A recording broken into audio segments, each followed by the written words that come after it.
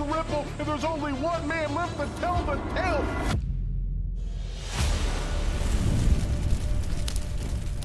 Every battleground remembers the past, but today, we choose what comes next.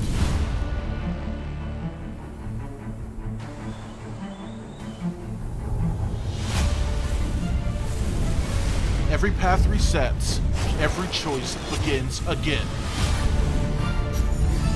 What matters isn't what came before, but what you become now. This is your chance. This is your moment.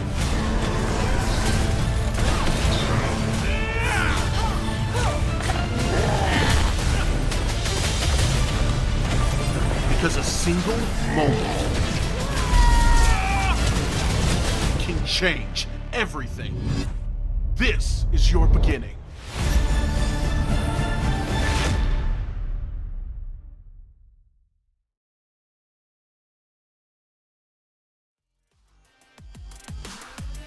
Up, ladies and gentlemen, welcome on in. This is the PCC. We have a treat for you guys at home today. It's going to be an absolute bang of a broadcast, some absolutely great games, but this is the Spring Open Qualifiers, the first step towards the top of the mountain, the pinnacle at the end of the year. My name is F6, and I'm joined here with Haru and HD Philippi. How are we doing today, fellas?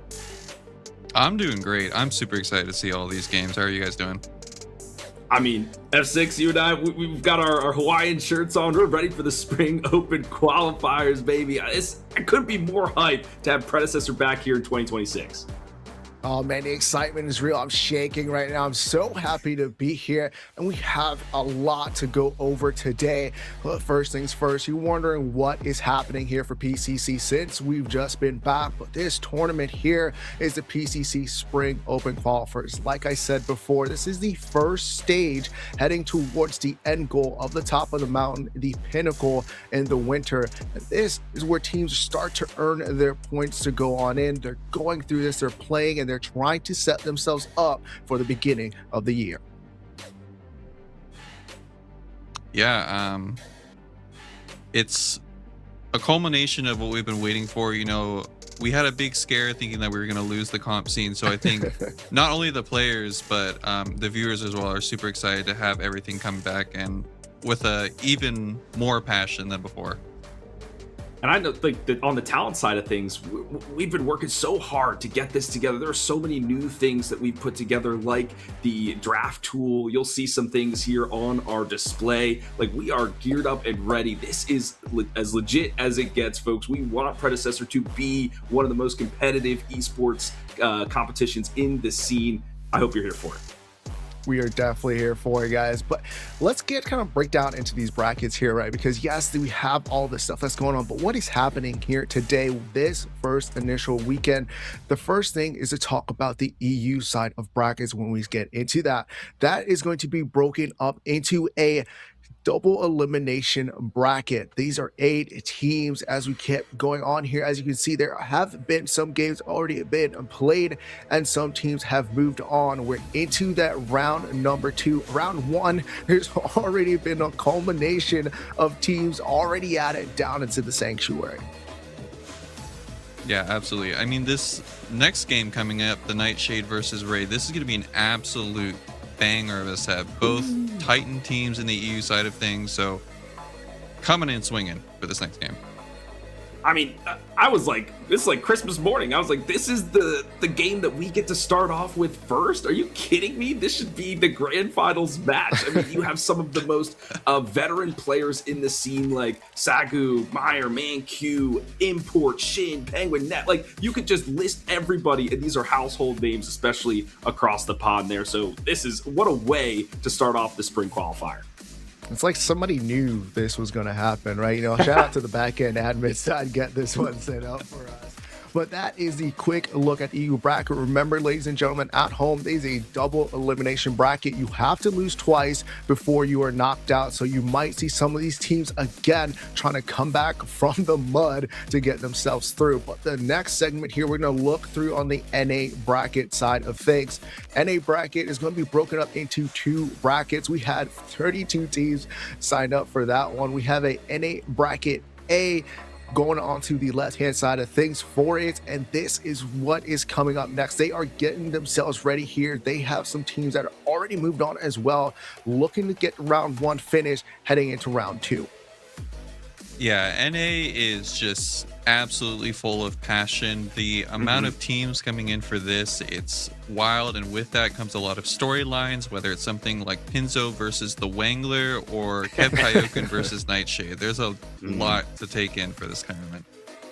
Yeah, and I'm glad to see that SSJ, that's Kev Kaioken's team. You might have seen him on stream, right, in the dojo. He's already made it past best of one with his squad. Moving on to round two. So that's going to be a team to watch for sure. There's just so much excitement around this NA bracket A side. We haven't even gotten to the B side yet, Six. We have not just quite yet, but as you can see, we are now moving on to the other side up to the B bracket, and onto this side, same thing as well. Round one, most teams have been completed, heading into round two, and there are still some more top contenders on this side. And for me, I am looking at the Suns. These guys have been proving themselves leading up to the very first PCC of 2026. Yeah, Suns are definitely a team to watch out for. They're coming out winning the Soul Reaper tournament for those who caught that. So they are definitely a powerhouse team that will be contending for that first place spot. Professors, a familiar team with a little bit of a mix-up. Survivor, for example, who has been known for the ADC role, has recently role swapped to the jungle for this tournament. So I'm really excited to see how he performs going forward. And I want to talk about some of the other teams, like Team Half HP, right? There's a bunch of great up-and-coming lads on that squad, like Mighty U, like Marco. Like, there's so many people that you should be excited to see moving forward and getting better as they face some of the top competition in the scene. Man, just so much going on. EU, NA, and this is going to be NA bracket A and B into the open qualifier stage. Those two brackets are going to be double elimination as well. So you have to lose twice before you are knocked out, and more with that. They are going to go through 8 teams. There's going to be 4 teams out of each bracket that are going to move on to go into our top 8, and then we're going to have a final bout next weekend. But let's focus on what's going on for this very first day, Saturday. There's going to be a lot of teams pushing for that, and the reason for that is because there are Pinnacle points that they are fighting over, and these points are crucial to getting yourself to the top of the Pinnacle at the end of this year. But you have to start early. You got to start in the spring, and as you can see down below us, those are the values for the top 1 through 10 teams here, and these are how they're going to try and push themselves to be at the top of that ladder. Yeah, totally. The Pinnacle points are a new introduction, and they're going to completely, at least on the NA side, we've always been known for like the roster mania that's always been going on, people switching teams, people leaving, people ratting, you know. So this is an incentive for teams to stick together and continuously grow as the year goes on. I'm elated for Pinnacle points, because as a broadcaster, you want the storylines, and every time people switch, you're like, can we just get a consistent team out here, right? We have the team names, but the players are always moving around. So more incentive to make sure that the teams stick together, really become a cohesive unit, and maybe grow over time, get some orgs involved, whatever it may be. So love the Pinnacle point addition here for 2026. And not only that, right? You're thinking about Pinnacle points, you're like, man, well, I get to participate inside the end of the year tournament. But like we've discussed, you've seen the esports blog, if we're able to kind of just grow the scene, right, not just through the viewership but through a lot more different avenues, we're able to possibly have a land. So you want to be able to be there for that, but we have to be able to fund a lot of these tournaments to get yourself towards that land. And the best way that we know how for sure is to give you some good looking skins in game to make sure you look your best, try and play your best to be inside PCC. And that's why we have these Victorious Esports bundles that are now live inside the game. And I mean, wow, for me, Yuri is an absolute perfection with that yellow and black. Yeah, no, these skins were an instant pickup for me. It brings a lot. It's not just a skin. There are also icons, banners, and then for the skins themselves, they have a really nice decal where if you're loading into the game, it actually changes the background of the loading screen, so it actually makes you pop even more. But yeah, these bundles are super important. Every purchase supports the esports scene, but even if you aren't able to purchase the full bundle, if there is at least like one skin, one icon, one banner, if you're able to purchase that, all of that will go towards the collective pot, so everything does help. 100%. I mean, I drove home from work that day. I was like, I gotta get the bundle real quick on my lunch break, and it came back. So, but it's absolutely awesome. And there's a couple. I got the support one too because I'm a support player, so just picked up some of those things there. But every purchase matters, as Haru said. So please support us, support yourselves. Get one of those bundles today. Definitely a way. We want to keep more PCC tuned for you guys the entirety of this year. But with that, we went through the tournament info. You know how they're going to have to get to the pinnacle at the end of the year. You've seen the brackets and you've seen us break down the big esports bundles. But what we haven't had a chance to do yet is take a little bit to hear from the players. And you know what? We have that just for you. Nothing specifically to anyone other than, I hope Predecessor comp goes well for the year. I hope people enjoy the content that gets put out with these interviews, other things that they, PCC ends up doing or Meta, and just, the tournaments overall. Yeah, I wasn't gonna do it, but I'm gonna need, we, like I said, we didn't have much time to prep for the Gazoo tournament, so I'm gonna have to get my Grady. Get back, bro. I'm gonna have to get my get back on my boy Grady. I brought this out at LAN, man. It wasn't my belt, but my boy P, my boy Big P, he gave me his belt for the interview at LAN. So I'm looking to bring this shit back out, man. Like, on a real note. The only teams that I want to call out are the teams that are ahead of us, and the first rock and the first stone that we have to step over to win this thing is Pinzo's team. All that remains, I'm coming for you. These mid laner players are freaking boosted, bro. If you are picking Argus Gideon every game, you are boosted. You are not that good. When the meta shifts, you will be bad. I'm sorry, it's the truth, but you are boosted. Just the way it goes, man. It's like all the offlaners that could only play Yuri. Like, oh no, Yuri's not #1 anymore. Now they're bad. Like, who could have guessed? Tune in and definitely check our team out because I think we can beat any of the teams on the tourney day. Calling out the professors, they picked up Appy. I don't think they know that he's gonna leave them in a few days, right after the tournament begins. When it comes to calling out a team, I just want to see what Nightshade has to bring up. You know what I'm saying? Like, I know we had like a little squabble in the last Soul tourney, but I do want to see Nightshade. If we do end up going against each other, I want it to be a good game, a good fight. So at the end of the day, so I just want to put it out there and see what comes out, man. Just keep practicing, and we're ready to see you guys on the battlefield.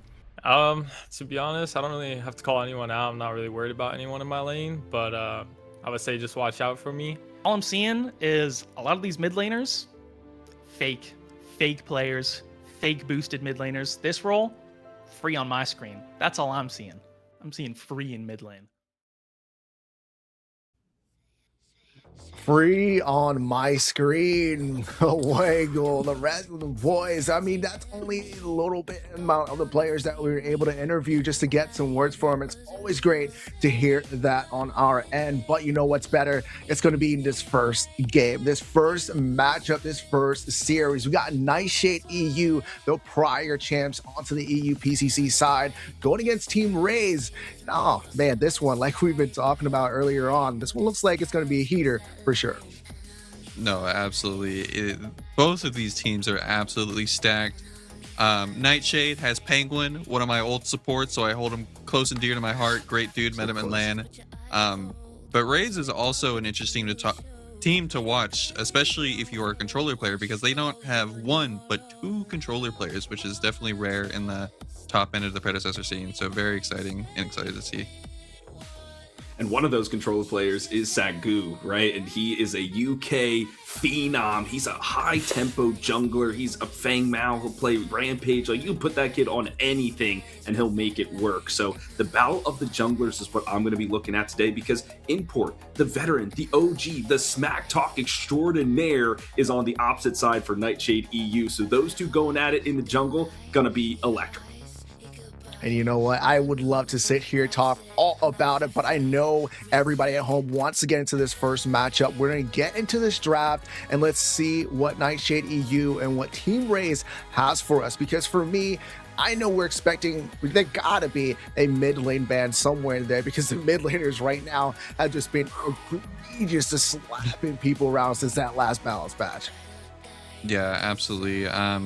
There are just so many picks due to this patch where they bring a lot to the table. Mid lane, especially in NA, has been a really big focal point in terms of bans. You have picks like Argus, you have picks like the Gideon, the Neon, all just bringing so much to their team, whether it's through straight up damage, utility, and stuff like that. I am seeing that they are banning to elect the Yura and Aurora. Both of those are pretty standard bans, really good flex picks for both teams. And then they go for the Grux next, which makes sense because Morose on the side of Raze, that is like his favorite character ever. He is so good, and Grux really strong right now in the off lane. So just got to eliminate him from the pool. What I'm most interested here, fellas, is how Nightshade has adapted, or not, EU has adapted to this meta, because they're more of this methodical, slow grind, win one battle, win the game kind of thing. But with this burst meta, is that play in their favor, or will they skirmish a little bit more? We're going to find out here today, Six. Oh man, you're talking about skirmish, and I know Zaris, the big Coliseum, the guy that likes to run at you, and there's not too much that you can do, has been picked up here from the side of Nightshade EU. So already they're looking to bang down onto the Sanctuary. Yeah, the big lizard, it's a super strong pick for Nightshade, especially just because it is a triple flex for the team. Penguin will play at support, and I have seen him play at support. Raze responding with the Neon as well as the Narbash. Narbash isn't something that you see too much in NA, just because NA likes to play more for prio. So I'm really interested to see how Raze approaches their duo lane matchup going forward. I mean, I knew this Narbash pick was coming. We have ManQ, the Frenchman, on this character. He's played this Narbash to perfection in tournament time and time again. I've seen him toggle tower damage, win team fights in both the international tournaments and in the PCC. I'm so excited that the Drummond Orc is back to stay. ManQ, let's go, buddy.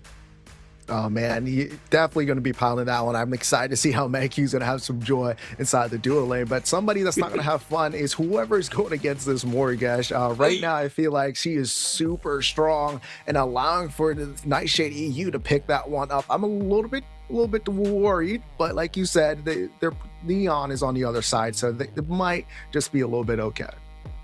Yeah, for better or for worse, you know, with the most recent patch, Meta did try to nerf Morgash, but the Swamp Mommy, she can't be put down, so she's a little bit weaker early, but once she hits, you know, 2-3 items, she's still just an absolute menace to deal with. Raze responding with the Grim, that is just a standard EU pick. They love Grimathy just because once it hits 3 items, it is just 3 tapping you, so maybe that is their response for the Morgash. They say, we don't really care, we're going to 3-shot you anyway. And that will go on to Septic, who's the carry player for Raze. But how will he stack up against the best to ever do it? And that is the Frenchman, Neft. I mean, we've seen this guy deadlift teams with the Wraith, with the Kira. He's been playing a lot of Kira recently. Will he go for that? That is the question. Shin will definitely be in the mid lane on that Morgish. Penguin will be on the Muriel without a doubt. So how do they round out the draft? That's the question. So a lot still to be determined here, Six, as we head into the end of the draft.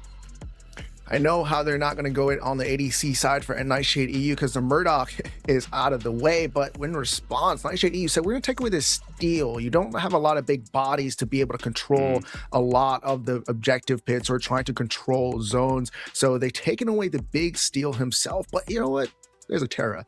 You know what? There's not everybody that you ban out. So I like that pickup from Raze as well, because she is also a menace with her rework in 1.12. Yeah, absolutely. Terra is just been an absolute monstrosity to deal with recently, especially in the off lane, it's been a common answer for the Morigesh, which is probably what they're preparing for, just in case it is put into the off lane. The Kira is an interesting pick. Neft has been picking this recently up in scrims. I'm not too sure if he sees it as an answer to the Grimmothy or if he just thinks that it's a good pick overall. So I'm excited to see how he plays this out. Yeah, I'm loving this pick. I want to go back to the Steel because the EU side has been playing a lot of Steel jungle, which has been interesting. It's a slower tempo, but you try to compensate with that for higher damage in your duo lane and in the mid lane. But I think they're just like, we don't want any of that. We'll take the Steel out. The Sevrog, though, that is an interesting pick for the offlane. Bond Druid is the offlaner for this team if M is not playing because he's the assassin specialist. So Bond Druid, more of the tank bruiser specialist, makes sense to give him his pick here in the Grim Reaper.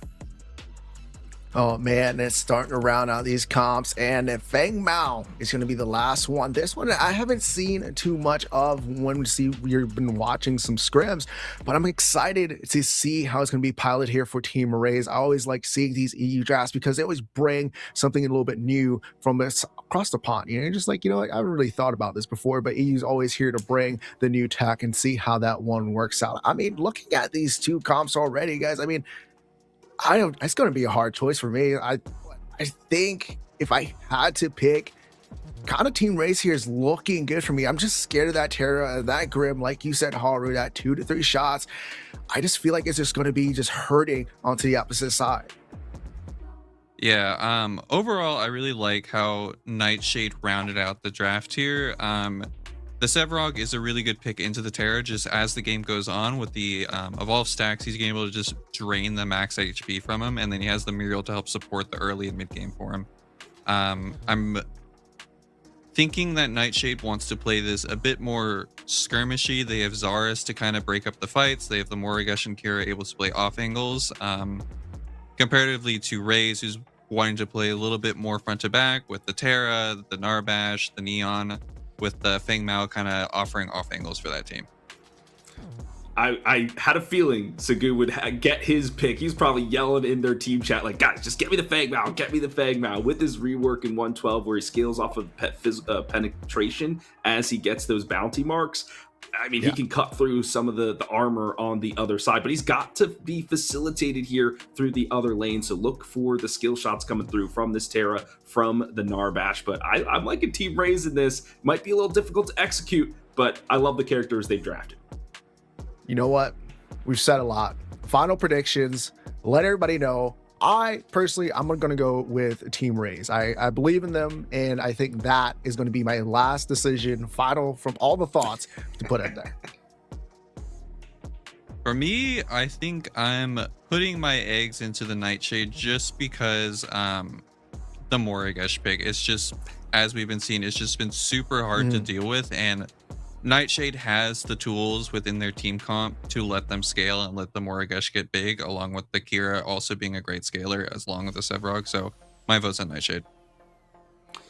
My vote's going to go for Team Race. We got a 2 to 3 split here on the desk. This Neon, so bursty, and Mayor, one of the best mid laners in the EU scene, so shifty, so versatile. That's going to be a highlight character, especially with how impactful the mid lane is right now. Whew. Well, folks, you have our predictions, but there's only one way to really find out, and that's to get this game into two people that are going to break it down even further. Ladies and gentlemen, introducing for the first series here, we got TJ, DJ, and Tang to take this one off. Holy, what an introduction, my friends. Thanks so much to the desk and welcome to the casting booth. I'm TJ, I got Tang alongside with this one. We are the TNT cast. First time in 2026 here, looking at some EU action in the Spring Open Qualifiers. And Tang, honestly, I think, I'm not speaking for myself here, I think both of us, we looked at kind of the runner's show. We saw this is our first game and it was like, man, this is going to be an absolute banger. Yeah, we couldn't have asked for a better game. TNT always promises explosive action. Now we get to see one of the best games that the EU side of the bracket has to offer. Of course, we had our beautiful desk analyze this matchup beforehand. Nightshade EU versus Team Raze. Both of them very promising. Both of them hoping to not only go super far into the tournament, but also take this win for themselves as well. This is just going to be the start. I mean, I think it's fair to say as well is that this matchup has final written over it. I mean, if you've been following along with the EU scene, and as the desk has been saying as well, we know all of these players. They are known quantities. Nightshade EU returning PCC EU champions, wanting to defend their crown going into 2026. And now Team Raise, this ragtag group of players, a mix of indecisive events and the many men's forming together to try and dethrone a top team. We're on a Sanctuary map. We're going to see how this first game plays out. Yeah, and I think it's a really good point, right? Raise joining in together from a bunch of different teams, but what is important to note as well is that a lot of them not really the first choice, right? We have Sagu and Amaya, both of them getting left alone by Benny Venda, joining up with content that left somebody like Mankyu alone as well. So all of these players joined together, and suddenly we're watching scrims and they just look out of straight out of a cinema or something. They are just absolutely on fire. That's why our desk was also saying that they might be the favorites coming in. 2-1 the prediction. I couldn't really make a choice, but I definitely wouldn't put it past them one bit that they are able to take this home.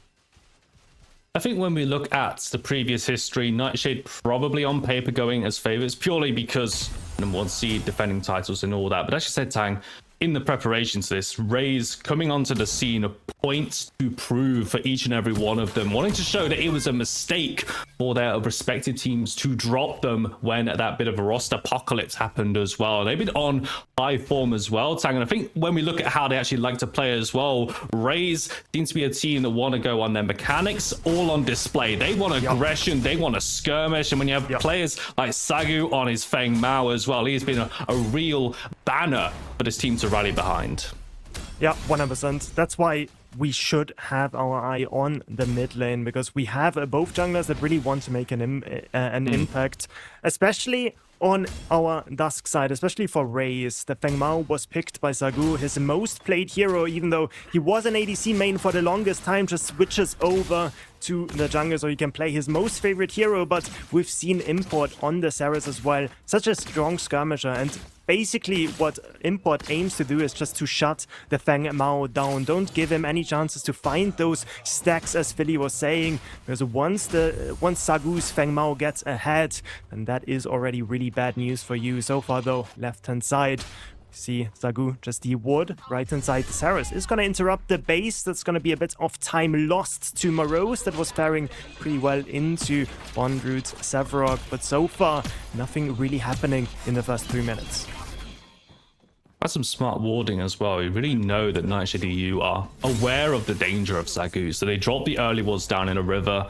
They are where he's on that free camp, but now here he is on the mid lane, potentially looking towards Shin, but again, we know Shin, he's got this sort of spidey sense going on. He kind of is hinting that maybe someone is lurking. I know shadow curtains. Recall comes through, Sagu back to base. But I mean, this is a matchup, Tang, that we're very excited to see as well. Shin versus Mei in the mid lane. It's a junglers dictating pressure, but we've got some outstanding mid laners fighting it out too. Mei and Shin, like Shin on the Morigesh is super dangerous. We did see it being said in the chats as well. Like if Morigesh finds his Morigesh pick, then a lot of the times he's gonna be the hero to be played for Nightshade EU, just so lethal in those boxing matches. And also, he's no slouch on lane either, and I think that is something that he needs to be when he boxes against Maya on this Neon. The duo of Sagu for the longest time, but now the right-hand side is gonna be where the action is. Mankyu gonna try his best to get away. Blink used. I think it's going to be down, expanding on towards Mankyu. Potential return gang coming in, but I think Import's going to be happy to at least burn a single blink. A very quick exchange as well. Players backing away when they know that danger's over. No one overstaying, Tang. It's a very restricted opening to this game. I mean, ceilings dropping on the right-hand side and the left-hand side of the mid lane as well. Gets some XP here, but Sagu's showing. I think Import actually had to drop that seedling as well. So potential double seedling coming up for the Raze jungler. Not sure if Import wants to give it. It's gonna jump over. We are not reaching the level 6 mark quite yet, but the Mankyu rotation is gonna seal the deal. That is gonna go to Sagu, getting double seedling early on a hard carry jungler like the Feng Mao is always a good sign for any Rise fans. Gonna get himself that experience, but as you were saying, as Des was saying, need to get those stats. Really need to see those fights starting to happen. 5 minutes 25 on the mark, so we have got our first Fangtooth on the board. Mini Prime over 2 minutes away on our right hand side. So we have avenues, we have opportunities, still 0-0. Really get the sense, Tang, that this is a different side of both teams we've been seeing from the practice games and the scrims. This is very measured. I don't think either team just kind of probing for a weakness, but not found it yet.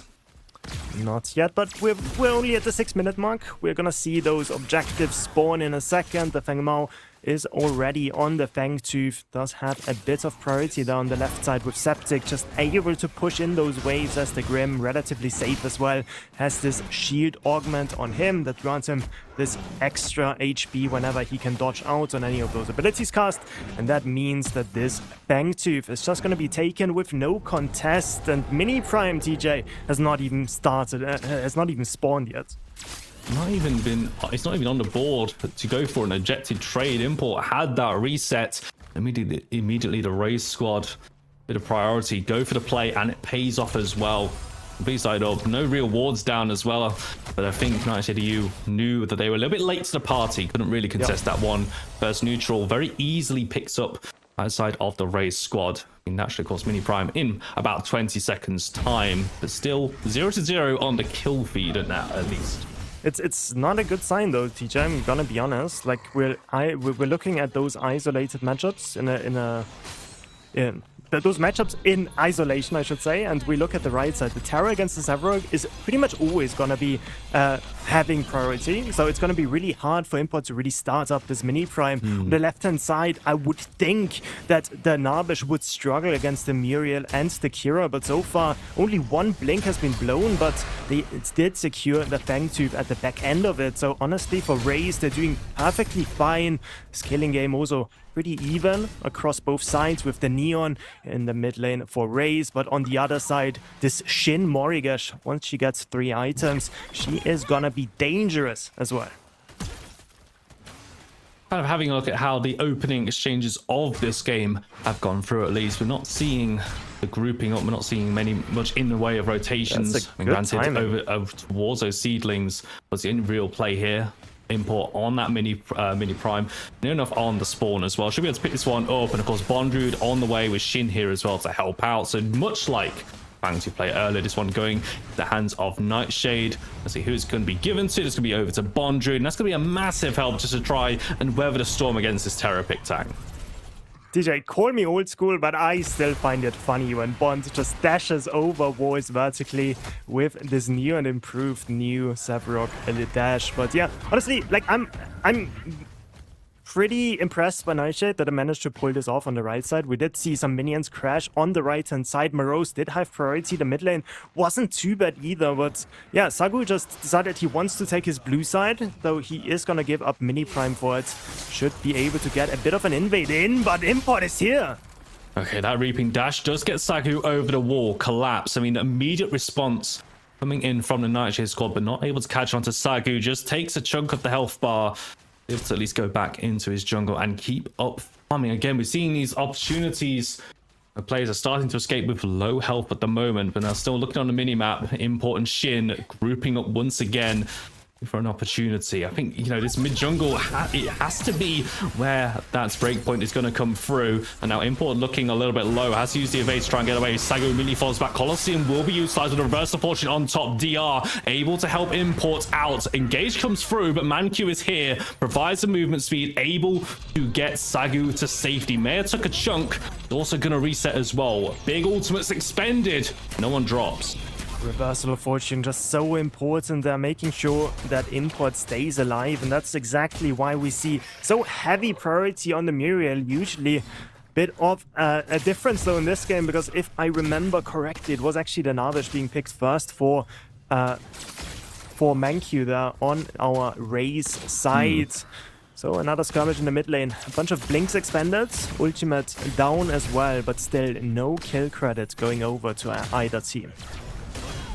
And his ultimate's expended, and he's still looking for a fight though. Bondrude utilizing this mini prime. Be quite a boon there as the blinks do come out. Bondrude just showing the respect away from Sagu, just to try and keep that purple hue around his shoulders. Needs this mini prime on as long as possible and able to keep his distance and make sure he's still able to deal with Morose on the right hand side. 10-minute mark, and Mantang, I mean, we promised a blockbuster game, but this has really just been all about kind of the macro play at the moments here. Ultimates here, a blink there. Still 2 goose eggs over at the top of our screens. Well, at least we can nerd out about some game mechanic stuff. Like absolutely. Bond on the right-hand side, of course, got 2 platings with the mini prime. But I think in his case, like if he just backs 1 wave earlier, he gets the empowered recoil. He doesn't lose like half a wave to the turret after he has to run away, even blinking to get away from Feng Mao. So yeah, he did get a lot of gold for his troubles on the right side, but it's always a game of inches, right? In a game like this, there could always be even better import. Just taking a cheeky river buff right there. We see 3 members in the mid lane, not really to look to get any kills, but this is all setup, right, TJ? This next Fangtooth is gonna be the playmaker, I should say, and it's just gonna be 1 pick, right? 1 pick with a game this close can easily decide these early objectives. I mean, if it's going to be a pick in that dual lane, a pick in towards the river, just at least forcing someone out. Doesn't even have to be a kill at this point, saying it still just be forcing a reset, giving an opportunity. But this second Fangtooth is important, I feel, Tang, as well. For NigerDU, trying to stop that stacking. 3 Fangtooths does give them that bonus offensive and defensive stats that will stack as this game goes on as well. But there's going to be a blink, and once again on towards Manq with that blink on available to him, immediately used once again. Import looking towards this dual lane, but not seeing a kill, not seeing a pick just yet. Just unfortunate that Septic's movement is just too clean, does not get caught in the Colosseum as well. So honestly, Blink expended for Colosseum, not the worst trade whatsoever for Manq. That's going to be an important cooldown, not up for this next Fangtooth fight. Sagudo getting clapped in the 1 versus 1. That's why we see import on the Sarah so many times, because those assassins, he can just face check them. He can just walk into the jungle, and unless there is a few players rotation, they are not going to be able to handle him. Now Fangtooth started up. Shin, heavy priority in the mid lane, and that should give them the opportunity to start this up. Sagu and the dual lane still hovering over towards this side. This will be a slight numbers disadvantage. Imports with the hunt, able to secure it. Sagu going a little bit low. No Colosseum available. Barricade stun not going to land either. Flashbang boom utilized by Manq, but not going to result in a knockup. Blink expended though from Septic. And to take a bit of that pressure and back away. Neutrals have been equalized, at least when it comes to Fangtooth. Shin is not going to use the curse. Of course, it was on cooldown. Bond got this entire tier 1 turret. Of course, Mini Prime did help with that as well, but it's still a losing matchup in theory against this Terra. Morose was just getting kind of left alone, so that is all platings.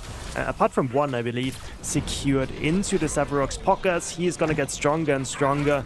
And once the Sevarog is scaled up to demon form, then those fights are going to be easier and easier for NigerDU to play. We're really hoping, like, if you're a race fan, you need you need Sagu to find those picks on the Feng Mao. I can't reiterate it enough. Like, if he doesn't get those stacks, if he doesn't get rolling, then this entire composition, TJ, that Rays have drafted for themselves just kind of falls apart. I mean, this is a composition that wants to be aggressive, wants to get in your face. It wants to get the stacks, not just the stacks on the Feng Mao, but also Maya, that RAM augment on our new hero Neon as well, providing the stacks on takedowns as well. They want to get involved, want to have action, but here we are 14 minutes in. Cataclysm has dropped down. The map is going to turn red, but I assure you it's not because of the amount of kills going on right now, as we're going to get some meteors crashing at least.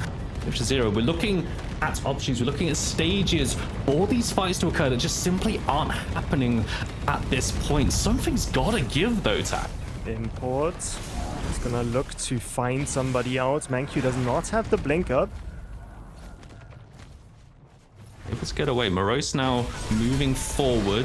This opportunity on towards Bondry. Got the entire gang with them here. 4 members of Rays appear out of nowhere. Mini Prime firmly in their sights.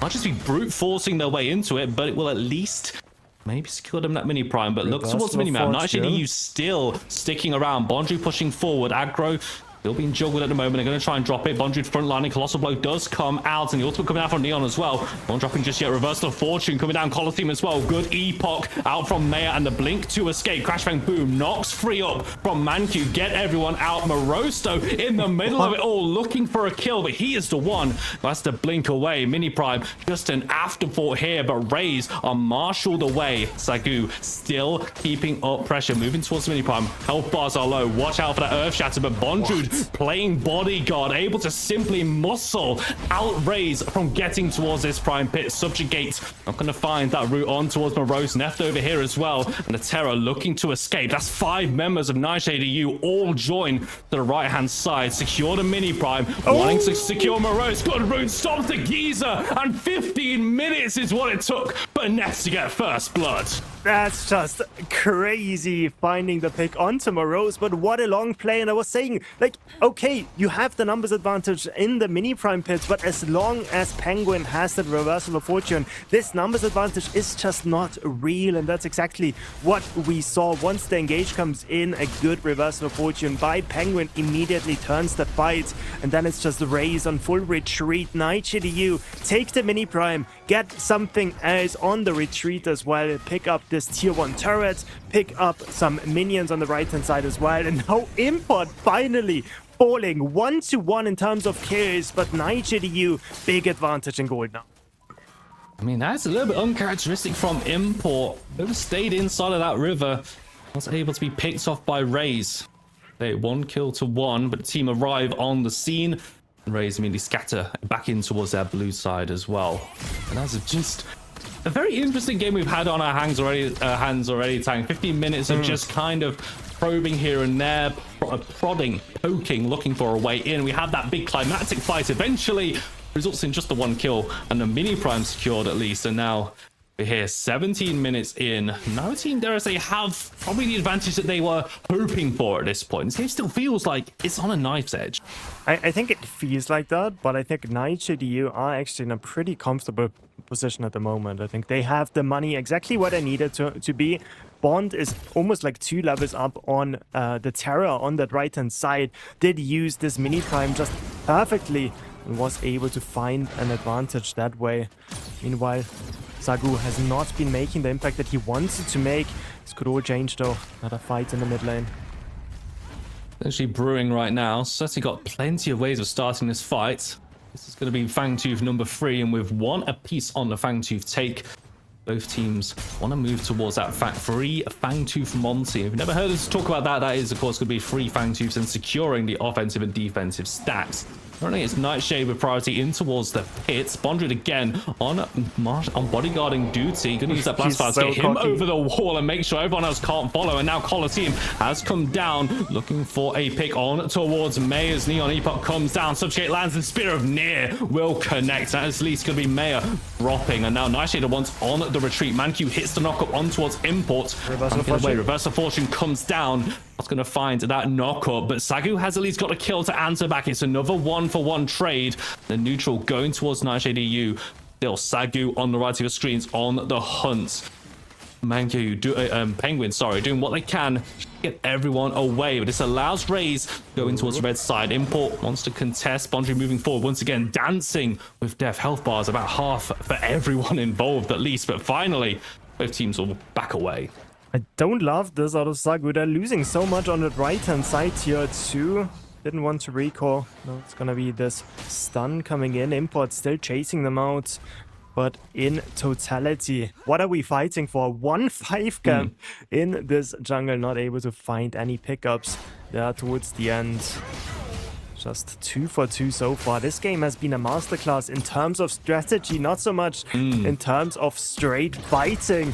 Super reserved. We've seen it in those laning phases, whether it's the dual lane, whether it's mid lane, or even this off lane. Morigesh against Neon, usually you expect some kills to happen, right? Both relatively close range, both of them have a lot of all-in potential, but Mei and Shin, they know they just need to play slow, they need to play smart, both of them thinking that they have the composition that scales better if it goes super late.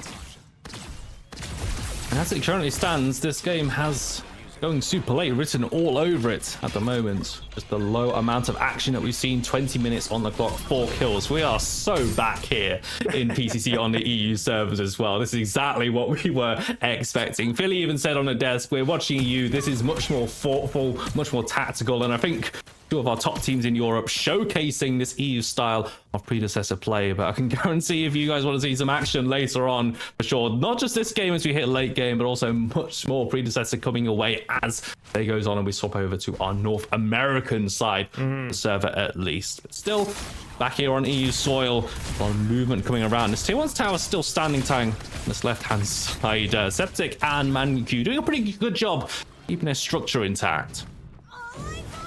Mid lane, Reversal Fortune used to save. Ultimate not connecting onto the Morigesh, and now Sagu is the one in trouble. The curse connects, and he's gonna be the one falling. Reversal Fortune showing up once more. Whites being picked everywhere. The entire gank goes haywire. Both members fall, and now they're in prime position to start hitting this purple objective.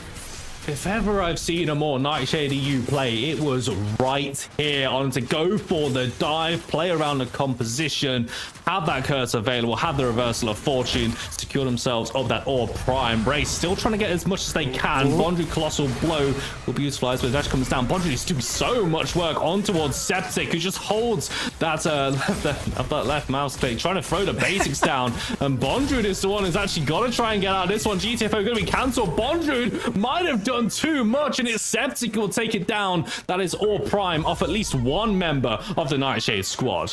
That was the most Bond play I've ever seen in my entire life. But you know what the cope always is for offlaners, like myself included? I just bought time. My team is doing Shaper. They're wasting time on the left side.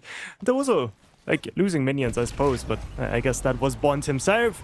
Nightshade EU in firm control, even getting this pick on the Zavrock is not gonna change the grand scheme of things. Purple buff in their pockets, Shaper seedlings running across the map, and that is gonna give them priority for this next Primal Fangtooth as well. That is gonna spawn in about a minute's time. And now this is going to be what Nightshade needs to almost complete the set, if you will. So yeah, how we've seen Nightshade play historically in previous tournaments and also in the practice as well. This is a team that once they get control of the game, it's very difficult for teams to wrest that back. As soon as they're able to dictate tempo, start to call the shots, this team look incredibly strong and incredibly dangerous. And that's why we've seen teams like Raze historically is coming in the early game to try and upset that balance, but this is a Nightshade squad now in comfort zone right now with a Primal Fangtooth on the board. Time to set up, time to secure their third neutral objective. And I think it's super smart out of Nightshade as well. We see Import pick up the Gravitum. That would stop any chances of Sagu to escape. So once he is in danger, he can't just leap out. Of course, grounds him, just disables the stash away, and that's why Sagu just has to play even safer than he would usually play. Left side getting sieged, another outer going down. Tier 2 is going to be next, and we see this Bond rotation on the left side, and importantly, Penguin on the right side still has the Reversal of Fortune up. Sagu gets chased out of the turret, out of his own jungle. And that could mean that the Fangtooth could be on the board whenever they choose. So far, though, they want to abuse this purple buff, abuse this prime to start getting more of that standing gold. This is how it is going to drop. It's only the dual lane and the off lane tower still standing. The side of Raze, more standing gold in that map available for them. And actually, you just methodically pulling apart this map, moving from one side to the other. Dropping structures, making sure Bondrewd doesn't get a little bit too involved on frontlining duties. Of course, we have seen some tainted items being picked up by the Raze squad. We may have their tainted scepter as well. 3 items deep, trying to hit points. We're starting to hit item breakpoints, Tang, for this Raze squad at least. But as it's starting to stand on Nightshade EU, it just feels like they're just a wall at the moment. They just can't seem to get anywhere near this squad. Yeah, you're thinking, okay, I'm gonna have my items in a second, the enemies are gonna melt, and suddenly you're looking at a 4-item Sevrog that is just gonna face tank you for 10 seconds straight, so that is always the issue you run into. For Raze, honestly, they need to find the backline. That is always gonna be the win condition. Find the Morigesh, but also find this Kira or the Muriel. The Muriel is actually one of the highest priority targets. If they can just burst her down, then all of those reversal of fortune shenanigans are just gonna turn to nothing. Left side, Fangtooth is gonna be this next space to be played for. Bonds, the one in the front line, I'm not expecting much to happen. NightShade, they just don't wanna fight. They have Penguin on the side. Just feels like they don't even need to overforce at this point here. They're kind of inviting Raze to try it because they know Reversal of Fortune can come at any point. Morose has to almost take the scenic route to get back. Doesn't exactly have the luxury of a global teleport into the fight. Although if they can maybe get a burst on towards Bondry though, Import also going lower and lower from Primal, so Raze needs to go for the play, but it's just simply not in time. NightShade, you secure the Primal Fangtooth for themselves. Bondry on the front line, that burn starting to take up on towards Raze, though goes a little bit too far forward, and the ultimate still comes down from the Neon to confirm the kill. And now Import is the one who's going to find himself dropping as Raze get the kills, pull ahead. But look at the minimap though, Penguin's pushing that right lane inhibitor, Reversal of Fortune not even needed. Yeah, not even needed. He just wants to get this inhibitor, but potentially should have maybe used it on Bonda when he got super close, but honestly might have just fell himself. So in the end, it's gonna be a 3, I suppose a 2 for non-trade, with the Fangtooth, of course, being picked up for NightShade. That's a lot of temporary power, but also, as we all know, this third Fangtooth gives us that 8% bonus in attack power, in all of these good stats that you want to have. So that is going to be NightShade now scaling well ahead, and a buff like this on something like a Morigesh that is inherently really late game focused, that is scary. This is going to be a scary team. And with that burn, and also in the hands of a player like Shin as well. I don't feel like we've really seen that mechanics on display just yet. Granted, there's not really been many opportunities to showcase some of the mechanics that both of these teams, all 10 players on this map, do have in absolute space. Certainly better than my mechanics, at least I can say that for sure. But for the side of NightShade, like they've got Primal on their front lines, so it's like, okay, we're just not gonna fight then. Okay, we're just gonna slowly pick up more farm and wait for yet another opportunity. Yeah, they realize it's an EU game, so they're like, okay, mid game has been reached now. Like we've reached our quota. We're playing for the 45 minutes games, and yeah, so far not really an easy target to find as well, right? I think for Raze, I think they need to find this Muriel on the left side. We see Maya attempted now. Good warding though coming in. It might not be enough though.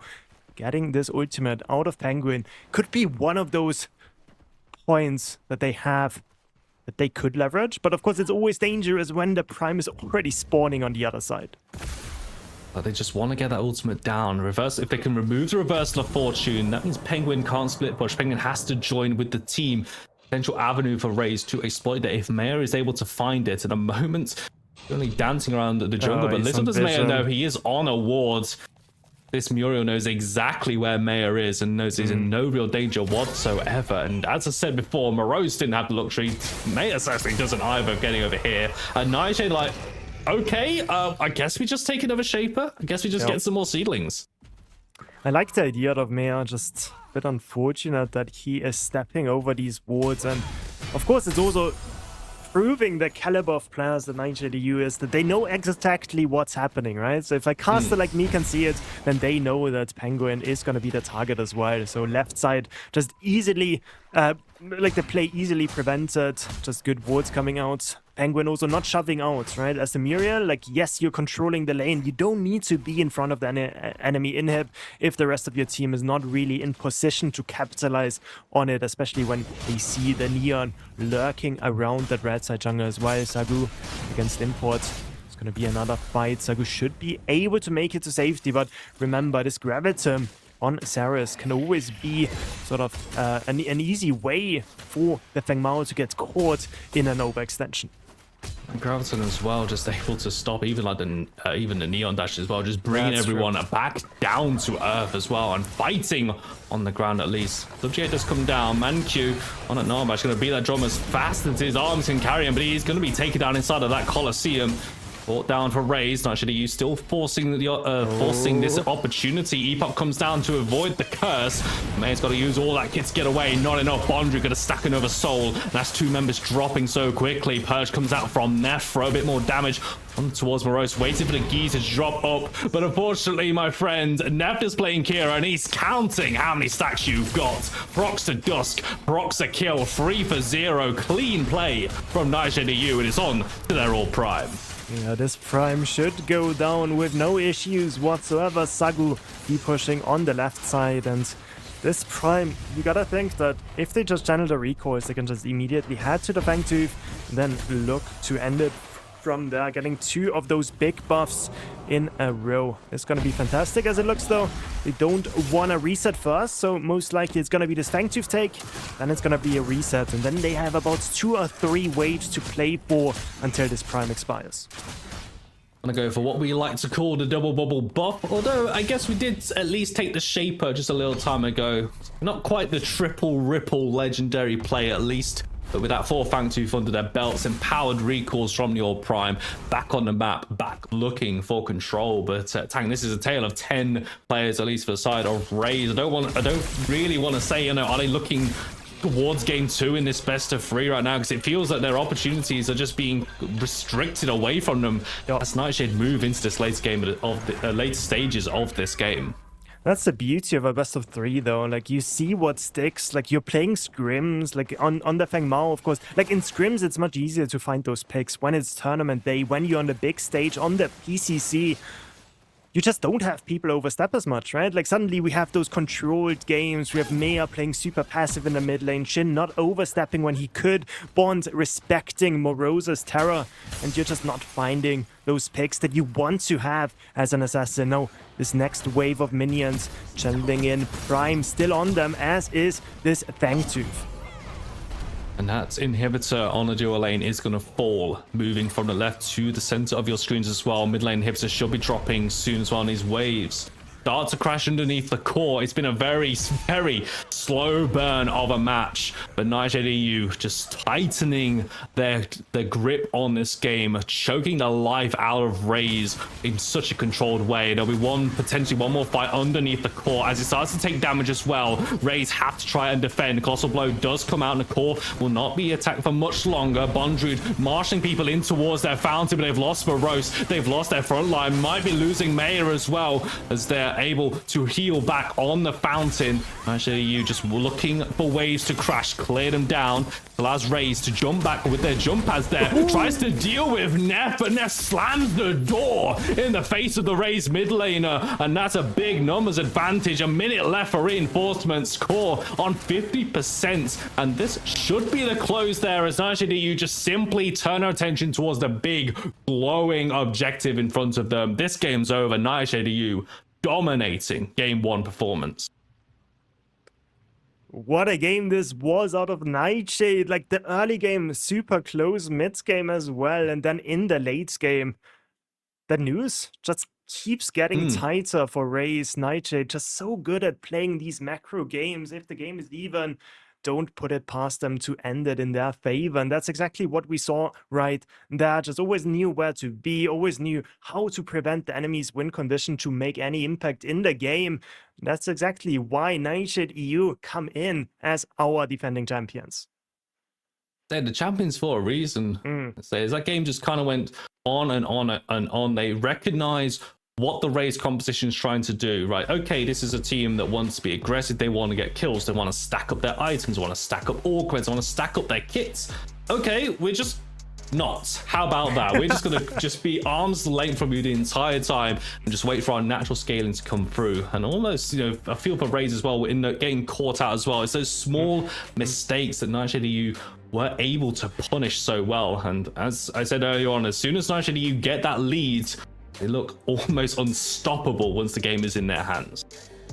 yeah, I mean, just watching over the game, we didn't see many opportunities for Raze to start this, so to start any fights, I mean. So like, maybe we just have to go back to the drawing board. I like the idea of going for comfort. We did see it on them. Like, Manky's Navesh is the biggest meme in the EU scene, so of course he's gonna pick it. Then we have Sagu, of course, on his Feng Mao. But I think for some of these niche picks on the Feng Mao, for example, like if you fight, like if you play the Feng Mao into something that is less bruiserish and more of like a tank, like a steel jungle, for example, or like something a bit slower, then that is going to be to their favor in this next game. And that's the beauty of best of threes. It's not over at all yet.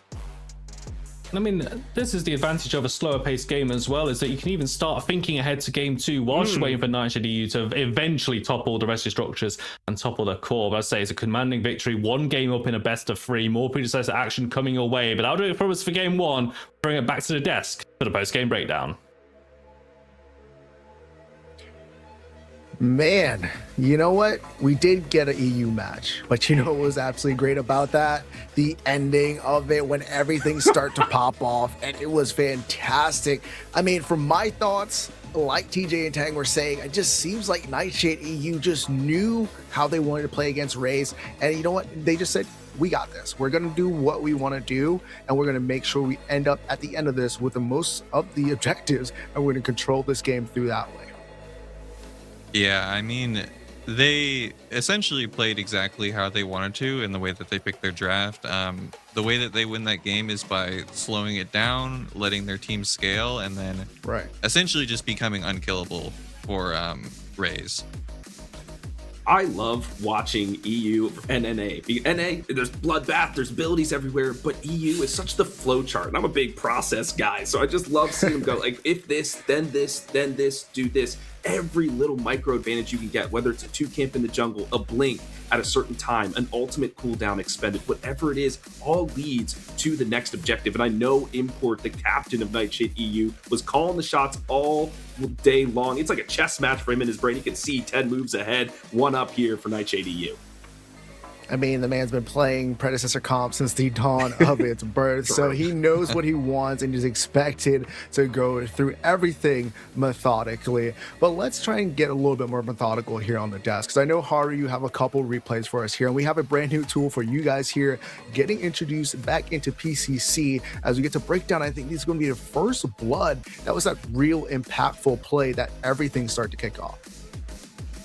Yeah, absolutely. And this first replay here, I think, essentially summarizes how EU wants to play. Like, they are taking every single blink into consideration and playing the team fight to the absolute limit that they can. We are 15 minutes in here, and still not a single takedown has occurred, and this is just the most extended fight that you could possibly see, which ended up resulting in, I would say, the snowball for Nightshade EU. When that first blood happened, I jumped out of my chair and I told our producer Kashi to just, I was like, clip it! This is as loud as I could, because a subjugate right there as the geyser was coming through to lock down Morose and get the first blood. What a clutch play from Bondrewd, and especially how the new subjugate works, right? It doesn't fully root them. They have to get stunned out of it. And so the guys are pushing them out of the zone to get stunned, to get the kill. Oh my gosh, just amazing stuff there from the squad for the first blood. Yeah, you guys don't know. You guys think Philly is excited now. You should have seen him when he's in the backstage. He's like, oh my God, there's action. But there's more action that we're kind of breaking down. Like you said, Haru, that was kind of like the first leading thing into the snowball for Nightshade EU. And then you head on into right by that 21 minute mark. And we're like, whoa, that wasn't like a whole team wipe, but it was enough kills to set them up for the first big war prime. Yeah, absolutely. While we were backstage and then this play happened, we were sitting in call together. And after this occurred, I'm like, oh yeah, the game's over. And everybody's just like, I don't really think so. But just due to the nature of the comps, what Saga was going for, I understand he wants to get the pick to try and make something happen. But it's just to the point where the Morgesh is too tanky with her passive, along with the Muriel preventing the kill. Snowballing Nightshade into 2 kills, snowballing into Orb Prime, which lets them take all of the tier 2s on the map and just further push their gold lead from there. Once again, methodical. And this was Sagu. Yes, that's his signature player, the Feng Mao. but he didn't really come online, didn't get those stacks, those bounty marks that he was looking for. So the physical penetration just wasn't there. Then his abilities can't scale. His ultimate feels a little lackluster. So Sagu, I love you, buddy. I love that character on you, but maybe Fang Mao, not the pick. Let's see what they do in game 2. Definitely got to see what they do in game 2, but we definitely know what's better than a double kill, right? We talked about into that orb, but what's better than a triple kill into another orb, right? To try and close the game down. And then they're able to essentially just lock it in there, right? Like there was a little bit of comeback, but this right here is where that closed out for them, in my opinion. Yeah, at this point, like, Import's just a complete raid boss, not even to mention Bondrew. They just have such a commanding gold lead that they can dance around the objective until somebody missteps, in this case being Man-Q into Meyer as well. They just transition the missteps into pick after pick into pick, and after that it's just calculation, right? It's just knocking towers down and into the core. Yeah, just this ebb and flow is how EU does. An engage, a disengage, force a blink out, but we're not out of it yet. And then you catch somebody out of position. And so just the way the team fight ebbs and flows is something I love most about the EU engagement. So well done there from the squad to then roll it into not only the Orb Prime, but also the Shaper and also the Fang Tooth. They just kind of chokehold the game from there. Yeah, I mean, just going through our final thoughts here of just how methodical, right? Especially when you think about how Nightshade EU played this game. I loved how they control the objectives. I love how they're like, we're going to play our game based off our team comp, and that's how we're going to execute this game, number 1. But it's a best of 3, so Team Raze could definitely come back on that drawing board. Yeah, absolutely. I'm really eager to see how Raze approaches the draft. I didn't necessarily dislike the draft from game 1, but the ease of execution from Raze's draft comparatively to Nightshade. EU, from what we see, typically likes to play this more slow, methodical gameplay, and so scaling is just always going to be more powerful. In this game, Raze definitely had to put gas in the first 10 minutes of the game with the Fang Mao and the Terra and snowball from there, but we unfortunately just didn't get to see that happen. Yeah, and I think it came down to some of those bans, right? Very good research done by Nightshade EU to take out the Grux who can snowball early, the steal out of the jungle, that kind of thing. Because, yeah, Morose on the Terra didn't really seem as impactful. You know, he was just trying to split push there, but got kind of shoved in himself. So, yeah, definitely some adjustments to be made here going to game 2. Adjustments needed, but for you guys at home, we like to always give back here for the PCC, Omeda as well. So we got a little bit of a profile, cosmetics for you guys, and this is completely free. We talked about the Victorious bundles, but here's something we want to give to you guys for appreciating you guys being here for us. You get the profile icon there on the bottom left, and then right in the middle, that's going to be the banner for this PCC 26. Don't forget. You know, the codes are right there. They're going to be there for you. You're going to be able to only claim it here. These are exclusive. So make sure you guys get your picks in. I mean, yeah, free stuff. Who doesn't like free stuff? You know, grab it. As Neon says, check out the drip, call it a flex. Get it there. Screenshot this, clip this, get your phone out, do whatever it is that you need to do. Get these codes in. I'm about to do this right now in between sets. So I hope to see you on the servers, folks. Get your stuff today. Definitely flex your swag. And like we always said, I like to keep on gift that keeps giving, right? You know, but just that while you guys are on break, there's going to be a 1,000 plat giveaway code. So make sure you guys put in the chat when that pops up, !PCC to get yourself entered. Enjoy a little bit of the break because we're going to be right back to get into game number 2.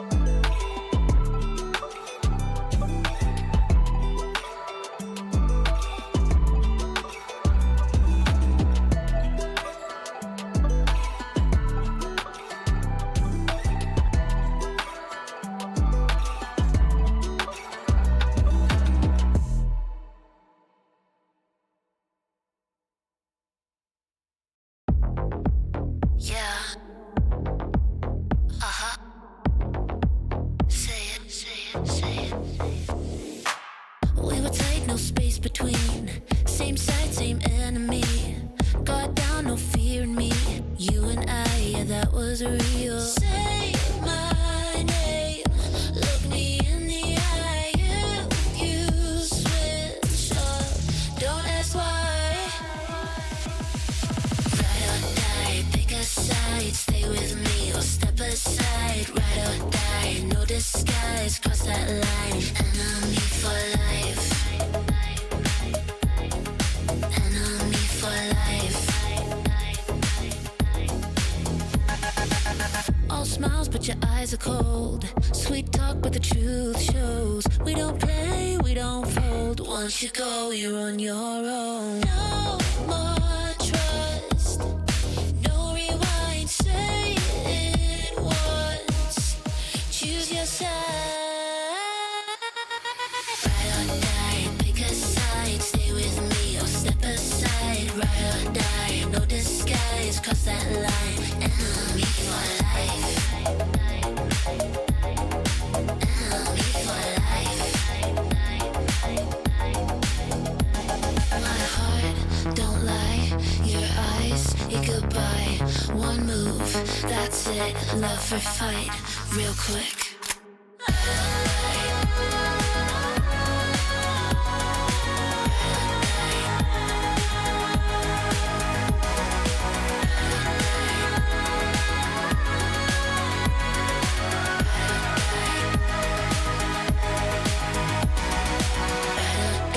Pick a side. Say it loud, say it right. Ride or die, no disguise. Cross that line, enemy for life. Enemy for life. Enemy for life. Ride or die.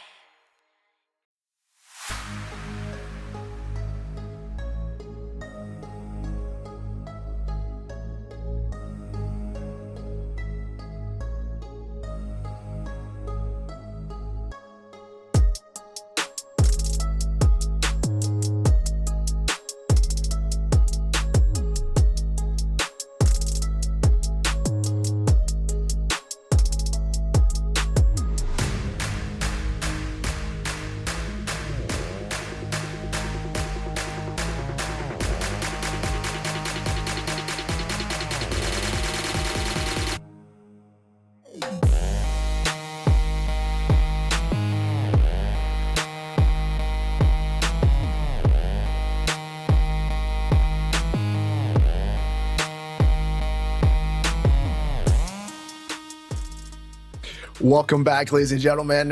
F6 Haru HD Philly B with you for game number 2. We took our final thoughts about game number 1, but let's break down game number 2, ladies and gents. What does Raze have to do to get themselves back into this one? Because it is the best of 3. They could do a reverse sweep here, but they need to make some changes. It really just depends on the thought process and how they want to approach the future drafts. They have 2 directions, really. They can either continue playing the way that they want to, but just executing better in terms of, okay, we have these early game picks like the Fang Mao, we just need to push our early game advantage and snowball from there. Or do we try and match Nightshade in the scaling and play for that? So we'll have to see. Yeah, I'm trying to think of, the players that they have on their team. What are their tendencies? What are their psychology, their mentality? And I feel like they want to play aggressive, Haru, as you mentioned, but that's such a hard thing to execute because if you miss your timings, you're done, basically, right? Nightshade EU will outscale you. So if they may want to play safer and try just for the scaling option, maybe use their technical mechanical skills to win one fight outright, roll that into objective, and try to take it to game 3. Be aggressive. Pick the con to be aggressive. But you know what you have to do? You have to pick it first, right? So we're going to get into game number 2 draft here. As we're going to see how Team Raze is going to be able to kind of flip the script, get themselves back on even footing here with Nightshade EU. Yeah, we'll have to see if we change anything up in terms of the bans. Like, is there something from the Nightshade comp that we've identified as a problem? For example, was the Xeris an issue, or are we just going to continue with the standard bans and just say, pretty much a revenge arc. Like, no, the comp wasn't the problem. It was just how we played. And I love the updated graphic that we have here, so we can see what was selected from each team for the last game. So we know that, the Zaris, the Morgesh, etc., and how these team compositions were formulated. But it's going to be similar bans: the Aurora, the Ice Queen taken off the board, and Morose, who won't be able to play the Grux, but finally F6 a change up. The Angel, the Guardian of Sanctuary, taken off the board. No reversal of fortune coming in to save the day this time around. But you know what? Like you said, they're like, you know what? We do not want the Grux still. We don't want that anywhere inside the off lane, but they also still don't want the Rampage either. So it's expected here from Nightshade EU. Like, hey, we won game number 1. We know who we need to take off the board. They're confident in that. Meanwhile, Raze is like, don't want to give up the Muriel. We're not going to let that happen, right? You're just going to have to take that one forward. That's what they saw. That was their outlier into that game. But now that leaves open to Yuri, right? So here we see that switch up, and Raze already immediately off to a hot start of like, we're going to pick her up. That mobility, that just all around big circle damage that she has. She's going to be a squirrel you want to catch around. No, absolutely. This is a pick that I know Sagu especially loves to play. He is just absolutely dominating not only ranked games, but also top tier games like this as well. Interesting to see that they pick it so early, especially when things like the Neon, the Morgesh are both up, but we'll just have to see how it plays out. I mean, Haru, I gotta toss this back to you. I mean, is this early? Is this gonna fit their mentality? This early game aggression, right? Is she gonna have those timings? I mean, she can scale a little bit, but do you think she's gonna have to win within a certain time frame in this match?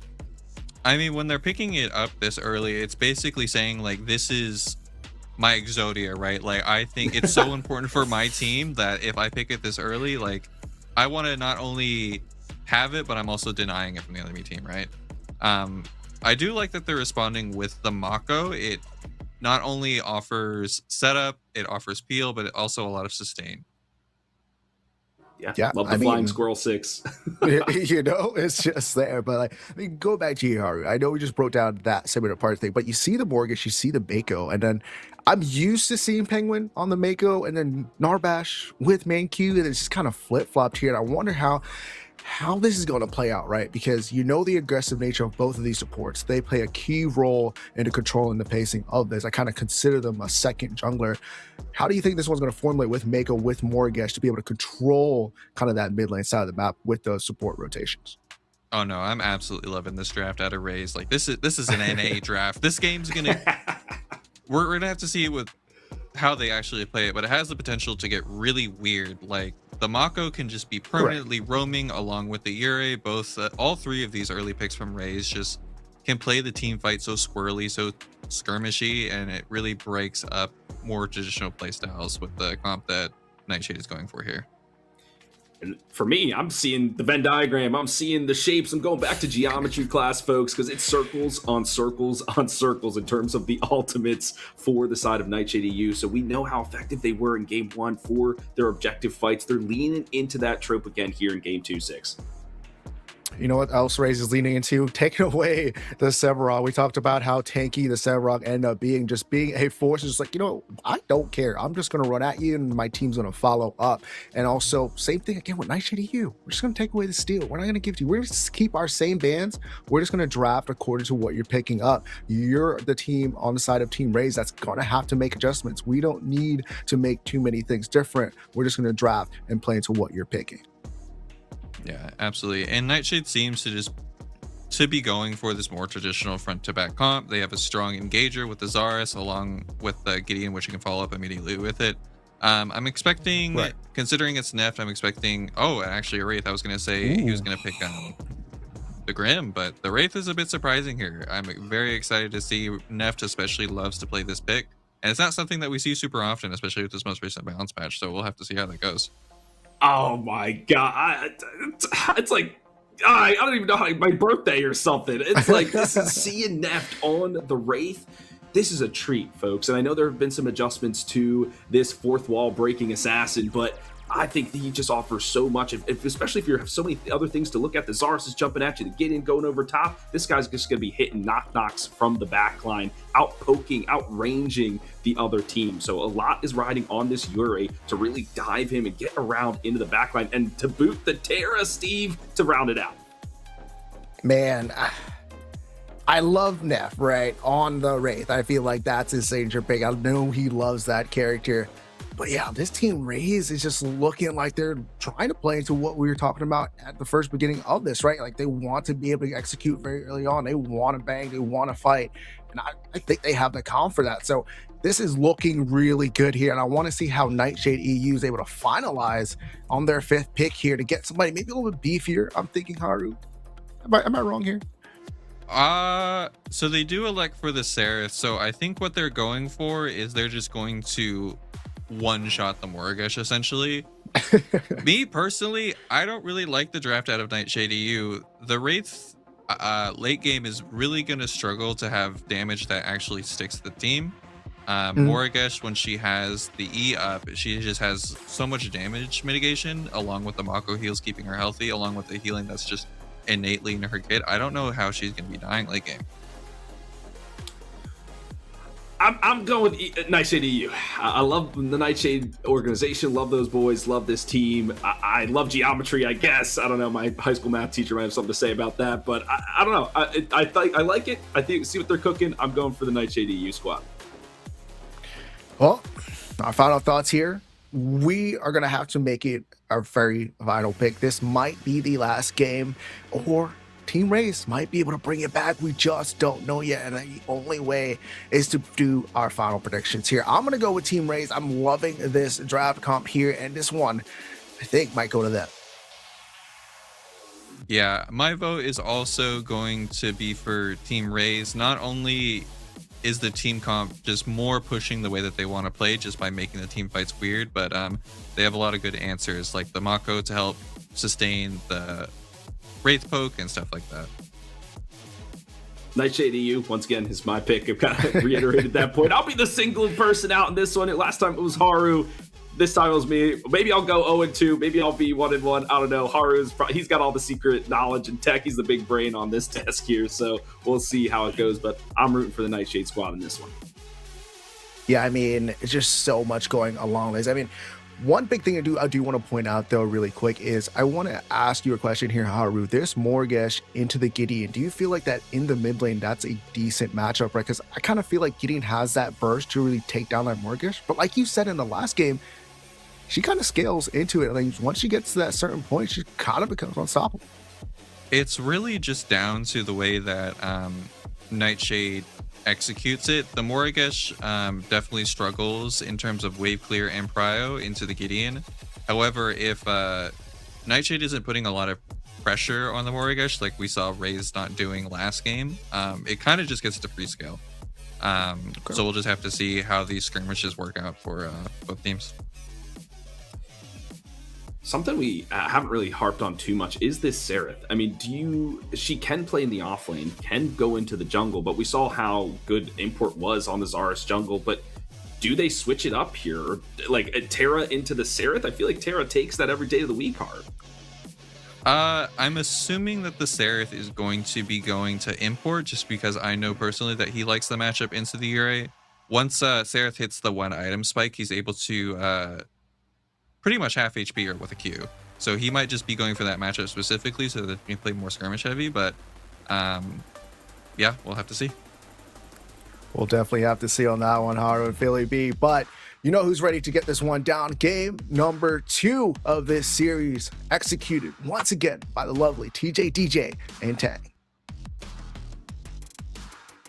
F6, Haru, and Philly B there with the draft. Welcome everyone down to the casting booth once again for game number 2. Nightshade EU, 1 more win away from topping its best of 3 and advancing along the winners bracket. And fair to say, Tang, that we were definitely treated to much more of a macro-orientated game in our first match on broadcast as well. 50 minutes for that first blood and 30 minutes for the game to be closed out. But now, hopefully, this might be something a little different. Certainly, Raze is hoping for something different here. yeah, I think both teams are hoping for something different. But I mean, just in terms of the draft, of course, because we did hear from production just beforehand that the draft order was flipped. So the draft you saw for Raze was actually Nightshade picking it. So it's going to be the Yurei in Imports pockets, as we see right here from our beautiful observer TDM. But yeah, Raze want to flip the script in terms of the gameplay for sure. They have drafted a much easier composition to play in my mind. Haru was talking about the agility of those Nightshade heroes, and I think Raze has indexed quite a bit into the lockdown department, right? You have the Morigesh, so slippery in those team fights, but inside of a black hole, inside of a Colosseum from the Zaras, it's not going to be much chance to outmaneuver there. Now it's all about how these teams are actually going to play a much different lineup compared to this last game. And I'm TJ. I definitely can't wait to see. I am TJ. I'm having a bit of an identity crisis right now in the casting booth. Maybe we are all TJ at the moment. But of course, yeah, as Tang did say, and as you can see as well, just to make sure confusion is out of the way, to just swap the plays around. Basically, just do a bit of a find and replace there for when the Predecessor talk about Raze. They were actually talking about Nightshade EU and vice versa. Make sure we are all on the same page for this one at least. But Tang, absolutely, I think dealing with the lockdown surely has got to be the main priority there for Raze. This feels like a much more easier to execute comp as well, and also able to take away. I think that Zaras was just running the show with import on that pick as well. So I think that's a big takeaway. Raze, though, I think if this is the game for you to pull it back, I think this is the comp that could do it. Yeah, now it makes more sense with those picks as well, right? The Shin Morigesh, so dangerous, but also on the other side, we once more have Mankyo on the Narbish, and importantly Septic on the Wraith as well. Was a bit invisible in this last game because it wasn't really about the dual lane in this one. But now on this Wraith is going to have a bit more playmaking, can find those rewinds as well. And of course this 2v2 is only going to get better from this point on, because in the early game, a Grim Marco is just so scary to lane against. When you've already saw a little bit of that as well. Penguin leading in with that Mako fly, just getting the early trades of damage down. Yeah, a little bit of priority established in our left-hand side. Possibly wanting some blinks expended early on if they're able to keep up that pressure. Flipping over on the right-hand side, Morose on the Zaras as well, able to play into that Terror as well. Just a completely different matchup there. Hopefully, I think for the side of Raze, they also want Morose to be a little bit more involved. Yep, Morose was doing pretty fine in this previous game, but he just ended up getting outscaled by the Savragoso. Had to give over every mini prime in the game, and that didn't go too well for him. Now we see the Maya that we are used to, just super aggressive in the mid lane, winning those 1v1s. He's gonna be able to shove the wave in. Import just gonna make sure to pick up some of those minions, maybe even hold the wave for Shin if he can. Might be a bit hard though against this Gideon. And I think as well, another big talking point I want to go over as well is actually onto Sagu as well. And he's gone from the Feng Mao, he's now on towards that Seraph. I mean, he needs to have a definitely, even though, say, he wasn't necessarily shut down, there was just a lot of opportunities he wasn't able to find. I mean, what does the Seraph, if anything, change for the game plan, Tang? Oh, the Seraph is actually a pretty decent pick into it. Like, he loves that hero as well. Fits his playstyle pretty feast or famine, I suppose. Like, Sagu usually doesn't really get left out to dry like the last game. Like in the games we've watched beforehand, usually he finds those leads, and yeah, you just can't lose confidence after only one best of one, right? Can all just be a fluke. Raze can still make their way into the finals, win the whole thing. Like, we wouldn't put it past them whatsoever. And now it's about showing that as well, right? If you lose one game and you give up your entire draft, your entire game plan, your entire identity, then you are probably not gonna make it super far. It's definitely a characteristic for the teams as they go deeper into this tournament. It's just to have that positive spin. You know, I guess with it being a slower game in game number one, possibly looking ahead to game number two, a bit of a fresher mindset as well. It's like, okay, we've got this next time, because you have to keep going. This is definitely more of a marathon, not a sprint. Maya, though, going to take the first gank of the game. Import on the left-hand side. Sagu also able to join as well. Mid-jungle, once again, Tang, probably a matchup we want to highlight as well. Wanting to pull the strings in this game, but now the onus is so much more on Raze to actually start this game with their foot forward here. I don't love it that Sagu is in the mid lane, because otherwise the level 6 would have been reached by the Gideon already on those 3 ranged minions. Those are like those minute differences that could always be a big difference, right? Imagine the Mei is level 6, they can posture super aggressively inside of the red side jungle. No, he just has to take one more minion, and all of those timing things, those are what we are watching out for in the PCC, the best tournament around, the most competitive one as well. We are 5 minutes in, second game, it's do or die for Raze. First game already secured by Nightshade before. It was a slow burn, but it was very definitive in its ending.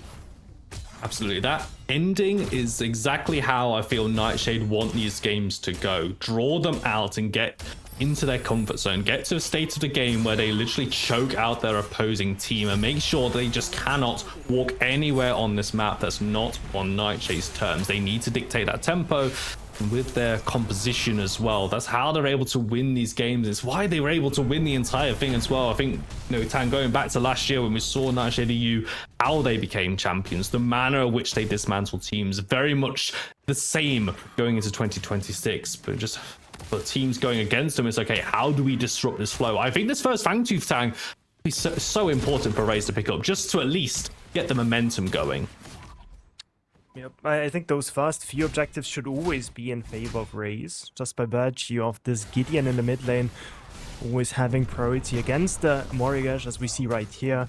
The Swamp Lady getting chased back under her turret. Of course, not a lot of kill threat either with the Gideon. Ports are just getting him to safety. Import not able to get close in time to dish out any damage, and it's just gonna make his presence known. Of course, we know that now Sagu has the information that he can do whatever he wants. Enemy's not on Fangtooth, and the game continues. Allows Sagu just to keep the farm going. Keep this game moving. Much like game number 1 though, we're hitting the 7-minute mark. Mini Prime now crashes down onto the map.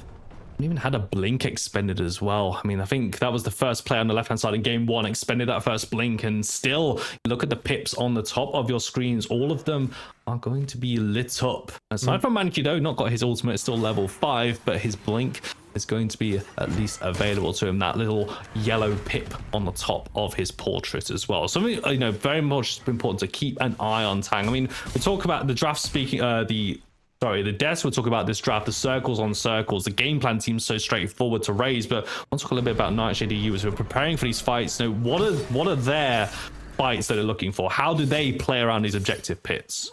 I mean, it's just about being slippery, right? They want to get the jump on the enemy. They don't want to be surprised by them. Instead, we see them getting some good damage onto Maya. Thank you. On the early rotation to the Mini Prime, wasn't really that useful, to be honest. That allowed the Mako to get some more XP. Right-hand side, more fighting. Morose in danger, but Mayo Mankey with there. Morose actually turns it around. Cold Team comes down and a blink away. Soulstorm used by Import, but not able to tag too much. Now here comes Sago. The strike is going to be hit from Penguin. Throws him back in towards the blender, but the blinks are expended. And everyone is able to walk out of that one alive. Neft makes the rotation. Septic still on the dual lane, means that Mini Prime started up by Nightshade. Yeah, and that's so much time wasted by Mankey. Like, he was there a good 30 seconds before Penguin was, but Raze just didn't have the discipline, didn't have sort of the wherewithal to immediately start it. So Nightshade, they make the split call. They're gonna get both dual lane players over to this right-hand side and make sure that this first Mini Prime is gonna go into Import's pocket. That is a big difference to our first game as well, where Import was more on a facilitator on this series. Now on this Euro instead, it's gonna be all about him getting this money, him getting those creeps, him getting those Mini Primes and those buffs as well, to make sure that this Euro can be a menace in those team fights. I mean, we've all seen what happens when a Yore gets fed. When a Yore is able to take control of the game, able to utilize their mobility. Also that Soulstorm as well is such a devastating engage tool for the side of Nightshade EU to really want to get Import ahead here. And if there's any player that can do it, it absolutely is going to be the shot caller for Nightshade EU. Can absolutely take over games regardless of the pick he's played. Even if we do see him more as a facilitator, he can put on the carry boots if necessary. Maybe about this fight might be needed though, because Raze starts up this Fangtooth and Nightshade EU started to move in towards position, in towards the pit. The stun is going to land towards Penguin, and dashes are going to have to be utilized by Raze to get him out of the pit. Mankey Mankey was low. GTFO channels. Mankey's got to start healing up. Got to start that drum solo. A bit of that health regen, but Rays still aren't giving up position, but they will have to give up this Fang 2, thrown off the objective, and Nightshade EU converts. They're just so greedy to even try to go for this when the dual lane doesn't really have prio, when, yeah, you have prio in the mid lane, but the jungle difference at the moment is just too wide. Yuri has the mini prime, has so much gold in her pockets. He's gonna try to get the pick onto Maya, does have the reset on the dash, is just gonna use it to get away, just knows that where a Maya is, there's always a Sagu close by as well. So in the end, Nightshade EU, no kill dropping quite yet, but already getting those big, important early 2 objectives. That's what I said, it had to be important. I feel like Rays really needed those objectives, at least if even though that they are important, as you highlighted, Tang, you know, just for how the story of this game goes on, to really show up and be proactive on this team. But Rays really at this point not able to get any of those neutral objectives right now. They've been forced off of these objectives by Nightshade EU, and dare I say sleepwalking potentially into a repeat of game number 1. Certainly looks so. It looks like it so far. I think the only difference maker is that this composition out of Rays could still be a lot easier to pilot in those team fights.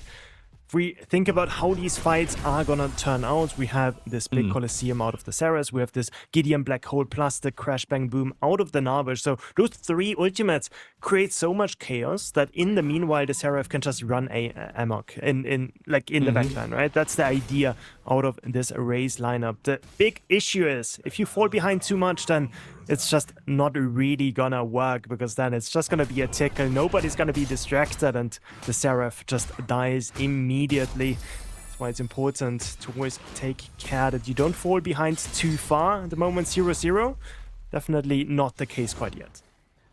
The turret platings as well look to be around about even, but at the moment Rays have got maybe 2 platings at least themselves advantage. I mean, 2 plates off the mid lane, 2 plates off of the dual lane as well. It's only really that's off lane side where the Nightshade squad do have more turrets dropping at least. So a little bit more extra gold, but needs to see that conversion though into a meaningful games. Import though does take a big chunk there inside of the river, playing around Maya. Gives them a bit of priority over towards the seedling for them to pick up for themselves as the reset comes out from Nightshade EU.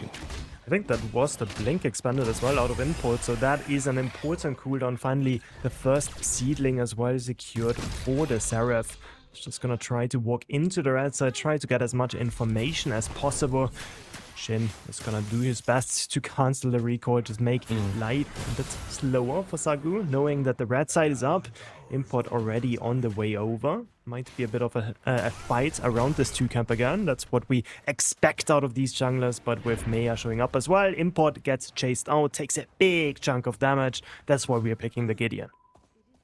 Absolutely, Maya seems to be a bit of a different player in this game, should we say, with that burst damage available to him. Didn't see it on the Neon pick, but something like a Gideon, much more easier to pilot, and you're seeing the health advantage as well. You know, just one combination of the Meteor and all that Void Breach and also that Cosmic Rift doing so much worse. Sagu Heaven's Fury, bit of return damage there on towards the opposing player, able to just keep this invade up. Bondred is over there, catches him with that Reckless Assault.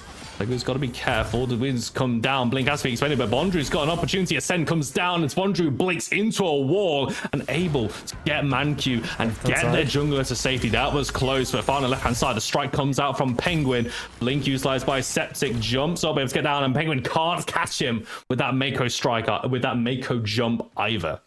Yeah, but that's so much gold in the pocket of Neft and Penguin. They've been on a tear. Manq makes those rotations over to the right-hand side, but leaves his ADC out to dry. That is one more turret now collected for Neft. We're pretty early in the game as well. That was at least 4 platings collected in his pocket. Slowly but surely, these small differences are gonna be shown in the wallet, right? As the 15-minute mark is almost reached, the meteorites fall and the entire map transforms. Gonna be another Cataclysm map. Shaper take will result in the seedlings moving down the lanes for the team that takes them as well. Really beneficial for a team that's able to get ahead and able just to keep pressure on those lanes as they go for these neutral objectives. Speaking of, Imports on this mini prime on the spawn, immediately seeing what Import can do as well. But it looks like the left-hand side will be another trade though. Fangtooth started up by the Ray squad, so the second objective for each team will at least be traded this time around. The question is, who's gonna get it this time? Bond is gonna pick it up for himself. We did see how big a difference it actually made giving over this purple buff to the offlaner, just able to shove in without too many worries. On the other side, of course, it was traded. Raze picking up the first Fangtooth of the game as well, making sure to at least even out this set of objective trades. Pretty surprising, honestly. Left-hand side shouldn't really be their objectives to take, with the enemy getting so much damage out there. Bond not having the blink up is just gonna be a target, but still explodes Morose before the rest can come, and Sagu is gonna point next. Oh my god, what is this fight going on? They engage onto Bondru, but he's still standing tall. Shin is here looking for the damage over time. Curse lands, Mayor picking down, he's gonna die. That was a fight. Morose engaged, but guess who still stands? Bondru's alive. Turret drops, and just like that, blink of an eye, 3 members of the race squad are down. And suddenly the game explodes. Bond finds the outplay. I'm like, okay, this guy blinked after Sagu before on the blue side, doesn't have the blink up. 1 versus 3, he's gonna die in an instant. No, he does not. He just immediately finds the pick onto the Seraph, finds the return frag onto the Seraph as well, with Shin's help picking up Maya at the back end of it as well. And we're looking at the rest of the map as well. So much gold gained. Tier 1 on the right falling, Tier 1 in mid falling, and this game has been blown wide open for Nightshade. It's incredible to think just that one play is the result of, is the conclusion of that as well. It's a dive, it's an outplay. Bondrewd steps up when his team really needed him to do that, and it's Nightshade able to just reap the rewards across the map. I would say that standing goal secure. That's now Nightshade EU in control of the game. I mean, if we do get a tab screen, I would love to see the gold standing at the moment to see where all that has led down. 17 minutes of this game back and forward, but now Nightshade EU deliver that first big punch in this game. His team's going to show it up there. You can see it. That is a 6,000, probably 5,500 goal lead in favor of Nightshade EU. Yeah, that is just absolutely crazy at the moment. We're having like a 1k gold lead in the jungle. We're also having about 1.5k on in the offlane, and that's the important thing about giving the mini prime. If Bond didn't have the mini prime there, I don't think he could have made that play, right? So all of these things have an impact. Maya in the mid lane, just gonna dash out. This time though, the reset is not gonna come through either. It's always a scary thing as Gideon, if you pulse away, but Yuri catches you on the reset, then he's still gonna be able to dash onto you. But yeah, big advantages over to Nightshade, and now is the point in time that I warned about earlier, TJ. Nightshade, they have the abilities to stop Raze has the abilities to stop Nightshade, but they don't have the wallets. Right now he's here to go for it though. Maya with the black hole play. Epoch gonna come out from Shin, but the crash bang boom, perfectly timed for the knockup. They will eventually take down Shin. Sagu gets the kill, gets a reset with that passive, looking for the Heaven's Fury, looking for about that damage. Penguin throws out a Mako strike, landing onto 2. Colosseum also utilized as well as the race squad throw everything in the ultimates. Now here comes Import, Soulstorm, and the Anima Burst will bite and take down Manku inside of the jungle as Neff gets involved. GTFO channeled. That's exactly what he says to Morose. That's a fight once again. Race start, but Nightshade end. Perfect start to the engage out of Raze, but they only catch it onto 2 enemy targets, and then once Morigesh falls, it's already been everything blown onto her, and Nightshade EU, they can just come in with reinforcements. We see the Mako ultimate rolling around the corner. We see Neft making his appearance as well, and Nightshade EU pick up the team fight, pick up the Shaper at a perfect time when it's 40 seconds for this next set of objectives to spawn. And now Raze really feel like their back is against the wall. That engage might have been just a bit of a Hail Mary, a desperation play. See an opportunity and go for it. Not waiting for where the rest of the Nightshade squad were going to be, and now they find themselves 5 kills to 1. We're approaching 20 minutes or prime, dropping down on your screens in 25 seconds. Also have our third Fangtooth of the game spawning in under 10 seconds as well on the left-hand side. And for Raze, running out of opportunities once again, and possibly running out of opportunities to get themselves back in this game. Tang, we spoke about what they need to do. That's the circles upon circles. You know, we've all been attending Philly's geometry class, at least on the desk, what they need to do. But honestly, when I say that they need to do it, they need to do it right now. This Fangtooth could be the make or break. Yeah, they should just leave it, to be honest. There's no way they can really fight this. Morose, though, is looking. I mean, the Maker Strike does come down. Penguin causing problems with that with the fly as well. Look for the engage. Heaven First coming out from Saga, but he hits the wall. He whiffs it, has to burn the blink. Looking to tick down, but he is at least going to keep himself alive. And Q topping up the rest of the Race squad. They now move towards the river. Morose goes for the Colosseum play on towards Bondry, and will finally get that kill inside of the ultimate. Saga out of this fight at the moment there, but it's going to be a trade. His import will lose his life. Septic finally confirms a killing blow from that Wraith pick. Want to see the damage that it can provide. A bit of some delayed kill feeds coming in there with notifications, but it is a team fight win. But a Raze only cost him a Fangtooth. Yeah, good fight there. I wasn't really expecting Raze to find any good team fight there, to be honest. The water difference seemed to be a bit too big, but Raze, they make it work. Good channeling of those ultimates. And I think the big thing was Sago, yes, he got caught, but he also kind of baited Bondrewd in, as the Prime Start is now going to go through. Neft is the one getting caught. The 1 versus 4, the rest of the squad is there. They see Neft and everyone understands the objective. Take down the talisman player. Take down the most decorated player in Predecessor Esports history. Now as the strike comes down from Penguin, the stun is enough. Looking to try and get Shin out of danger. Maya blinking away. Trying to make sure that Shin can't get that curse down. Sagu able to join from up on high. Crashes back down and Shin picked off. And Raze once again find picks that they desperately needed. And that's the Raze that we are used to, right? Like watching the first game, watching even the start of this game was so uncharacteristic, because usually when you watch a Raze game, you just see this non-stop action. Usually you see them fight for every objective. We see them fight inside of the 2 camp, fight for the 5 camp, fight for whatever they can get. So far, they've been tame, but that has changed now. Prime started up. Import, can he steal it? Well, there's going to be the Black Hole utilized. Soulstorm coming down as well to cancel that ultimate. Morose Colosseum down on towards 2, and in goes Sagu into the blender. Circles on circles, exactly what Raze need. They just need to focus down each member individually. A blink out from Bondrewd. He's trying to be healed from Penguin over by that mid lane, but he's not able to keep him alive for too long. It's another killing blow for Septic. And just when Raze needed him, Septic enters these fights, and now Nightshade EU are feeling every single ability from that pick.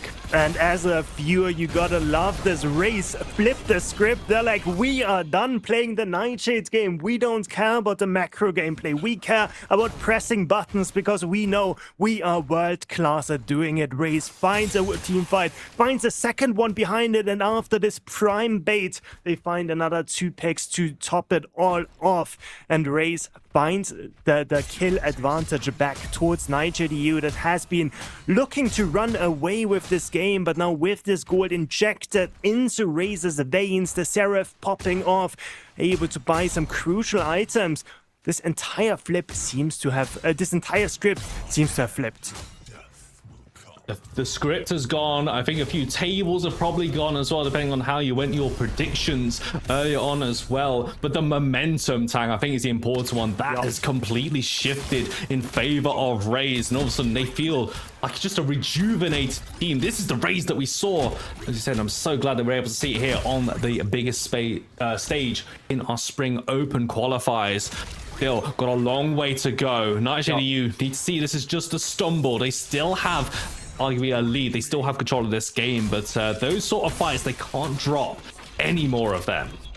Yeah, that was a big turning point, but it wasn't the end of it whatsoever. Left-hand side, Maya getting caught by Terra there on the offlane. We can see it, right? It's like the power that a level 16 Terra brings. Sarah's not able to really match her quite easily there. As on the left side, Shin getting some good slows in. Sagu super slow, blink in by Import, and that's gonna be him executed. Oh my word, the mechanics on display from Imports. He gets to Severance, he's still got Soulstorm, and Mankey will blink away. Penguin can't find the knock up. Shin looking for the curse, looking for the kill, and he will find it. Stabbed in the back. Double kill, and Nightshade EU once again remind everyone who is also on this Sanctuary map. They get the fight and now turn to the All Prime. You gotta love the decisiveness out of Import. He knows exactly he has the numbers advantage on the right side. He's just gonna force the fight. Sagu up just a 1 meter too far, and he gets punished for it. Prime now in their pockets, and we can already see every single Nightshade member rotate over to the left-hand side. Maya taking a good chunk of damage. That shouldn't matter too much with the Yurei, with the Seraph being down anyways. This next objective is Nightshades to claim, and we can see them started off already. The Primal Fangtooth will take a little bit longer to drop. We're seeing the setup from Nightshade once again. It's Bondrude on frontline duty. Get Maya out of it. Make sure there's going to be no black hole. Nothing to interrupt this. That is a purple hue around their shoulders. That is a fire in their hearts. That is a double bubble buffer, we like to call it, as Nightshade EU claim 2 of the 3 late game objectives.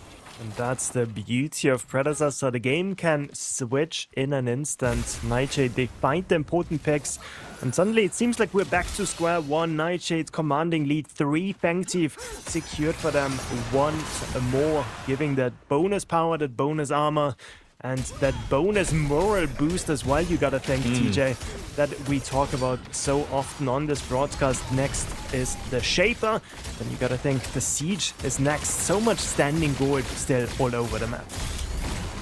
This Shaper on a Cataclysm map really benefits the team that's able to get ahead, because it just gives you immediate side lane control with those ceilings coming crashing down. The third of the late game objectives secure. That's what let's call a triple ripple here on broadcast, at least for Nightshade EU. Not just the benefits on towards the map, but also the benefits into their pockets as well. There's a lot of gold picked up, and now Nightshade EU feeling like a blip there. Shin just shows, throws down with the curse, and Moreau's ticking down, and he's gonna drop Shin on the Moragesh pick, once again highlighting the danger of giving this over to this mid laner.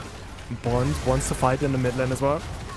He's going to go for that dive in towards the backline. Mankey also caught in between 3 members, but he just burned down, and also with that Primordial Blaze ticking away, as well as Shin's damage over time. Any chunk of damage will be magnified so much. Mid lane inhibitor's going to drop, and now's eyes set on the right lane. Big shoutouts to Shin in this game. I don't think that Raze has it in themselves to fight the 3 versus 5 with Nightshade still having double buffs up. They're gonna attempt though. Gonna go for it, Bondrude. Again in towards the backline. Sago gets that ascend. Crashes down on towards Bondrude, but the core being tugged once again. Mayor going for that black hole. Aims to get a fair amount of control back, but the damage is just too much to handle. There's just not enough from this Raze squad as they jump one by one, conga line into their demise. Nightshade EU, it was only a blip, but once they got those objectives, they take control back and they take the second core. This best of 3 goes to them as they advance into the upper bracket. DJ, I just have to shout. Shin, usually not the flashiest player, but he's just Mr. Consistent, usually super clean. But like this last team fight, he just flashes after the Ceres on the side lane. He's like, I know exactly, you can't escape me. Just a hive slow, has the hive augment as well, just chases him down, and suddenly, yeah, Raze 4 versus 5 with a big goal deficit, with 2 objectives down. Like, you are not gonna be able to defend this, and that's exactly how the story of a Raze versus Nightshade EU goes. Nightshade EU just honestly coming in as sort of like people dousing them. Like, scrims haven't been going too great for them from what we could see, but I mean, surprise, surprise, it's Nightshade EU game day. Surprise, surprise, it's tournament day, Nightshade EU, and they are looking super strong. Our first game on broadcast here in 2026 does come to a close, at least from this series, taking down Raze, but this is double elimination. I guarantee we will be seeing much more of Raze later on in this event. They have to battle through the lower bracket, but Nightshade EU bounce over towards round number 3. What a victory for them, what a statement, and also for Raze. I think there's a lot that they can take away, Tang, from this one as well. We saw the blip from Nightshade, saw that they can do it, and they find that maybe on a potential rematch. Yeah, I think Raze, they just kind of got mind controlled into playing the game of Nightshade. I think if you are a game that excels in the early game, excels in those small skirmishes, then I think you just have to go for it, right? Every 2-camp is a battle for itself, right? You don't give up anything, you fight everything.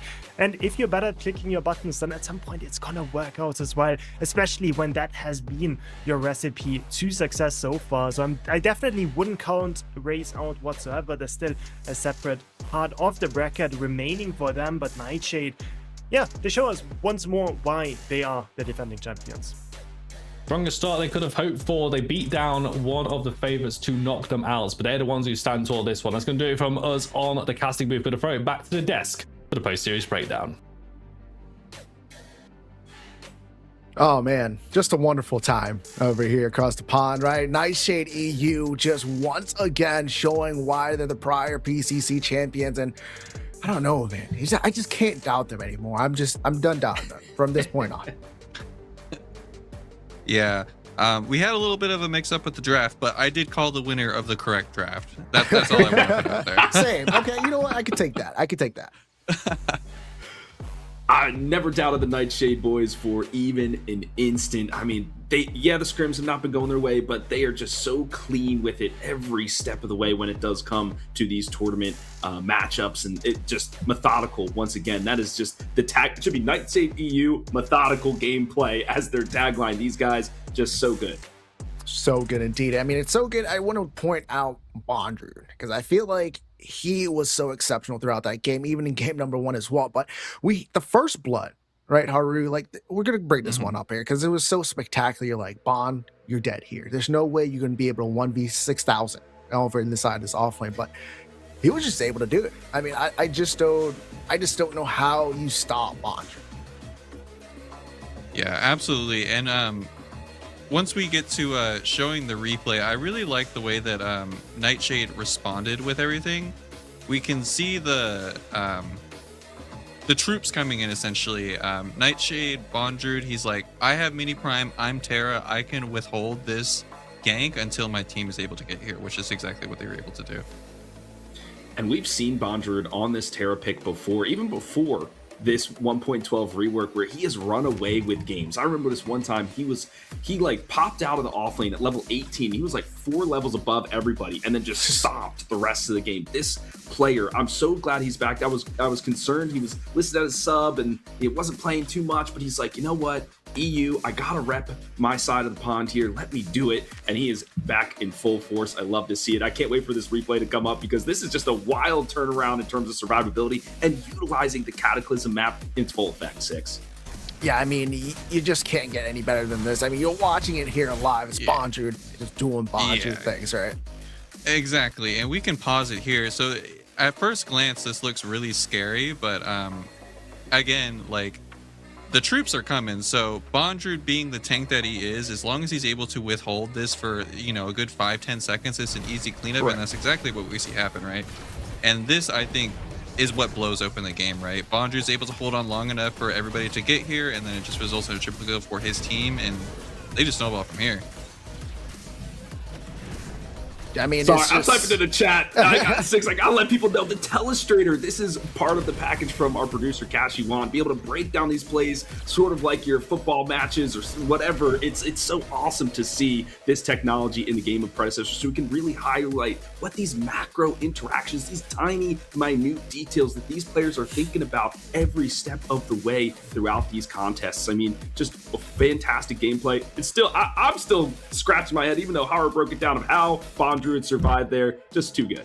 I mean, it's Bondrewd, you know, when in doubt, just count on Bondrewd. I mean, there's just such an exceptional player in my mind. There's a reason why he's always at the top of the list. Who's the best in the offlane? And every time it's game day, he comes out and show out. But I mean, there was a chance in this game where Raze kind of had an opportunity to kind of flip the script and come back into it, even after that first blood triple kill. I don't know if that's a first blood or like a triple first blood. I don't know how you count it, but right around that 22-minute mark, right, there was a big Orb Prime fight where like, nah, Nightshade, you still got this, but Raze just kind of turns that one around. Yeah, credit is to credit due. You know, Raze was able to make the game weird, right? So we can start with import going in for the ultimate with Yurei, and Raze does a really good job of pretty much just Uno reversing it for the team, resulting in kind of a restabilization for a bit. But as we saw as the game went out, Nightshade was just able to close it out.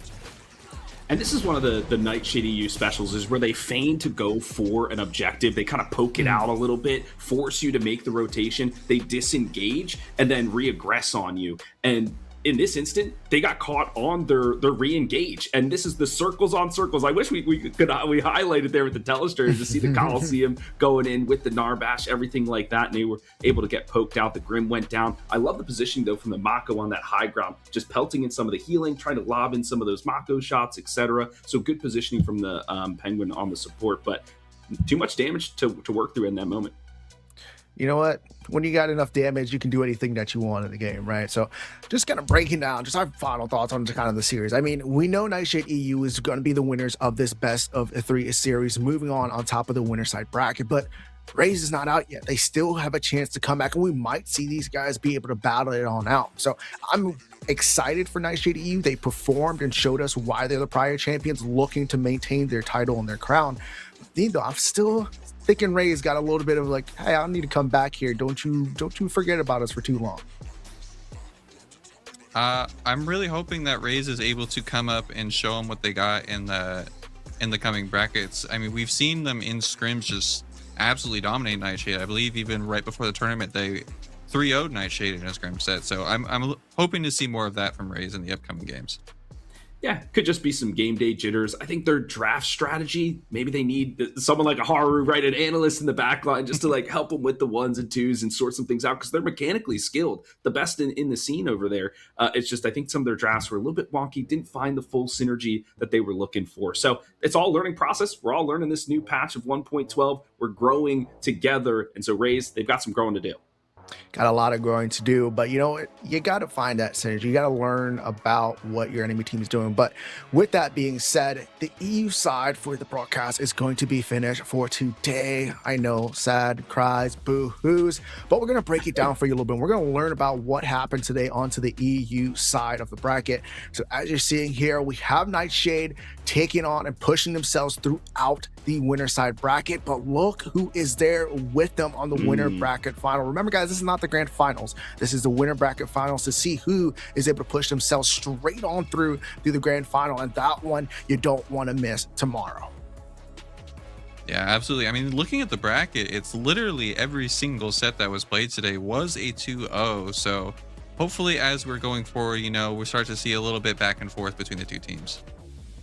And there's Pinnacle Points on the line. We've talked about that, but there's also some cash money. All right. So these players are playing more for just points. They're playing for pride. They're playing for dollars in their pockets. So this, I know at Nightshade EU, they're looking at Benny Ben's many hands and they're like cracking their knuckles saying like, hey, we beat you once before. We're about to do it again. And if we have to do it twice, so be it. This is going to be a fantastic finish for the EU side. Fantastic finish indeed. Also, remember the bottom side of the bracket, the losers bracket, they're going to be playing. They have their 1 elimination, so they are fighting to stay into this tournament. So those guys as well are fighting to stay in the competition to possibly be able to get that cash prize pool. But that's going to be the EU side of things coming in for the PCC broadcast. We have the NA side coming up next, but before send you guys to a short break, I know in chat you guys are like, we didn't get the chance to see those codes for the profile icon and the banner for the PCC 2026 year, so make sure you claim it now. There are the codes onto your screen. Take a picture like Billy said, because you need to have this. You need to get that swag. Yeah, do what you got to do. Bust out the phone, print screen, have your mama take a picture for you. Do what you got to do to get these codes and get those banners in game. Yeah, I couldn't say it better myself. I love this. Rena is even just staring you down, folks, just being like, if you don't pick this up, I'm going to be mad. And we know how feisty she can be out there in Sanctuary. So get those codes in today. make sure you get it. But that is not all. You know, we talked about plat codes in the last match. You know what? We want some more plat to give away. So for this one, make sure you guys type !NSEU to shout out Nightshade EU for winning this series. Get yourself 1K plat, but make sure you message the Predecessor game back. You can't get the plat if you don't message back. But it's been fun, ladies and gentlemen. My name is F6, Haru, HD, Philly B. I know you guys enjoyed your time. It was a fun series. We're going to take a small break and we're going to come back to the NA side of the bracket.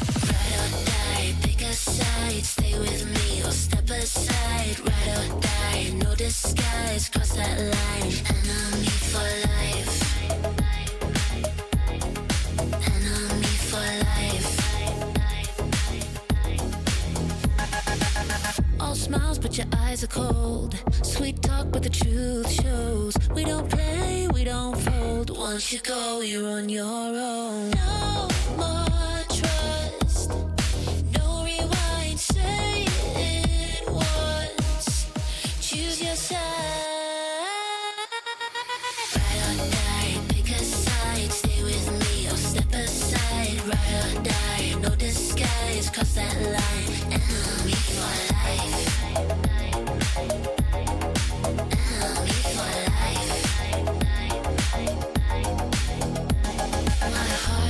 Don't lie, your eyes, goodbye. One move, that's it. Love for fight, real quick.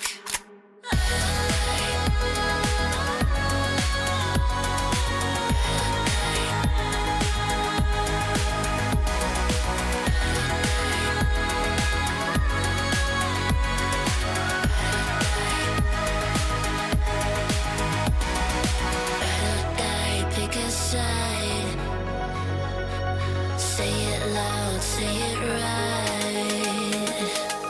Ride or die, no disguise.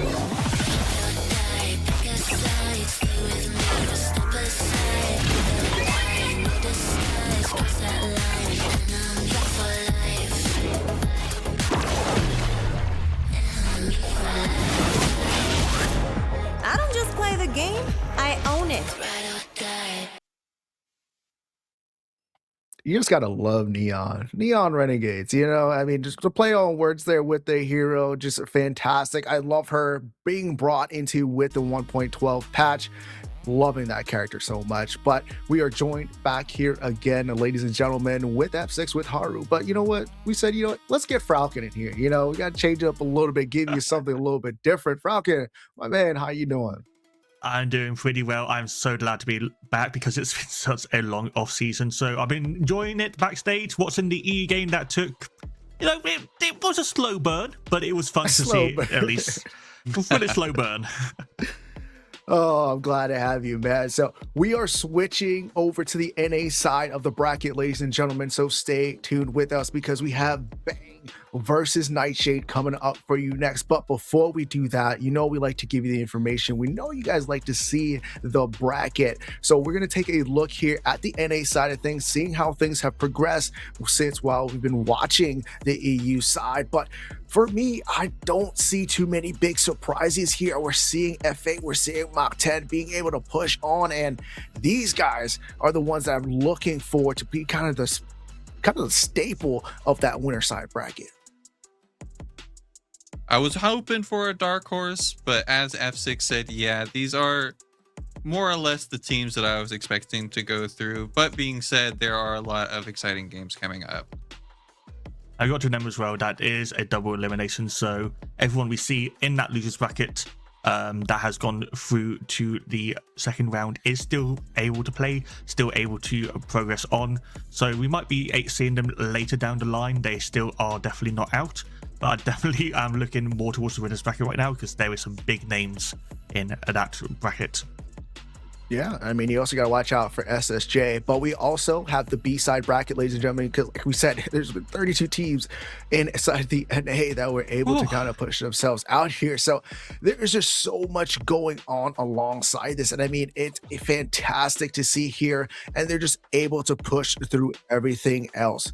I mean, I know we're getting up into the next matchup here with Nightshade versus Bang, but the NA side of things, we talked about how their play style is a little bit more different when it comes from the EU, right? Seeing that methodical side within that Nightshade EU, because there's another Nightshade here, versus Team Raze. They're a little bit slower. That first blood happening at 15 minutes is crazy, but then now and again, we're switching over to NA, and I kind of expect for these guys to, excuse my pun here, bang down onto the sanctuary.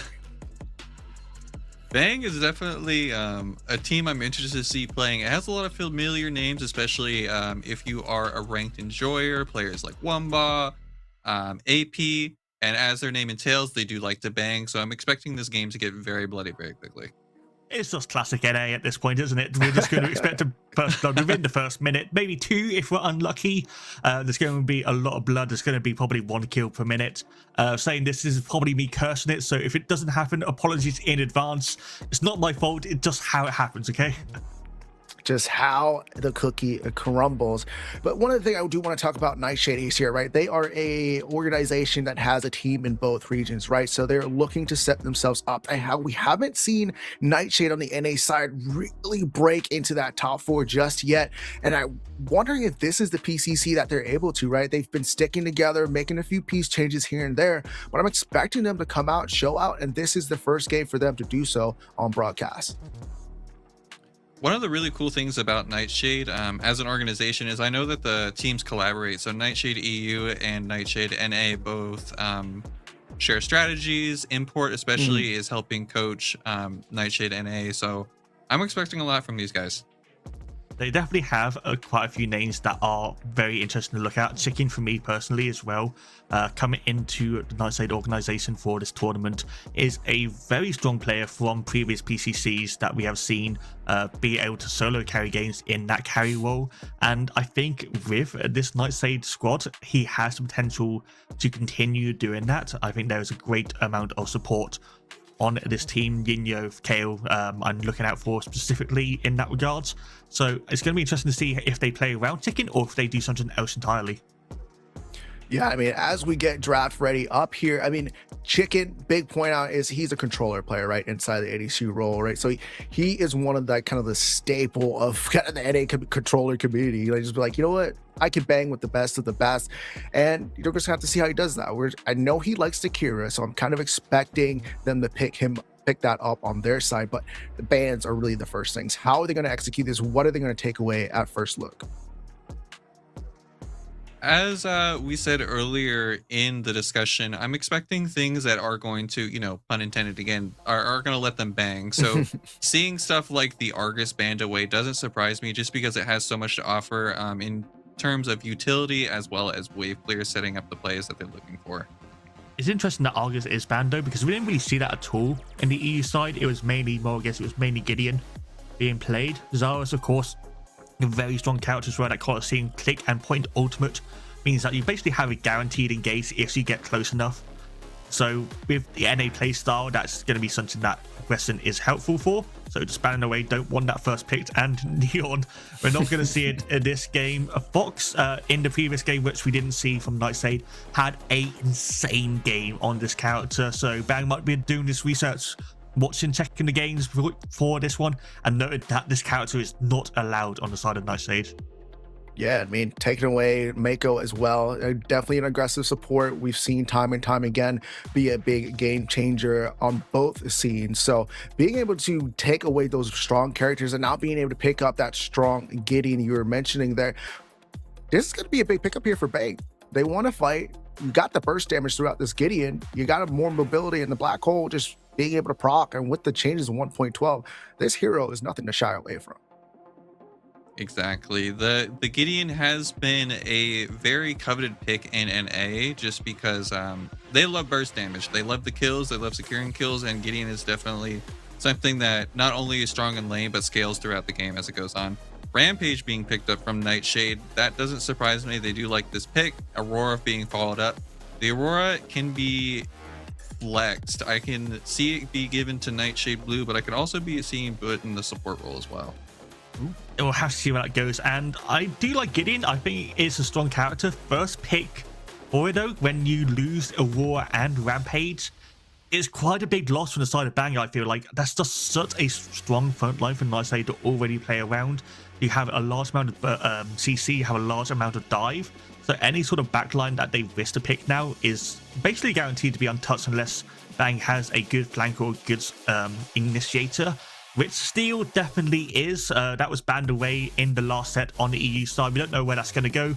Could be in jungle, could be in the off-lane. Muriel being the support means that I doubt we're going to see any sort of Steel support in this game. You know what? They did take away the Aurora Rampage for that dive in the backline, but Steel can definitely do that as well. Like you were saying, with that, Muriel should be able to compile out with her changes, getting her a stun. I don't know who did that. I'm looking at you, but she is definitely a crazy support right now. I mean, she is pretty much unstoppable in the right hand. So we're going to see how Bang's able to play that one out. Somebody who got very interesting changes too, as well as Lieutenant Bellica. I mean, I like her, and I think the biggest thing I like about her is her drone becoming a ward now, and I think that's probably like the coolest thing. Absolutely. And I think she could also open up for the side of CC and a lot of engagement stacking with the CC comp going into that Nightshade. That change is definitely going to be nice for Fox, because that dude is definitely guilty of just dropping into River for River buff and just getting gang banged because he doesn't like to play swords. He's not concerned about wards, so hopefully that's able to help him out. Bang just seems to be going for big circle comp, which, you know, I'm not going to fault it for. It's easy to execute, and if Nightshade messes up, they can just lose. Yeah, I mean, you see Nightshade immediately respecting that, banning away the Kira, making sure that one big ultimate is not going to be in the carry role, and they're going to pick up the Skylar. So we were talking earlier how Chicken is a controller player, loves the Kira, but also Skylar, we've seen it in previous times where, you know, as a controller player, you've got a bit of help with that aim, with that laser beam. It is going to be a very strong shredding tool to deal with Steel, and Skylar is also a very safe carry as well. So I think this is a decent pickup for the side of Nightshade. Bang, go for the Drongo. This is not a character I was expecting to see that much. I was expecting to see the Kira, the Grim, the Murdoch, maybe the Skylar, but Drongo kind of to the wayside. So this could be a specific pick for AP who likes the character, or they could be thinking of something else entirely. Yeah, I mean, first glance, I'm looking at it. I'm looking at the Aurora. I found this Drongo. Blink in. I'm going to throw this gas grenade at you. You're not going to hit me with that cryocism. But Kwong is going to be the person to round out this full circle of a Bang team here looking to play the easy execute comp. And I mean, that's going to be huge. There's a lot going on for this Bang team. I can see where they're able to easily win this as long as they play together, excuse me, and front to back. They should be able to control and kind of lock people down when needed. And Nightshade closing out the draft with the Grugs, which is a coveted pick by them because Blue, he likes to bang. So it's a toss-up. I can see what Bang's going for in terms of their draft. They pretty much are hoping that anybody hit by any CC is just going to die, which is maybe why they're going with the Drongo with the Gat Grenade, to silence them and make sure that they aren't able to escape any CC that they put down. Yeah, I see what you point in there. I think that Grux into the Krang is a pretty good pick. The Krang early game can deal Grux quite well due to his shield on his ultimate ability. But as the game goes later, it gets those level 6, Grux can just 1v1 him. He has that new ability as well with that elongated dash. So Grux actually has an escape now. I don't think it's going to be used that way, but he can actually press S and walk away if he needs to. And just looking at these two teams, there is a lot of front line from both of them. Krang, Steel, Grux, Aurora, Rampage. I think both of them just want a team fight. You know what? We are in NA. They just want a team fight. I mean, you couldn't have said it best. And I mean, before we get into our final picks here, what's one of the big things out of both of these, or one of these comps, that you think is going to be the game changer for these teams?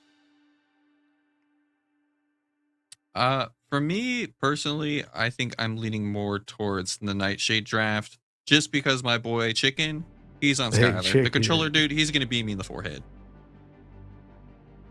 Looking at both of these, I can't discount Rampage Aurora. I just think that's such a strong duo. I am going to have to go for Nightshade in terms of these two teams. There's a chance Bang can come into this, but I don't see a world where they're going to be on an equal footing. Well, usually I'm supposed to go against you guys on my final prediction, but you know what? Finally, we're all three in agreement. We're going to go with Team Nightshade here. I think they're going to be able to execute. And one of the biggest thing is not even their comps, it's their experience playing comp, right? They've been together a lot longer. They know how each other play. And I think they're going to be able to execute it with that, looking at how similar both of these comps are. So, I mean, I like it. We have our final predictions. And I mean, there's just so much more to like kind of dive into, right? And I want to, but we know you have to do that down to the sanctuary.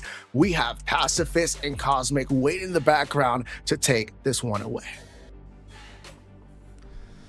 Ladies and gentlemen, welcome. Good morning, good afternoon, wherever you are. I'm Pacifist, and I'm joined here by Cosmic.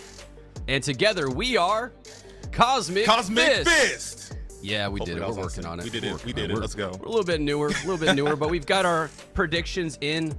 I'm going to go ahead and give a little bit of prediction as well while we're at it, while we're waiting to get into this game, and we'll talk about the team comp a little bit of insider knowledge as well at the same time. But before we were watching that, Cosmic and I had a little bit of a discussion, and I think we're in agreement here. Bang is more of an all-in team fight comp.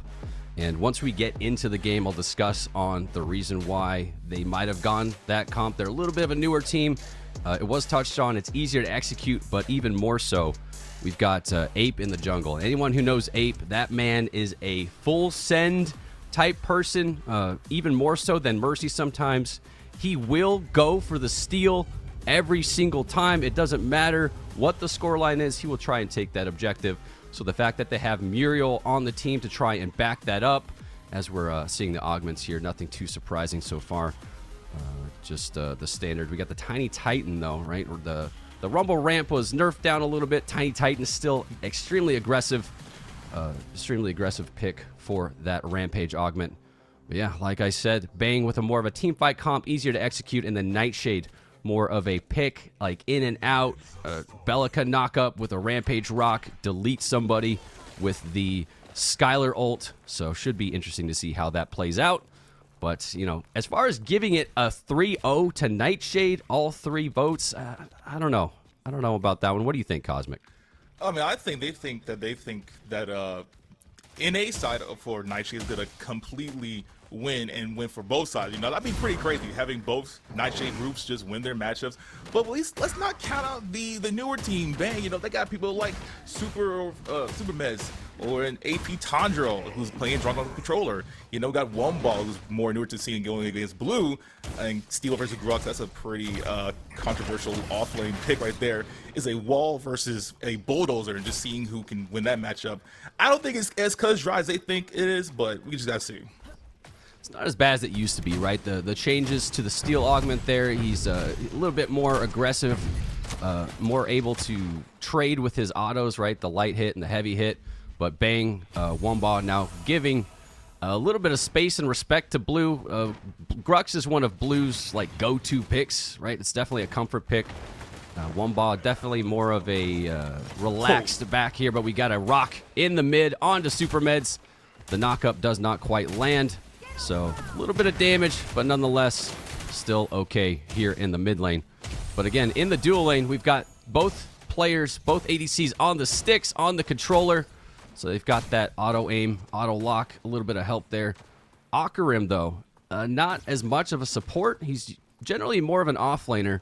So I haven't seen how he performs on that Muriel, but should be an interesting matchup to watch here as we've got into this early game. And both teams now trying to feel each other out. Yeah, thanks to the recent rework with Muriel, she's being played a whole lot more, being able to heal and shield, while also having a stun that Aquamarine is charging up right now. It can turn the tide of any battle, any team fight. And when the whole point of Bang's offense is team comps, big steel ults, big Muriel ulti in there with a silence and a quang, it can go pretty sour when out of nowhere you're just hit with a stun. Yep, and thankfully Womba able to get that entire wave. Nice of Blue to do that. He manages to get the Scion. At the same time, we had a gank in mid. Rampage was trying to chase down that Gideon, but it looks like Gideon was able to get away. Nonetheless, very hard to catch the Gideon. More or less, when you have a Gideon in mid lane, it's like, it's kind of hard to gank. It's kind of hard to play through mid lane, especially with the Bellica. Not a lot of ability to keep up. But now securing the gold buff here over in the dual lane. Both teams respecting each other. Maintaining a pretty healthy status line so far. As maybe a little bit of nerves coming out. There's only one game. This is a best of one. Keep that in mind. Neither team wants to make that first mistake. Aurora looking for a bit of vision. But now, nothing too crazy going on. Not exactly what I was expecting from this team of Bang. Normally I see a bit more of a force from aggression. So maybe Apes turned a page here on that jungle role. Yeah, you don't gotta force anything at all, Pacifist. I mean, your name is Pacifist, so I can understand, like, that doesn't really happen so far. But, you know, it is an NA game. Usually stuff is more explosive, starting off with a bang, you can say. But no, it's just a bunch of farming, getting the seedlings down, setting up for a Fangtooth, and whenever that comes up in a couple of minutes, 2 minutes actually. And that's fine. That's pretty fine. Now, I think they should probably focus on Mez right now, like I'm about to do right now, because he's playing Gideon, and he almost got hit by a rock just now, but he had to blink out of there and ask for the better, because Gideon is going to be that late game scaling of magic power that the team needs to hold it down in those team fights. Yeah, things will start getting pretty crazy here at level 6. That's when the heat is turned on. The pressure is starting to build, and we got Ape in the offlane looking for something onto Blue. Does get that root. Womba now in support, looking for that first blood. Yinyo's also there. Blue with the pull. Womba has to respect this, is trying to back out. Yinyo with nothing to follow up. No ults available just yet. So just a bit of a trade of HP back and forth. Back to the jungle, back to the farm. And the Fangtooth now has spawned. So we should see a bit more of a focus on that side of things. As again, both teams looking to try and get that first pick on the board. Let's try and set the pace here in this game, but nothing too crazy so far. You know, it's different to see this less aggression from NA, and maybe the scripts have flipped a little bit. Yeah, maybe we're still watching an EU game. I'm not sure. I can barely tell. We see Babe trying to get a little bit of aggro on Fox. Fox is a fantastic mid laner. Now he's playing Bellica. Couldn't really pick the Neon like we usually see him, because, man, that is a deadly mid laner. Despite, you know, the patch already coming out, Neon is still a very super heavy burst mage. And going into Gideon, both of them he just like starts to scale very far. But he's going with the Bellica. Very off pick nowadays. But I'm still interested to see what's going to happen out of it. Yep, and Blue with the freeze over here is going to force Womba in an awkward spot. Should be pushing into him in just a little bit.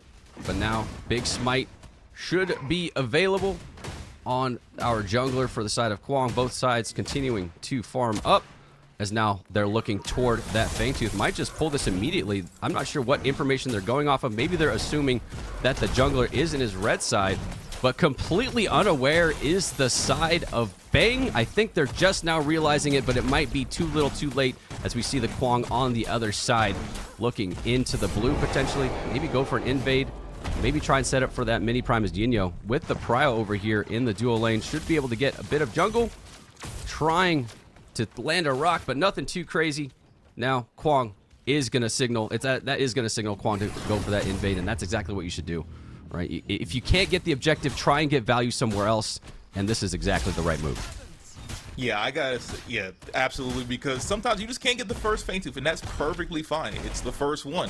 You don't need to throw or have a fit over it, but you gotta find pressure elsewhere. Taking away your opponent's blue side is a fantastic way to do that. Ape is doing a good job at just harassing the mid lane, but there is an actual fight in mid lane, as we already have the Muriel ultimate. They're trying to get Fox out the way, and he will officially be our first blood. But we might actually have a Kale to follow up with that as well, as he's harassed behind the tower line. Yeah, Kale eating a rock to the face there. The Muriel ult to help secure, or try and save the, or try and secure that Elim there. Does manage to get that first blood. So shout out to Supermeds for getting that one in this game. Now Blue, not sure if he smelled out the aggression. We got the rotate from Muriel at the same time. Dual lane. Currently, we've got the carry trying to survive over there, but playing it safe. You know, that's kind of the meta nowadays. Is it shifted away from it for a little bit, but now it's just right back to it. Support is pretty much perma-rotating from level 6 on, especially with that Muriel ult. The Aurora kind of has to be able to play elsewhere. You want to force that Muriel ult away from the dual lane, force that 1v1, and maybe see who's got the stronger aim assist. But now we've got Nightshade trying to get that next objective, the Orb Prime, and nowhere to be seen. He's late to the party. Ape not going to be able to get there, and that is another objective for Nightshade, and it's going to go on the Grux. He's going to blue to help him out in the off lane. You know, like I said, fighting a steel is like fighting a wall. You're just punching at it. Nothing's really happening, but you're getting hurt. So hopefully this blue buff, this Orb Prime buff, going to blue is going to help him out immensely, probably even dominate so that he can get big and start rotating as well. Like I said, people like Muriel and Okarum, they're roaming as well, which also can begs the need for a whole lot of wards on the maps, just to see where everybody's roaming and capitalize off of that. Yeah, vision so far controlled by the side of Nightshade. You see a lot of red wards, not so much blue wards. So I'd like to see a little bit more vision control from the side of Bang. A little bit better rotates here as Muriel's just kind of floating around. Ult not quite available, so I get it. At the same time, it's like, you know, trust your ADC to play a little bit safer. We need to get some value elsewhere, try and get some damage here. But off lane now in trouble as Yinyo is on the rotate. Has the behind angle onto Womba. The mini ramp has come out. Flash Force to be used. The ult to try and save his life. I don't think it's going to be enough. He is very much diveable. Yinyo is going to take out Womba. And with that mini prime should completely open up that side of the map. Kwong trying to get some value in the mid lane while this is happening. But that mini prime on the Grux, that's going to be at least a couple plates. Potentially the tower if it's not respected. Instead, Kwong looking for that invade. Might opt to go toward this dual lane, needs to get value elsewhere while this is going on. Yeah, a couple ults are down, especially for Yinyo, the Rampage. Blue is going to take his entire tower. 10 minutes in, I think a little bit of help needs to go towards Womba in the off lane. Again, this is a much newer team. He's not really feeling it, but he's feeling the burn right now of a really, really good Grux who has that blink augment. But it ain't that too. Looking at it now, it seems that Nightshade has a substantial gold lead over Bang, which is not. It's telling of a bad game in the future. They just need to start grinding and getting a gold up, not necessarily dying, but just a gold lead. Yeah, it's painful to see because now that entire side is opened up. Grux is going to be able to shove the wave, Steel very far behind. in the off lane. Can't really trade versus the Grux now that he's that far ahead. So it's going to open up the Kwang to getting invaded even more. The rotates from mid will inevitably come out, resulting in one-sided trades in the jungle, and this is a snowball. I don't know if you're seeing it just yet. Maybe you don't see it. Maybe you don't understand fully, but this is the snowball that has started. Yinyo now getting this side jungle as well. Just completely in control of the game, right? They've got both objectives. The next one is online. Kwang in that position where he pretty much has to try and go for this. He has to contest this. At least that's what he's feeling. He's got no prio in the right lane. The mid lane's pretty much the only playable lane, opting to go for the blue buff right now. But yeah, completely in control. And we see the Grux now jumping into the jungle, looking for that rotate over here. We've got the crowd size him onto Akarim. Immediately deleted. No chance to press his buttons. And now that is going to signal the next Fangtooth. Man, Bang completely in control. Yeah, Bang just they just got it. You know, it's one Nightshade. down. It's not Nightshade, even not too Bang. crazy. Woo. Yeah, it's Nightshade. You're fine, bro. Yeah, they're in complete control. They are roaming. They're together. They are making sure to help out Yinyo as he is full sending into their jungle. But Bang is gonna go. There's a black hole from Super Mez over, but they don't get the Fangtooth anyway. But the fight's gonna continue as Yinyo has been erased thanks to Bang AP Tanjiro. Mez is still in there dropping the big rocks, but he is really hurting right now. And so is Wombo. I didn't even see him in the match. As in deep is Blues trying to make something happen, get some plays, and what a pull from downtown as Ape is taken out by as Ape took out Blue as well. And while they did lose the Fangtooth, they did win the team fight, taking out 3-0. Right, this is okay. This is what they need in that moment. It's a 3-for-0 trade. At the same time, like, they lose the objective, at least they get a little bit of something back, get themselves completely online. I'm not sure if there was a shutdown there. Maybe we can get a quick tab on that with our observer. Appreciate you, man, doing all the good work that you do, just to verify. But yeah, great trades there. Needed that to stay in the game. Gold line still starting to widen. It's a 3K split at the moment. Currently leading the charge there is AP. He's continuing to farm, continuing to stay online. He's going to be a target going forward. You do not want to let that man farm. He starts chunking. The recent changes to Drongo as well. He hits extremely hard. Has to be respected. But now the next objective is going to be that mini prime that we're looking forward to in the next couple minutes. Blue continuing to be a force of nature in the off lane. And Yinyo in support here, starting the aggression. Ooh. Wall, nice block on that. Ape is matching the rotate. Steal, ult coming out. Yinyo trying to back up. Blue realizing the situation is he's in, backs up at the same time. Nothing else to come from this. I think the Muriel ult not quite available, so that is going to be the end of that. Ape trying to push into that aggression in the jungle, but nothing more can come of this. But we do have the Belka on the rotate. Yeah, I think this off-lane fight is going to be one to really tell the tale of the match as a whole. As Womba is just erased, he is melted, he is gone. As they're trying to expand on his off-lane push, Bape nearly getting pulled from Blue right there. But Yinyo's fighting him by himself. He's ready to throw hands. Bape is in there, but over downtown is Super Mez with the rock. Holy, that's a shot from downtown right there, as changing the whole entire fight. As they go 1-for-1, but the whole team is starting to rotate as well. There's the Cryos and the ultimates. Everyone trying to back up as this off-play push, but here comes the Muriel Okaru at the right time with the black hole. Blue is in there fighting for his life. He's ready to throw hands, but Super Mez, he's really low too. Okaru is trying to do his best to being the good support that he is and get out of this fight. No one dies in this fight right here, but it is a statement, and then Nightshade is really trying to stamp their mark on this battlefield right now. It's a great Muriel ult to save your jungler. That's exactly what you want to do. That's exactly what he needed to do.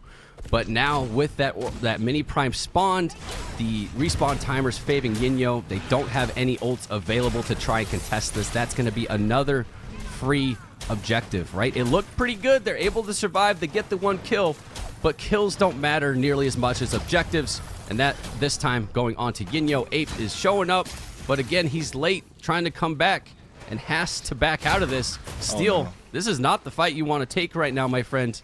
Just go back to your lane, farm up, save your anger for another day.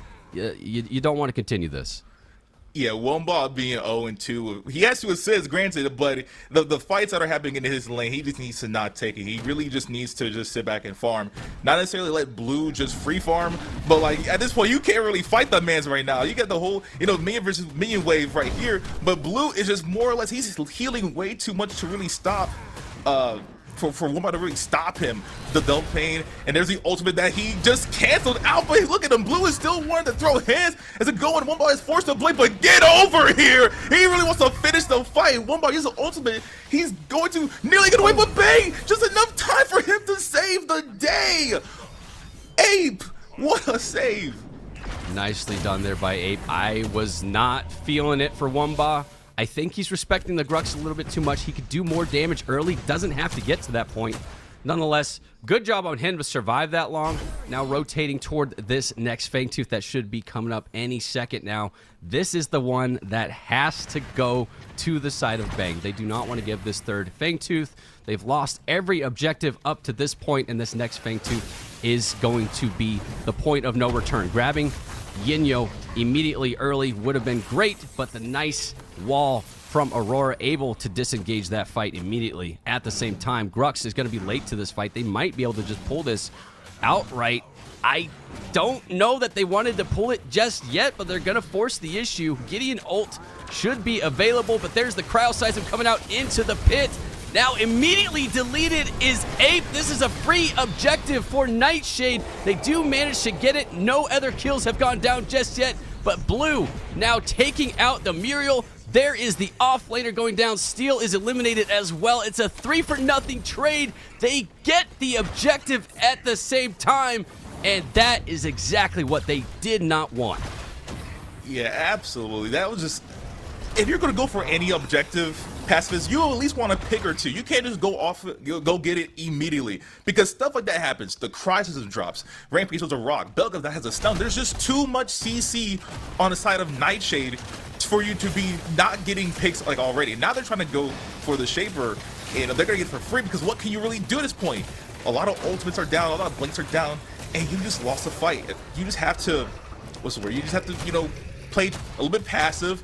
Get the tower down on the left side. That needs to go down. Actually, all the first towers need to go down. They have all their T1 towers up. They're just not in a fight to. They're not in the place to really go for objective right now, unless there's picks on the board, which there just wasn't. Right. It wasn't the time in that moment, and I can see why they might have thought it was the time. Right. It's a 4v5. The Grux was late to the fight, but even though they have the team fight comp, it's still a 50-50 on the objective. There's no reason to do that in that moment. It's unfortunate. I understand the desire to go for it, but it just wasn't it. Just wasn't it. You have to respect the ability in these matches, right? If that's a ranked match, you go for it. But a custom, you can't. Now it's these people. Now these players. Exactly. This caliber of players is they're gonna stat check it. They're gonna communicate. They're gonna be ready for it. Now all of the momentum on the side of Nightshade. Again, they've got every single objective. That's too many primes. That's 3 Fang Teeth and the big prime next to spawn. They've also got a Shaper on the board. So lots of gold. I imagine the gold difference has increased dramatically. And I'm not sure that Bang understands. It's a 7K gold difference right now. I checked it when our observer put it up. It's 7,000 is the difference between Bang and Nightshade. And when you're that far down, that's like 2 items, 2 or 3.5 items. Just a difference between level, a difference between one item and another, a Vanquisher or a Scatter Shot or whatever like that. Rebirth, maybe. I don't know. Guy agrees. Anything like that. That could turn the tide. That could make a huge difference in these team fights, which it just has been. Speaking of team fights, we look at the middle. Super Mez, Ape, Bang. They're just trying to regroup and not really fight anything right now because they know that they don't have the advantage. But look at Womba. He's caught out there. Yeah, and this is the part I'm worried about the most. This is the part where you're kind of seeing the effects, the team slowly falling apart. They're a newer team, maybe not quite as coordinated or on the same page going forward. Ape now feeling the pressure of his jungle is opened up on all sides, so he's falling further and further behind. He's 2-1 on the board. He's doing decent as far as the KDA standpoint stands, but it's these next objective team fights, right? It's It's not going to go in their favor unless they can get a pick ahead of time. They need to have that one-sided engagement in order to try and turn the tides of this game. It's 6-6, but again, we've said it. They've gotten all the objectives. They need something to be given from Nightshade, and Nightshade playing pretty well right now. Yeah, now, Pastor, this is not a KDA-based game. Just because you're, 11-0 doesn't mean you're going to win the match. It takes one fight to really turn the tides. It's not over for Bang. They just need to find a pick. They need to find a way to regroup, get some gold, like hitting the ceilings right there. Some way to really crawl their way back into this game. And it has to happen slowly, not forcefully. Just over time, when OBJ comes up, look for a pick. Like right now, Okra is just roaming through their jungle, warding. Oh my goodness, yes, we need to ask about this. We need more wards, but even in our jungle right here, the crisis is down. Kale drops a rock, and there's one ball with the steel. Oh, mirror. Oh, there's a big old shebang in that jungle right there. But Blue is still up. He's ready to fight as always. As rocks are being thrown, shots are being landed, silences are being handled out, and people one by one are being removed from the playing field. The chicken coming down with the blazer beam, but the damage is done. Nightshade takes out 3 members to 0 for them as they set up for this Orb Prime play. It's painful to watch because honestly, it looked pretty good from the side of Bang, right? The Muriel ult coming out, being able to save him, but Kwang again getting immediately deleted. Clearly the focus. Kwang's a lot more squishy right now. It's very hard for him to stay up. Not as much in the mainstream of jungles, right? A lot of Rampage, a lot of Ure, people that are able to get out, but Kwang, he's kind of an all or nothing type character, and he's got no armor. He's purely HP, so easy to delete, unfortunately. And again, there's another objective, right? This time it's the big prime. Then we've got the next Fangtooth coming up. It's like this slow moving train that has been building up speed this entire game, and now it's moving, right? You can't really stop it at this point. Yeah, you either gotta get off or you gotta derail the train as a whole. But I'm not sure if there's anything that's gonna derail this train.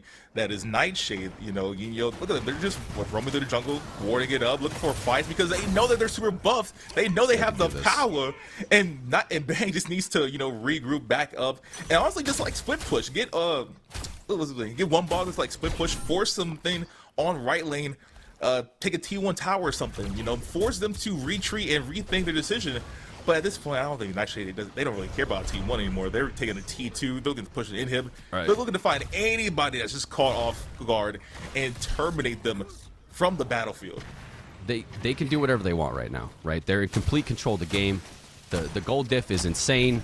The towers are continuing to drop. There's no pressure anywhere. I think you were completely right, Wumba. At this point, just keep pushing that right lane, right? Force the issue. Force someone to rotate into you. Because now, look, that lane is pushing on right yet again. So eventually, that is going to push into Bang. Nightshade doesn't have to touch it. They can stay here.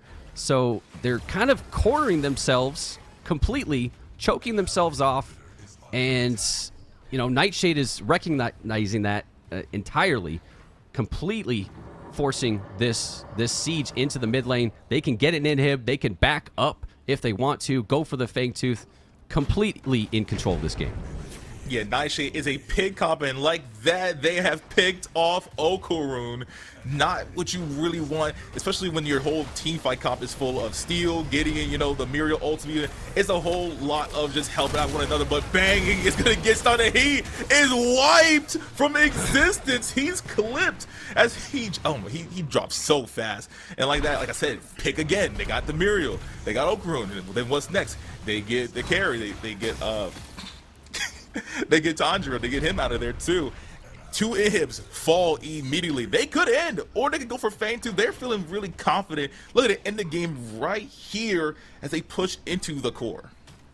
Yeah, they could end it if they want to. It's more or less, do they want to stat check it? Do they have the ults available? And there are a couple ults available to try and end this game. Looks like they're going to do just yet that as the mini ramp has come out, the Steel ult being used, the wall off is going to be extremely good. Meds completely out of the fight, and oh my gosh, it is a completely I said complete a lot there. One-sided ending on the side of Nightshade.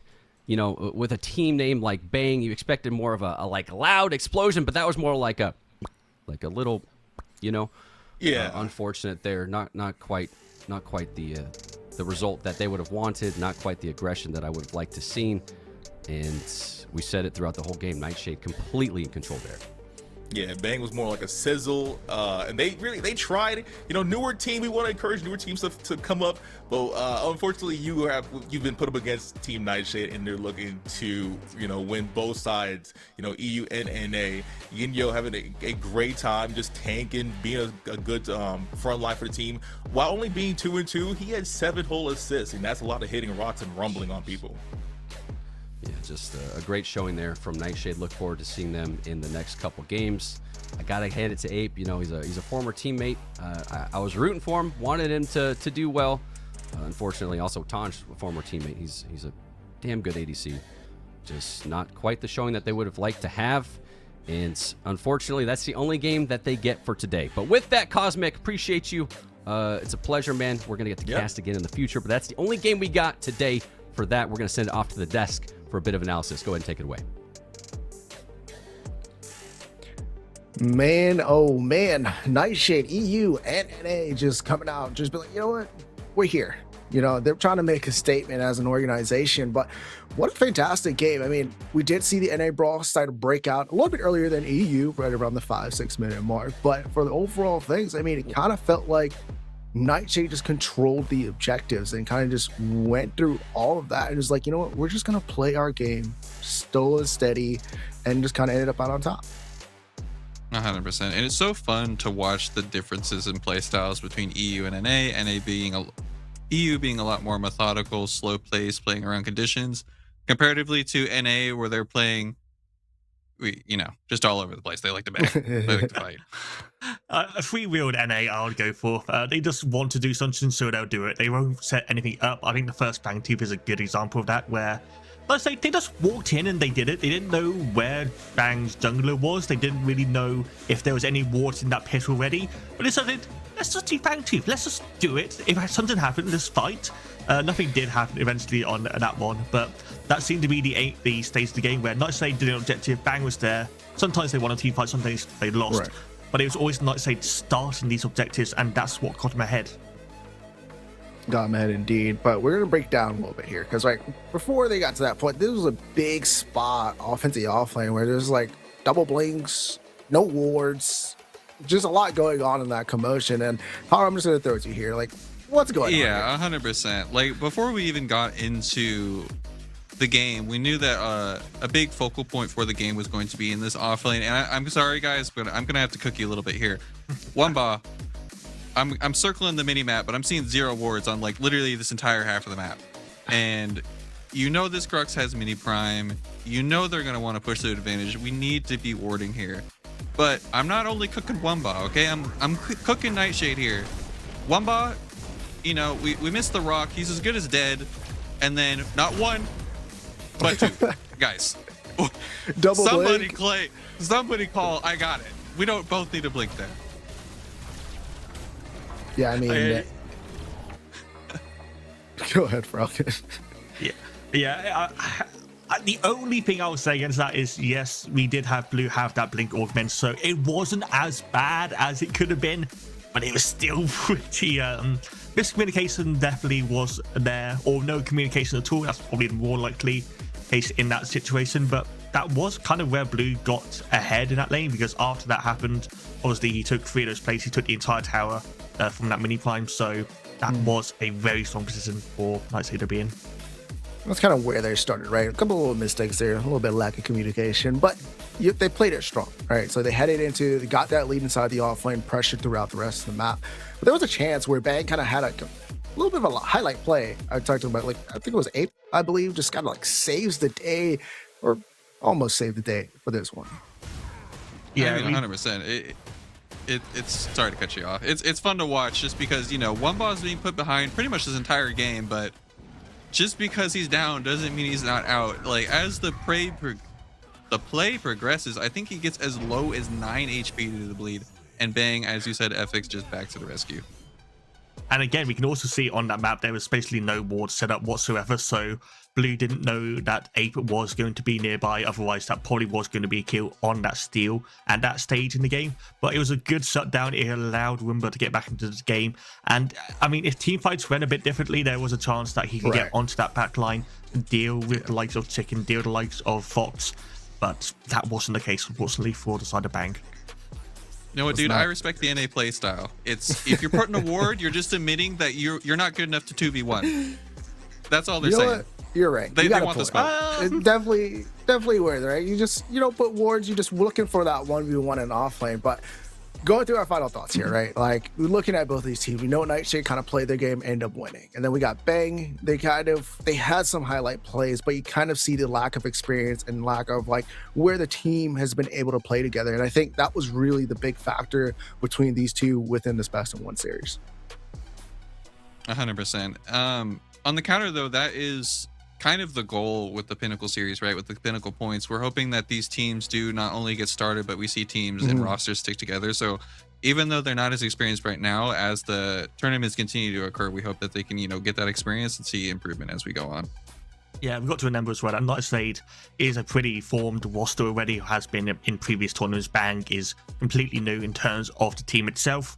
So they were the underdogs going into this match, and they were not. There could have been a chance they won, but it was expected that Nightshade probably was going to take this match into best of one overall. So I don't think Bang can look at this performance and think that it has gone horribly, because there was a chance for them to come back into this game multiple times. It's just a question of let's clean up the macro, let's clean up the objective fights, and from there, I think they can be a decent team here. Oh, 100%. If you keep trying, you'll always get there. But we're going to take a little segment here to break down the bracket for you guys there on the viewership. Have not been able to see all the games. This is kind of what's been going on in the NA bracket A side, right? We just saw onto the side of Nightshade versus Bang, they're able to move on. But Mach 10, like we've talked about before, ended up pushing themselves through. But the big and craziest thing here is F8 drops down to the loser bracket, and SSJ has a chance to keep pushing themselves on, and that is the biggest storyline I could see so far. Yeah, F8, I heard that there was a little bit of a miscommunication as to why they dropped down.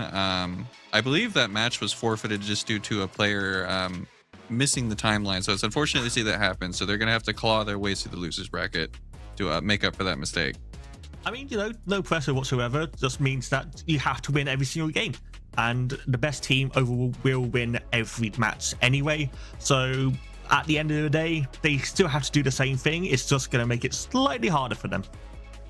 Just a little bit harder, but we know F8. They're the prior champions. They take a little small L early on, but they're definitely not going to take another L. They're looking to push themselves on into the top 8, but we'll see how that one progresses. But before we take a short break, we've talked to you guys about this just a little bit in the beginning, but we still have our Victorious Esports bundles out there. You guys always ask us, how do we support you other than watching the streams, shouting out our Twitter posts? This is the main way. This is how we're able to put on these tournaments. And I mean, look at them. There's six skins. Words are hard right now with both S's, but these skins are amazing, and I love every single one of them. Steve is a professional. Even though he's missing the S's, he is not missing the shilling for these skins. He is a professional. Pick up these skins, guys. They are super sick. These isn't going to be the only bundle, so as the tournaments go on, there's going to be more and more skins added to this line. So if you want a little bit of exclusivity now, like you're a supporter early on, go ahead and pick those up. Yeah, we've got to remember as well, there's different bundles for different roles as well. If you're a carry player, there's a carry bundle. If you're an off-lane player, there's an off-lane bundle. Have a look at them, individual skins as well. So any sort of funding you can do to buy a nice skin and also help us out is so immensely helpful for us. It means that we can continue doing this. The players can continue putting on a show in those matches, and we get more PCCs in the future.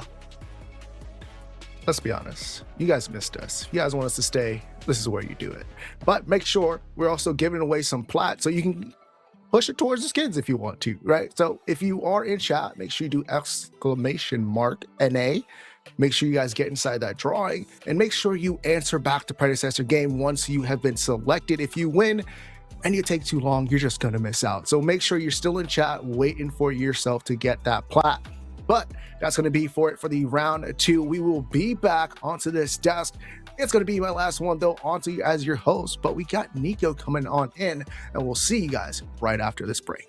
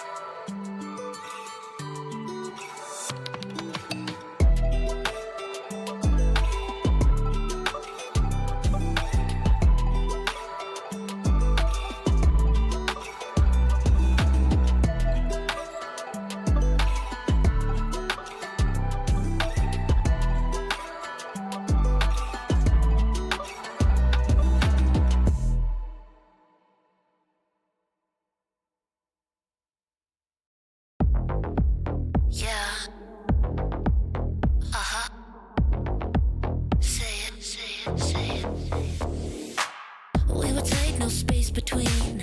Same side, same enemy. Got down, no fear in me.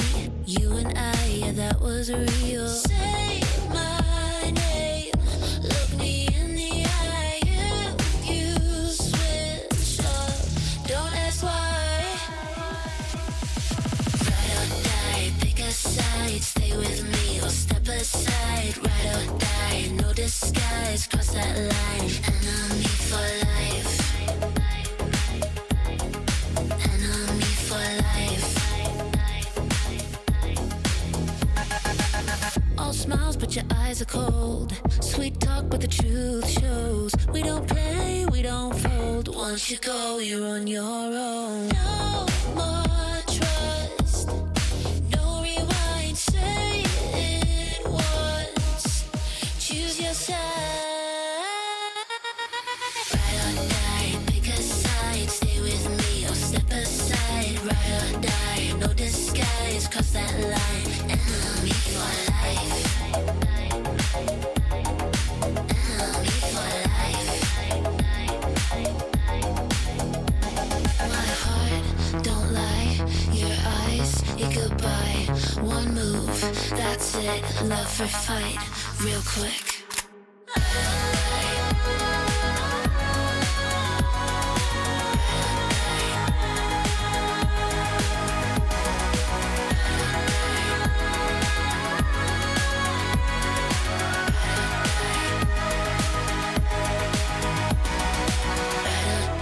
Pick a side. Say it loud, say it right. Ride or die, no disguise. Cross that line, enemy for life. Enemy for life. Enemy for life. Ride or die.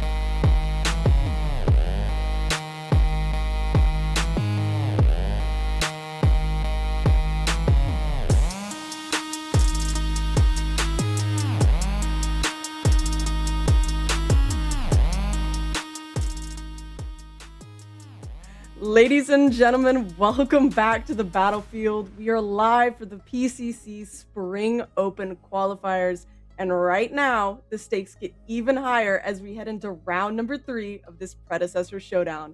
We have Sons of Tekken versus the Professors in a best of 3, and this is game 1. I'm your host, Bleb, and I have joining me the phenomenal Haru and the most exceptional Tang. How are we doing, boys? I'm doing great. I've been in the middle still. I think I'm going to be here all day, guys, so I hope you don't get sick of me.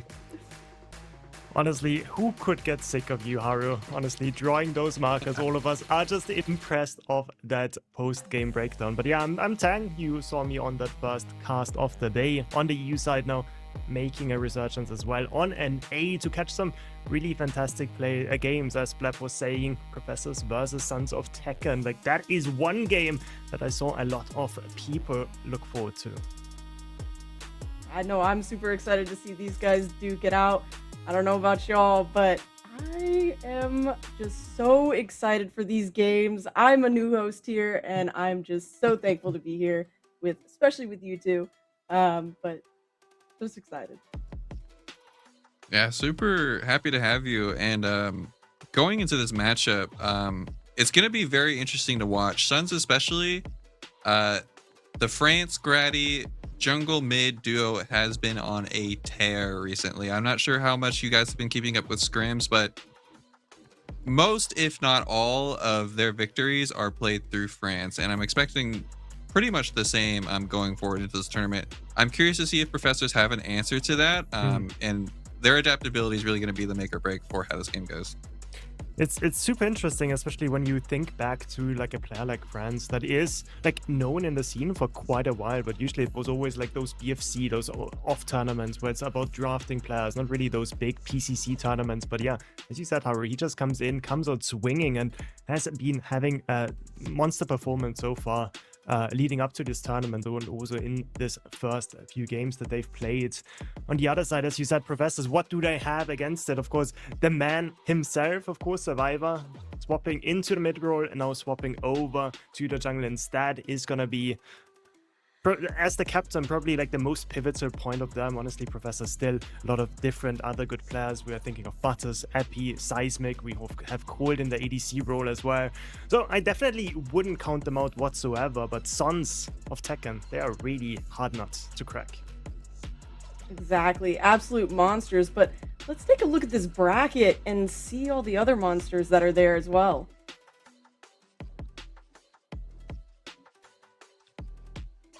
We are looking through it. There are bangers coming up. We're going to be seeing Suns versus Prof, but ATR and Stay With Me, that is one I'm looking forward to. The Wangler versus Pinzo, lovers to enemies. We actually have 2 of those because Crazy Fool and Survivor also broke up. It is just mayhem madness going on. Ooh, who needs Love Island when we have PCC Spring coming around instead? Yeah, we did see it in the... Yeah, at the very first video of the day that we saw Pinzo call out the rest of the competition, and of course Wangle do the same. We have all the story beats with sort of the rivalry between Gretzi and the rest of the Professors. So yeah, as you said, Haru, this is some really quality games, but also high quality in terms of drama as well coming into this. Yeah, exactly. And this team matchup, after looking at that bracket, these 2 teams are gonna go absolutely crazy. And I'm not just saying that because Crazy Fool's on one of them, but I will say there is a bit of beef between the 2 teams as well. Yeah, there has a myriad of banter going on, so to speak, between a lot of the teams in NA, and Suns are definitely not shy to that. France especially, he's young blood, but his mouth has been running. He might not admit it, but his mouth has been running, so we'll see if he can put his actions to his words. I mean, definitely this is the best way to see it anyways, is on the Sanctuary when we get in the game. But yeah, honestly, having the confidence to talk big is already a plus, but now you have to back it up with some gameplay as well. On the opposite side, Epi as well has been a long-standing member of the community, but some people also yeah, not too happy with him being here, I suppose, with some of the drama regarding him disembarking some of his previous teams as well. So definitely gonna be a very interesting game to watch. Yeah, exactly. I'm just excited to see some support play from Seismic, but also against Crazy Fool. I don't know who's the better support there. It's a hard question just because of the way that each of them play. Crazy Fool typically likes to play a lot more 4-lane comparatively to Seismic, who is pretty much, hey, I'm level 2, I'm out of here. So it's gonna be interesting. I'm not sure if they're gonna draft for that, picking up something like the Mako or another strategy of denying mages and putting Seismic on something like the Argus just to keep France off picks like that. Seismic on high mobility champions, like as you said, Mako, or even like something like an Aurora is gonna be a nightmare to deal with. I'm thinking back of the days where he was still chained to the mid lane, but even then we had him roam all across the map on the Gideon, just permanently. Like as the offlaner, you're like, can I finally step up? No, of course, the Seismic is still there, and on the support role, as you said, completely unchanged, just able to roam the map from the level 2, and with Cold as his ADC, just doesn't need to worry too much about him falling behind, because he has been the staple, or like a rock for whatever team he played for, right? Cold has been through a lot of roster iterations, but he's always been one of the top performers, regardless of where he was standing. Right. Let's take a look at this draft really quick, and let's see what characters we're gonna see from these two teams. Yeah, I'm curious to see how professors approach this. In the previous scrims that teams have been playing against Suns, they have been targeting France really hard, banning out pretty much all of the meta mages in NA, being the Gideon, the Argus, the Neon, of course. So I'm curious to see if they're going to continue with that trend or if they're going to try and shake it up. I'm seeing that Suns are going to be banning Seismic off of the Mako. That does not surprise me. As Fang has been saying, the dude is unchanged. He is just running around the map as a second jungler, pretty much. Yeah, and as you said, on the other side, we are gonna see this Gideon ban come in as well. Make sure that France is not on one of his comfort picks, but honestly, with a champ pool as deep as that, it's a hard task. But yeah, Gideon definitely seems to be the top pick for the mid lane for the NA side. Second ban is also gonna be on the Aurora, so Seismic is not gonna have fun running across the map. It's gonna be a slow boy, Mako down, Aurora down. Now it's down to this next ban for professors. I'm kind of wondering with that Gideon if they're going to go for Neon, and I stand corrected. They're getting rid of both Neon and Gideon, which I'm kind of surprised about. We are just doing the handshake. Suns are saying, Seismic, you don't get to have fun. Professors are saying, France, you don't get to have fun. The Argus is still up, but they go for the Morigesh. They saw the EU games. They saw Shin just running everyone down. They're like, maybe it's kind of broken. We're going to first pick it. I mean, Morigesh is pretty strong. Once she gets the setup, the answer immediately, though, is the Rampage. We did see it get banned in most of our games leading up to this so far, but with the heavy priority on those respective mid and support lanes, like this leaves open the Rampage. This also leaves open the Argus now being picked up for Epi there in the mid lane. So already having those 2 stuns already off the get-go, that leads us into a composition that can go, honestly, any way they want. Yeah, I'm so excited to see this Argus pick, because sometimes he has been banned, but dude, this man is like Pac-Man, waka waka waka waka with that particle shredder, dude. I'm so glad he's in the game. I love seeing him be played. And I'm kind of surprised about this TB pick. I was kind of hoping to see maybe a Kira or a Skylar, but I wasn't expecting a TB. Absolutely. It's understandable. It's not something that EU has been playing a lot, which to me is a surprise. It actually also did just get recently buffed with this most recent balance patch. Jay has been liking it a lot, especially in games where he's being left alone in lane a lot. It lets him not only clear the way pretty safely, but it is also just a strong 1v1 threat just with the ultimate out of blast. Yeah, and it's also really safe to farm with, right? So like if you already come in with the idea of letting this Muriel just be wherever he wants to be, and at the same time you have the Reverse of Fortune ready, then having a long range ADC like the Twin Blast just makes sense. On the other side, Morn being picked up for Professors, like we're talking about low mobility. Morn with the Spider augment, of course, can have the same impact as something like the Aurora, of course, so that is most likely going to be into the pockets of Seismic. Next round of bans come in, Yin being banned away, as is the Greystone, so we're really focusing this off-lane pool next. Yeah, I love that Morn pick. I love Muriel. I love her new kit, especially with her ult and putting down a consecrated ground every time she ults. I think it's very, very nice. That Morn pick though, I love CNM. People have been building AP Morn consistently to do some extra damage depending on the ult augment that he goes. We also have a Murdoch pick, and I feel like Murdoch and Morn are such a good combo in lane, especially with all those traps plus the Morn mez. Just makes for a deadly combo. They are absolutely a strong lane combo. The Rena being picked up, I was just about to comment on this just because I was curious on where the Morigesh was going. France isn't one that's been playing it a ton, so I was half expecting the Morigesh to go off lane, which is what we are seeing here, the Rena being picked up for France. I was half hoping the Grimithy to be picked up, but with the Argus being on the other side of the draft, it is a bit of a counter matchup, making it a bit difficult to play. Yeah, after those nerfs to Morigesh, a lot of people have stopped playing it in the off lane, but of course here it's still gonna be played. Tekken is known for playing off-meta stuff, I suppose, and this time it's not gonna be anything different. Morigesh in the off-lane Chimera is gonna be this aggressive jungler that just wants to utilize those strong pushing lanes of the Morigesh, of this Rena if possible as well, to invade, to get those leads in the jungle, to make sure to make this game as easy as possible. Versus has a big task ahead of them as well. Have one last pick. What do they wanna pick into the Morigesh? They are aware of where it's gonna go. Now the big question mark is, do they have something prepared against this Tekken pick? And they finish out with a Terra. That is super interesting. Going in with the Kai and the Morigesh, I'm kind of wondering if we're gonna see that Terra fall behind in lane because of that Morigesh poke, or we're gonna see the opposite. It's going to be an interesting draft to play out. I see what Suns are going for with the Muriel, with the combination of the Chimera and the Morigesh. Whoever the Muriel is choosing to use the Reversal of Fortune on is just going to be unkillable God King for the first, or for the next 5 seconds, essentially.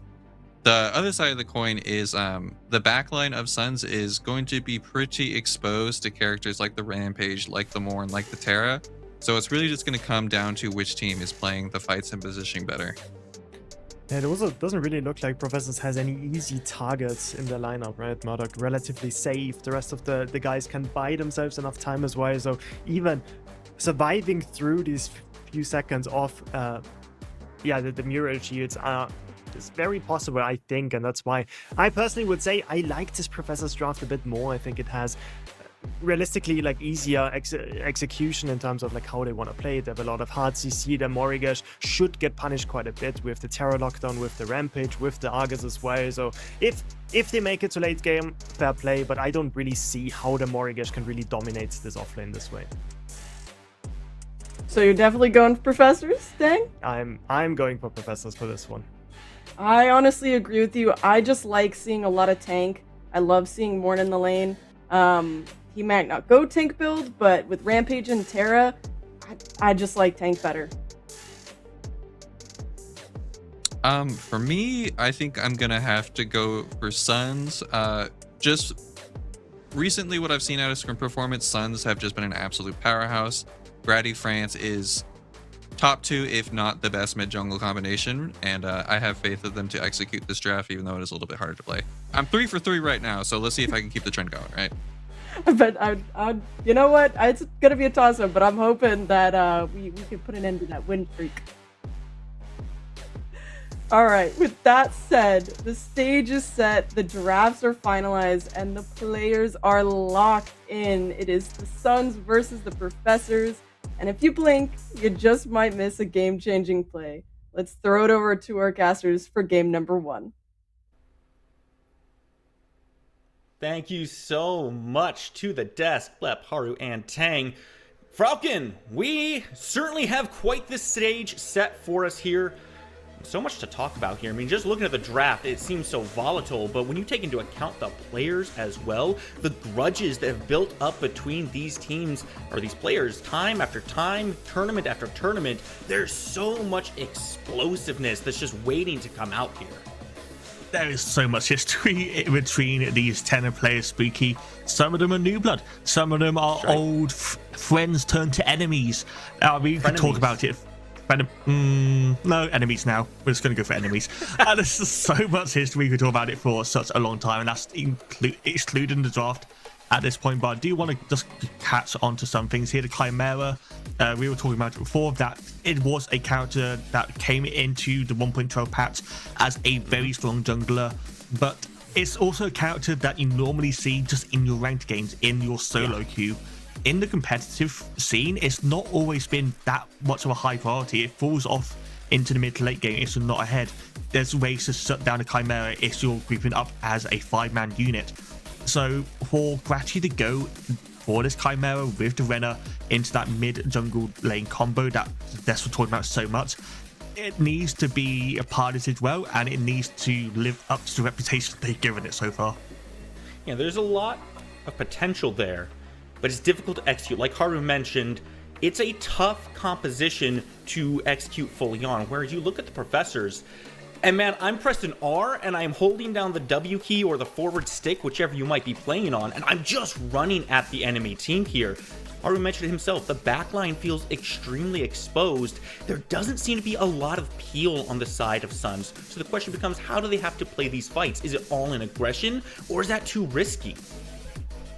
I don't really know. I don't think they want a team fight. I would prefer them to go for the skirmishes, go for the 2v2s, the 3v3s, try and maybe have Tekken in the side lanes to make sure that the small guest is just going to not be able to be stopped by the likes of Butters, because then that becomes an issue for the side Professors in terms of the macro. There's a lot of questions I have in terms of Sun's draft, Spooky. I hope a lot of it's answered within the first 10 minutes, because if it isn't, then we got an issue. Well, we've already got a lot of posturing happening here, but I've also got my eyes over on this off lane as well. This Morgash going up against the Terra feels like a very volatile lane, right? Typically, Morgash can poke out the melee characters, get a little bit of pressure over there, be quite a nuisance. But it's Butters against Tekken Kid. Two guys that have spent a lot of time in this game together, learning from each other. Butters, kind of the protege from Tekken, now going up against his mentor, and it feels like a lopsided matchup in more than one way. Definitely in this early game, Tekken Kid has the range advantage, has the ability to bully out the Terror, like you just seen right there with the Mark. But as the game goes later, Butters gets the ultimate on Terror, there is a chance for them to run down this Morgus. But at least in the early game, the job of Butters is just to survive, get that first 2 items, and have Survivor maybe help in the offlane. So the question then becomes, where does Grady get active, right? Because you got some pressure over there. Do you try to focus out Butters a little bit, put him behind, and get your Morgesh ahead? Or do you think it's better to look towards this mid lane, or even the dual lane, where you have maybe a little bit less mobility on these heroes and a little bit squishier stats to deal with? What we know is that Gratty loves to gank France, so I would be looking towards the mid lane from both junglers. Honestly, I think there's going to be a lot of 2v2s in this area just as a offense and defensive strategy. And when we look at the offlane, Morgus is definitely a gankable target if they want to go that way, but then you leave an opening for the Fangtooth, because Chimera can take it very quickly, and you have that Muriel Trim Blast, which is going to have the priority in the lane against the Murdoch and Morn. We have got that melee range support matchup, so the lanes are going to be very hard for Professors to deal with in this early game, which is why one of my questions for Sun is, are you going to be able to use these lane priors to your advantage? And that is going to be needed to be yes. Survivor coming in hot, does find the boulder. There's not quite enough follow-up to find the kill. Crazy Fool taken very low.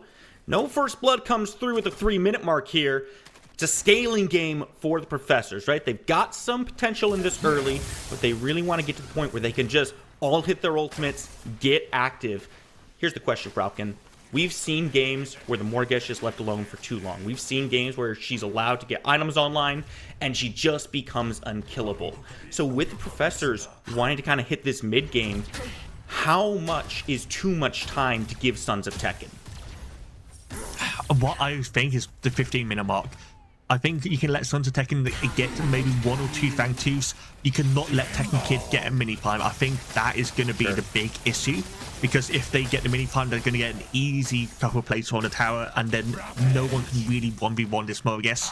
And at that point in time, Professors are going to be in a lot of trouble.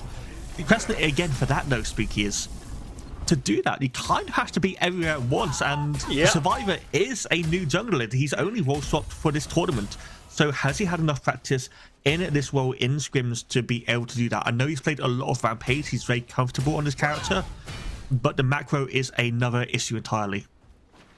Yeah, there's one thing for being a multi-role wonder, but being able to just execute in one position extremely effectively, that's a whole other beast as well.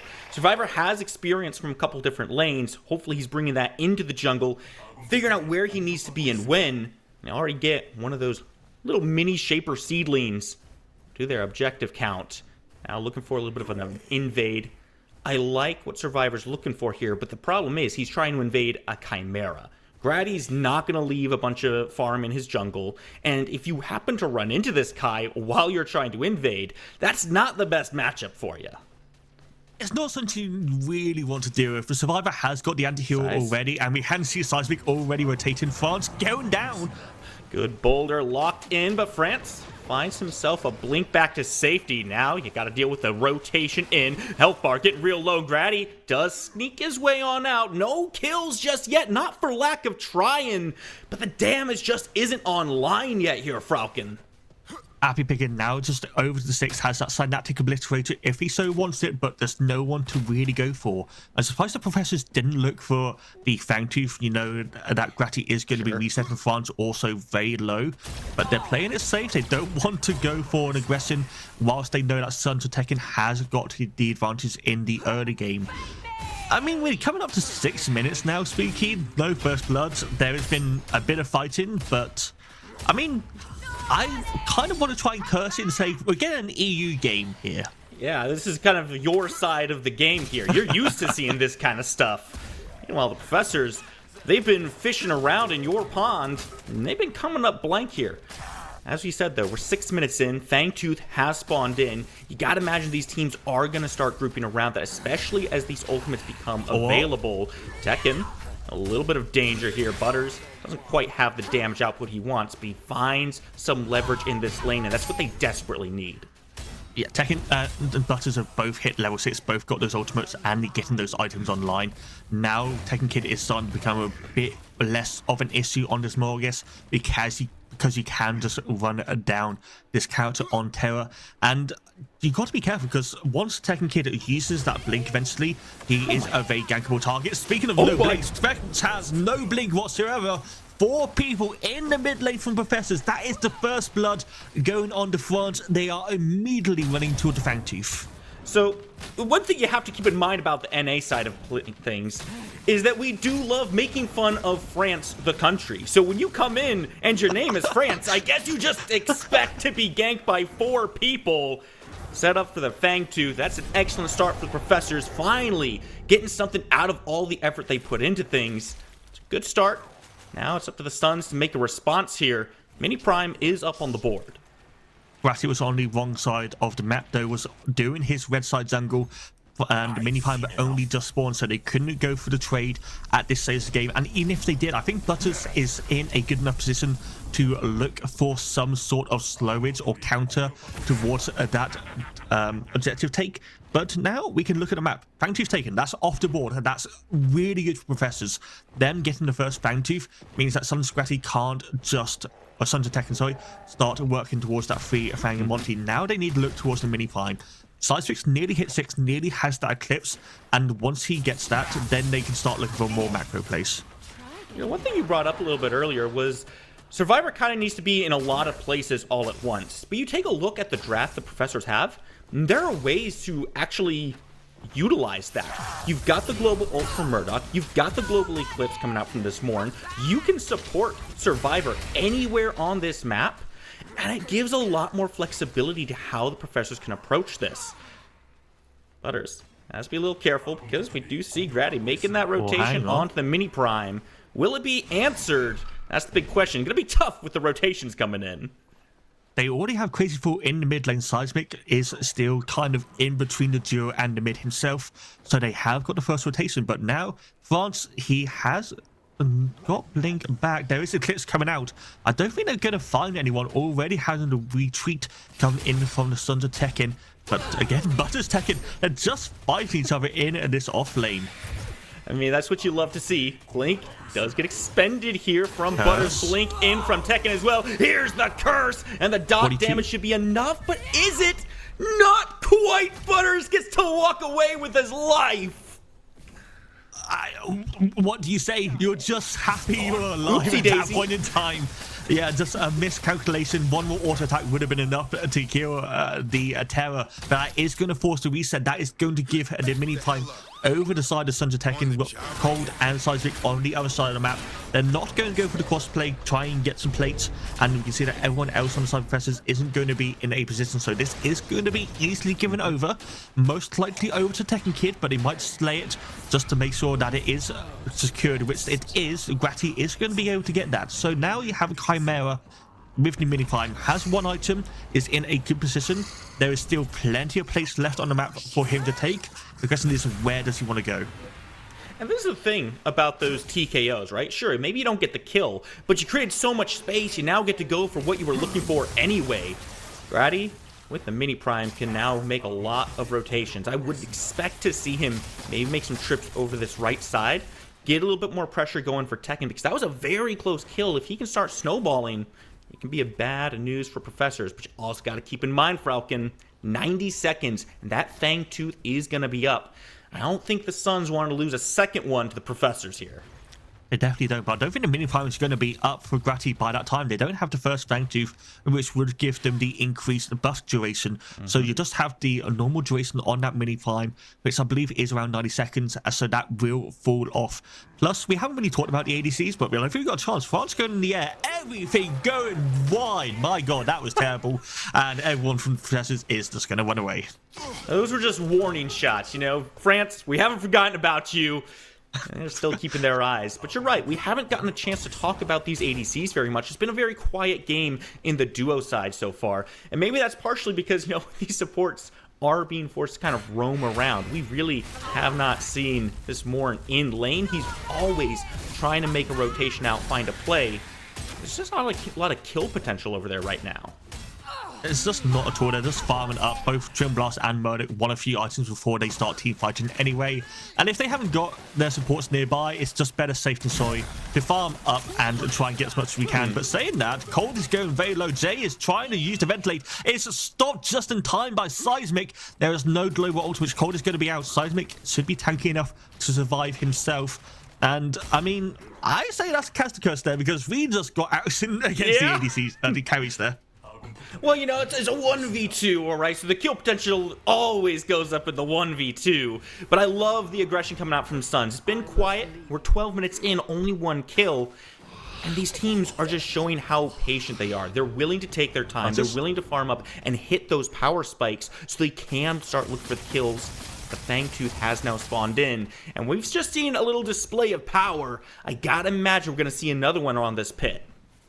There has to be. Now we got a 4-man grouping up from the side of Professors. We have Butters also in the mid lane, so good rotation after the proxy. They are going to catch Crazy Fool for a little bit, but the blink is going to be used to escape. This should be enough priority in the pit to just secure it. So Happy Picker and Cold have more than enough damage to take this quickly. Gratty is nearby, looking, but isn't going to go for it. Second Fang Tooth secured by the Professors to send themselves up nicely for the 17 to 20 minute mark. Third Fang Tooth into All Prime. Sons of Tekken, they need to do something soon. They've got to do something. They've been willing to buy their time, but the window does start to close. Like we mentioned before, this is a very aggressive team comp from the Professors. Survivor actually making a rotation over to the duo lane. Gonna add a little bit of extra pressure. I have to see if Grady can do anything to interrupt that over there. Ratty's rotating. He's trying to get there as soon as he can. Seismic down very low already. Is going to use the ambush. Cole missing from Cole. Jay is trying to use to ventilate. Girls take down Seismic. They're only taking down one though. They should be able to still secure this, defend this tower.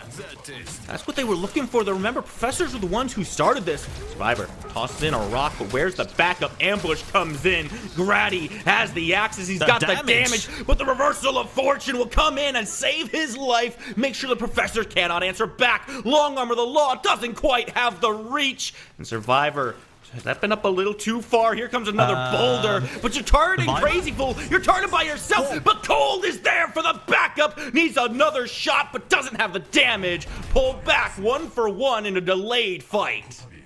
We thought that was over, but the 2v3 from Cold and from Survivor was more than enough. No mana on either Crazy Fool or Jay meant that they weren't able to support Ratty at all. And whilst that was all happening, SDS Butters, he took down the tower in the solo side, something we didn't expect. I assume that Tekken would take the tower down first. Now he is having to run away, but with the apocalypse happening around him, it's going to be able to reset. And Seismic is over here as well. Should be able to defend this tower if he so wishes. We also have Survivor nearby as well. And I mean, it's only 2-1 in terms of kills, Spooky, at this stage of the game. But the action on this map has just been immense. Yeah, I gotta say, Butters is a better man than me. I am never holding lane against a Morgesh, certainly not for this long. And with no help either. Like you said, there's only 3 kills on the board. Everything's been very objective focused. Now with the apocalypse happening, or happened, I should say. Tekken. Everything's gonna get a little bit more active. Whoa. Eclipse comes through, good blink from Tekken, but can you get away? No, the Beguile comes in, pulls through, and now you're in a terrible spot, but Tekken does have a way through this one. Backup coming in, Grady over the top. Everyone recognizes we can't keep this one going. Pull back. Let's get ready for our next objective. I mean, let's go take a second. What was Seismic's movement speed there? I know he has the augment to increase his movement speed, but that is so stupid, and that's just going to get worse and worse the later the game goes. He only has rank 1 in the ultimate ventilate once again happening onto Cold. Jay going so aggressive, walking into minions, actually going pretty even in terms of the trade. And we're just going back to that. Yes, Tekken Kid survived, but that's kind of how Morgesh is going to have to deal with these team fights going forward, because you're going to have this Morn Ward running onto you. You're going to have the backup coming in from Survivor on this rampage. And just take a second, look at what Seismic's bought. He's bought Spectral Somatics, which means that he's just going to do damage. This Morn isn't tanky, but this Morn is going to hurt. And sometimes that's really all you need, because you've got a good front line with the Rampage, with the Terror. They can soak up the damage for you and allow Seismic on this Morn to do the work he wants to do. Now everyone grouping up once more around this mini prime. You see both teams kind of vying for it, but with the Eclipse on cooldown for the time being, there's not a lot of go potential for the Professors. So they wisely just show up, create the space, pull back. You gotta keep your eyes on Tekken though. He feels like such a big target here. He's a massive target. We just look at what's available right now. Everyone has blinks on this side of the map. Mini prime taken so quickly, they can't allow this to be taken because Fang 2's coming up in 30 seconds. Grady jumps right on in, but there's a lot of damage being sent back. Already, though, we've lost Epi. There's no more Argus damage here. And Survivor 1v4ing, trying to be the beast that he is, and he's doing a hell of a lot of work on it. Crazy Fool goes down, and Survivor is still swinging for all he's worth. But France reminds you, I've got a triple kill, and let's go for a little bit more. Grady jumps in, but Butters finds a way on out. Cold, I don't think you want to route this way. There's a lot of damage waiting for you. He wisely takes a step back. Francis has a vendetta against Professors. They remember what happened earlier on that first blood. Now he's the one jumping in on their team. That ultimate was such a disrespect and did so much damage to Professors. Now Fangtooth has spawned. France, Jay are both on it. Gratty's here as well. This should be easily taken before anyone Professors is here, and especially before the Survivor is here, but there is going to be another team fight. Butters, first one in. France immediately looks towards that back line, tries to push them away. Grady goes ahead and secures, but can they get themselves out clean? Appy takes down Tekken, and Butters is still walking forward. Look at Seismic, he's got a flank. Does he have the Eclipse? It's available, but we're not getting too much distance. Cold Skis finds a kill onto Grady, returns one back, but they don't find a lot of what they were looking for. We're back to NA. Let's go in team fight. Now the Fang 2 has been taken from Sun. Woo! Sun's Tekken did get the Fang 2, so they are going to stop Professors from getting those 3 stacked Monty. But the Saber is going to fall down here. This is going to give them a lot of lane prio with the Orb Prime spawning in 1 minute 30. I don't expect that Orb Prime to be taken on cooldown. I think that both teams are too close in terms of power for that to happen. But this is going to give Professors a bit of time in terms of macro to play how they want to set up that Orb Prime pit and potentially look for a pick. I'll be honest with you, Falcon. I don't even know what a Monty is. I don't bowl. I'm assuming that's some British sports thing. But like you said, it is a crucial Fangtooth to take away from the Professors. Prevent that 8% damage in armor. Get themselves started. But now, the next fight's going to be around a Primal Fangtooth. That thing does a lot more damage. What went wrong, though, for the Professors around the Mini Prime? Was it really just France finding the way in? Because Professors feel like they have such a good fight, but they didn't execute on really anything there.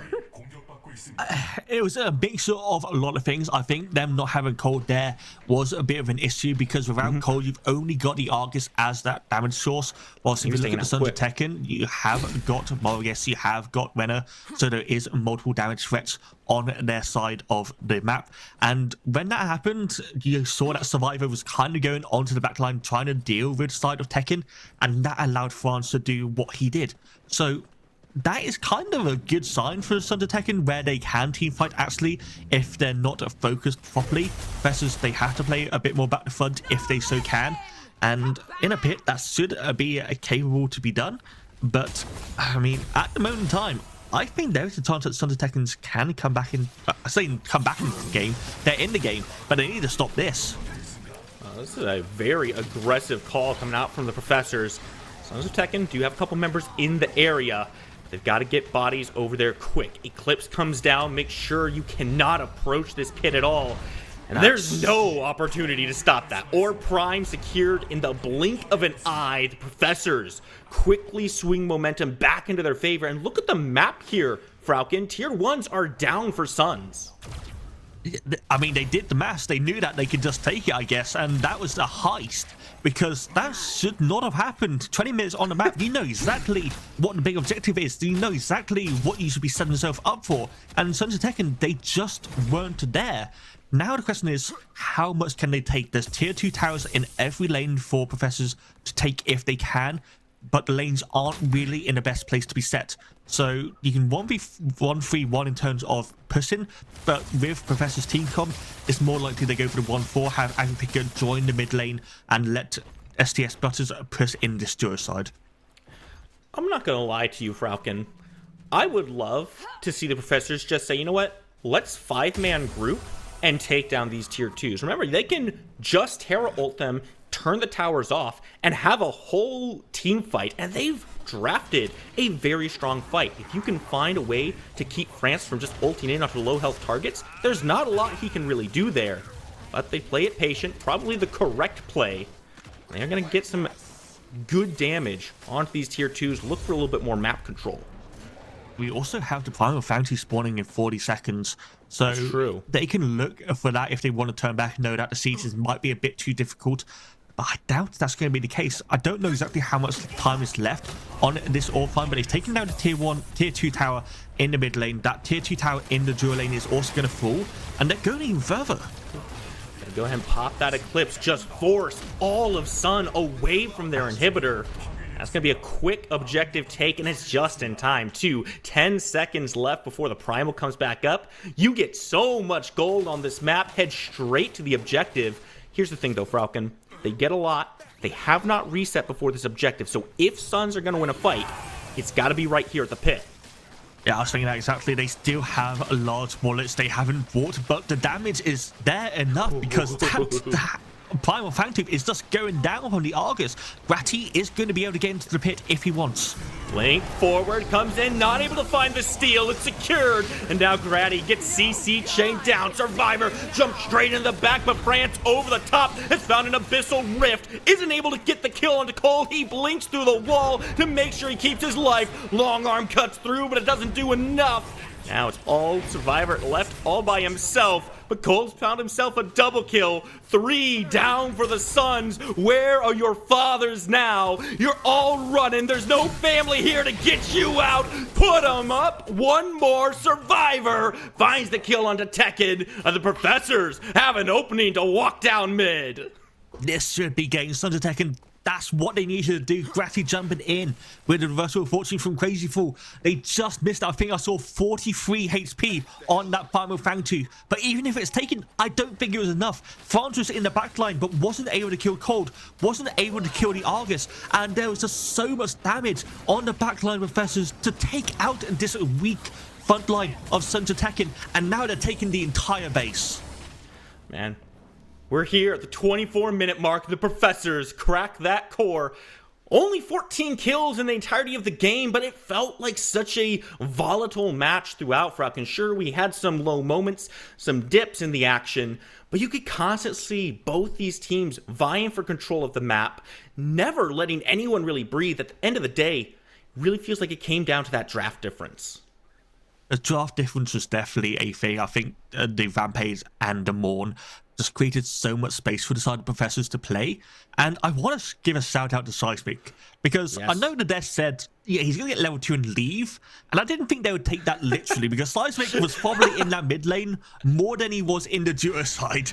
And that just created so much space for the Professors to play around, for Appy to play around. It meant that a Tekken Kid can't always go aggressive because he didn't know where the Morn was. And from that macro play, they got the first 2 Fangtooths, they got a mini farm. Sons of Tekken came in a bit later on, did get that one team fight victory. But once they grew up as 5, it was just a case of the draft diff and the front line from Professors carrying them forward. Yeah, I really could not agree with you more on that one. Frankly, shout out to Cole too.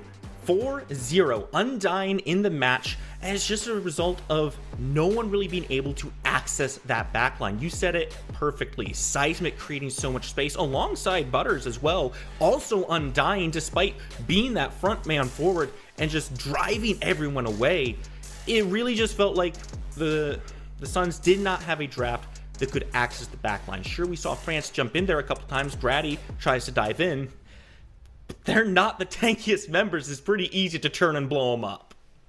Yeah, I think there is definitely going to be a change in the draft going into game 2, because we have got a best of 3 once again. We could see 3 games. That was a pretty one-sided game, but there was multiple things that Sons of Tekken can change. My main thing though, probably don't let him play Morn again. You know what? I think that's a pretty fair assessment of the situation, Falcon. You've heard enough from us. But let's go ahead and send this one back to the desk for a quick breakdown. Welcome back to the desk, everybody. Thank you, Spooky and Falcon, for doing such a wonderful job. That was a game. I'm kind of blown away by what just happened there. Or what are you thinking?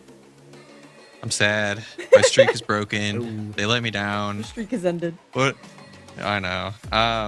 I didn't want to say it in the draft because I didn't want to curse my boys, but I've had conversations with Gratty and just the Suns in general, and they have said many times that for some reason, whenever they pick Muriel, they just lose. I was surprised that they whipped it out on game day, but going forward, I am 99% sure that is going to be vaulted and they're going to try something else. So we'll see. Well, maybe they're just trying to go for the redemption route, just make it 1-0 down, and then they're just gonna run away with it with the next 2 games. But yeah, what a banger of a game. I was really impressed with how this was played, especially by Butters down. The offlane has been doing fantastic against this Morigash that is supposed to be a lane bully, but honestly, Butters just waited it out. At some point, he outscaled her, just trades HP for the mana economy of the Morigash, and then he can just permanently shove in, proxy the wave, rotate to Fangtooth, and that's exactly how we did see Professors come away with these early objectives and then with the game eventually as well. I mean, yeah, I'm very surprised at that offlane, because if I'm not mistaken, Butters is kind of a student of Tekken, is he not? That is the lore.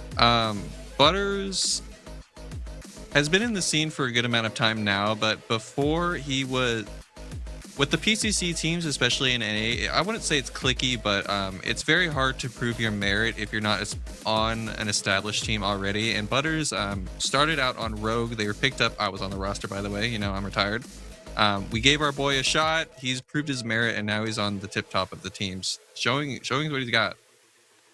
Yeah, and showing what he got, he definitely did in this game as well. So yeah, shout out to the rest of the squad as well. Casters, we're talking about the Seismic Morn making the entire Sanctuary his domain, and that's what we saw in this last game as well. Seismic just being so annoying, just being on every lane. I'm just happy I was watching it and not playing on the opposite team in that one. But yeah, just fantastic gameplay out of them. Also saw Cold just be safe, right? That's all he needs to do when Seismic is not on lane. As long as he doesn't get picked off by the Twin Blast plus the Muriel combination, then he's doing exactly his job. And yeah, perfectly played by them. Exactly. Not gonna lie, that Morgesh was putting on some movement there, especially when that Morn came around using that time warp at one of those plays. That was crazy. Yeah, I think they were hoping for like an Exodia kind of thing with the Muriel, whether it's the Morgesh being unkillable or the Chimera being unkillable, but neither of them really got a strong enough lead for that to happen, unfortunately. Yeah. We do got some clips. Oh, go ahead, Dang. Go ahead. No, like I was just, I just want to talk about the Morgesh as well with the time ban. So that is kind of crazy. He kind of made it work in this one play, but in the end, just wasn't quite enough. Exactly. Now, we have some replays to go over with us regarding some of these plays. The first one being at 640, this almost France war crime. Absolutely. It's just like, I said in the draft that Suns like to play around France, and the deciding factor, I think, for setting the tempo of the early and mid game is going to be shutting down France. Before this play, they 3-manned him, blew his blink. 2 minutes later, this dude is just getting absolutely assaulted on. We have the Dread Nova coming in from Argus, the Highland Hurl, and the Charge coming in from Terra. We have Seismic right behind the Fog Wall and Survivor just to follow up the play. This dude is dead. And that just transitioned their momentum, let them get an early Fangtooth, and just kind of snowball the lead from there. I think this is the point where you just type a mid-gap and yeah, you go next. But no, honestly, France, like, couldn't do anything, tried to ascend, got interrupted, as you said, with 4 people close by. There's just no way to really outplay it. The hope always is 4 people make the rotation. Maybe my dual lane can get a frag onto the carry that is now alone. Just didn't pan out this way. Yeah. We have another clip from 1645 where the triple kill on Orb. Yeah, this was a super cool one, especially after we see France get absolutely crimed. A really well executed fight by the Suns. As we can see, we just have big circle France. He is just cooking everybody over here. We have Seismic having to blink out. We have the long arm of the law coming out from the Murdoch. But as this fight progresses, France says, you might send 4 people to my lane. Doesn't matter. I'm going to triple kill your entire team. Send more. That was a really good fight. Almost looked like sort of like their comeback. Got a triple kill onto France. But of course, if we were to look past this play, then we did see this fight on the other side of the map where all of them got wiped again on the other side. So got a lot of gold, didn't get the time to really spend it, and then they just blew it off again. And Professors were the ones capitalizing there at the very end of it anyway. So Suns had some good moments, but yeah, wasn't quite enough in this one. We had a lot of fights, but not a lot of kills on the board. These objectives were so important for at least getting something on the board. Now we have this 22-50 clip at the Fangtooth where there's another 4 kill on the board. Yeah, absolutely. And it just comes down to so the close. team comp. Grady barely misses the smite, and this was unfortunately the make or break of the fight. The Morn was just doing so much work, allowing them to get the orb prime, putting the lights out, just making pushing into these objectives really scary, but once that primal buff is secured, it's really hard for the Suns to, you know, get this fight going their way just with how strong the primal buff is. This was the end game deciding fight, so hopefully we're able to see some draft adaptations from the Suns for this next set or next game. I like the Morigesh, but I don't hate it by principle, I should say. I just think that if the enemy hasn't really picked the offlaner yet, then maybe don't blind it. It's like what I'd say, right? Like, if you know you have a decent matchup, then it's always a fine. But the Terra, like, you just at level 6 you just get ran down, right? Like, there's not really much the Morigesh can do, especially when the Myriad is not having her reversal of fortune up for you. So I'm definitely hoping as well to see a bit of adaptation coming in as well. Yeah, I think they should definitely not allow Seismic to get Morn again. That was a little bit of a terror on the map. With that said, I think we are going to close this game out. Remember, this is a best of 3, so Suns can bring it back in the next round, and hopefully we see another good matchup before we take this break.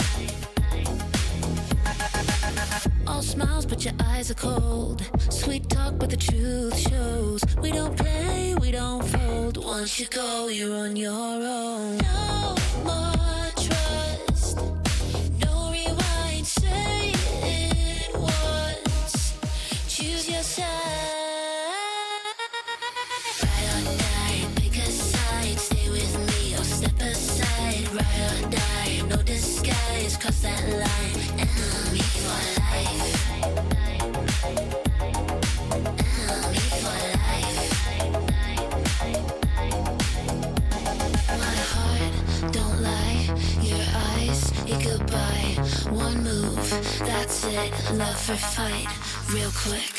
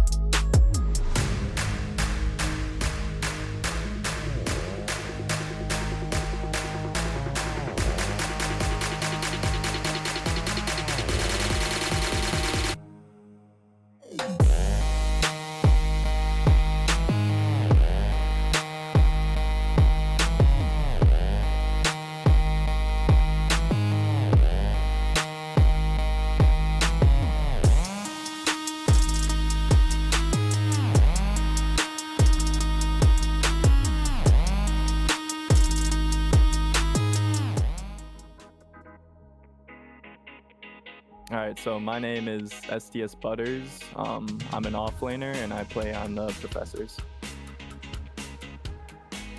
I'm pretty new to the scene. I think I started PCC 10. I started out with Rogue and then went from Rogue to LAN and then made my own team for the most recent tournament, which is called Cinema. That was for the Soul Reaper tournament, Gazoo one. And now I'm on Professors. I'd say tune in and definitely check our team out because I think we can beat any of the teams on the tourney day. I want to beat M10 just because I love chopping it up with Lauber. I feel like he's a fun guy to play against. I like playing against him. I'd say this patch has been one of the biggest patches yet, and the meta's shaken up. No one knows what's going on, but I feel like our team is figuring out the meta quickly, more so than the other teams. So I feel like we'll be locked in for tourney day, and we'll show everyone that we're locked in. Play like a champion. Long time no see, everybody. Welcome back in after those introductions.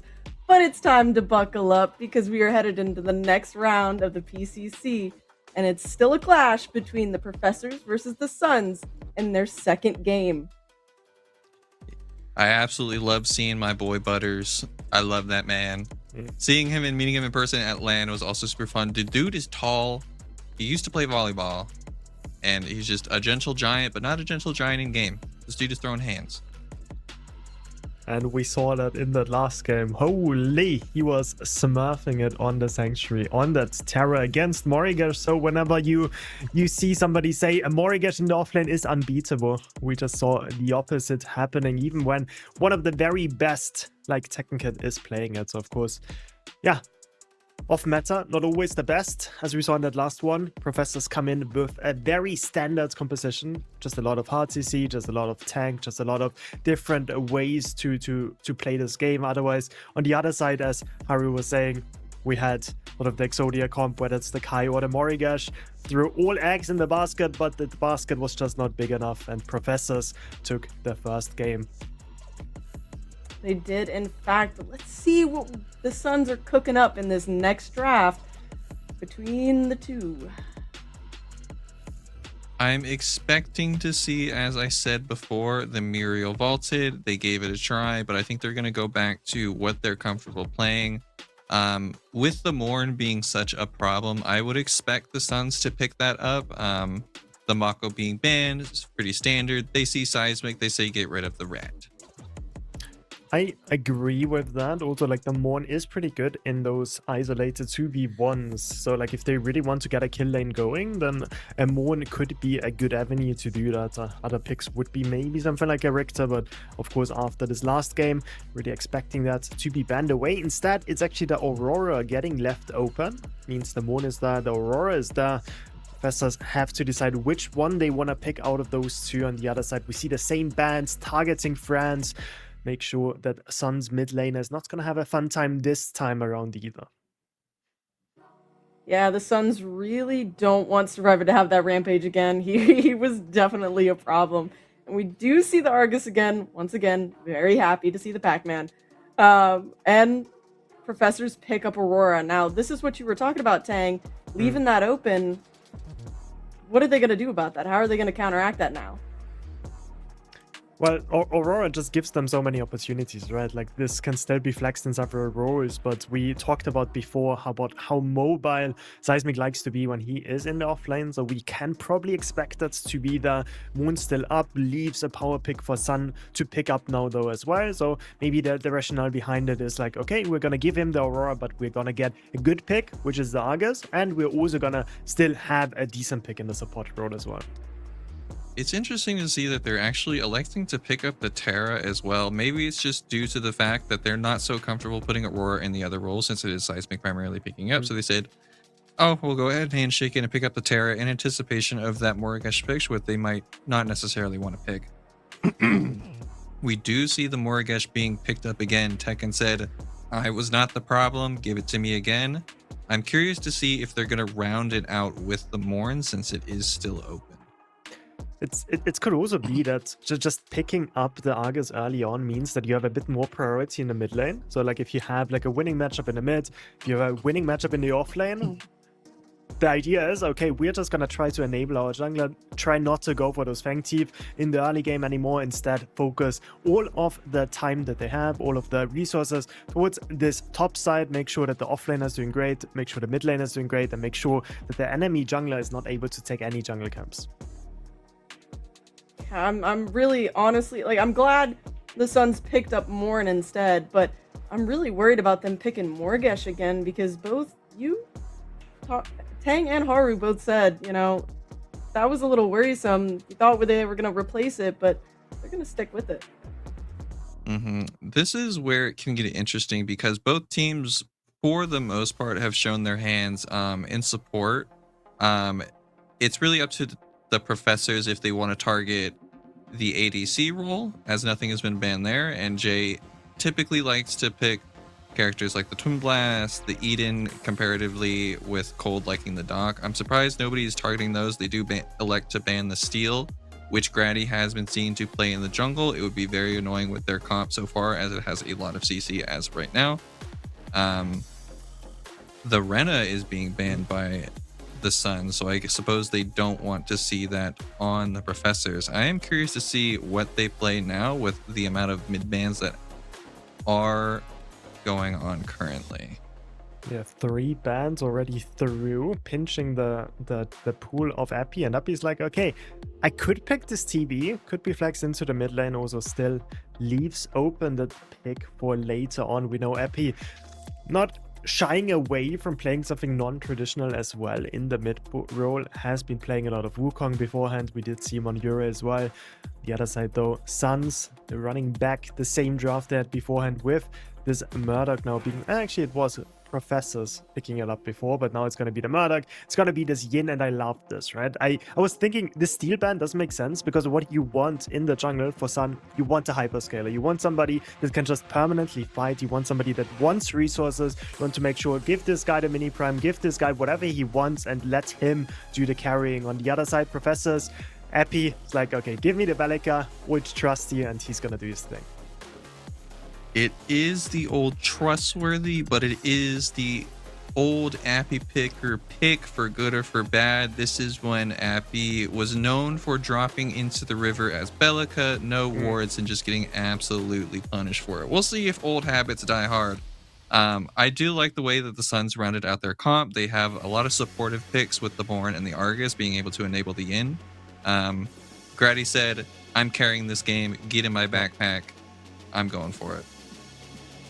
And I think if there's somebody to trust in carrying the game for them, I think it has to be Grady, right? Like, has won previous PCC events, has been on a 10 scrims as well, and now he has to prove it on the big stage as well. On the Yin with 2 very strong pushing lanes as his supports. I'm definitely hoping to see something out of him. Yeah, exactly. I'm still on the fence about that Morgesh pick, so I think my vote's gonna have to be for the Professors again. For me, I feel like I gave Suns all my faith in game 1. I cannot waver now. I think I'm gonna have to give my predictions to the Suns. I want to see the comeback out of my boys. This time, I think, honestly, I respect the fact that the Morgesh was picked again. Like, I didn't love it too much in the first game, but honestly, they say, okay, it worked before, it's gonna work this time as well. They're not gonna change the script. Suns, I'm trusting you this time. Grady is not gonna let me down. This Yin pick is phenomenal, and I'm really hoping for them to give us a match 3 as well. Fine. I'll be the outlier. It's totally fine. All right.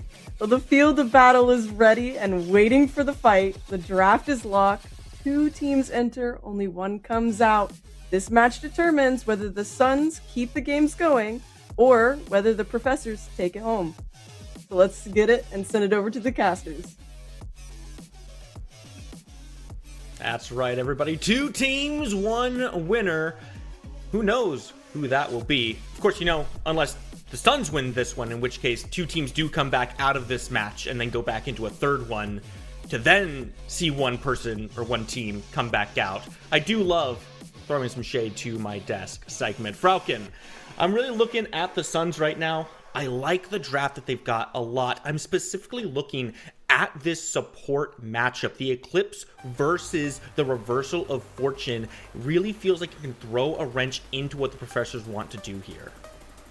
Yeah, it's weird because the draft is kind of similar to the first game. The only real difference is that Morn, because Chimera and Yin, they're both, auto attackers. They're both trying to farm up, but the difference is Yin wants to farm up to get items. Chimera wants to farm up so she can start ganking straight away. Right. And I do really like Sun's draft in this compared to the game one. But the problem is, again, I think Aurora is ridiculous at the moment in time. I think Terra is really strong. Muriel we have seen already today. And I think that Professors played the game slightly better in the first match as well. So I'm hoping for game 3. That's my personal want. And I think there's a chance, but Sun to Tekken, they need to come out the block swinging, and they need to show more than they did last game.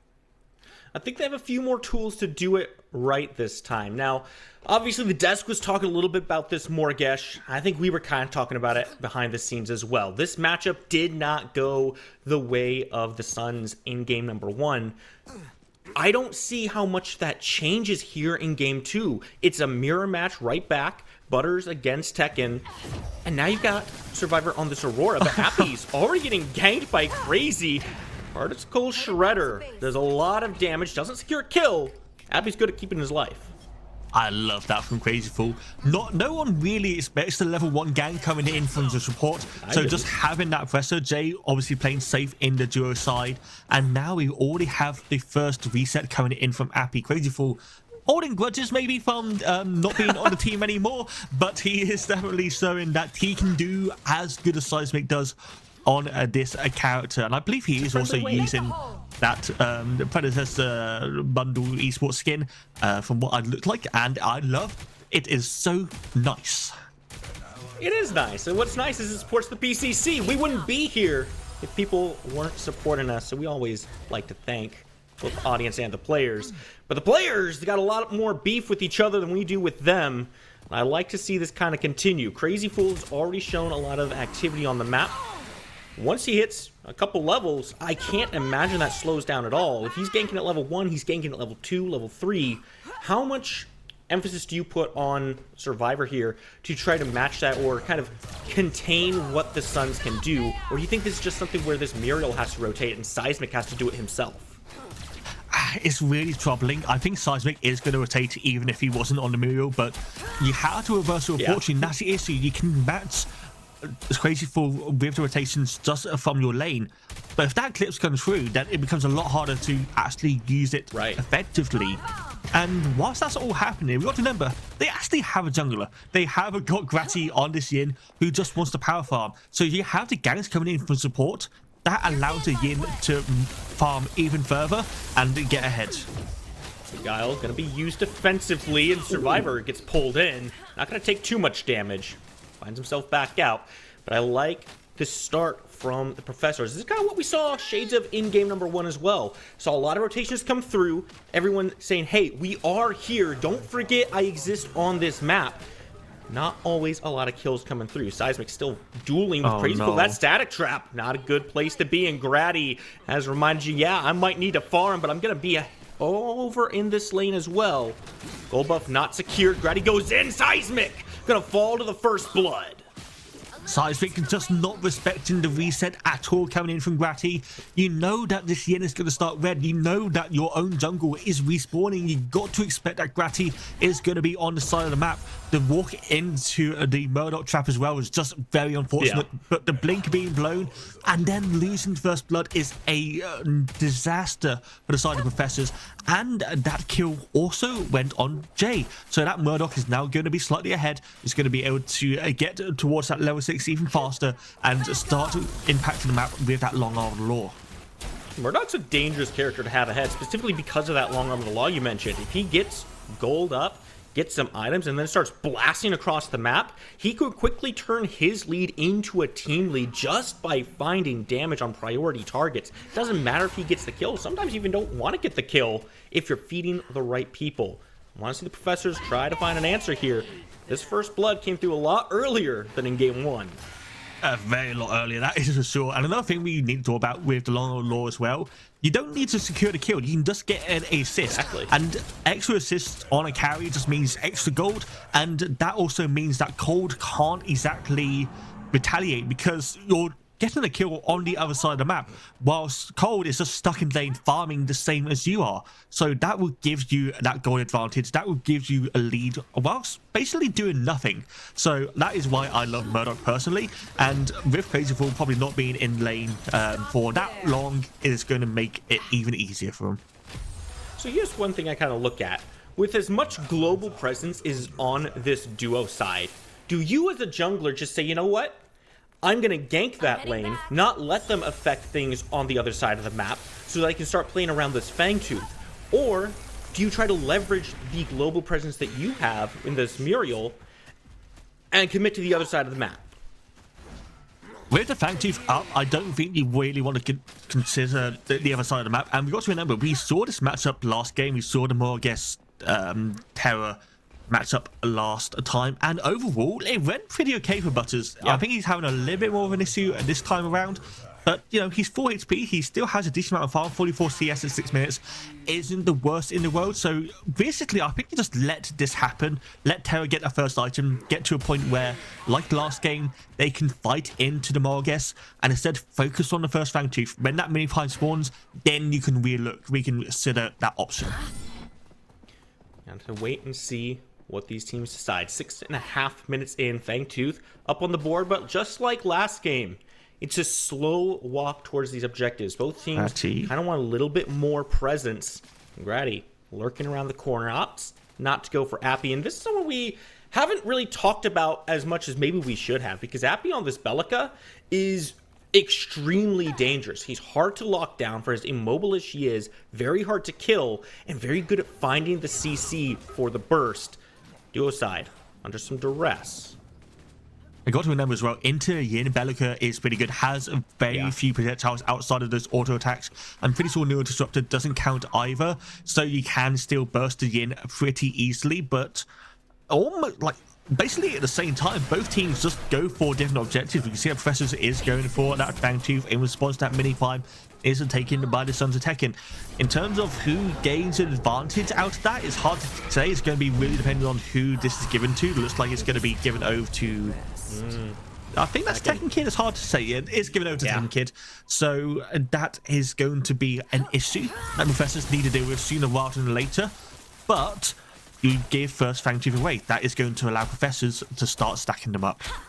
This is something you brought up in game 1, Falcon, is the danger level Tekken Kid can have if this Morigesh gets the mini prime. We didn't get to see that in game 1. The Professors did a very good job of limiting what Grady could do over there. But here in game 2, they've capitalized very effectively on the timings from this jungler, traded off objectives, and now there's some real presence here. This was what Tekken Kid was lacking in game 1. Is that enough now to change the story?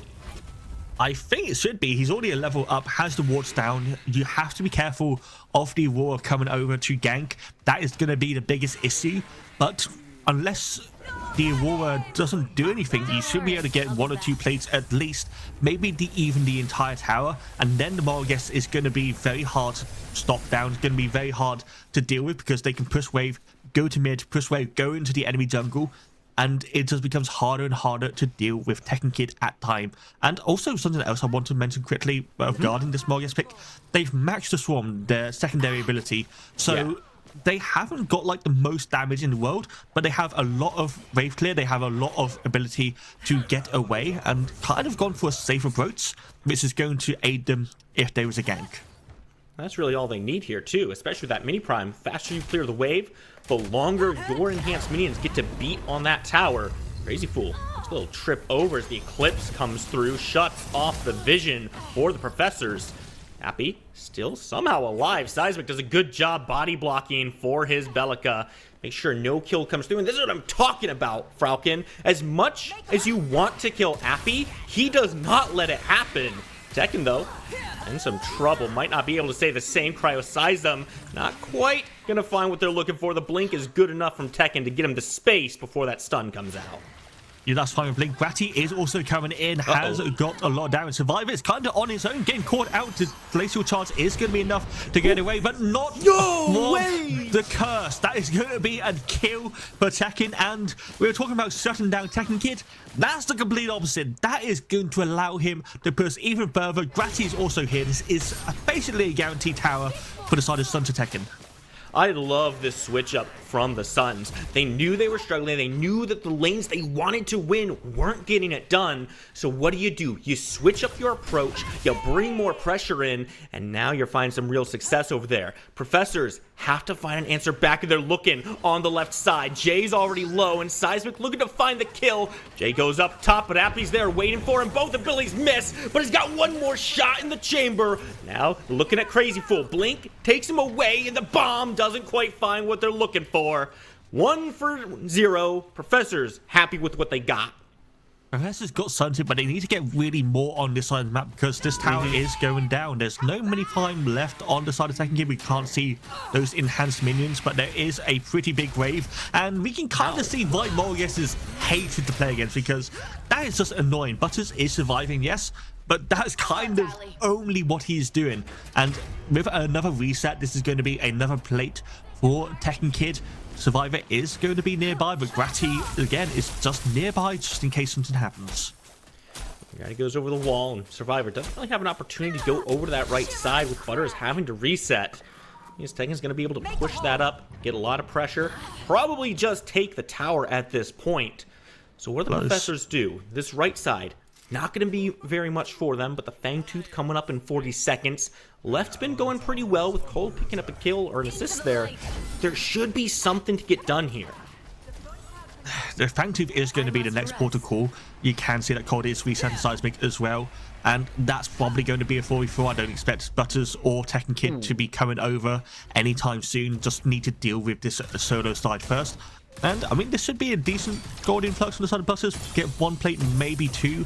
We can see that Tekken Kid is returning back to that lane. Isn't going to be there for the Fangtooth fight. If you just take a second, Spooky, look at the wards currently on the map. Most of them are from the side of the Sun's Tekken. And Professors only really have 1 in that pit, so they have to walk in semi-blind.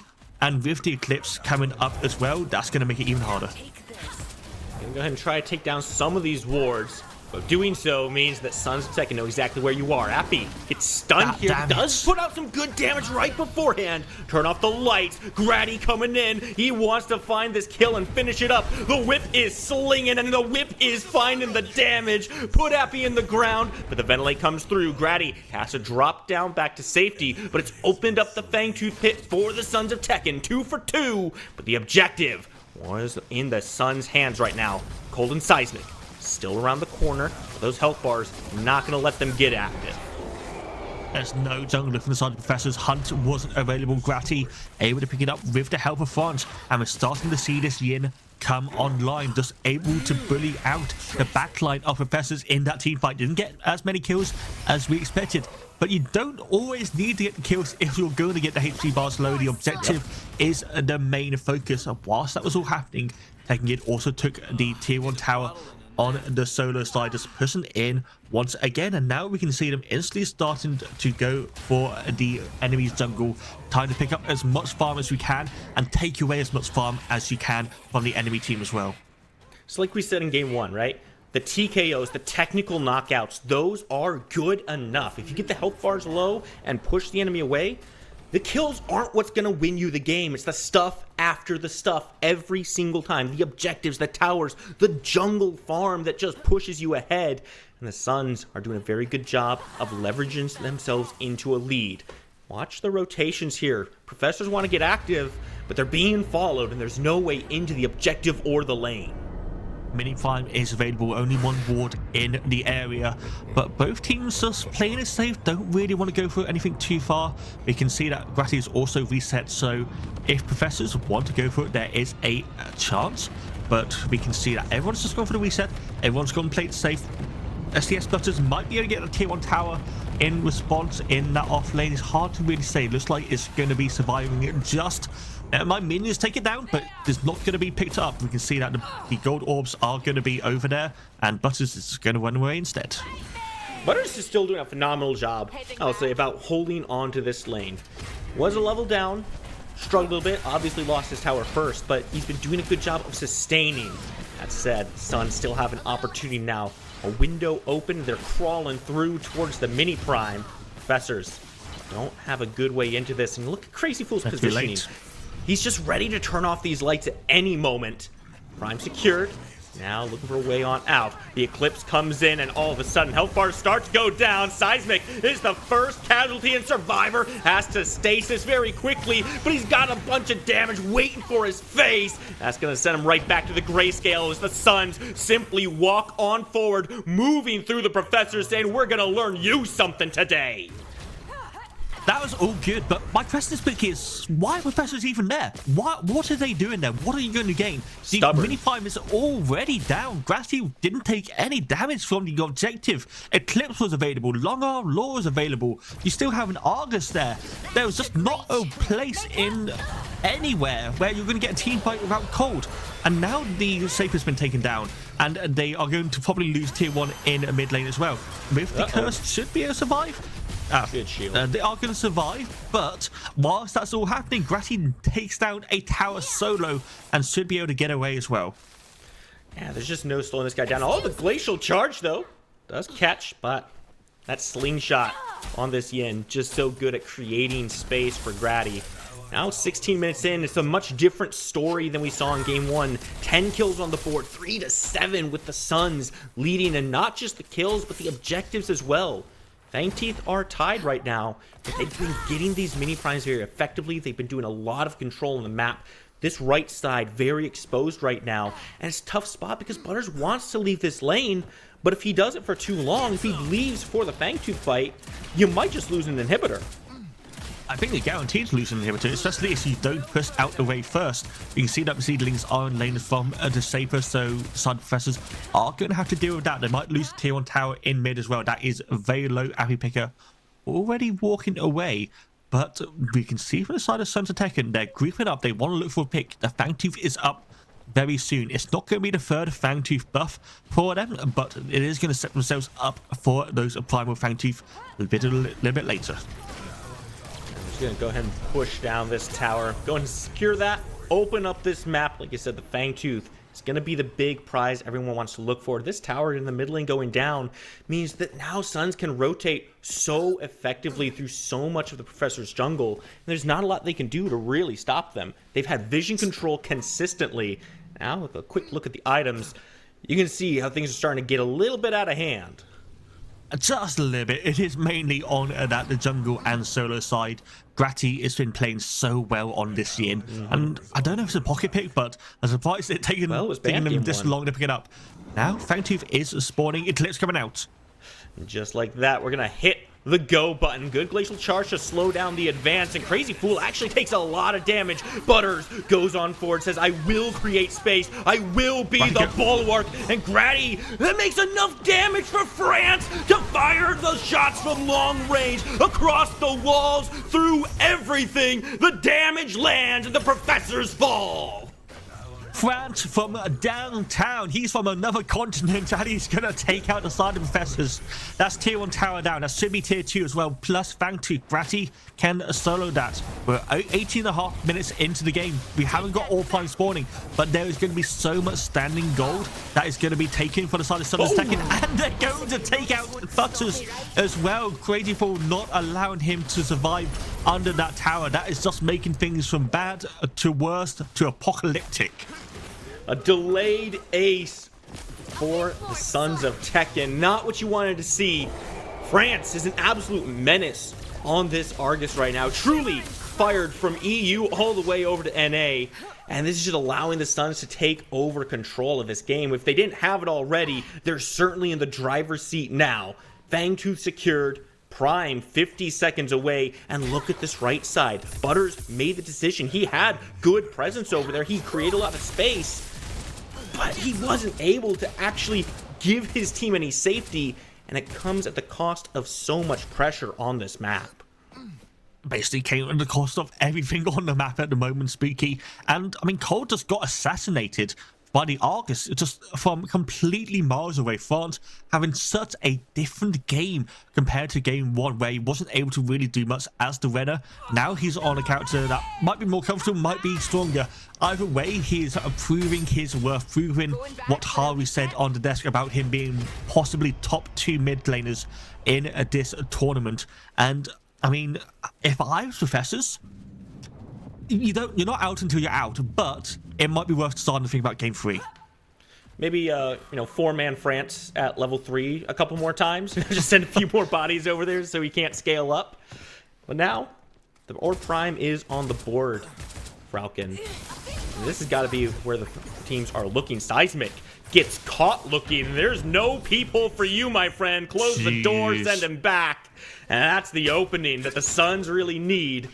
We haven't seen a lot from these ADCs so far in the fights, and frankly, with that pick, I don't think we're going to see too much more here either.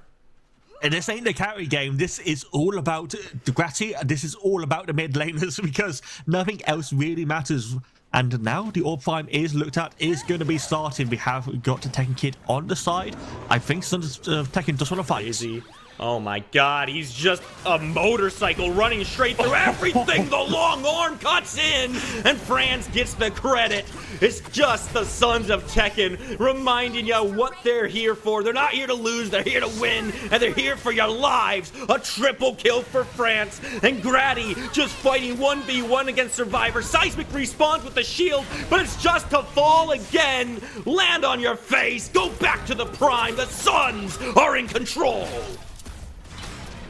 Yeah, that's not good for the Silent Professors. I'm not a medical doctor, but I classified them as dead. And now with the Orb Prime being taken, that is going to be an extra amount of seating coming in for the Sons of Tekken. They should be able to get the tier 2 tower at the same time. Respawns are coming through for the Silent Professors. They shouldn't be able to target the inhibitors just yet. But the amount of gold that must be in Gratty's pockets right now means that he's probably going to fit.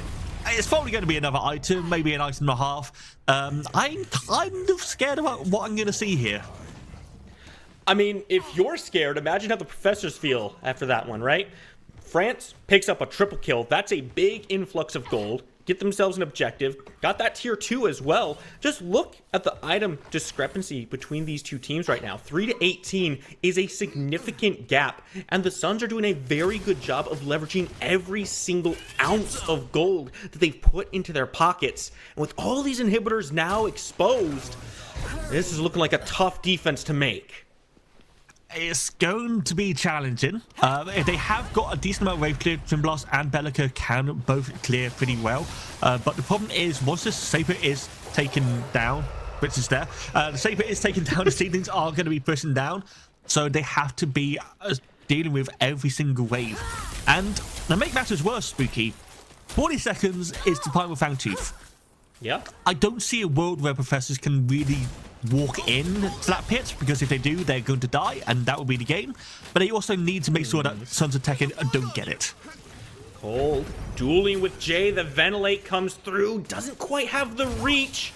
Body block is good, but on the other side, Seismic has fallen down. A double kill for France. He finishes the job, says, all right, we're not making this a 1v1. Give me everything. I've got a vendetta to fulfill. Butters, I don't think you want to chase into that jungle.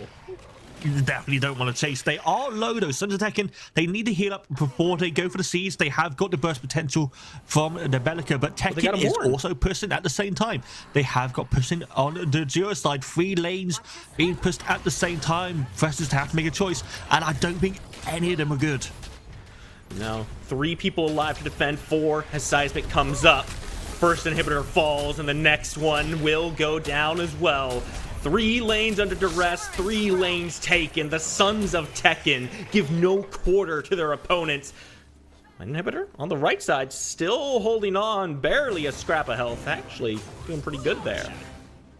I think you're taking the help from you can get down that one, Spooky. Yeah. Speaking of low, Jay nearly died to the Pirate Fountain. That would have been embarrassing. But instead, you've got the rest of the team finishing it off. France should be taking it down with the help of Gratty. That is going to be the free Fantus as well for the opponent. Bus Tekken Kid walking on to the Medica. That is going to be Appy Picker going down. 4 people for defense. We've got a reset coming in from the Sons of Tekken first, but that is not going to take very long. You know, Happy's good at surviving, but if you just walk into the enemy team, not much you can do. Professors, you're really getting caught out here. Survivor, I like the idea of trying to push your lanes out. He's just trying to buy some time. This guy doesn't have very many places to go. Right side still under trouble. Survivor, good arc shot. Tekken, though, still looking for a bit more. Curse comes through, but the shielding gonna be enough to keep Butters alive. The long arm, not enough damage.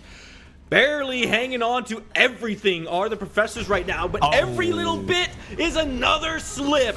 Cole gets taken out, and the core now exposed. Sons of Tekken gonna walk everybody in. They bought enough time running the team around. Now it's a 4v5 defense. Can they hold on? Pulses coming out, trying to drive the Suns back, and Butters again, the Vanguard going deep in. It goes right into the stasis. Appy doesn't have much to do here, trying to find a way out. Survivor Glacial charges back to the fountain, but it leaves the core exposed, it leaves the core dead, and it leaves the Suns tying this game. What a difference that game 2 came. 22-3 in kills, 20,000 gold in that difference, and I mean, that's like day and night. Not even from the drafts, just from the plays. France and Gratty, my god, put on a show in that game. 6,000 gold ahead per person. And I mean, what do you even do as Professors when you go into the game 3? Because you can't let France play Argus, you can't let Gratty play Yin. You've only got so many bands.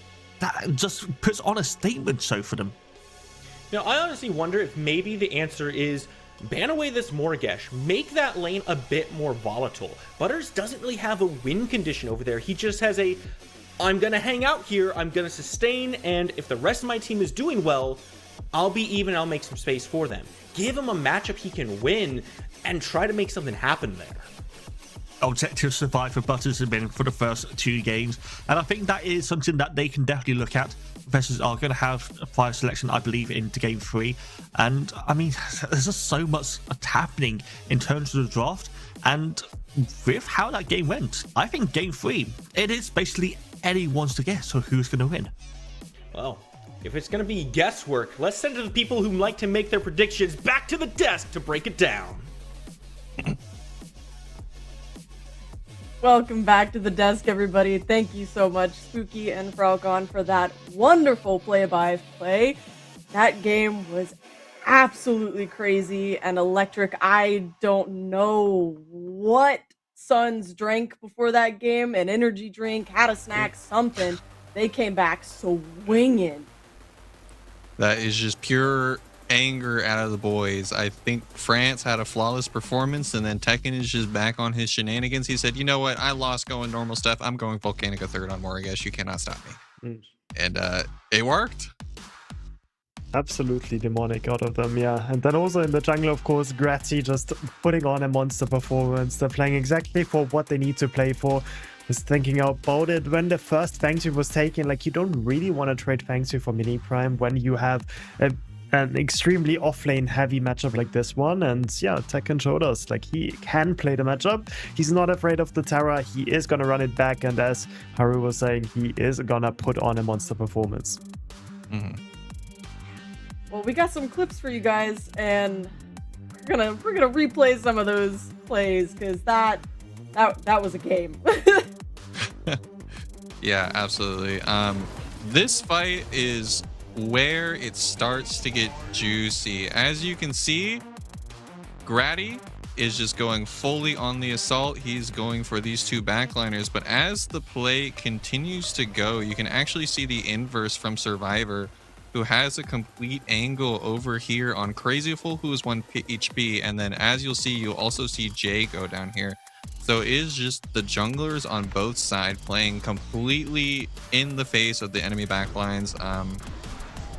However, just due to the nature of the picks, Grady is able to secure not only the 2 kills, but also transition that into a Fangtooth as well as for his team. Yeah, and Survivor is just getting boxed out, right? And that was sort of what we saw most of this game. Just doesn't have enough tempo on that. Aurora just was a few levels down. I think I had a look at the gold graph at like the 17-minute mark. Already was a 2k gold deficit between them. And that's exactly why Suns picked the draft that they picked, right? Get Grazi ahead and then just make sure that every objective fight, let him just box their backline, let him box the carries, and they can't really do anything against the Yin. Absolutely. Exactly. And I was going to say for the... Oh, sorry, go ahead. No, you're fine. Go ahead, Aru. I was going to say for this next clip, we definitely start to see the snowball occur and the power of the Morn. So as we go ahead and play this, we see Crazy Fool setting up into position. He's going to turn the lights out, and then he sees, uh-oh, I see a little Muriel getting alone. She goes bye-bye. She's dead. And then as that play progresses, it just snowballs into more and more kills for the Suns. And then honestly, from here out is when I say the game was decided. The Suns just absolutely dissect the Professors this game going forward. Yeah, that was pretty rough, like seeing this, because honestly the fight, like they didn't even have to fight. We did see the Twin Blast push on the other side. It was pretty unnecessary, honestly, to even try to fight that. And if you do it, then maybe do it with a numbers advantage when you're already behind. But yeah, those are the small mistakes that you just can't make against a team like Suns that are considered as one of the best in the tournament, right? Like definitely not a random team the Professor is playing against. Yeah, we see a lot of those kills adding up. We had a lot more kills on the board this time around, especially with this next clip. 4 kills. Yeah, if the game was not over before, it is definitely over here. Crazy Fool with the insane engage with the lights out. He's able to just create so much space for his team here. Butters overextends a little bit. And France coming in over here from the side is just able to completely assassinate Cold. And then after Cold is out, it's over. Wraith and Wraith Legends and Combustion together, just so much DPS out of Dargis. And I think STS Butters, he escapes for now, but obviously doesn't escape for much longer. They just take everything on that side, and yeah, game pretty much done from that point on. The Professors tried to get it again, tried to re-engage on this next orb replay, but still didn't work out.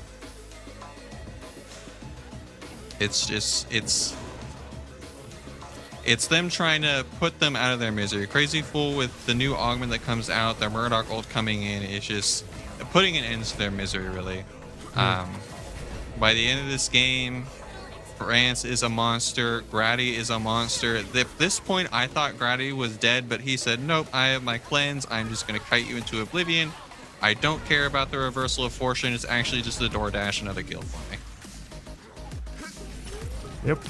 Easily gets the prime afterwards, and then the siege after. It's just an afterthought as well. Yeah, what a dominating performance out of all the solo laners, and then of course out of Gretzi as well. Big shoutouts as well to Crazy Fool down. The Morn has been getting some phenomenal mesmerizes, has been playing out of his mind as well, and was Jay himself on the Murdoch, sniping some people on the Murdoch as well. Suns looking really hot coming into this third one.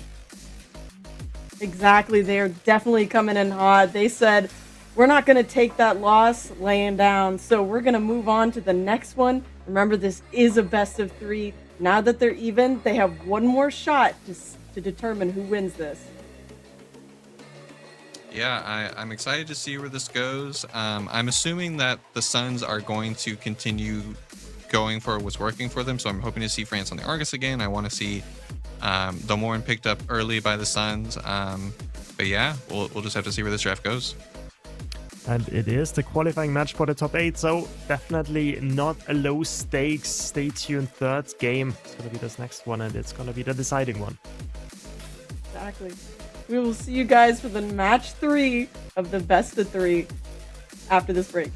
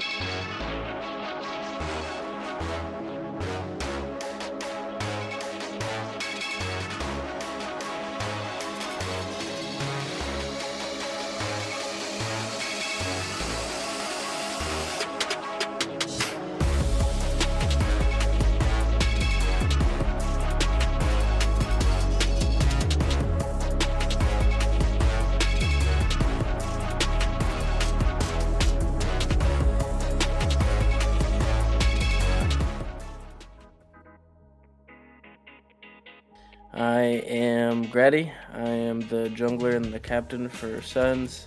I'll use the term captain loosely. Nobody likes being captain these days. I just do set up the scrims and do everything everybody else doesn't want to do. And I've played in it since the inception of it. We were doing little Discord streams. We were like streaming our Discord POVs and all that, man. Like before we even had an in-game spectator. So since the beginning. You know, I hope Predecessor comp goes well for the year. I hope people enjoy the content that gets put out with like, you know, these interviews, other things that they, you know, PCC ends up doing on meta, and just, you know, the tournaments overall. I hope viewership goes up. I hope people enjoy it. I hope more people try to join into the competitive scene. Like, I hope there's more incentive for that. I mean, like, come game day, I'm like, everyone's always talking their smack. I'll talk my smack on game day. Like, I mean, for the people that know me, I really don't talk that much smack. It's just all about inside the game. Not much. I mean, I appreciate, you know, you, Steve. I appreciate anybody else for the meta team that's doing stuff for the community, or anybody else for PCC or anything else that's just like community driven. Just because, like, I mean, without the community, we're nothing. So I would like to see a lot more community sided content, more effort put into it. So, you know, hopefully things like this are well received, or we just are able to do more other things for the community. Just more community engagement is just all I really ask for. Play like a champion. And we're back, everybody. Glad to see you guys here. Welcome back to the desk. Oh my goodness, I am so freaking excited for this match. The boys are bringing it to the stage. I am stoked. What are you guys thinking right now? What are we gonna see? I mean, it's great to see the interviews and see the storylines build as the tournament goes on. Grady, super cool dude. I've literally known him since the dawn of Predecessor beginning. Dude is full of passion, loves his 2-camp, loves berating Tekken like they're in an old married couple. It's great. It's crazy how mellow he is. When you see him on Sanctuary, you're like, okay, this guy is a demon, and then you hear him speak, and he's the most chill, down to earth guy ever. So yeah, always nice to see the guy behind the player, behind the character. So yeah, always great to see what PCC has in store for us. I don't know what the professor's gonna do this time around. I think they're definitely gonna switch it up. Maybe not put the Aurora in jungle. Maybe put her somewhere else. Maybe ban her. Who knows? But we do have the next draft coming up, so we're gonna see them cooking again. What I'm expecting is it's going to be the battle of the Morns. Who gets the Morn? The Morn has just been super impactful on both sides, for both teams. However, France also got Argus that last game, so I'm curious to see if they're going to try and take him off it. The professors have banned away the Morgash. They're sick of it. They said Tekken play an actual character so my butters can play the game. That leaves those mid picks open though, so that is not gonna be this Gideon ban first that we saw every single time. Instead, it's gonna be on the second time around. Now the Argus is still open. I'm expecting Professors to probably pick this up. So Suns, do they want to pinch the mid lane pool themselves if they really think that the Argus is the most important one? Or are they going to go this support route that Haru was mentioning? Is it going to be about this Amon instead? And then obviously we see the Mako ban and then the Rampage. I really want to see the Rat come out, but they definitely don't want to see that Rampage back in the game again, because that was an issue for them. So it's a toss-up. I am expecting to see the Morn first pick out of the Professors. However, some of the strong mages like Neon are still up, as well as the Argus, so they could elect to first pick those. Other than that, though, so there is the Neon first pick. I'm expecting the Sun then with a Morn plus something else. What do you think they're going to whip out, Tang? I mean, I think it just Morn and Argus makes sense in this case, but maybe we're indexing too hard on the Morn as well. I think with the entire support pool pretty much being open apart from the Mako, I think you could make the arguments you don't really need the Morn quite yet. Maybe the Muriel is still gonna fare fine. We had a sample size of 2 games. Of course, the Morn was pretty impactful in both of them, but these teams have scrimmed against each other quite a long time. The Morn hasn't really come up too much, so maybe they're still debating about that. I personally would probably think about going something else. Instead, though, it is going to be this Morn indeed. And exactly as you said, Argus Morn pickup. I was hoping possibly a steal. He's been banned the last 2 times, and I'd love to see a steal, but I think, there's going to be an Aurora there instead. So I really hope they pick up the steal. I would love to see that be played into a Morn and Argus just to have that beefiness, but also all of that CC is just crazy. It does appear just to be handshaking between the Morn and the Aurora. The Doc is being picked up by the Professors, a known comfort pick for Cold.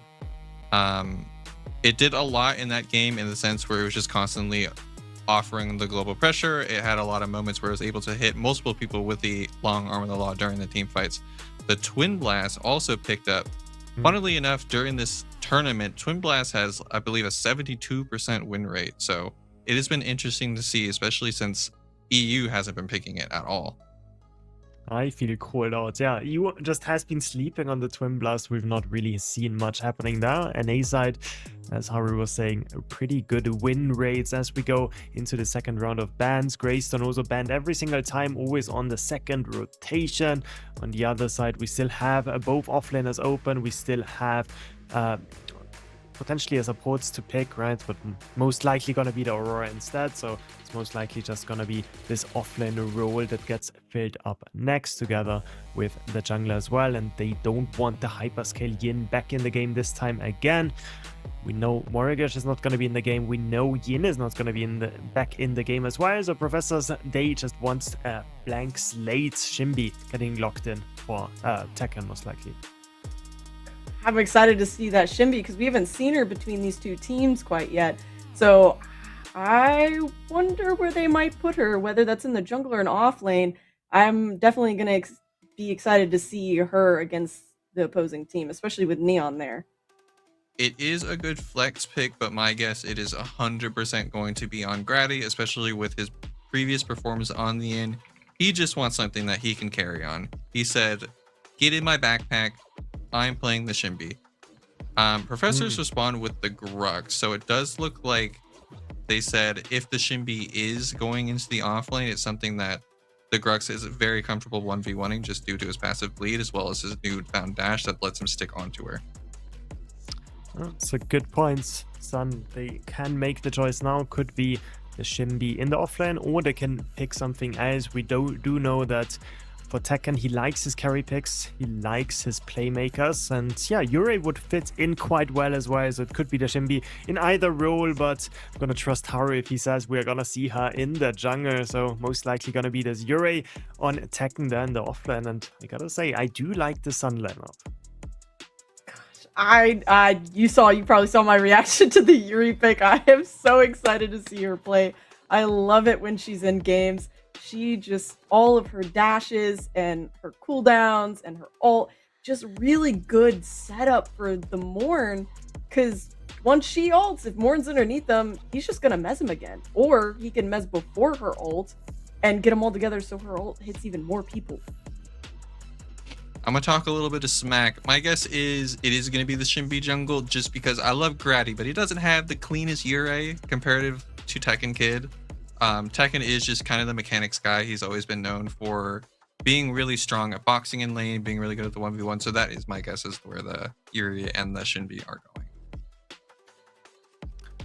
Yeah, I mean, I don't have anything to add. I agree with you guys. I think the Yurei is just so strong, and yeah, just having the Morns to play sort of like the lights out guy to make sure that there is as much chaos as possible in these team fights. Professors, of course, does have their own strengths, have the Aurora once again to sort of have this big crisis on top of everybody. They have finally, for the first time in this set at least, the Neon picked up, so a very strong mid laner as well, a bit heavy on the magic damage, but so I personally would probably prefer Sun's composition. I think they are very well rounded for the team that Suns want to be.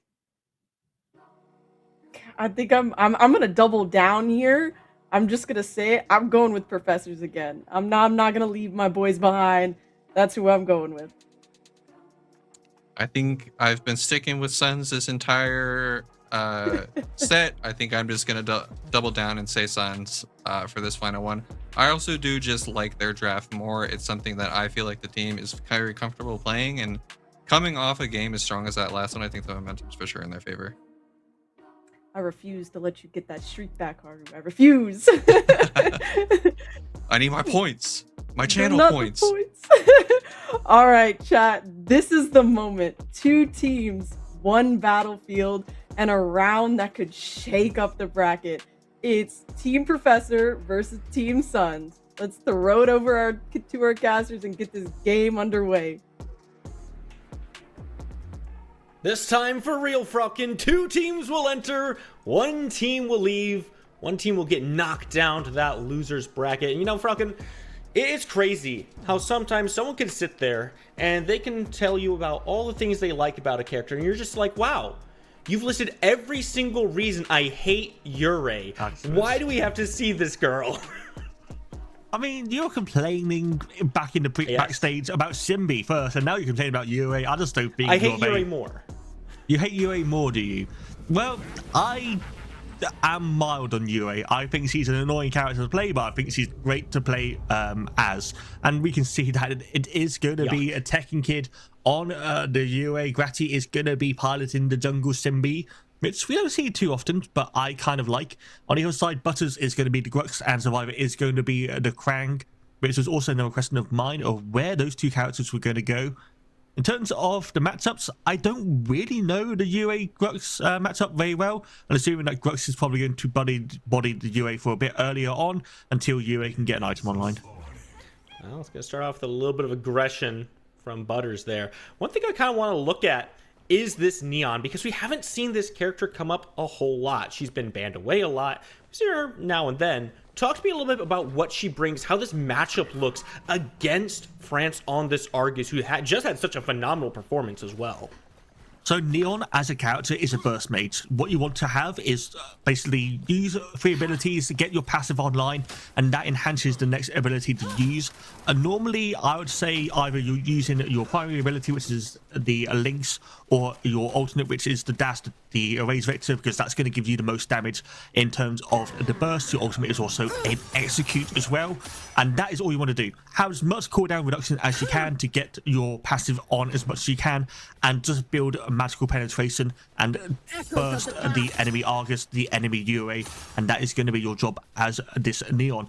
If you can get to that point, it's great. If you can't, then you're kind of just a sitting duck to be bursted upon. Sure.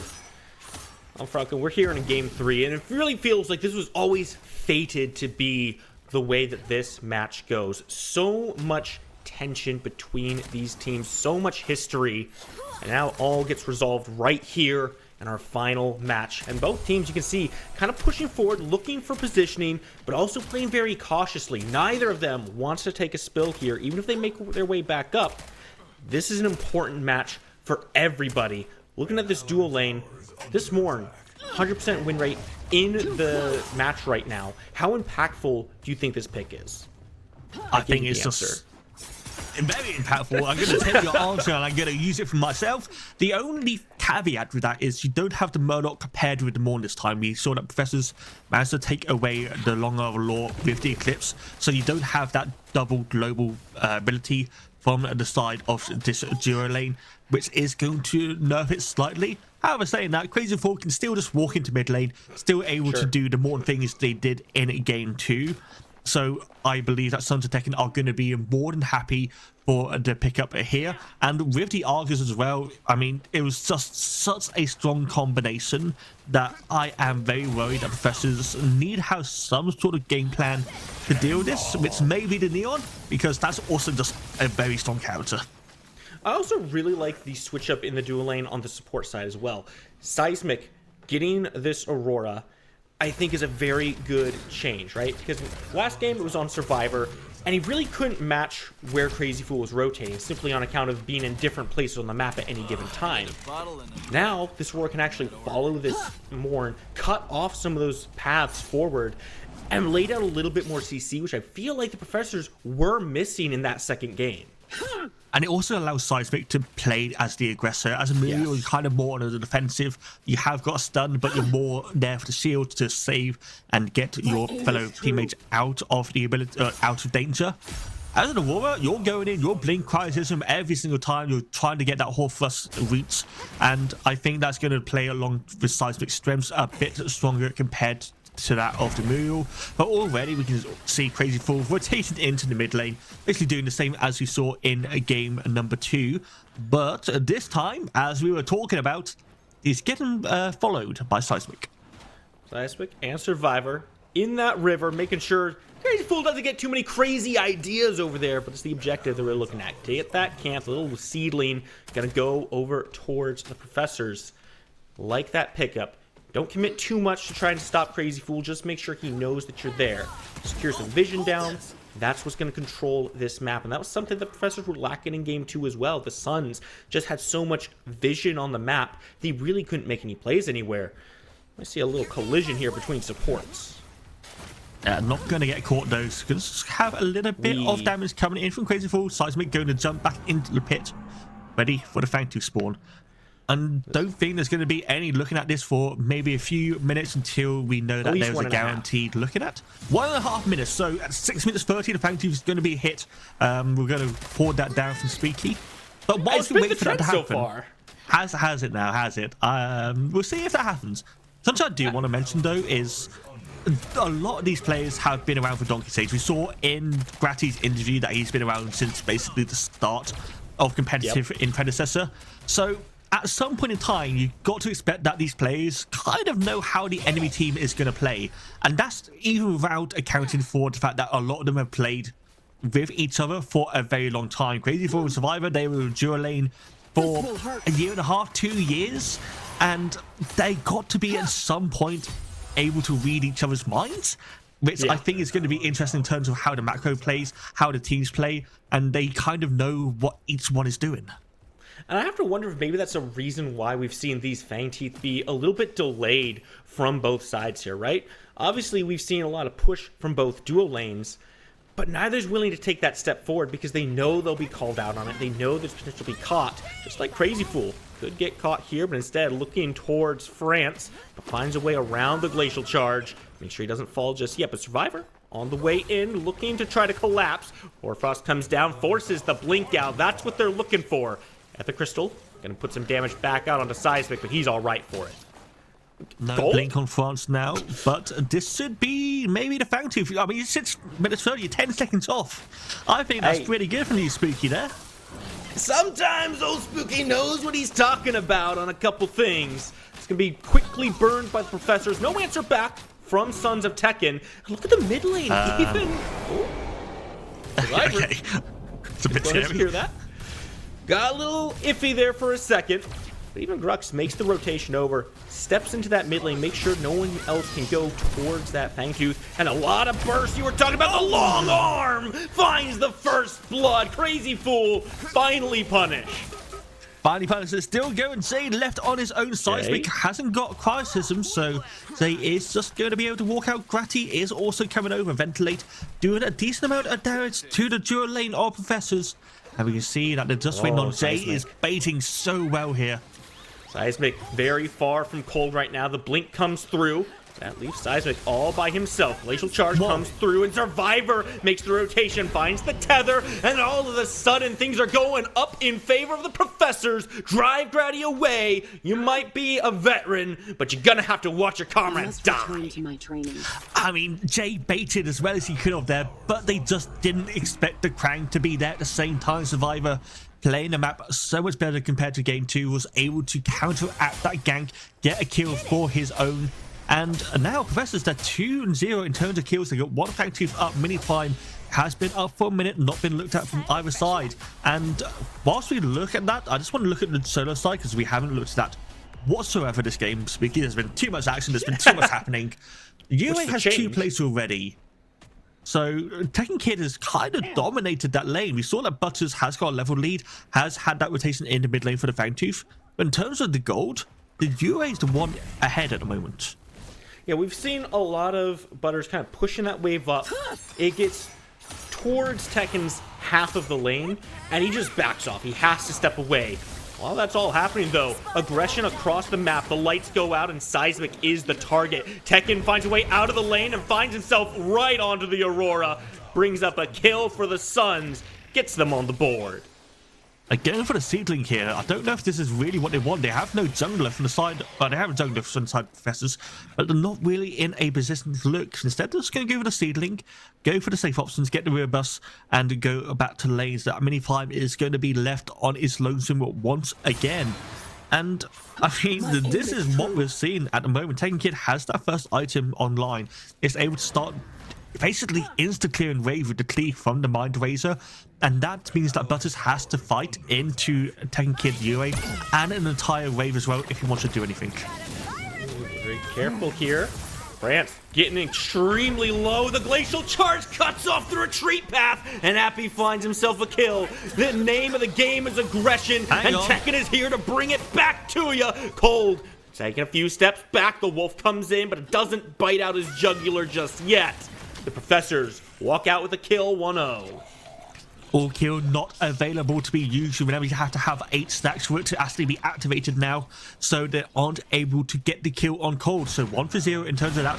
Mini-5 now being started. No one from the side of Sons of Tekken is in the vicinity to really go for this. They should be able to give this over to Butters if they so wish, but as soon as Gratty shows, they need to look for the hunt, and that should be secured as it is Survivor giving it over to himself, the greedy bastard, and now we're going to have a retreat from them. Grady wants to try to punish a little bit, but unfortunately for him, there's just nothing really to do here. I like the Professor's decision not to fight until they get to this fog wall. The backup is coming, but Grady's already low. Great Hoarfrost comes in the long arm, punishes Grady. Glacial Charge keeps him locked down, but Butters is too low to go for the kill. Appy, though, looking for some damage from downrange. The Soul Storm comes in, and Appy in a bad spot. Finally, the Suns pick one up. And that is what they're looking for. Blue buff to crown it off. Suns got some answers. Mini-5 for 1 kill. Is that worth? It's hard to say. We're going to have to see what Survivor can do on the Krang, but they are losing a lot of plates on this map. 1 in the duo side, 2 in the mid, 2 in the solo side. Got about a minute and a half left until those plates go away. So in terms of the gold from these towers, Sons of Tekken probably recoup their losses from those objectives. Now we lose another one from the side of solo side as well. In terms of the gold, it is basically even. 300 gold isn't going to amount for anything for anyone. And now, I mean, in the early game, I thought that Professors were kind of in the lead spooky. Now, with Tekken able to start rotating, it's hard to say. Yeah, it really feels like the Professors kind of got baited into that fight. Grady chased long enough that they decided, you know, we got to turn around on this guy. Jay finds himself back to the wall, finds a way out of it. But you gotta be more careful than that, because the Suns are constantly moving around this map. Like you see right now, everybody over to this Fangtooth. The Professors don't have any bodies in the vicinity. It's been a constant trade back and forth of these objectives throughout the set. It just does not stop. Glacial Charge gonna put some damage on a Crazy Fool, but he's just being a nuisance. I imagine Butters made a call saying, we haven't got any UA over here, they're probably going to be a Fangtooth, probably not best to fight, I can't get over there in time. Instead, they're going to try and get as many plates as they can in the solo side, trying to catch France in the mid as well. Judgment of the Heavens misses, so does the final thread from the Neon. France has to deal with these Mini-5 minions. There might be a few plates dropped here, it might be the entire tower, because plates are less than 10. Lights will be turned down. The Glacial Charge is going to be the escape route. But Survivor in a bad spot. The other Crystal does a good job of locking some damage in. Blink from Survivor. Synaptic Obliterator expended, but doesn't find the kill. Everyone just using so much, trying to find any kind of advantage. And Grady comes in with a big flank down from above. Will he find anything? No. Again. Another attempt foiled, but Tekken finally gets something for it on the right side. Shout out to the support in this game. Both sides have been crazy for how got their team out of so many issues whilst they were so low. To heal some more on the CC from this Aurora. They have been playing lights out, both of them, this entire series. So shout out to them in terms of these games. But the first tower has been taken, as you said, Spooky. That tier 1 tower in the solo side for the side of Sons of Tekken, though, is also very low. If Tekken Kid leaves this lane for any amount of time, that tower is going to go down instantly. So I don't think SDS Butters cares that much that the tower goes down because he knows he can get it back easily. Definitely not in a bad spot. And let's take the moment to try to talk about Butters and Tekken, because we haven't gotten the opportunity. This lane has been pretty even, all things considered. Butters tries to push forward, a little bit of space is made. The harassment with the ranged attacks coming out from Tekken have proved to be annoying, but it hasn't been detrimental. In the team fights, obviously the Soulstorm is a big impact. Can Butters on this Grux make a bigger one, or at least an even one? Or is it purely based on positioning here? It's going to be 100% based on position. As the Grux, what you're looking at is, who can I get on? Your two main answers, of course, is France on this Argus, and you have Jay on the Trim Blast. But saying that, France is going to get slightly caught here.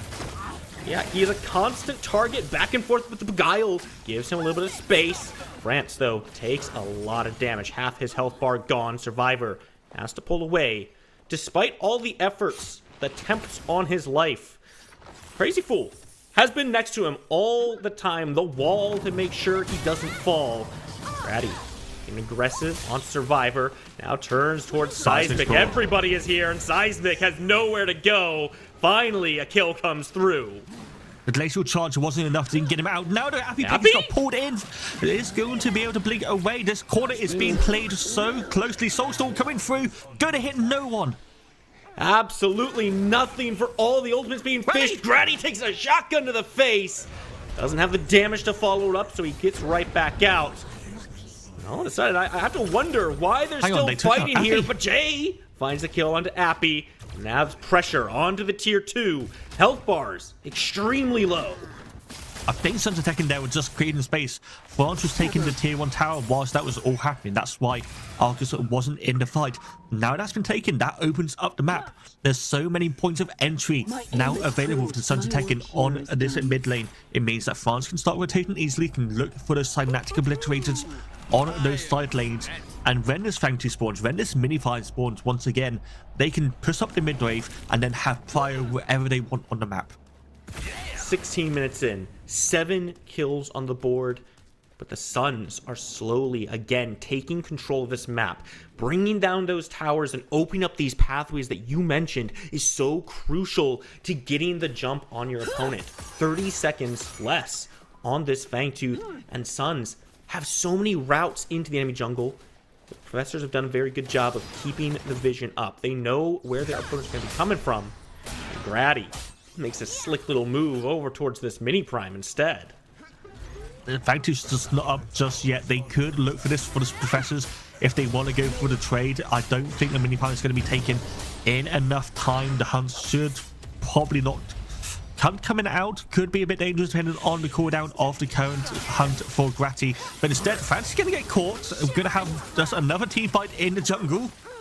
France constantly being looked at, but Tekken is here to back him up. Drives everyone away. Now turn off the lights and get aggressive. And Butters finds himself separated from his team. It's a long fall down. Crazy Fool still holding on to his life, but not going to be in the fight for much longer because Grady is doing the work for him instead. Tekken comes in with the Soul Storm, and Appy and Survivor and Cold all working together, but it's on the back foot. They have to retreat towards their own side, and France comes in with a big flank. The other Crystal just making sure no one can get out safely. Still 3v5 as we go back towards the Fangtooth. Suns have it all. They've got all the pressure they need. It's just so easy for them. They walk forward, even with the raw glacial charging, with them rooting away. They're just able to walk down people with the Eclipse, with that disorientation. And France, once again, just playing so well on the back line. And we're not even talking about Tekken Kid yet in these team fights. The night and day difference between Tekken Kid and SDS Butters so far has been a game changing generally, because every time UA comes into the team fights, they are either dive in the back line, getting kills, or at least separate them from the front line. SDS Butters, that was his first time in a team fight really, and he dies. I don't know what else he did in the team fight, but he died, and that kind of tells you all you need to know. To be fair, wasn't really in the team fight as much as he was on his way to team fight, but the enemy team got there before he reached his and punished that rotation very effectively. But like you said, I mean, I'm starting to wonder if the Morgesh ban was worth it, because it feels like it's just unlocked Tekken from that right side of the map. He's being so much more active in these fights, diving into the backline like you said, and nobody has any breathing room for the Professors. I look at the draft, I see their comp. What peel do they have? What tools do they have to make sure that they don't just keep getting dove? They actually have quite a lot. That's the thing. Grux, Krang, and Aurora all have ways to deal with this Yuri, but Tekken's just playing better. Saying that, you can't really get away with dodging a left click, so Butters is going to take out Tekken, and Crazy Fool also caught in the side. That's going to be another kill given over to Cold. They have got safer spawning soon. They have all time in 30 seconds. That's not going to be long enough before the respawn's coming in, but they should be able to get safer. A 2-for-0 is a good start. This is what the Professor's been lacking in these last few fights. They haven't been grouped up as a unit. They haven't been able to take the first step into the fights. If they can be the initiators that can find the pick, they can keep the ball rolling from there very effectively. And leads it right over to the Shaper to open up a little bit more of this map, get some of this gold back that they've been losing slowly but steadily. It's a good retreat back just as this Prime spawns in. Shouldn't be too much contention over that right now. But look at what's still up. They don't get the towers. Mid lane still stands. Right side still stands. Professors didn't capitalize as much as they maybe could have. They're not going to be able to push with these seedlings either, so that's going to create another issue for them. They aren't that far behind. It is only 3k gold, but it's mainly on Tekken Kid, which is the issue. It's not split between 5 members, so Tekken Kid has this extra item and a half in play. We can see him going towards the preparation, getting even more of that physical penetration to deal with the Aurora, Krang, and Grux, which means that it's just not the backline of Professors that has to worry about this character. It's going to be everyone on the side of Professors. And Tekken, he's squishy, but he's got a lot of mobility, he's got a lot of damage, and the Professors have really been struggling to lock him down. Good play from Butters to solo him out there, but once these team fights come through again, Tekken's been very effective at finding routes into the back and just avoiding the front line entirely. Now with a little bit more gold in their pockets.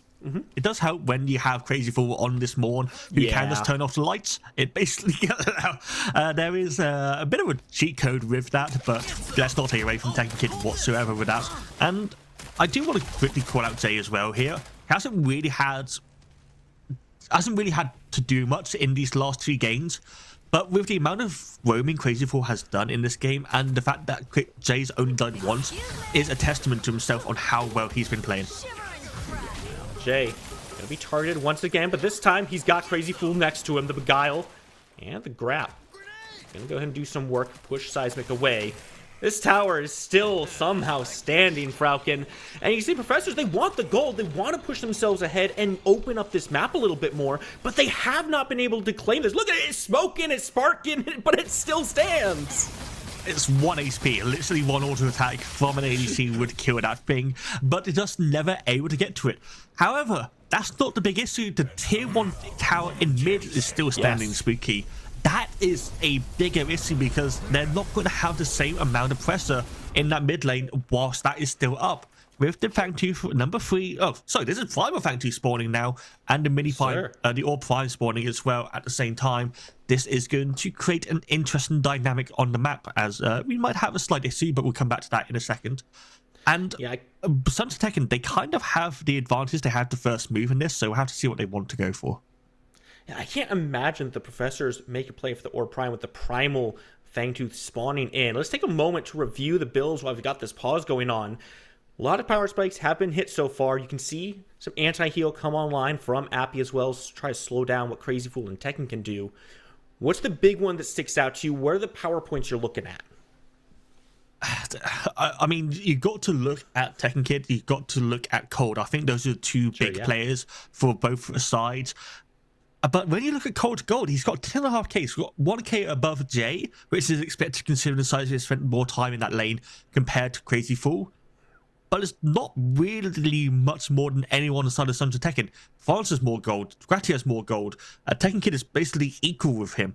So he has to play lights out in these team fights, whilst also dodging a large amount of abilities.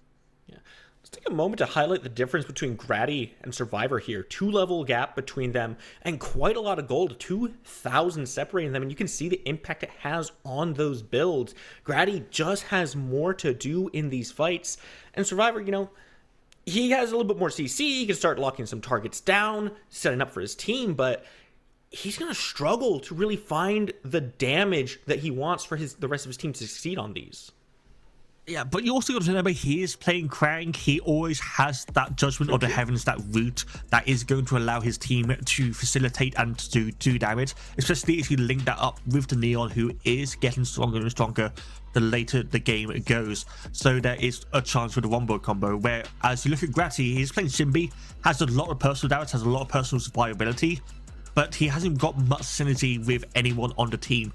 So he has to kind of play a bit more selfishly, and that kind of goes with the fact that he has more gold, has more items, and it is just a difference in play style at that point. It's different in play style and also a difference in success so far. Grady's certainly been putting a lot of work in throughout this set so far. Not to say Survivor has been doing a lot of work as well, but in this particular game, he's lagging a bit behind, and in a crucial point of the game where 2 major objectives are up and under contention, everyone has to get things going. So what does an ideal fight for each team look like? Let's start with the Professors, Falcon. What do you want to see the setup look like and the execution? If Professors wants to win a team fight, there's 2 main objectives. They have to make sure that Tekken Kid doesn't get into the back line of their carries, and they have to make sure that Front isn't able to free fire during a team fight. Jay is not really a big issue. He's going to do damage, yes, but not compared to the likes of those 2. So if you can have the Grux get onto the Argus of France, then they can disregard that. The other option is to have the Krang Judgment of the Heavens onto Tekken Kid, make sure he can't dash around, and that lockdown should be enough time to take out the small HP bar of the UA. 22, call it 23 minutes in, that right side tier 1 finally does go down. Opens up a little bit of the map. Still that crucial mid lane tower, still active, still creating space for the Suns, silently and passively. Look at the Professors grouping up. They're hunting for someone, anyone, to come sneaking around this corner as they're setting up for the Primal Fangtooth. Maybe slight desperation play. They know they can't really take a straight up team fight. Crazy Fool with that Eclipse. It makes it so much easier. And Seismic kind of making sure Survivor might die there, but is going to quickly disregard that charge, glacial charge, with the recast. And I mean, they were looking at it for a moment. They got the wards down, but there's no wards from Professors on this Orb Prime. If Sunset Tekken wants to run and rush it, there is a chance they can just go for it.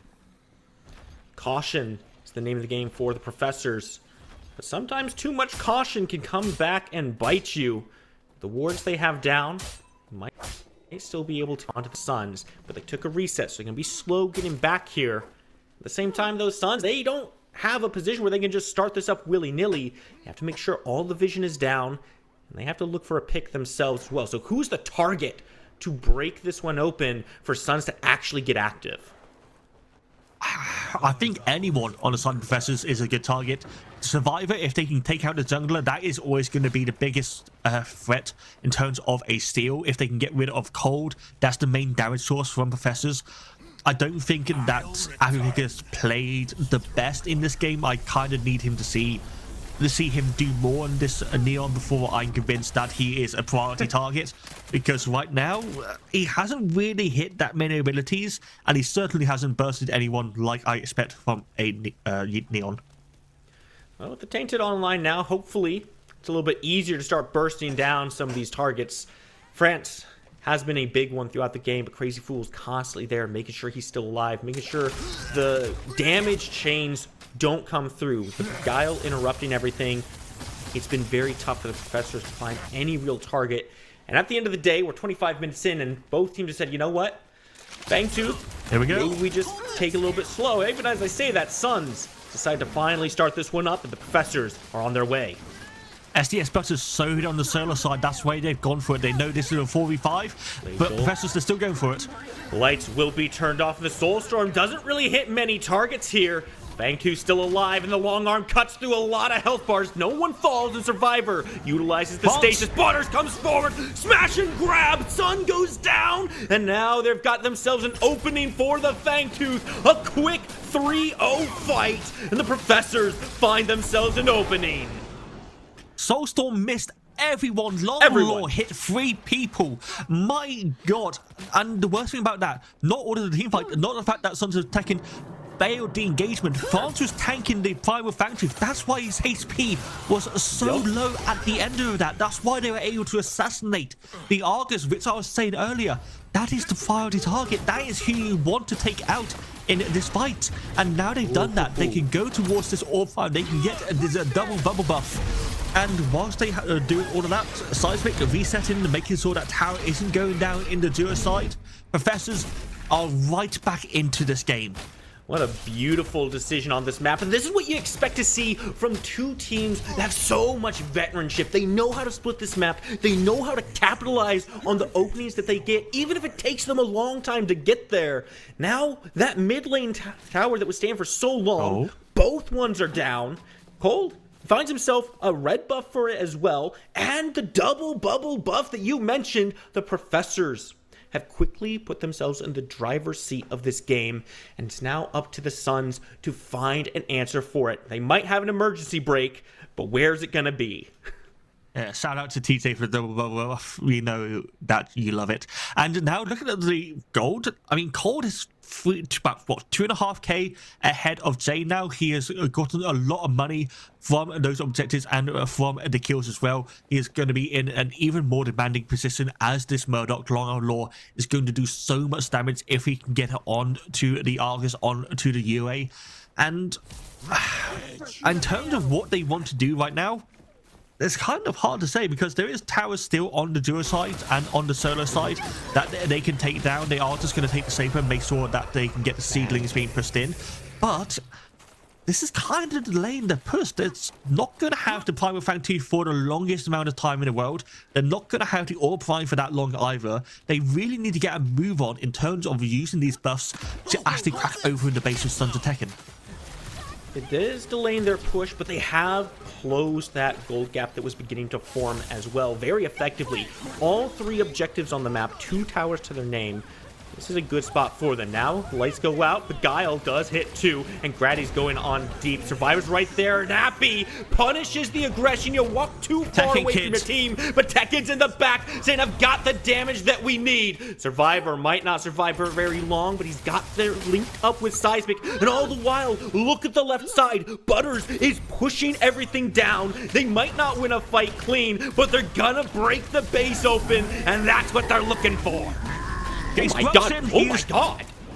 Gruxin! He's Gruxin! He is Gruxin all over them! The Stampede! STS Butters is a one-man army, but he cannot win this war. Shutdown goes to France, but he broke the defense as well. The mid lane inhibitor under duress, under attack, and Tekken cannot defend it. It's gonna break as well.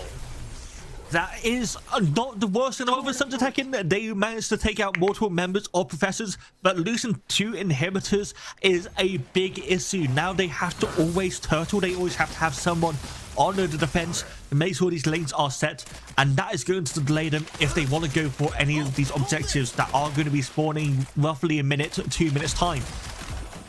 I want to quickly talk about Butters there, because I like going for it. I think that going for it was the correct play. If you took out both of them, that might have been game. But he didn't choose the target priority correctly. He went for France to begin with, then he went for Jay, then he went for France. If he just stuck to one person, he might have at least traded. And now he's dead, which is not really where you want your Grux to be. Honestly, even with him dying, I still love the play he made there, because I don't think he was even looking for the kills. He didn't care if he died. He didn't care if he killed them. That was a team call say, Butters, keep them busy. Get them out of the fight. We've got this inhibitor. And it worked out every inch as well as they needed it to. Now he's back up on the board.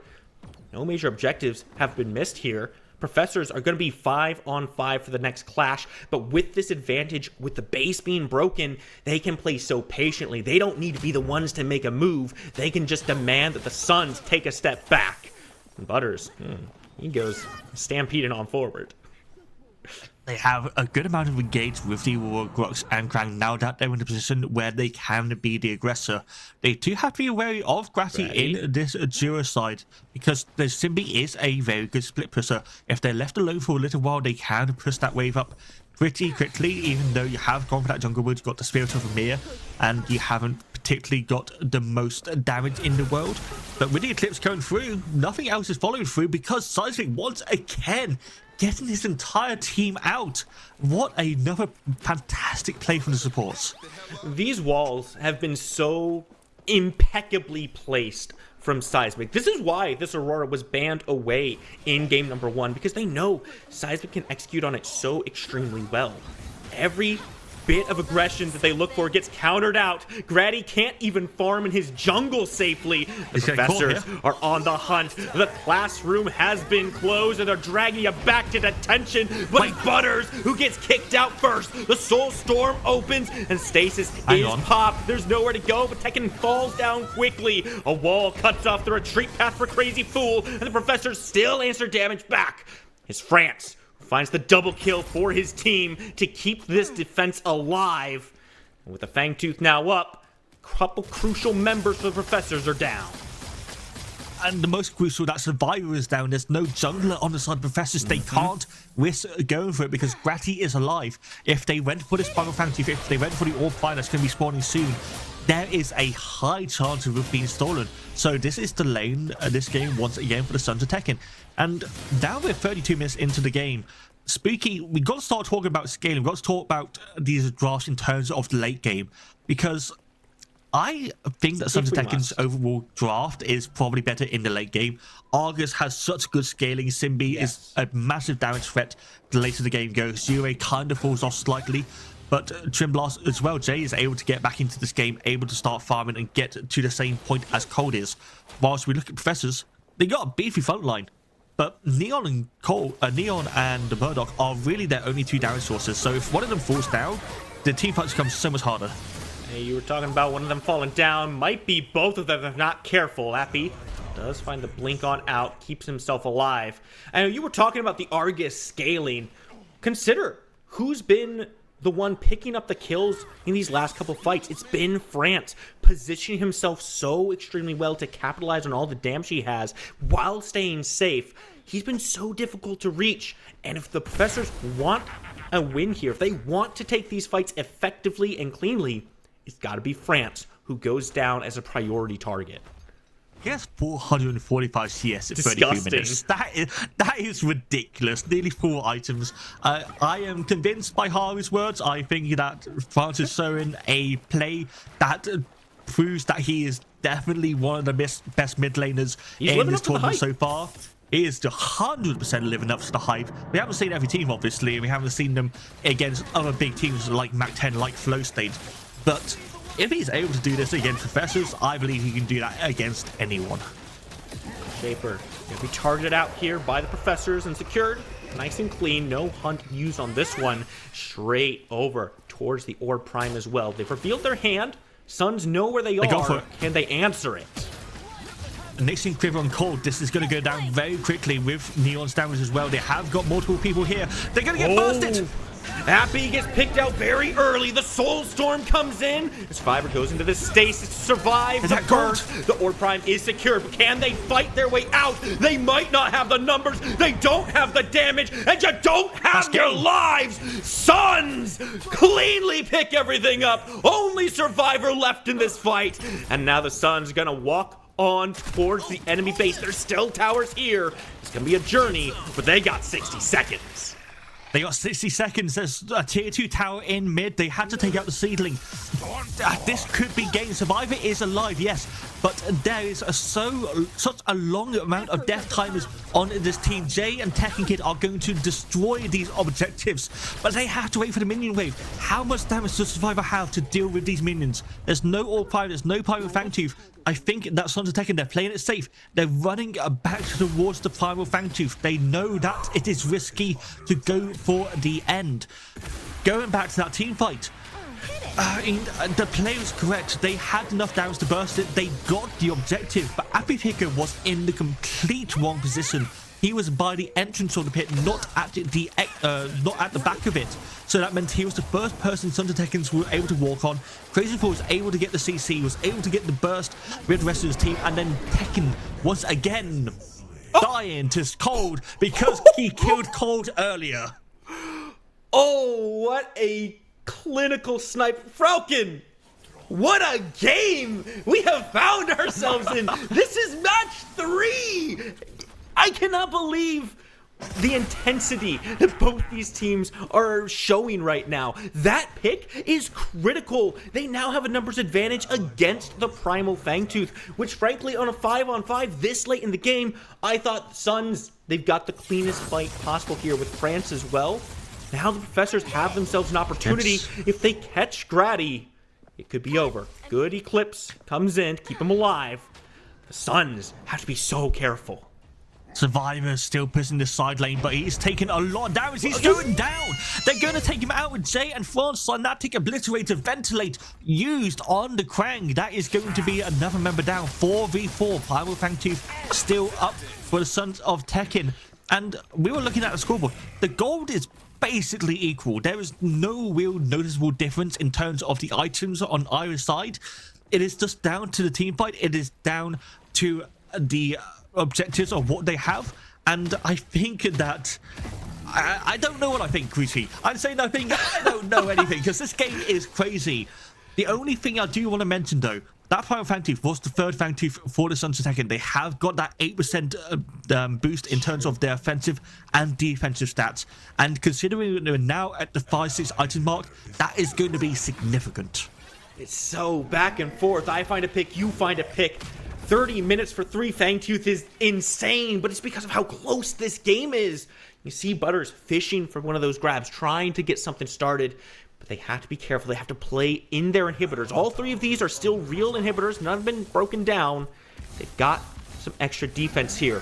4 seconds on Survivor. Big smash and grabs 3 people, but do they have the follow-up? Cryoseism is used, and Grady's all the way in the back on top of Cole. Trying to put one down, and now there's no ADC as Survivor spawns in. Appy, the next one to fall. Crucial targets. Finally, they answer one back, but it's now a 4v3. The Primal Blaze is going, but Butters is also going like hot butter. He cuts through these health bars, and he's swinging like a madman. Crazy Fool just making space for France, but they both get dragged back in. France laying around his crystal, but there's not enough space in the world. France is low, France is dead, and Tekken is here. Can he fight the 1v2? Smash and grab doesn't quite connect, but the Stampede will do the work. Survivor falls, but the Professors stand.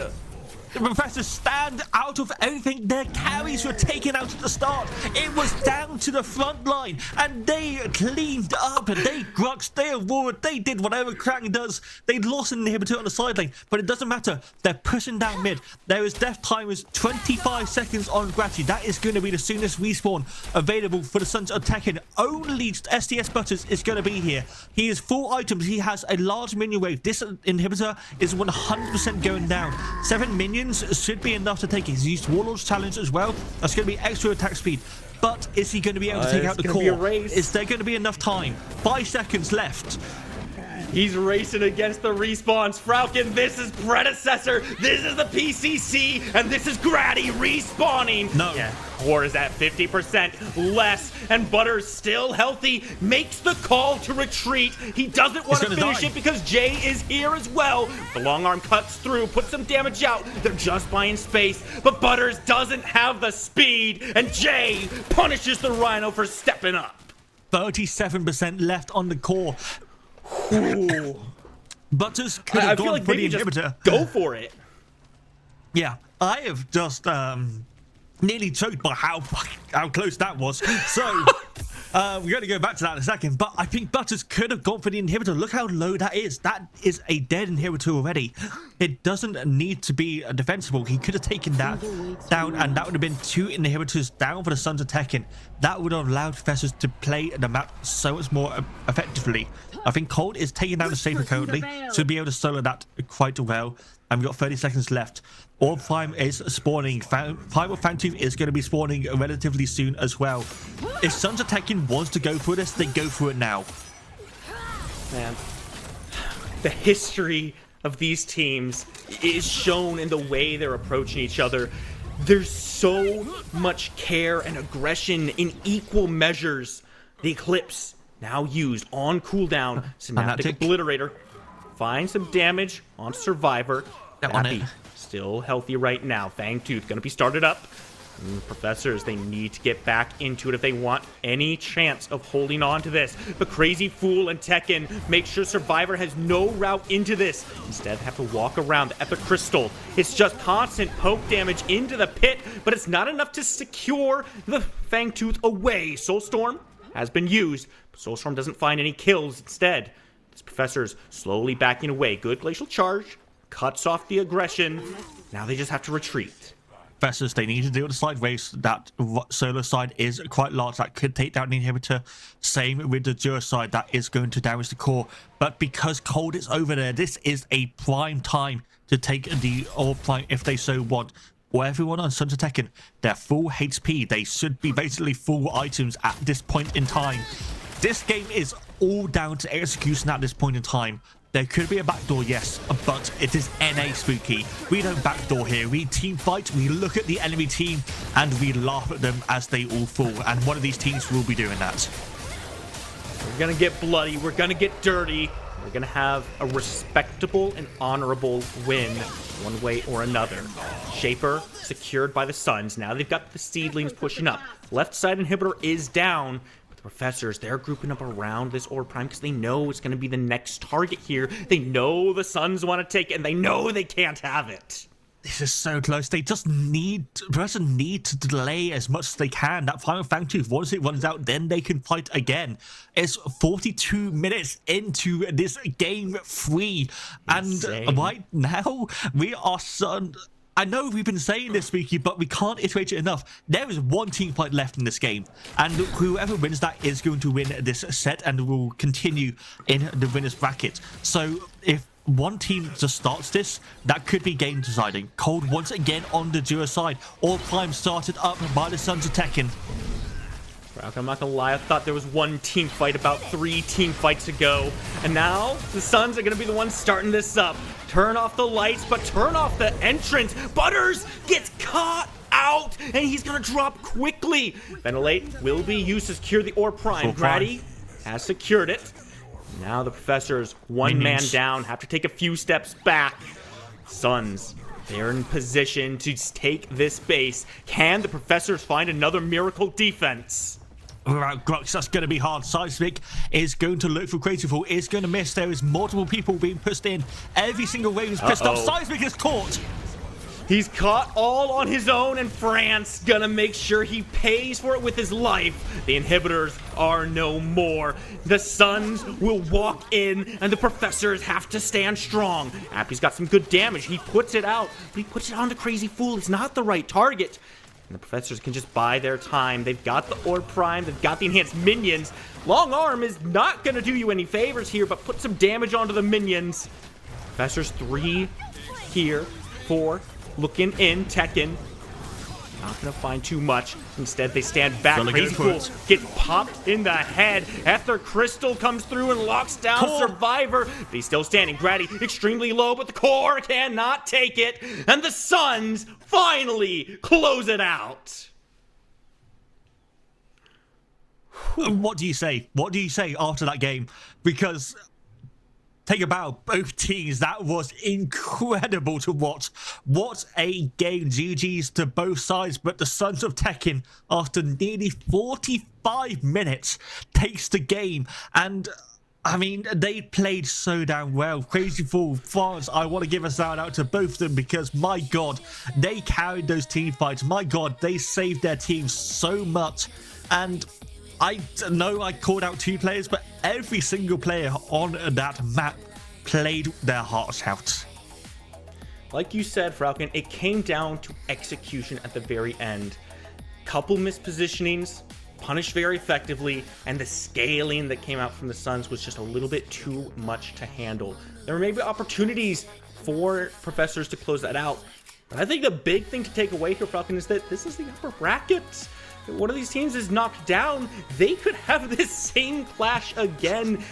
It all just depends on how the rest of the bracket goes, and frankly, I wouldn't hate to see a rematch. I would love a rematch. Make it a best of 5 as well. Why not? Grand final, Sons of Tekken versus Professors. I think a few teams would have issues with that, but at the moment, we're not going to get that rematch. That is the set complete. I'm just happy I don't have to break that game down. Now that's a job for Blep, Haru, and Tang. So guys, enjoy. Oh, and we will enjoy, because oh my gosh, what a game. If you were looking for a statement game, you definitely got one. Absolutely. I mean, in terms of breaking it down, there's so much to chew on, but we were able to choose a few of our favorite pieces. One person I would like to shout out is Butters.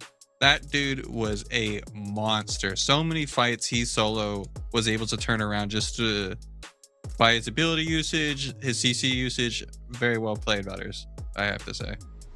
He was just happy he was not playing against a ranged offlaner this time, but yeah, he was coming in with a vengeance. I think, honestly, both teams played great. Like, if you tuned off at like 30 minutes, you would think, okay, this game was won easily by Professors, but of course, Suns, they managed to come back in some insane plays, and yeah, that's why we're watching PCC, right? That's where the best Predecessor action is, and yeah, it delivers once more. That was just absolutely insane. So we are going to take a look at some of those clips, including the one with Butters in it doing a solo kill on Tekken. Absolutely. You know, I'm hyping up Butters, so we have to start out with the solo bolo by my boy. The game, all the kills were 6-3, were relatively in favors of Suns, but this solo kills by Butters, which also transitions into Crazy Fool also dying, just kind of blew open the game and gave Professors the commanding lead that they had to start. Yeah, that was pretty sick. I think there was some misplays in that one as well, I think, with some blink usages, but I mean, the end result is the one that counts, and as Haru was saying, like, that was sort of the catalyst on how Professor started their run into having like a commendable lead in this game. Exactly. From the draft phase alone, you could see like both teams were setting the tone. They were going all in. They were putting their hearts on the line. They were not messing around. And at this 25 mark, Professors win Primal Fight. Yeah, and as we go to break this down, I'm actually going to slow this clip down and pause. This, if I had like the Sully meme where he just has the tape, if you know, you know, this is chef's kiss. Like, this wall is doing so much because Grady and Crazy Fool are now trapped inside the pit. And as you'll see as the clip goes on, Crazy Fool's trying to go out and help his team. He is rooted not once, but twice. And then after that, it's just absolute chaos. Suns, a little bit of a miscommunication going forward. I believe they wanted to kite out, but what ended up happening is Butters, again, just hits a massive pull, and then after that, it's just a wipe.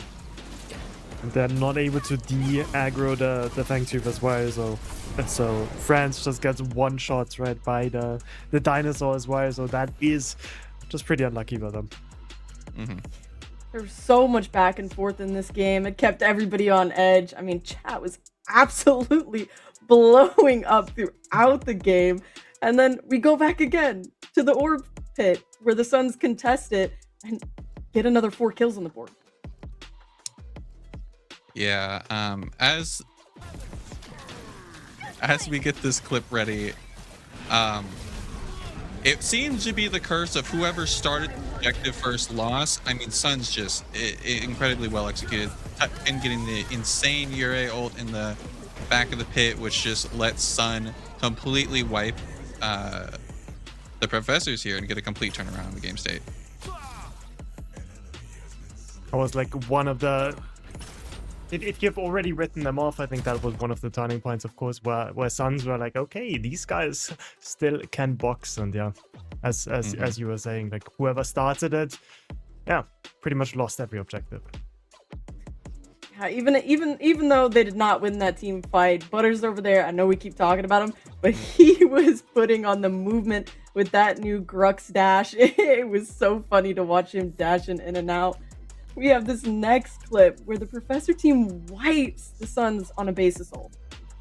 And as we get ready to get this clip going, I just want you to keep your eyes on Butters. He's charging up the pole, really smart. What he ended up doing is he jumped and channeled the pole behind the Aurora wall. I'm not sure if it was intentional. If it was intentional, very well played by Butters. But what it ended up doing is it let him charge the pole out of sight, resulting in him grabbing 2 players from the sides of Suns. Yeah, as you can see, like, this is gonna be a team fight won by them, otherwise it would be game over already 35 minutes in. But no, of course we had another 10 minutes of gameplay after. We can see them getting routed, taking down one by one, and I think in the end it's gonna be a few more kills coming out. Yeah, Butters just goes absolutely nuclear here. Yep.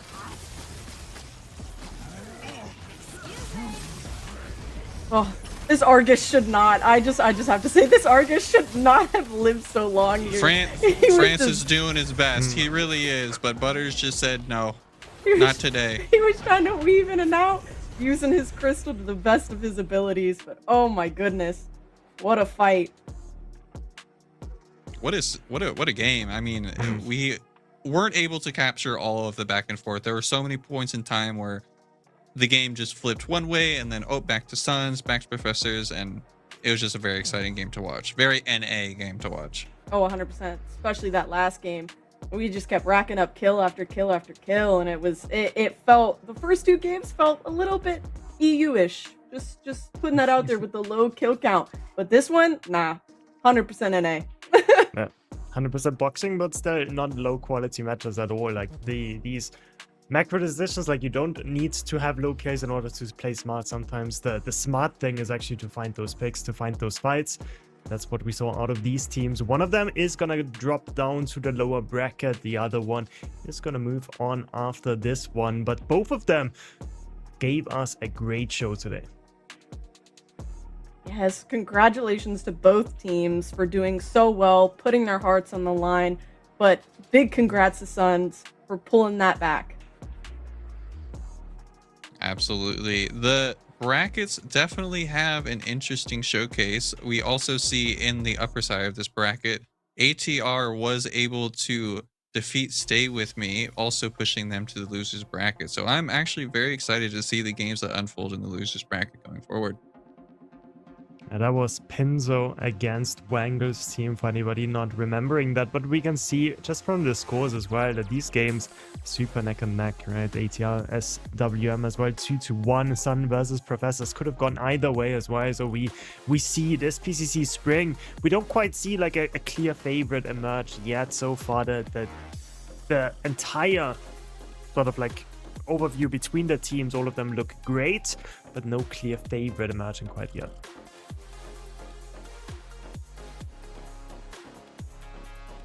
Just what a game, what a series. And with the bracket finally panning out, we got some cool things to show you. We have some profile cosmetics to show these out and to rep the PCC Spring Open Qualifiers once again on your profile. These are free. Go to your store, put in the code, and rep the merch. Absolutely. I mean, what's not to love? It's free stuff. It's limited time. So get the stuff while you can. Be a special snowflake. Everybody likes to be special. So get those while you can. Yep. And look fancy while doing it as well. 2 codes, just redeem it in the store in game. And yeah, you're going to be vibing. People are going to ask you, where do you have this from? Can I have it? No, timed exclusive. You are already too late. All right. The dust is settling, the bracket is shifting, but we're not done yet. We have another series after this when we come back from break.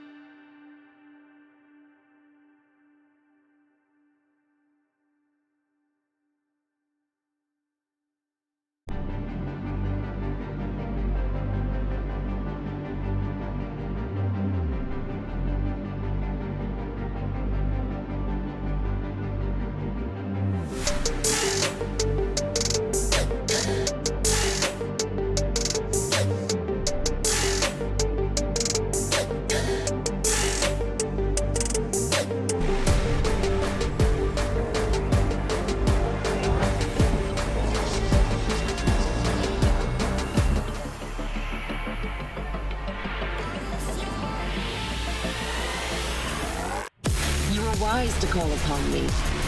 Fear the man who has nothing left to lose. The hunt is on.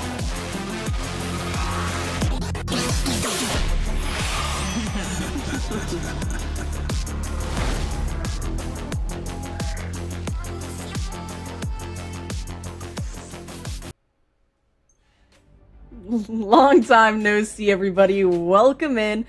And we are back to the games, but with a new series this time around. This next round in PCC qualifiers is about to hit the rift. It's a clash between Flow State and Mach 10 from the losers bracket. Two teams who have looked absolutely terrifying so far in these matches. I'm your host again, Blep, and I have back with me Haru. But now we have the oh so comical Spooky on the desk. Oh, we got a problem here? What? No. Let me go. We got a problem? I mean, are you saying I'll you're throw not hands funny? right here on this desk. Are you saying you're not funny? Because if you are, I mean, Sean might agree with you, but I was saying I'm you're very funny. serious. I'm a serious person. Definitely. 100%. Okay, glad we established that. Am I interrupting? Did I miss something? No, Haru, you're totally fine. Go ahead and lead us. Lead. I mean, looking at the bracket, the losers bracket, and I want to accentuate losers. Why are we here, guys? F8, Mach 10, you guys are supposed to be the cream of the crop. And we're meeting here? I mean, it is something that I did not see coming. I mean, Spooky, what are your thoughts on this? I mean, both of them have had a very interesting journey, right? Flow State reaching the losers bracket through a rather untraditional manner, and Mach 10 down here in a massive upset, being taken down by Nightshade. This was unexpected by just about everybody. Now, not to say that Nightshade's a bad team, but they just took down one of the favorites, and now either Mach 10 or Flow State, they're not making it into the finals. One of these teams is fighting for their lives right now.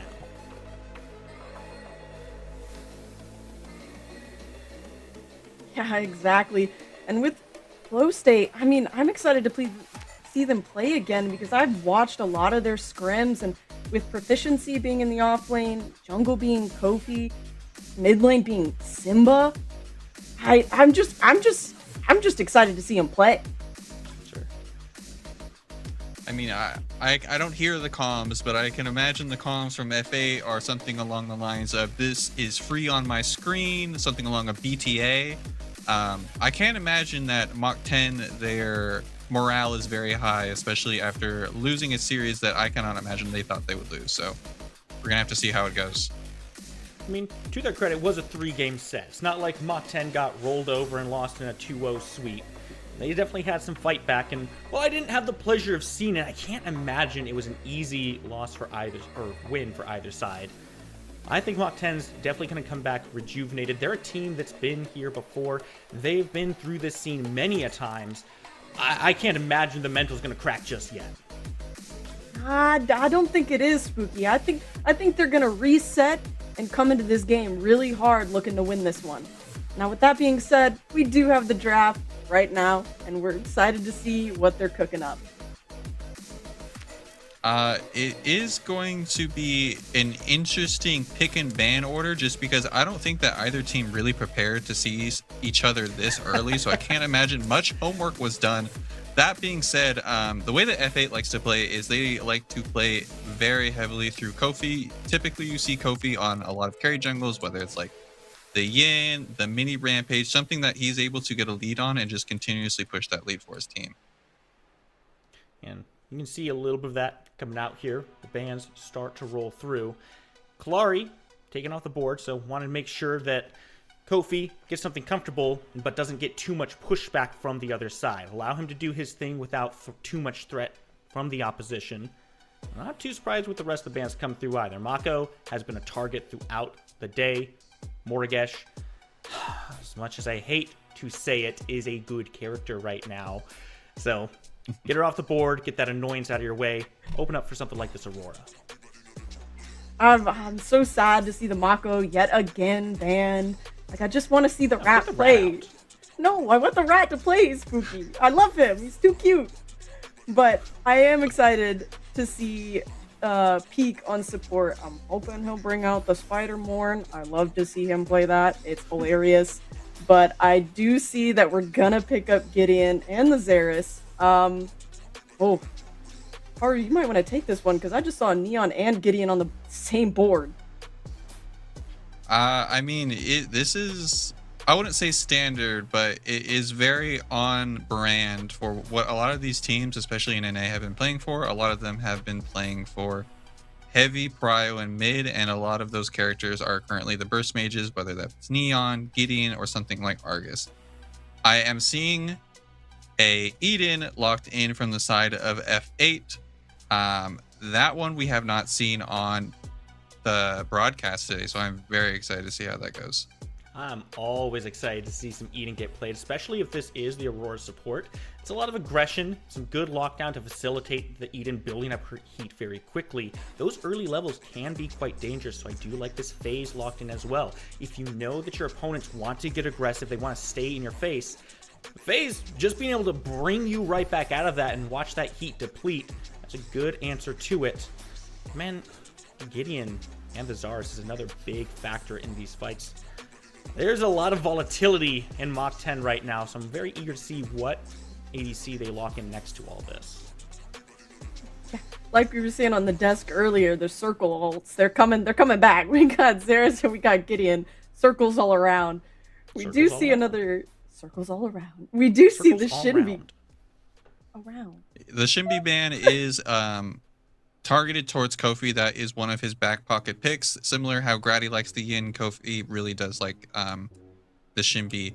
The Doc is being banned away. Doc is not necessarily a known counter, but it is very good into Eden just because he is able to always outrange her in lane, and then if she is ever committing into an all-in, he can just hold the buckshot, shredding her armor pretty consistently win the 1v1. There is still a Kira available, which could be picked up by Mach 10. Eden doesn't really like to play too much into that, because if you dive in, press ult, you're going to get shredded by the Kira. Instead, we're going to see the Terra get locked in here, blind into the opposition. Could be the Aurora, but I'm pretty confident that we're going to see that in the support role. So, I'm not the biggest fan of picking your offlaner without knowing what the competition is, but clearly Mach 10 feeling pretty comfortable, holding on to that last pick for their ADC. And then we see a Greystone. I'm not sure where they might put that Greystone. It could be an off lane, but it could also be in jungle. I'm just going to wait to see that first pick. Hey, that's cheating. Fifth pick. The Greystone, I imagine, before the Yin was being showed, is most likely going into solo. It's just a really good blind pick. It's good into both the Terra and the Zars, which are being held as flexes at the moment. So really smart out of F8. And then we see the Yin again. Kofi loves his carry junglers. He said, give me that, get my backpack. I'm trying to dish out some belt to end Mach 10. We've already seen some good Yin performances here so far. I'm not a big Yin believer. I think it takes a specialized player. That said, like you mentioned, Haru, Kofi is one of those specialized players. And if you are good on this pick, she can absolutely destroy anything she looks at. It also makes this Kira a little bit harder to execute upon as well, because you can just pop the bubble and all of a sudden she's really not doing too much with all her projectiles. It's getting stopped, and you can pretty easily jump on her and take her out of the fight very quickly. Yeah, I'm just a tad bit nervous regarding the Kira and the phase matchup. I don't mind it. I know when I was first learning phase, obviously these guys are pros, that you can pull a Kira out of ult by accident, every now and then. I doubt these guys are going to make the same mistakes, but I'm not sure how that's going to go up against Aurora, because you can't pull once you get rooted. You have to wait until the root's done. And with that double root, if we see that Aurora in support, it might be a little bit difficult. In terms of the draft and what I'm preferring, I think I'm leaning a bit more towards the F8 draft for me. There's a lot more people on comfort picks, being Kofi on the Yin or Cure on the Eden, and Mach 10 doesn't really have a lot of answers for those characters, so that's why I'm putting my bet on F8 for this game. See, I'm a Mach 10 believer because I'm a very simple individual. I pick a name that I like and I go with that all the way. Now I've got to come up with a reason to say why I'm choosing them, and I do like the front line a little bit better. I'm a big believer in having a good dive, and from that I see Terra, I see Zarus, both good at soaking up some damage, disrupting the targets, and locking people down. F8, I think, struggle a little bit harder to get on top of their targets, and with this phase, if you're picking a target, they can be pulled right back out, and M10 can do this dance a little bit more effectively, poke from long range. I'm favoring them right now. You gotta give a reason, Spooky. You could just throw it out there and say F6 pick threatened favorites. to fire me. All right. Well, my prediction's gonna be for Mach 10 because that phase, I haven't seen her. I'm excited to see her play, and I just think it's a pretty gutsy pick to go with, and I just like that kind of aspect of that team. So, with the draft finalized, we're gonna throw it over to the casters and head into this first game. Gamers! It is the beginning of the end. At the beginning, we got one last set today between two teams who have stood at the top. It's your boy Ego rocking with you, but never rocking alone. Alongside me is my boy, it's my brother, F6. How we feeling, man? What's up, big dog? I'm feeling good, man. Been up here since like 7 in the morning, but you know, we still got the gas. PCC has been entertaining this entire day, and I'm so glad we're back in the booth just to end the day out, man. This one is going to be an absolute heater, though. Mach 10, F8. I did not see this one coming. Dude, I mean, it's the beginning of the universe because we're going to be ending this one with a bang. These two teams, you could have taken anyone from the staff, from the viewership.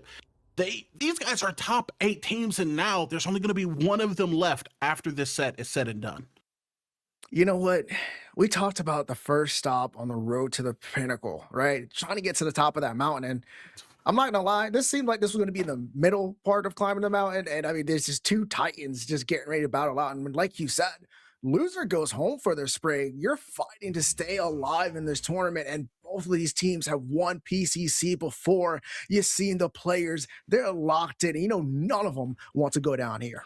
I mean, for reasons outside of course, that cash prize coming off the back end, for the ability to say that you have won a PCC, but there's also a little bit of beef between some of these teams, right, from the back end. We are very aware that these teams won't even scrim each other. Some of these teams have traded players, Peak moving over to Mach 10 because he just didn't believe he could win with F8 anymore. So this, for all things said and done, could fundamentally kind of settle the debate of where the power structure lies between these two teams.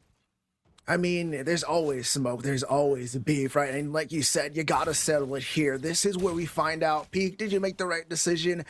Is that the move for you? I mean, you guys are both in the same exact spot pretty much, but these guys definitely know each other. They definitely looking to settle some stuff down here to the Sanctuary. Yeah, and now we're going to actually be seeing North here. Looking to potentially push out as we're going to see an old head, a veteran of the scene, Snoop, kind of dominating Lauber over here onto the solo lane. This is not something you see often. Level 2 advantage does go privy the way of Flow State here, and Lauber, he's going to just be forced to sit, watch, try to soak up some of this XP. That Greystone is dangerous, especially with his passive being able to heal just based off his missing health and getting that extra armor. I mean, you're kind of sitting there in lane, right? Tarot kind of has to wait a little bit to really try and battle out Snoop. Losing that early level just even makes that worse for you as this game goes on. But the big thing for Lauber is once that mid game hits, once he has that ultimate online, he's going to start to be a force to be reckoned with into that back line, and that is what I'm waiting for, and that's what we kind of know Lauber for, man. He just, once he starts to rotate, hashtag wait for Lauber, he starts to become that impact inside these games.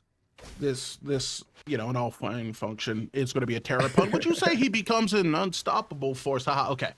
In all realness, though, Lauber, the Lauber effect is called the Lauber effect for a reason. The Swedish Warrior makes big impacts post that about 12-13 minute when he starts making these rotations. He's great at farming, a solid freeze, while in the dual lane, as you said, we're going to see a little bit of combat health bars dwindling, but not too low. North going to be able to step out here. Same can be said for Proficiency Cure, but looking at the jungle, man, there's a rotation coming from Kofi here. We could see a little bit of a scramble.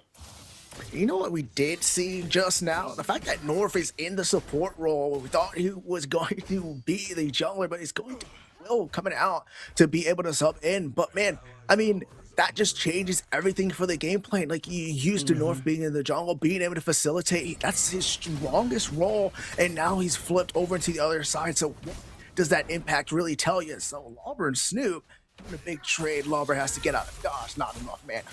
I mean, at this point of the game, right, you kind of have to go in with the next man up mentality. Peak not going to actually be participating here, nor to be able to fill in. That's how we know, and we have seen him in times far past being able to pilot some characters in the support role, but you're just not able to make the same impact and kind of dictate the pacing of this game as you can out of the jungle. That being said, junglers are going to start getting a little bit active here. Seedlings going to be up. Zarus hopping on one.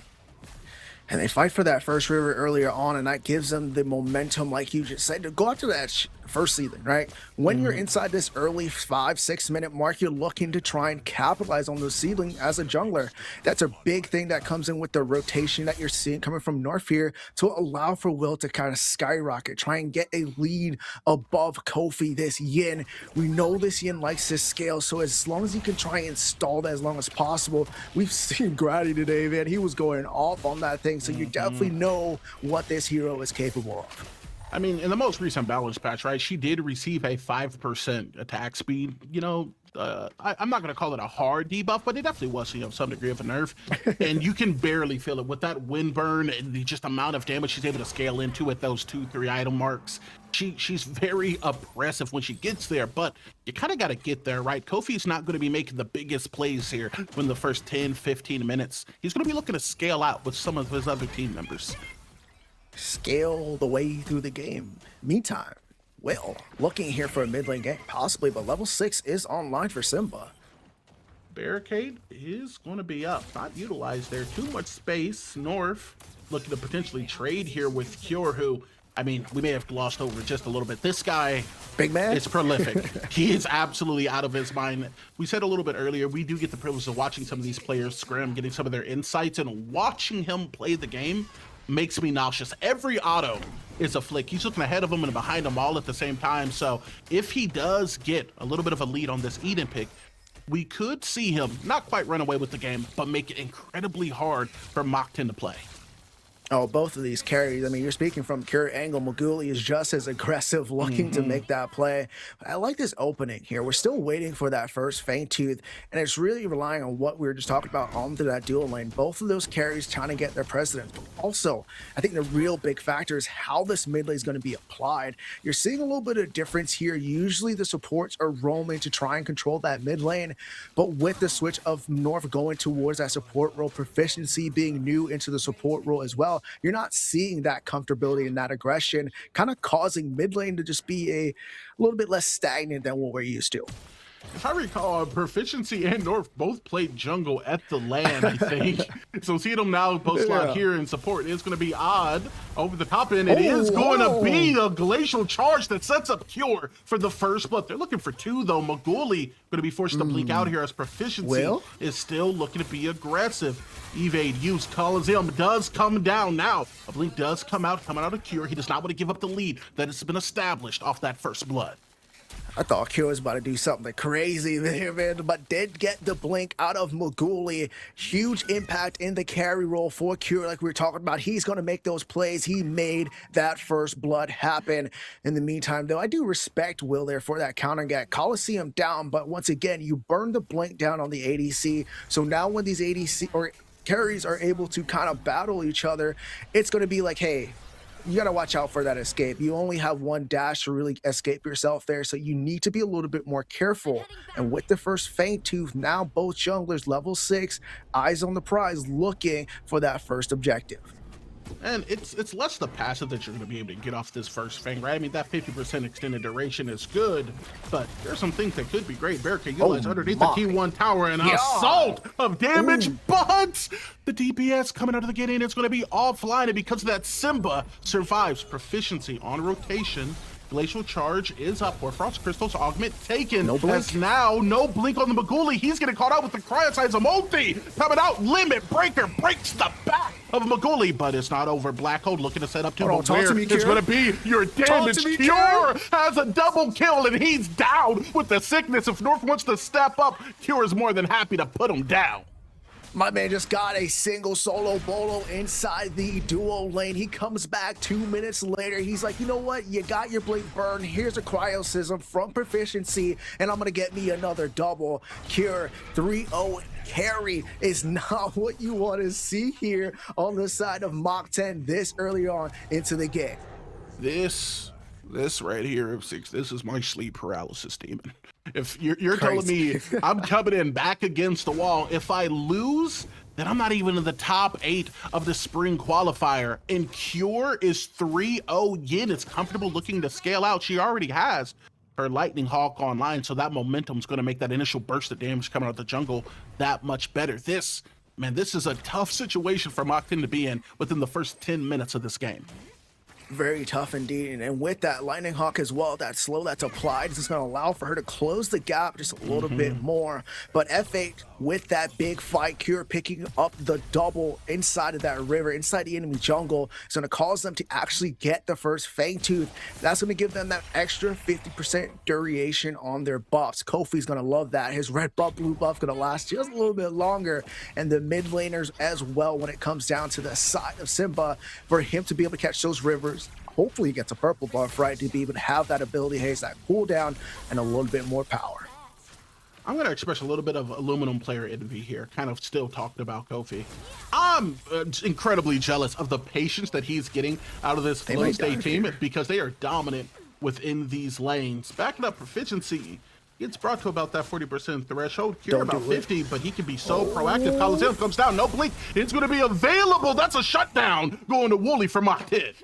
You know what? You didn't get him in the first time with the Coliseum, but guess what? The blink cooldown is longer than that Coliseum ultimate, ready and available, and Will knows that. They were just waiting for that time. Just a little bit of a misstep there, just a little bit too bit out of the fog wall, but it looks like F8's not quite done yet.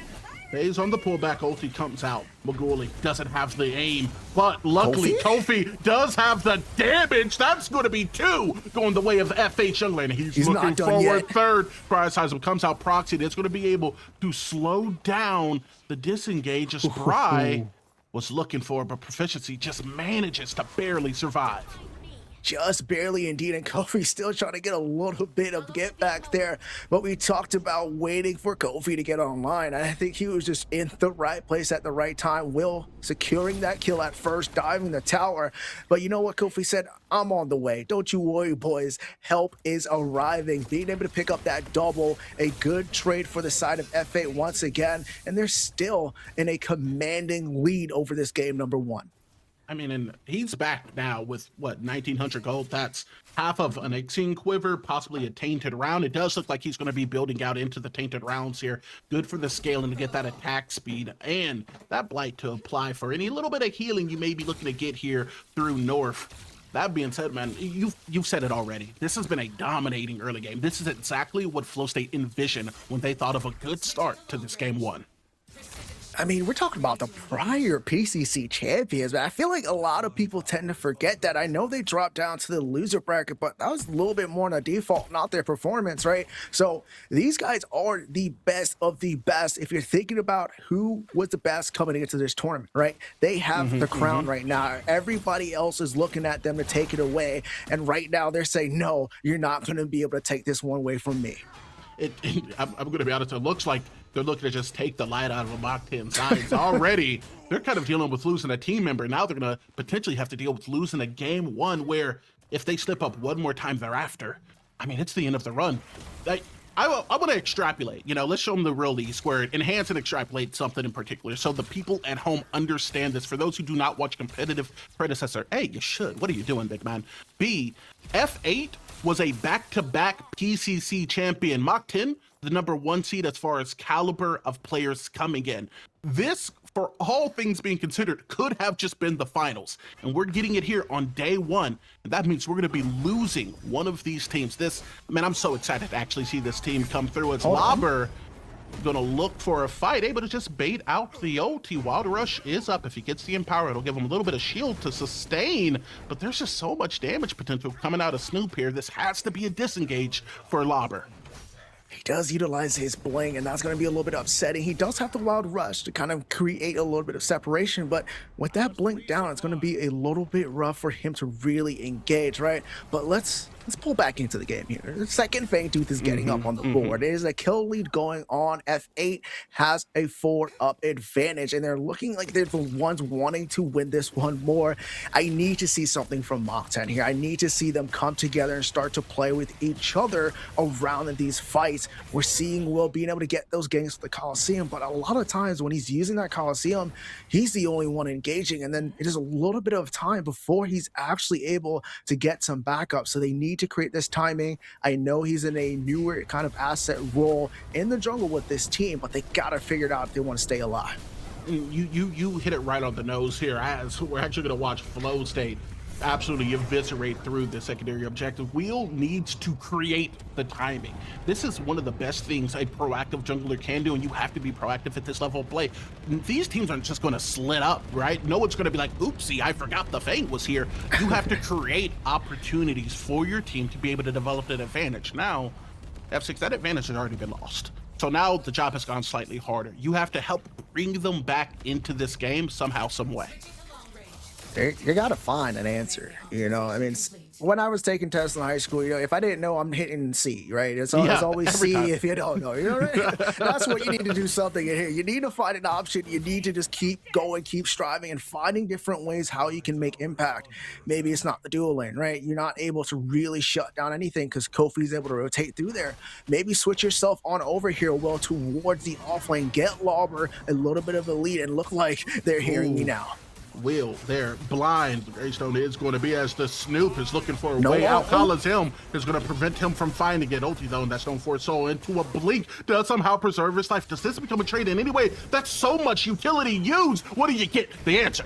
Kofi, and you're going to pick up the solo. Greystone burned through its pride. Is dealing with similar problems, running for his life off the backside. FAQ are looking for a way to find a fight. Will wants anything but that. All the smoke in the river camps, and right now, Mach 10 is looking asthmatic. They don't want to fight. Limit break comes out. Cure doesn't get a kill. This is a 2-0 trade that goes Mach 10's way. It goes Mach 10's way, but you realize they burnt their entire set of blinks. They don't have anything up for the next 5 minutes. You don't get caught out is all I'm saying. In the meantime, Maguli does kind of get that big win. He's able to pick up that tier 1 tower. And now with that prio, F8 had to take a reset. Mach 10 goes straight back towards the mini prime, which is a great call. They know they needed to take a reset on F8's side. But going back to that fight, I know I was saying go help out Lauber. I did not think you were going to do it so instantly, Will. But you know what? Good job for listening, because look what happened. You're able to get the double kill. You burned a lot of blinks, but you know what? You got the mini prime. Lauber's now in a better position to start to carry throughout this game. Doesn't need to worry about Snoop as much. He has the level advantage, and he's looking to be that Swedish warrior we know. I mean, for the first 13, 14 minutes of the game, it was basically, pun intended, a game of really won't he gank the lane. Now Snoop knows he very much so will, and he's more than willing to bring all of the team in order to make sure that Lauber develops some degree of comfortability, because as we said, post that 13-minute mark, Lauber's already getting active. He's looking to front load the team, allow you to kind of play comfortably behind him, and he just hasn't been able to do that. We have to watch Mach 10 do things like that. Give up a little bit now to profit later, to get not just Lauber, but this entire team comfortable later and later into this game. Later and later indeed. But you also got to watch out there for Kofi. But Will is taking on aggression. Cure, no blink. Here comes the Coliseum. He's going to lock him down. Spirit, and there it is. Bang! It's going to be one down inside the duel. And Proficiency is going to have to try and get out of dodge. Now this is the Mach 10 we know. Let's group up. We're going to give you this early game a little bit. But mid-game, we're going to start to take over. They haven't been able to steal the kill lead quite yet. And they are going to be behind on objectives. Nevertheless, Mach 10 is showing a little bit of life 18 minutes in. just a little bit alive. I mean, it feels like Will kind of flipped the switch. You know what? I think he was listening to the cast. He's trying to find a different option, and I think he's found his way. The timing in the last 3 minutes of his ganks, you've seen the backup that has been there for him every time he's able to engage, and I love that. I love to be able to see the jungler adapt while the game is going on, and I feel like he's kind of slowly warming himself up into this role, and it seems like Mach 10 have found a little bit of a new life going into the second half of this game. I mean, also, not that hard to gank and to snoop a little bit of true damage onto Lobber. He has Basilisk and Tainted. Yeah, he's shredding Fizz, but he's not all that tanky. This rotation does spell the end for Lobber, though. Blink out coming from Kofi as he was at risk of dying on that empowered ability. Terra down, but look at the map state, man. Bang, that up 10 seconds. Another minute plus on this mini prime. It's a good kill, but I mean, Lobber's going to be back in time unless we see this FA team immediately hop on an objective.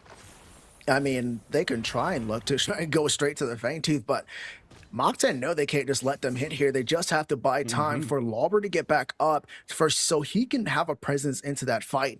Unfortunately, though, he does not have Blink. His ultimate was just expended, so it's going to be a little bit rough when he's into this fight. There's not too much when it comes down for him to bring value. But on the same time, though, F8, they have no Blinks up. Aurora is the only one here that can kind of use that with her ultimate to create an advantage, and it looks like F8 says this is their time to shine. 100%. This is going to be threatening that 3-Fang anti, so we will see an engagement. Will does get the steal! Coliseum back in. The objective does go their way, but not just that, a kill is going to follow it up. Will it cost him his life? Yes, but I make that trade every single day. 2 for 1, and a Fang on the side, but the team is not quite done fighting. Simba looking to make sure that he doesn't get picked off as Lobber is rounding the corner. That's a whole lot of beef, and right now, F8 is looking awfully vegetarian. Wait! I'm a big boy. They maybe eat my words. Double kill gonna go the way of Simba, and now Kofi is hunting for more, but Lobber, North are gonna make it out.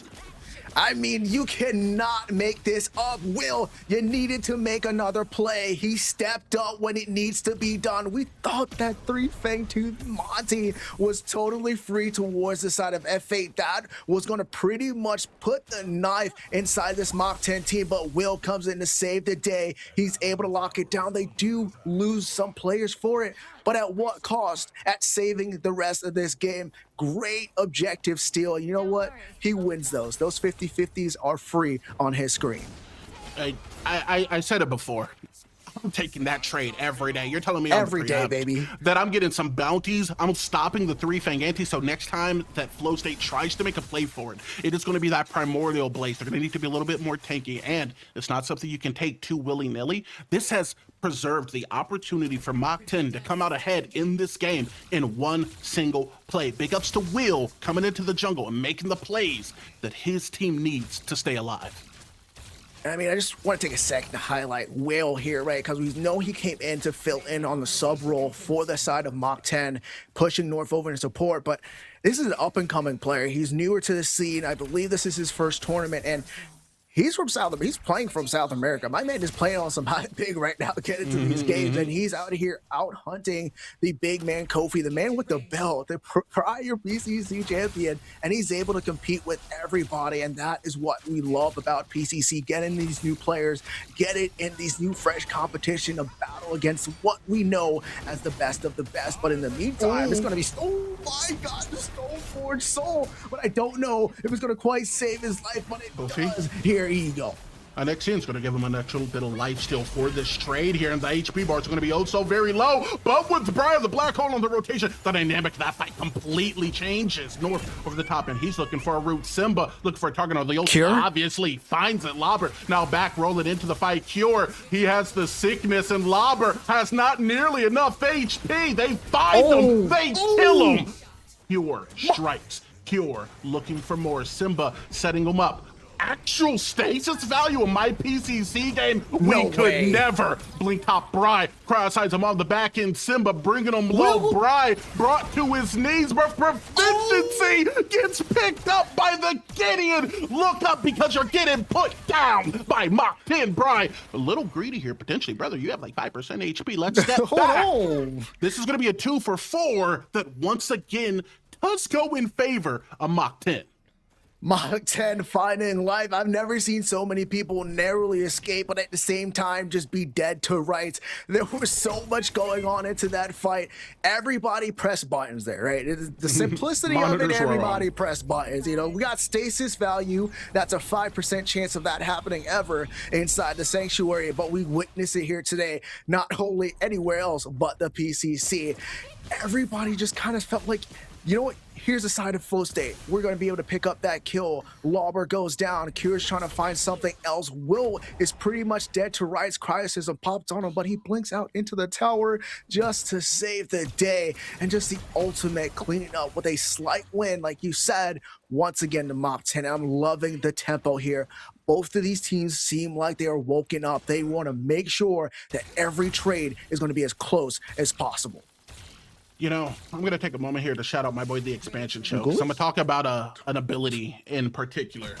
This Cosmic Rift has done unquantifiable degrees of damage. Being able to take up that center point augment has allowed this Gideon, even when playing from behind, to go nuclear from range. And just now, we actually saw that manifest in the double kill, but that damage has been happening all game, and it makes some of these engages, especially with that torn space to back it up, so incredibly difficult to take for the side of flow state unless it's decisive and fast.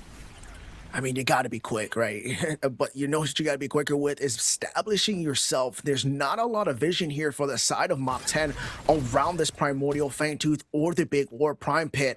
In the meantime, though, F8, they have every single objective lit up. So the information value for the side of F8 is all theirs. Meanwhile, Mach 10, you need to see North kind of get some vision control up. Their wards right now are more defensive than it is offensive. And you know, at this point, Ego, I tell you all the time, right? At this point in the game, you need to have vision control and you need to know where everybody is at. If you don't have that information, you're not going to be able to make the decisions needed quite in time.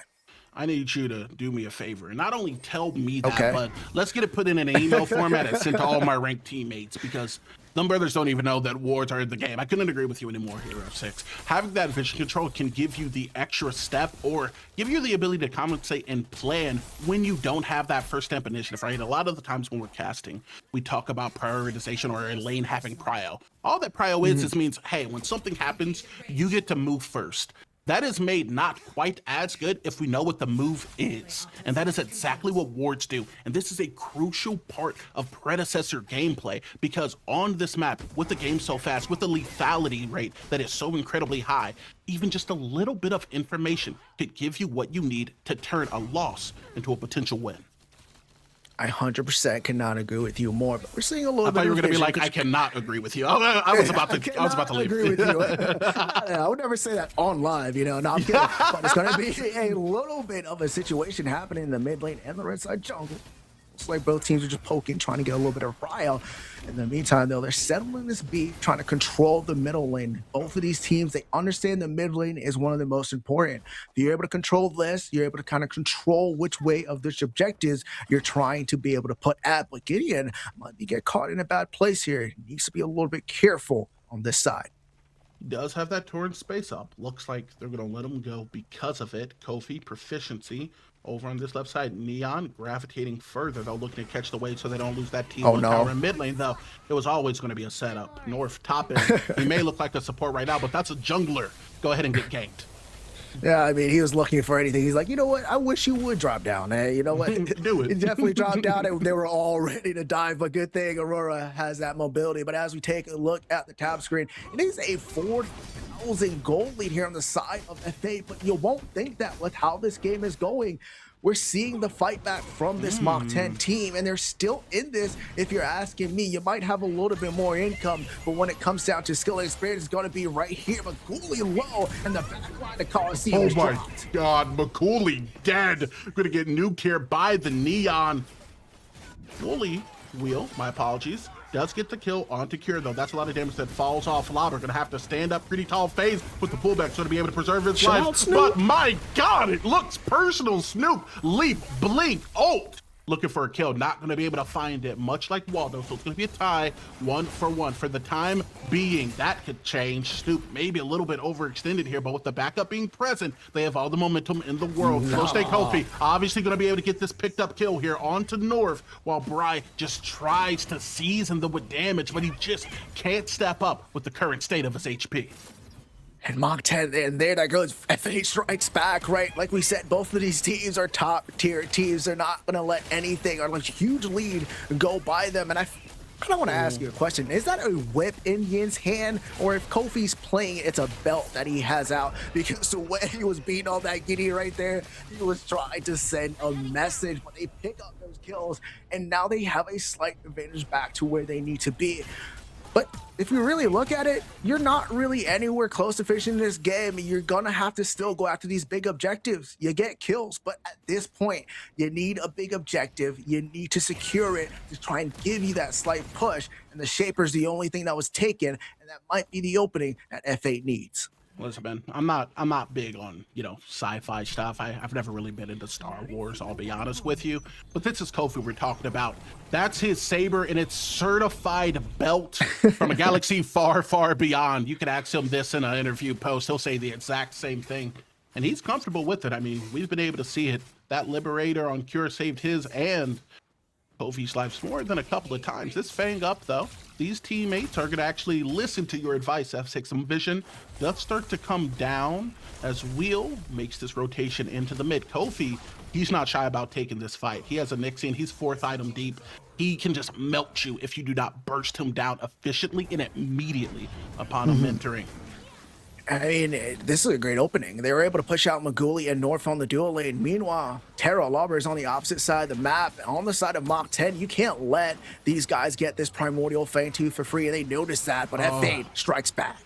Greystone just doing Greystone things. Going ahead, walk him down. Maguli gets the kill on the backside, though. Coliseum does come down. Cure stuck between a rock and a hard place. The hard thing is going to be the shield coming out of the Zarus left side. And Adam, my teammate, Bry, gets turned into nothing but particles. It's like the end of Watchmen. Triple kill. Going to go to Simba. He is going God mode. Lobber looking to maybe dethrone him. Damage. Looking a little bit devilish, but he is going to need Will to follow and bring him up. Pioneer does come out. Cure has all the damage in the world. Limit Breaker now coming up as Snoop utilizes that ulti. Lobber stuck in a 2v1, and Will just has to watch his brother die. Indecisive, though. Why not create the space immediately? What's going to be the cost? The answer, your life as a double is locked down for Cure. Eden is sending him to heaven.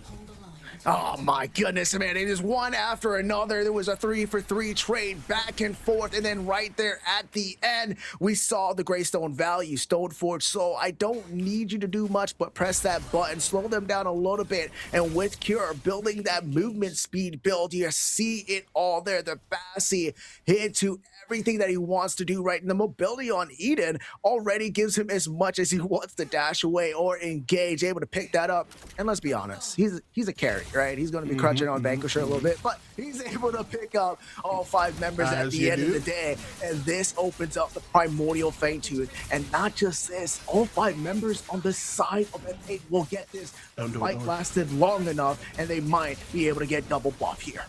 There's been so many situations throughout this game where it's incredibly tough. A member of Mockton is up there present, but either due to a lane pushing or someone getting picked off early, a couple of them were just relegated to having to watch one of their teammates get absolutely obliterated. I mean, there's no nice way to say it. See you later. Dude, it's like the wrong answer on a test. You're getting erased the moment you make a misstep.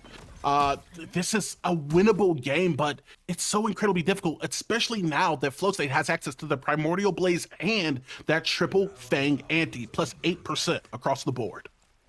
8% aura. I mean, you're getting the physical, you're getting damage out there, right? That's 8% more than the team can ever get until they get that 3rd Fangtooth for themselves.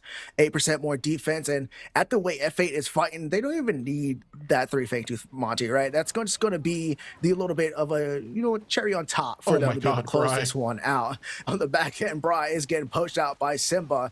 like you said, this opens up here the big or prime. It's going to be a dangerous side for Mach 10, but they do try to initialize. This might not just be dangerous. This could potentially be lethal. Snoop is going to be the first one through the doors. Yin is going to slam it shut right behind him. Will not even going to be able to survive to see the sun rise. Now engage off Snoop. Going to play over to the right hand. Imbod's going to be against the kill. Mogoli looking for a little bit more. There's not one, but three members go down. Mathematics. There's two that go his way. Proficiency looks for the kill, finds the black hole of it. Horizon. Bry now looking for a way out. Cure finds him lacking. That's 4 dead for Mach 10.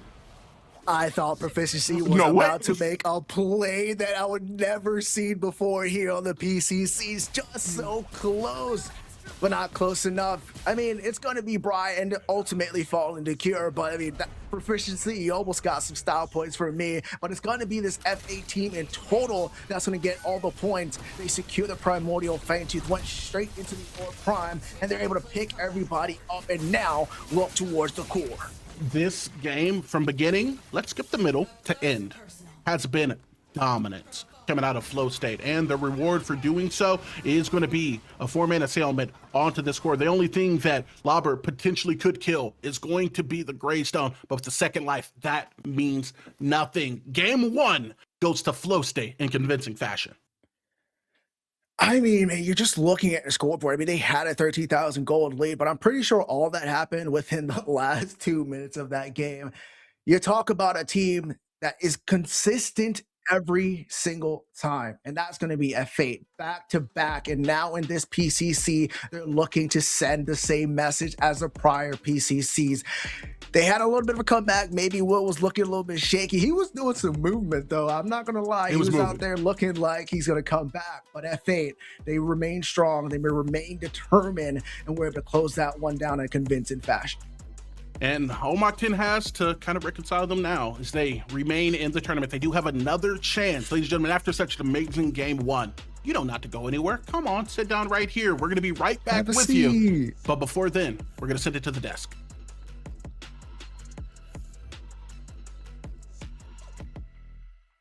Now that was a game. I am kind of blown away by the back and forth at the beginning where Mach 10 kind of shied away at first, and then they came back, and then Cure came around. Cure got online. I'm gonna go on a bit of a tangent here, so I'm gonna give you guys a little bit of a lore drop. So, during the development of this patch, we actually took a lot of opinions from these competitive players in terms of looking at the balance of the game, and one of the hot topics was the reduction of Eden's attack range.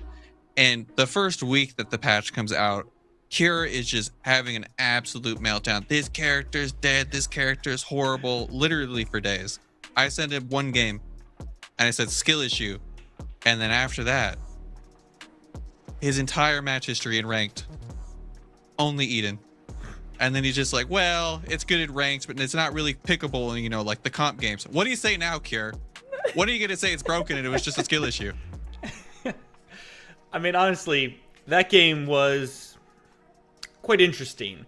Apparently, a few other people had opinions about Eden not being very good with the way Mach 10 just kind of walked into Cure and handed over 3 kills in the early game extremely poorly.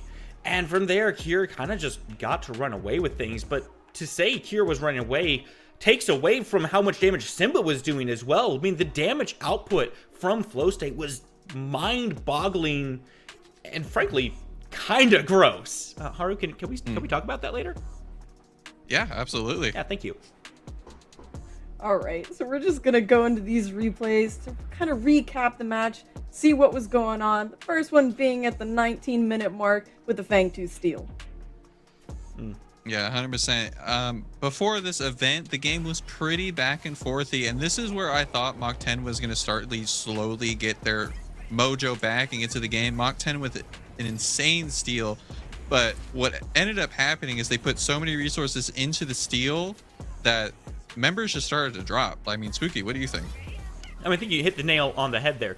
They get a great steal, but then they try to push things a little bit too far. You got what you came for, but they try to go for these kills afterwards, and that's kind of the consistent problem that Mach 10 have through the set, where Simba just says, okay, you know what? You're aggressing into us. You have no cooldowns.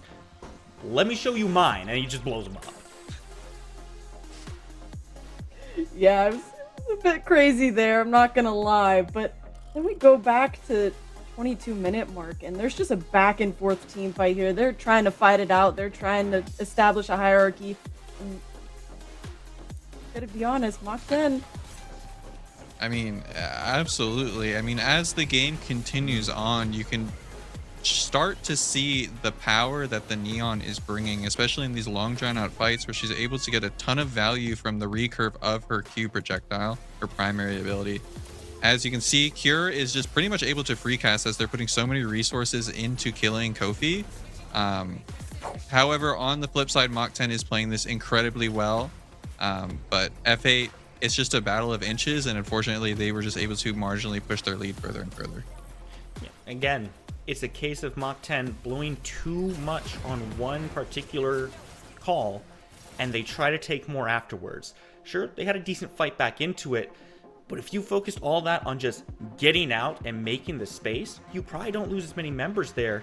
And in the end, Simba, again, is the one reaping all the rewards. So many kills go over to this guy by the end of the game.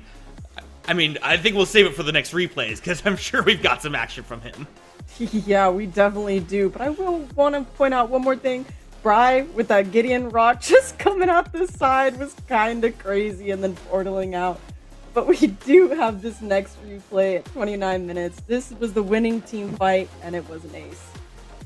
Oh, 100%. This team fight started really well, and I'll actually go ahead and slow it down just because Maguli is able to completely isolate Kofi, isolate him in the ult, and just basically 100 to 0 him. I thought this team fight was done the second that happened, but as we play it out, I think F8 recovered really well by targeting the backline of Mach 10 and just pushed that into a victory for them.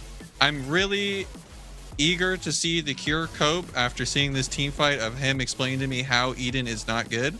Well, we'll see. I mean, Simba picks up a triple kill on this one, just finds the perfect flank.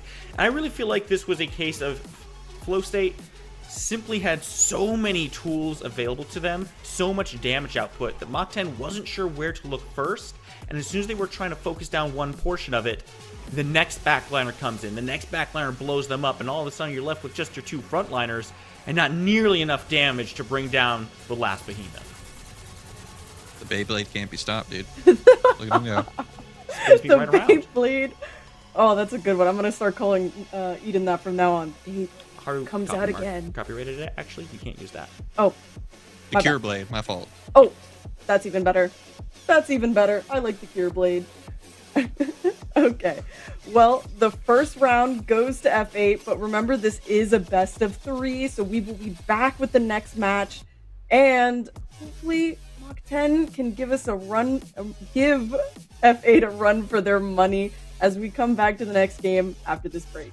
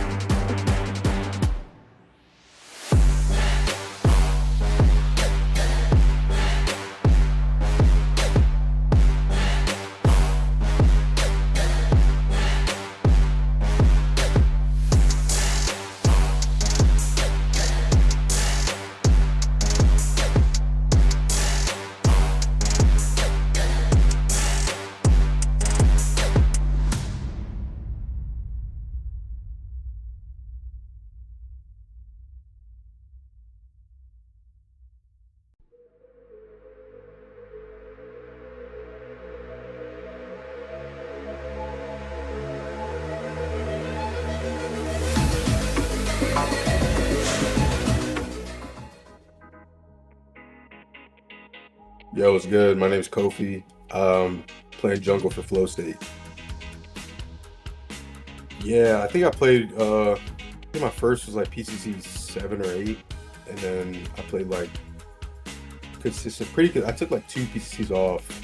I don't remember which ones I took off, to be honest. But I played for Bad Timing, played for Flow State, played for Professors, played for Enlightened, and I played for MTG at LAN. That's it though.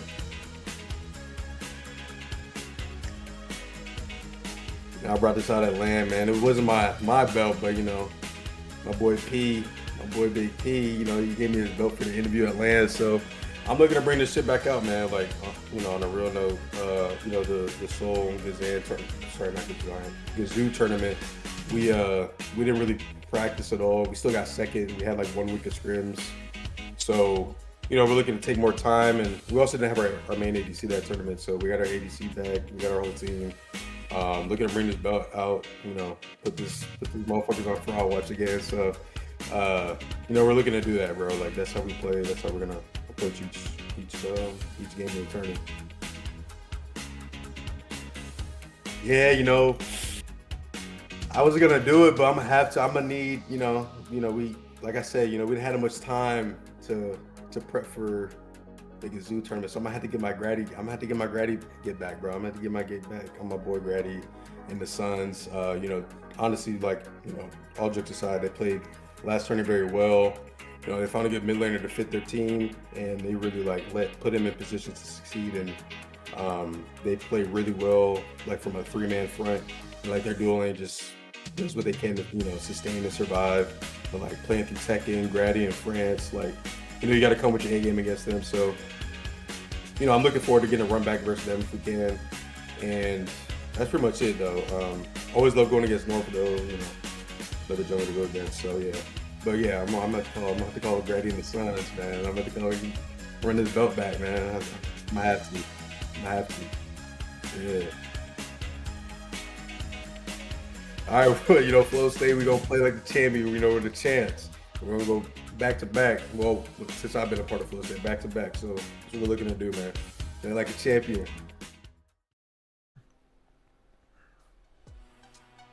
Welcome back to the desk, everybody. Those were some big words from F8's jungler Kofi. He is definitely bringing the belt in that first round. Very interesting to watch. But now, Mockton has a chance to bring it back in this match, number 2. I absolutely love watching Kofi. The amount of smack that he talks and the way that he does it is just, it's hilarious every single time. Going forward, though, I'm really hoping that Mach 10 can recover. I really don't want to see this just have them flop over and lose. I'd really like to see some fight out of them before the day concludes. Yeah, I think I can definitely share that sentiment, but frankly, Mach 10's got to change up a lot going into this next match. It's not a matter of just change how you drafted. You've got to change your entire approach to that game because, frankly, it wasn't clean. It gave a lot over, and there were a lot of fights that did not need to happen. Mach 10 needs to show a little bit more restraint, bring things back, and play their game, and just focus on what they need to do. Yeah, exactly. And as we look at this draft coming up, I do want to say that North was in support and Will was in jungle. So that is a very interesting thing. Unfortunately, Peak was not there, so I did make a mistake the first game out, but we're going to see what they are going to ban. Oh, first ban out, Kalari again. The Kalari ban is continuing. It is a potent pick on Will as well as North, so I'm glad to see that they still respect the pick, are still willing to ban it. Mach 10 responding with the Morigesh ban. They saw it in the earlier games. They said that is cringe. I'm getting rid of it. And Kofi being taken away from the Rampage. It's a little bit surprising, but maybe they just don't want to see it in the enemy team. So that is going to be banned away as well. I'm predicting a Mako ban here. Wow, who could have guessed? The 100% pick ban. Hero is once again taken off the board. Lots still open for Flow State. Could look to bring their Eden back, but I'm not typically a fan of going for your ADC in the first slot. Morn has been prevalent throughout the day, but Neon also able to be picked up. Simba looked fantastic on it in Game 1, and I think Mach 10 might be making a mistake by letting him have it back here in Game 2. Yeah, he did in fact look really good on Neon.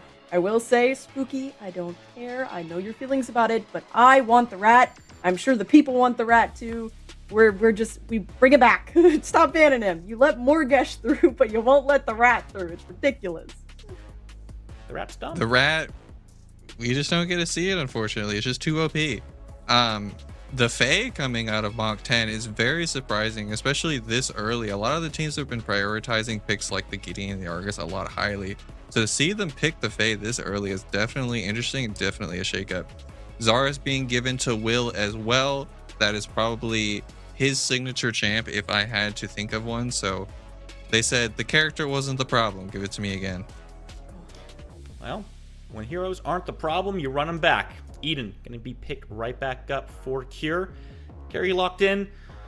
Would like to see the support locked in as well, and frankly, who's surprised? Aurora looked great in Game 1, bring it back for Game 2. It's a classic case, if it ain't broke, don't fix it. And I don't hate this approach from Mach 10, letting them have their picks back.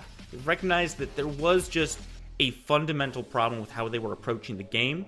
If you can address those issues, the picks that Flow State have may not matter. Now that she's the enemy carry, pick your own. Murdoch locked in here. Support's still open for Mach 10. Plenty of options on the board here as well. Yeah, and they do pick up the Murdoch, which I like to see, as you talked about last game, that he does have a little bit of a longer range and can poke her out. I am a little concerned about the Fae against the Neon matchup. Or you can probably give more insight into that, but I don't know how I feel about that. In lane, it's actually not that bad. It's not necessarily the 1v1 that makes the Fae hard to play. It's more the non-mobility that the character has. The character is very easy to sit on and shut down. However, in scrims, Bry has been consistently looking really, really good on it. He's also been utilizing Life Core as well, doing a more supporty type of Fae build, so maybe that's something that we're going to see. The Shinbi being banned out from Mach 10 as well. They said, Kofi, you do not get to have the carry junglers that you want, so I'm not too surprised to see that gone. And we're going to be picking up the Terra as well. Wow. A little bit more frontline. This is looking like a very similar draft from Mach 10, really only changing their mid laner so far, Gideon, and the ADC, or the carry, of course. I really want to see how they play into each other. Steel locked in. There's some opportunities here. We've seen off-lane Steel going up against the Terra. Doesn't really do a whole lot in the lane itself, but the rotations and the team fights are extremely potent from the Steel. If you can find a shield slam set up for your Eden and your Neon, there's a lot of damage to follow up on everything. Combine that with the Aurora setup, Low State has a lot to lock down with it. A Fang Mao as well. That's a lot of damage that can be capitalized. All right. Let me just take a second here. I was super excited about that Steel pick. I've said it all day long. I love him. So good. Because like that double punch and then all his CC, he's massive right now. Don't give me that look. We love big circles. We love big circles. Kofi is absolutely feeling himself if he's whipping out the Fang Mao. He did get a round of buffs with this most recent balance patch, so maybe he's thinking it's feeling good enough to whip out the Morn is going to be the final pick. We've seen that in the past, very commonly picked into the Aurora. I think it's an excellent pick, and it lets the team kind of play a little bit more skirmishy, and it's also a very good answer to the Eden. Relatively, what are we thinking for predictions here? I'm gonna be on the side of Mach 10.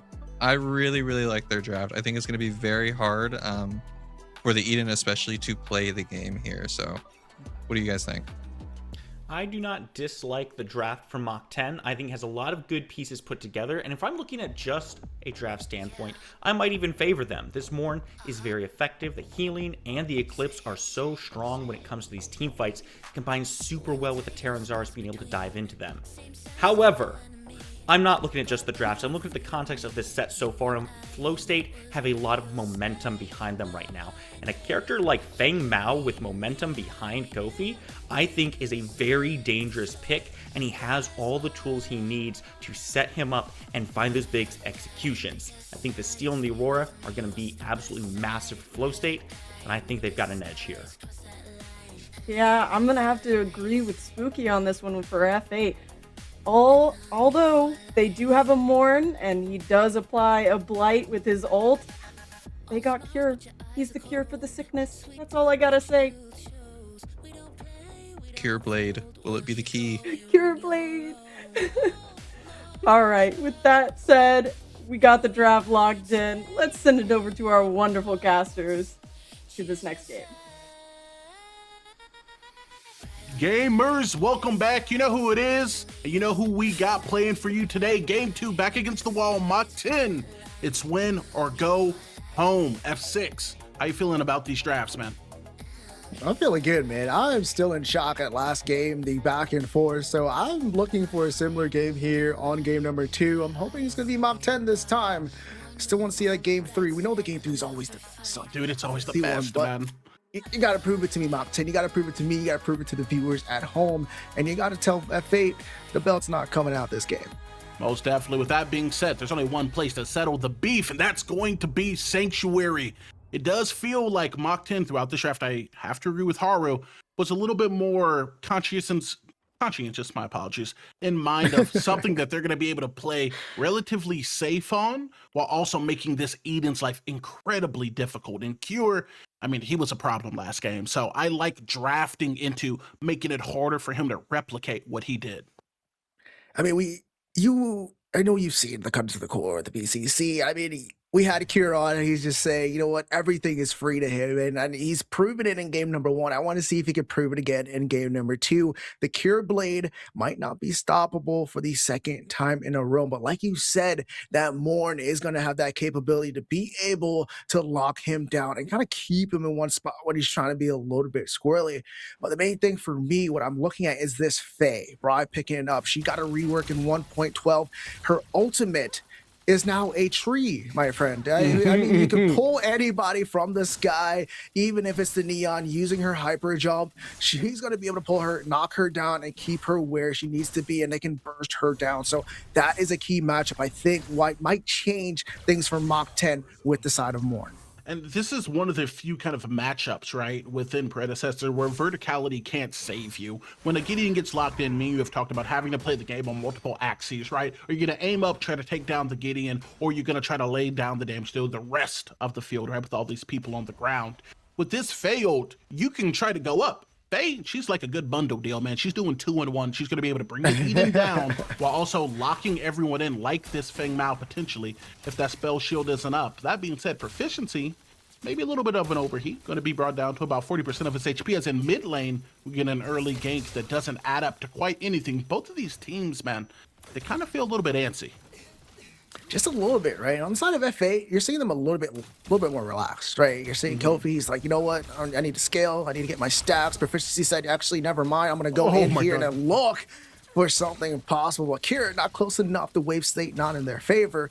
But back to the side of a little bit of a calm setting here for F8. I want to talk about this Feng Mao. Here you go, right? A lot of people don't understand. This thing is crazy when he gets his stacks online. If he gets it online early, and if anybody can do, it's going to be Kofi, get that extra pen to be able to go against this team. He is going to be that determining factor with that Earth Shatter.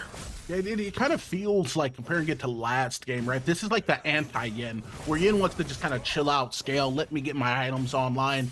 Kofi, he's looking to get these stacks, right? Utilizing this ult. He wants to get that additional pin so his damage just doesn't slowly escalate like the Yin, but spikes upwards and allow him to take over this game.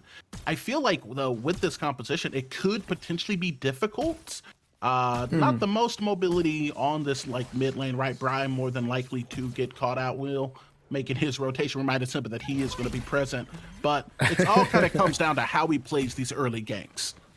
I mean, he just stopped by waving to say hi. In the meantime, Morn going to flash in and Blink here, proficiency, but here comes Will. Woo! Spear of Near back in first blood. Blink has to come out of Cure. It does, but he's still looking for the action. Ophi comes out, not able to lock down the kill. Cure does now ultimately get killed. Will gets a double in exchange for the one.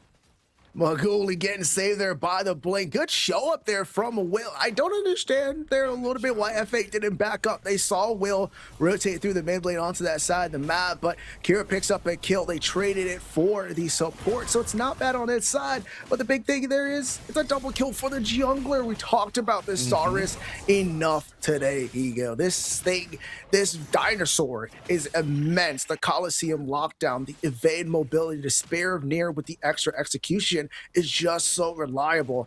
And now, though, we got to take a small little comeback as it's the second seedling that looks to be in contention. Immaculate Glacial Charge going to be able to cut them off from that secondary seedling. Cure on the rotation, doing exactly what an Eden wants to do, being proactive. This character can be a little bit harder to punish, especially when they do get the heat up. Lobber now not going to actually be procced on by this tower, much to Snoop's chagrin. Is going to be able to continue to just push this wave in on the solo. This is, once again, I feel like the first game was the yin, this is the yang. Lobber seems to definitely be more comfortable in this early game on this game too.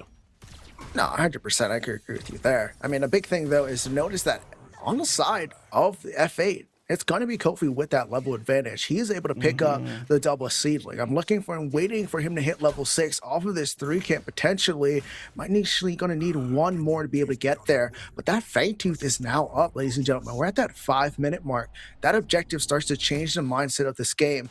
Both of these teams are now to look towards controlling mid lane, trying to get a small advantage over onto the dual side of the map to create an opening. In the meantime, though, Bry trying to find something but simple translates the damage just as well as he utilized the play, but both mid laners just so close to death.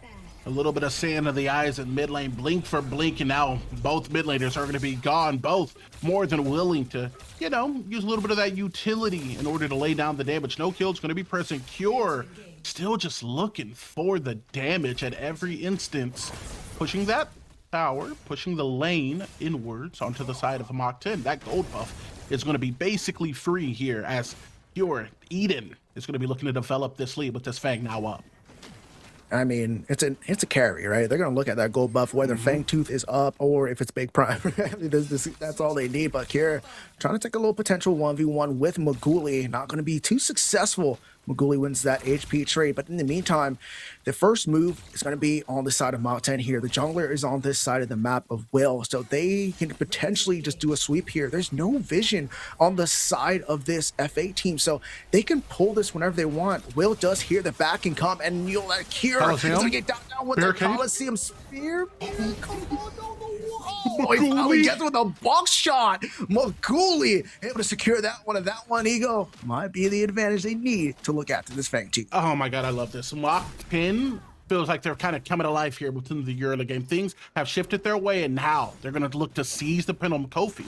Still is up, so this isn't the best opportunity you could get to play for this Fangtooth, especially with the timers being so low. But now with Maguli picking up yet another kill onto proficiency, I mean, brother, why not get the back?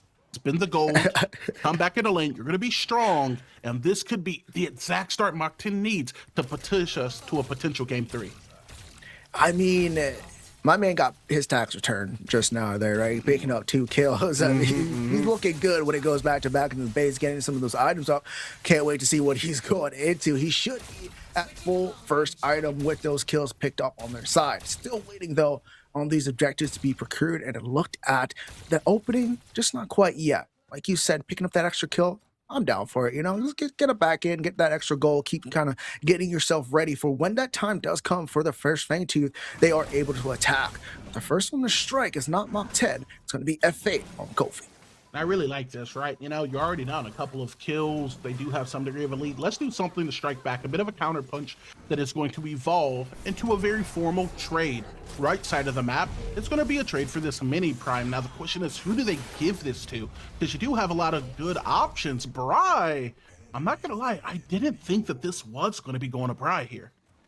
Yeah, I think Bry just got a little bit extra tick with a little bit of that flower, but that's okay. But in the meantime, though, Kofi, he is looking to dive this tower. Here you go. Oh, man, bro, that's not Maguli. That's a victim. 3 men underneath this tower. Twilight comes out. Kofi. Hold on. Going to have to utilize the blink 3v1. You know, Maguli is known to take those. Now pushing out. This wave state is great. Everything is on his side. He can slow.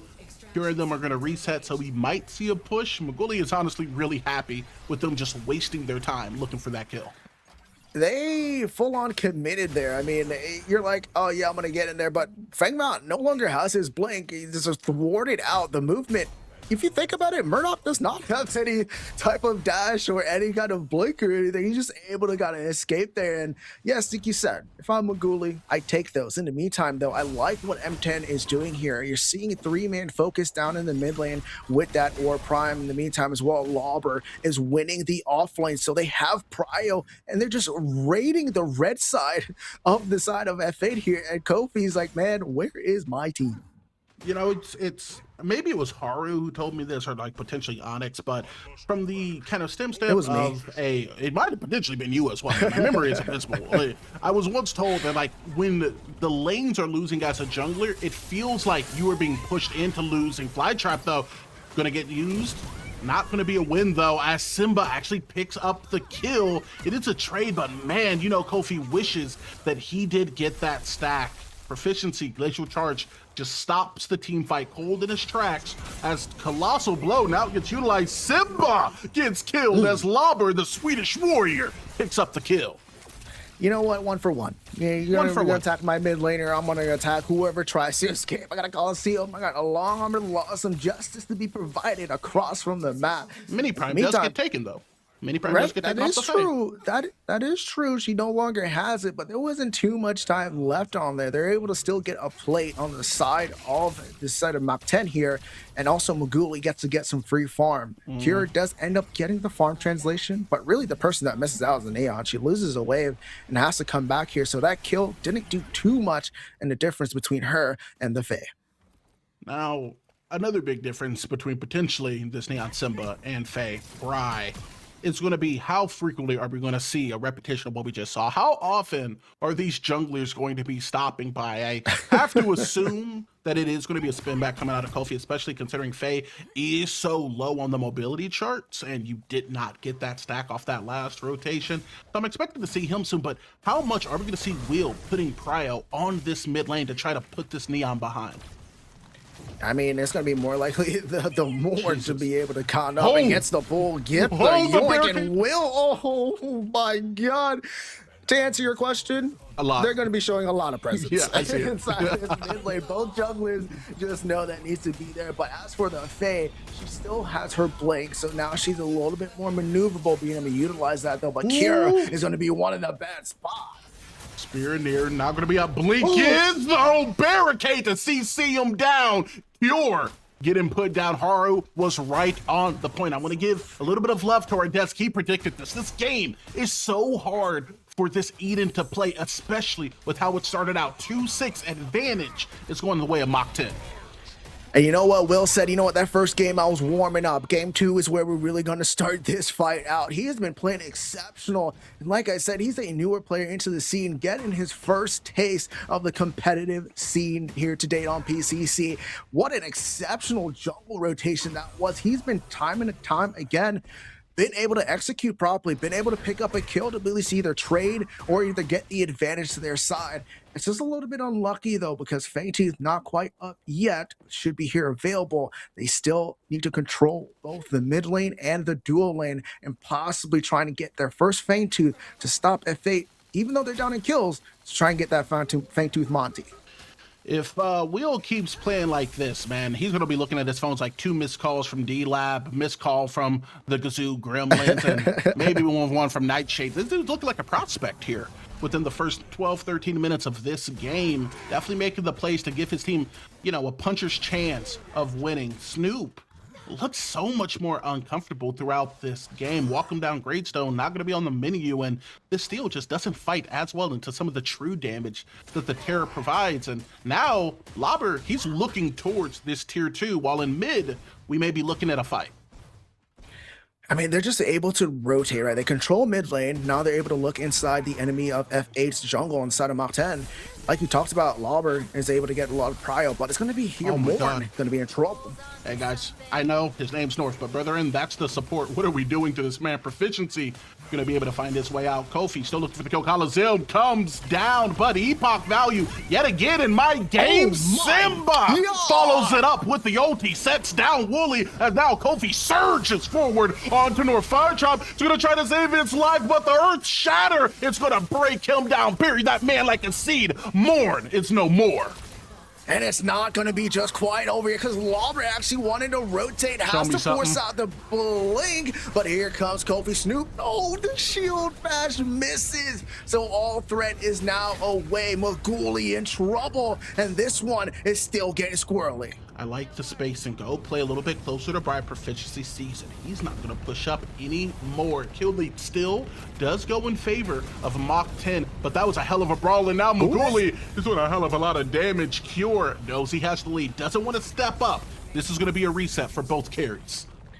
A reset for both of the carries, a reset for the map as the Cataclysm is locked on down here. The map is going to shift. Some openings are going to be inside the river. One of the big things though, Shaper is going to be up and ready to go, and that's going to provide those seedlings to start to push around the map. In the meantime, Mach 10 making their first move to try and secure their first Fang Tooth, and F8 nowhere in sight. I'm going to be honest, man. Mach 10, as we said, F8 back-to-back PCC champions. Mach 10, these guys are used to winning, so it doesn't feel right to feel like one of them is necessarily an underdog. But with seeing the way that Will has been playing these first couple of games, they're making me start to believe Low State has been put on the back foot by this new prospect who is like a composer, just orchestrating how this game is played, the tempo, and he's doing an amazing job at it so far.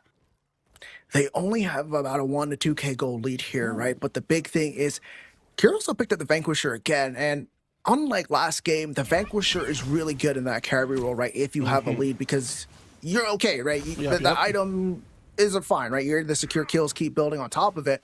But he kind of started off behind a little bit, so I kind of feel like it's a little bit of a detriment to what he's trying to achieve, and you're seeing he's not able to have that damage translation just quite as much as he's had in game number 1. So I want to see how he's going to round out that build heading into the middle part of this game. We still have a mini or prime to take down. The Shaper is still also a threat if one of these teams can be able to take 2 to 3 members out and control the numbers advantage going into. You know, taking it to the other side of the map, I want to build off of the itemization that you just brought up. Unbroken Will getting built item 2 onto Terra, not just into Steel, but into this Aurora, into potentially the knockup coming out of this Fang Mallet and catch the Augment, or the Messi even coming out of Neon. This item is fantastic. If I recall correctly, it's a plus 25% to both of your armor stats. The thing that Terra now scales off of every time you get immobilized. Lauber is just profiting as this Coliseum comes down. Snoop forced to use his ultimate in order to run away from the aggression of Mach 10. F6, it feels safe to say that this team is picking up speed 17 minutes in. You know, if you've ever watched an Esports cast, you know we always like to talk about momentum, tempo, how you're able to play the game, right? And right now, Mach 10 has seemed to found their tempo a little bit of highlights they had in game number 1. And this is scary because if they keep going like this F8 team is going to be worrisome, right? I mean, big mushroom value there, by the way, huge crest by North. But this is going to be unstoppable for them because right now, you think about it, they control 3 objectives out of 4 that have been taken down already. So they're on that board. They have the kill lead. You look at it across the board, they have a lead. They keep this up. They're going to continue to build and build and build. And this late game is going to look unstoppable for them like it did for FA. For people who may be watching, spectating, coming from other games, the Smites, the Does, the Leads, etc., etc., etc., one thing that sets Predecessor apart is going to be the fact that with the game being so action-packed, with the bounty scaling so quickly, things can change within the drop of a hat. But good teams, they can get these leads, right? They can get these bounties. The great teams, F6, they maintain them. We have known at the very least Mach 10 to be a great team, but they're going against Flow State, another great team who is more than capable of snatching the reins away. I don't want to paint too much on the narrative, brother, but I just want to say that if Mach 10 is truly great, if Will has the potential to be great for this team, I think we're going to see it here within this game too. Look, man, you want to be Picasso? Go ahead. Do your thing. I like how you did that. I appreciate that. I don't smile often, but I am right now. I like that a lot. Man. But yeah, now, man, I mean, like you said, if Will's able to be great, that's going to be it. But in the mid lane, he's looking to possibly got to go with what you're saying. Be great, make a moment, make a play, and this might be it. Kofi, pinch, proficiency. Put in North in a pinch, though. That's going to be a kill that goes their way. Now this team is going to be lopsided as the Coliseum comes down. Simba gets put down. Hamstring coming out of the Kofi.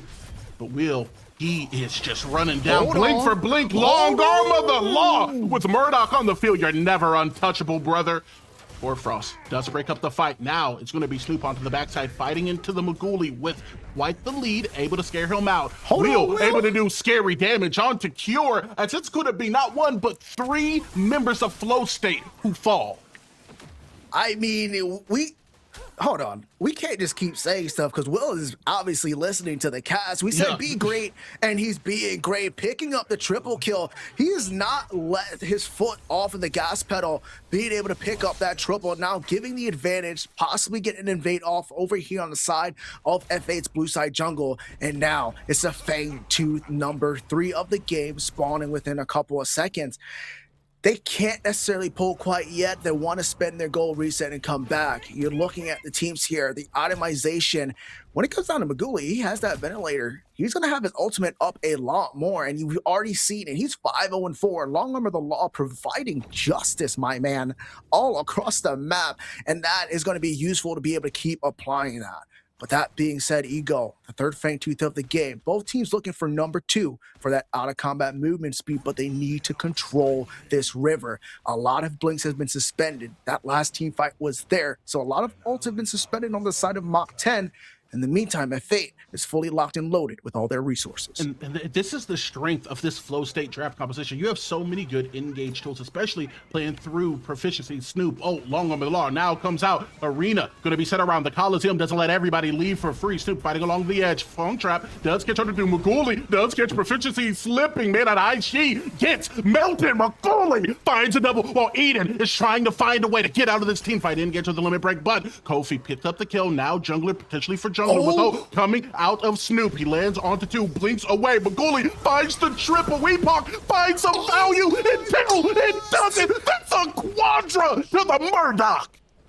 There's no way you can stop this man, Maguli. He either pops off or he's going to be that bad guy, but he is here to play. Mach 10 coming in back onto this fight. You thought he was dead, but he's not out for the count. A quadra on PCC day 1. You gotta be kidding me, Ego. Oh my God, man. It's like a math test, bro. I'm in geometry 2 all over again. You dive the backline looking for a kill. What you find? Problems. Maguli hitting you with the big numbers, putting not 1 but 4 of your teammates down. He's a raid boss. He's a win con. He's Maguli. Mach 10 up 15-6. 2 Fang Teeth. They're looking good in this game too. The Shaper is next. Ego. My goodness, I want to kind of relax. Maguli, please don't get soloed by the Shaper because everything we just said has going to be thwarted. But it looks like it's going to be Zara's here to save the big wheel. But I mean, that was just such an exceptional fight. This fight got split. But it was Maguli that was just like, you know what, I'm playing this space. Nobody's better than me. I don't care what Cure said. He says it's free, but you're going to have to prove it back to back. And game number 2, Maguli is trying to send a message. 9-0-4, Imperator online, going back to base to build into that Sky Splitter. And I mean, he's going to be unstoppable. If F8 want to find any chance into this game, they're going to have to shut down Maguli here in any of these team fights before anything can happen. I mean, and this is kind of the drawback, right, of playing these squishier junglers as well. You do have some good dive. I mean, you have great engage, right? Glacial charge to be able to break up the team fight. Some solid, like, mobility off that bull rush coming out of the steel. But, I mean, look at this. Look at this is the issue with having so much good engage. You have to use it to disengage into this much damage. You're getting brawler diffed, if you will. This opposition, Mach 10, they're tanky, but they're not super tanky. They're tanky enough to survive what you're trying to do and do you dirty right after. I mean, yeah, he definitely got to stay close towards this Maguli, right? Because if he has just a little bit of help, he's going to be just okay and fine. But the problem is, Maguli is on a hot streak right now, and sometimes he gets a little bit over himself, and sometimes he put himself in little overheations. You know, he's been doing good so far, so I want to see him maintain this throughout the rest of the fights, right? I want to see him maintain that posture, fight with his team so he can be able to carry this one out. This is game number 2. You already lost game number 1. You need to win this one if you're the side of Mach 10, if you want to keep yourself alive. We're past that 20-minute mark. Here you go. You got the Big Orb Prime. Shaper is about to come up again, and then we also have the Primordial Fangtooth that's next. A lot of these big objectives are going to play a key part, and if Mach 10 could secure this win, get one of those big objectives, or if F8 could find a slight win to be able to keep themselves to possibly end this game out. I mean, and you do need any win at this point, as slight as it potentially could be. Proficiency with a slight amount of health, right? Long Arm of the Law comes out, does not make contact. Hoarfrost, in order to buy a little bit of space and Crace Fry, was, you know, thinking about getting a little bit active. But I can agree with you anymore, man. It does kind of come down to these objectives. I mean, kills take momentum.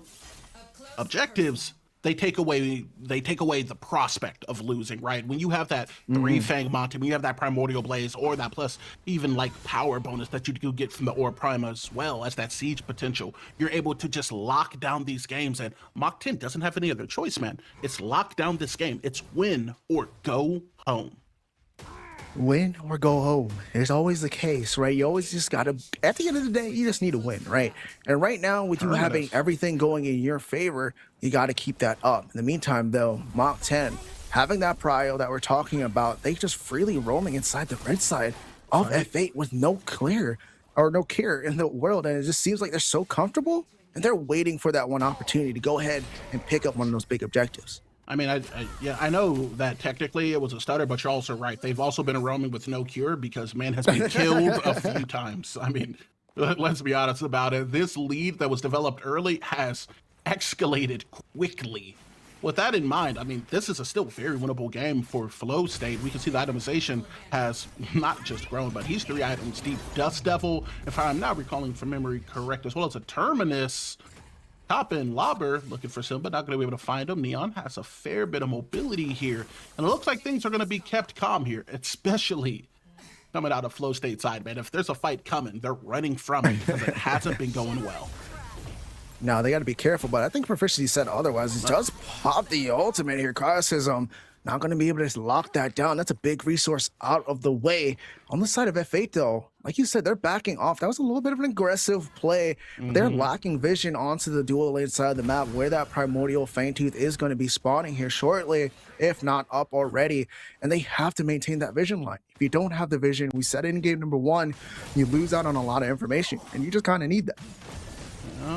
Now, I would say the thing that they need more than anything else is this Fang. Just came up. It is going to be that Primordial Blaze, so this isn't an easy pick and burn for either one of these compositions. There's a fair amount of clear on both sides, though, as spacing is going to get seized by either. It's just vision coming down alongside these rivers. If there's any transit from one side of the map to the other, both teams are going to be pretty aware.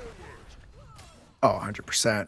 I mean, if you notice it's there. But it looks like Mach 10 has an advantage because they're kind of just able to control that Orb Prime pit. They actually choose not to go ahead at this, but looking from the eye in the sky, they had all opportunity to go for that thing. So we're still going to back off, playing, waiting for that advantage. In the meantime, there's a lot of gold being stacked up. F8 is slowly catching up. They're farming, getting their jungle, getting their waves, and eventually they're going to slowly catch up to Mach 10. And Mach 10, you need to make a move. You need to make a play. Oh, there it is. They're going to go for a trade here, or Prime. In exchange, it'll just be a pickup of that Primordial Blaze. One wins objectives, the other wins fights. But look at this, mobilizing. It's going to be Maguli, North already onto that left side. Lobber is suppressive. They're just looking to cause problems, to disrupt, to slow down the play of this Fang. Let's see how they go about it. Eden playing the space over to the right, or Prime ultimately does get picked up. That's a buff that they are now going to be able to utilize for this team fight. Right side. Lobber fighting into 3. Simba unable to push up north. Gonna do it for him. Does get rooted though off of the Glacial Charge into the Hoarfrost. Damage coming out pretty big, but the shutdown does come. Cure, he's gonna get the first. Coliseum comes down, but right behind it, it's gonna be the steal, and he gets a knock up onto 2. It's gonna be a kill onto 3. No, make it into 5 as another 2 members fall. It's a rotation of proficiency, but the triple of Bri just doesn't stop. Neon has to run for the hills. Oh my goodness, they stopped them from being able to take the Primordial Fang Tooth there. That's a huge play. They also able to pick up 4 members. Oh my goodness, this Mach 10 team is looking good. I mean, they focused all their attention on Maguli, and then what do you have now when you turn your focus? Nothing. All you have is Bri looking at you. Now the favor is in Mach 10. They have the numbers advantage. The timer's on their favor, and their jungler is up with that hunt. This one should be free, and this one should be number 3. Dude, Tinkerbell with the attitude. She may look like a fae, but that damage was pretty demonic. Simba, he's looking for a miracle at this point. Playing the space. Lobber sees him, picks him up. Is going to have that empowered charge, potentially looking to push him out into what could be a kill if Simba doesn't develop the space well enough. Ultimately, it's just going to be a push coming out of the mid with that Orb Prime, and now double buffed up on a Saturday, Mach 10. They're looking to try to push us into a game 3. They are indeed a big feature there. Will waited just a little bit longer for the side of the Morn and the Murdoch, so they're able to get that Primordial Blaze as well. Going into the Shaper will allow for them to start to push up these lanes for free. And if they just keep running with this little seedlings up these lanes, they still have 3 members with or Prime buff, still double buffed up. They have the Primordial Base able to poke away. On the side of F8, they got to just play defense here. You got to keep clearing waves. You can't push out too much, and you can't get caught out. Defense just might not be enough. You have to play masterful defense. This team in Mach 10 has so many ways that they can pick you apart. Now that your game plan of being good on the engage, having some good backline burst has fallen apart, that game plan stopped being an option the moment Maguli got his 3rd to 4th kill. Now, you know what? It's all about not like losing these tier 2 towers. I mean, you gotta hope, you better pray, because the Orb Prime is coming through onto the off lane. The middle T2 has fallen. It is slowly collapsing here for the house of F8. They're here, this is their championship, but this is game number 2, and it's going to be the side of Mach 10 sending another message. Yeah, House of Cards is falling here, but Maguli is playing games with his life. Log Armor the Law proves once again you're always touchable as long as a Murdoch is on the field. Now, this mid inhib gonna go down right side, pushing in, and all you can do on the side of Flow State here is wait and see if you have what it takes to survive. You're waiting, all right? You know it's coming. The waves are eventually going to line up. All inhibitors are going to eventually fall. The team is knocking at your core, and all you can do is wait for the minions to crash, hope that you can clear the wave, and hope that you can survive the onslaught that's about to come. Listen, hope doesn't save cores. You have to 4v5 proficiency or right side. Root does come out. A little bit of good poke coming out of Simba. First couple of waves are going to start making their way in. Core not taking any damage yet. That's going to change. Play off the backside. Cure just looking at clear wave, but right now it's Mach 10 who are clearing a path to a potential game 3. Something has to change. Is that change going to be your teammate up in 5 seconds? It looks like Mach 10 believes it would, so they're backing off. I mean, they also been playing a lot of time, right? You kind of don't want to push too hard. I said you got to keep making a move and forcing F8 to play, but you also got to know when you need to back out. The core is below 50% HP. There is a lot that F8 has to do right. They have to make sure that the minions don't come in out of nowhere. You look at the side of Mach 10, they're pretty much full build. I mean, Will's still just waiting on his last item, but it's really Maguli that they should be watching out for. We've seen the damage that he can do. We talked about the haste on his ultimate. The long arm of the law is providing justice, my friend, and it's been there every single time. So here we're in a situation. You're F8. You got 3 inhibitors down. Your core is just a little bit above 50% HP because the heal now. You still got to play, right? Because there's big objectives coming back up on the board. If Mach 10 gets the double bubble buff again, that core is not going to last long. I mean, it's not over until the big lady sings. And right now, despite, the choir starting to pick up, the vocals have been relatively quiet. That being said, this performance could start at the flip of a hat. Simba, for some reason, he's going to take the teleporter over just to find himself shot between 4 members. Long over the law is going to show you that you're short on time. Bri gets the kill accreditation, though, for that gank. I mean, this definitely questionable teleport. You have no vision, you have no eyes. That's a big amount of their damage down there for the side of F8. In the meantime, Mach 10's like, oh, that's free. We have the 3 Fang Tooth Monty. We have your core down and one of your best wave clears out of the way. This is not looking good for the side of F8. Listen, man, I'm known to make a hot take from time to time. I'm going to say that this is looking bad. You're down on kills. You're Just down on a little objectives. bit. You might be down on morale. I'm not in your comps. I can't say for certain. However, I know the mentality of me and my aluminum foil ranked teammates. This is a tough position to be in, and they're going to look to make it harder. These objectives now rolling back up. Wheel going to start off this one with Bride to accompany him. It's going to be 4 lads onto this objective, just getting burned through. As now, with this Fang up, this could just be another double buff into a siege. And when you talk about it, right, if you look at the wave states, I mean, I love what Lauber's doing there. He's maintaining the mid prio, stopping any type of prio that they can get on the side of F8 through mid side. Like I said before, you need to be able to control the lanes and control the wave to be able to secure these objectives. Even though they're ahead, they know they need to maintain that core principle. And with the big ore prime, this is going to be F8 making a risky play. He's going to try and steal this, but can it be Kofi this time that steals the Fang away? Crosshasm looks to set it up. Kofi now blinking in, coming in off the right side. This is going to be a 50-50, but it's Will who's going to steal it back over the veteran. This is easy for him. Thief in the night. They're not just taking away objectives. They're going to be able to take away your lives and potentially take away a game too. Simba looking to change it, but brother, we're dealing dollars worth of damage. Pure engage on. Wheel forces the blink. Split fight.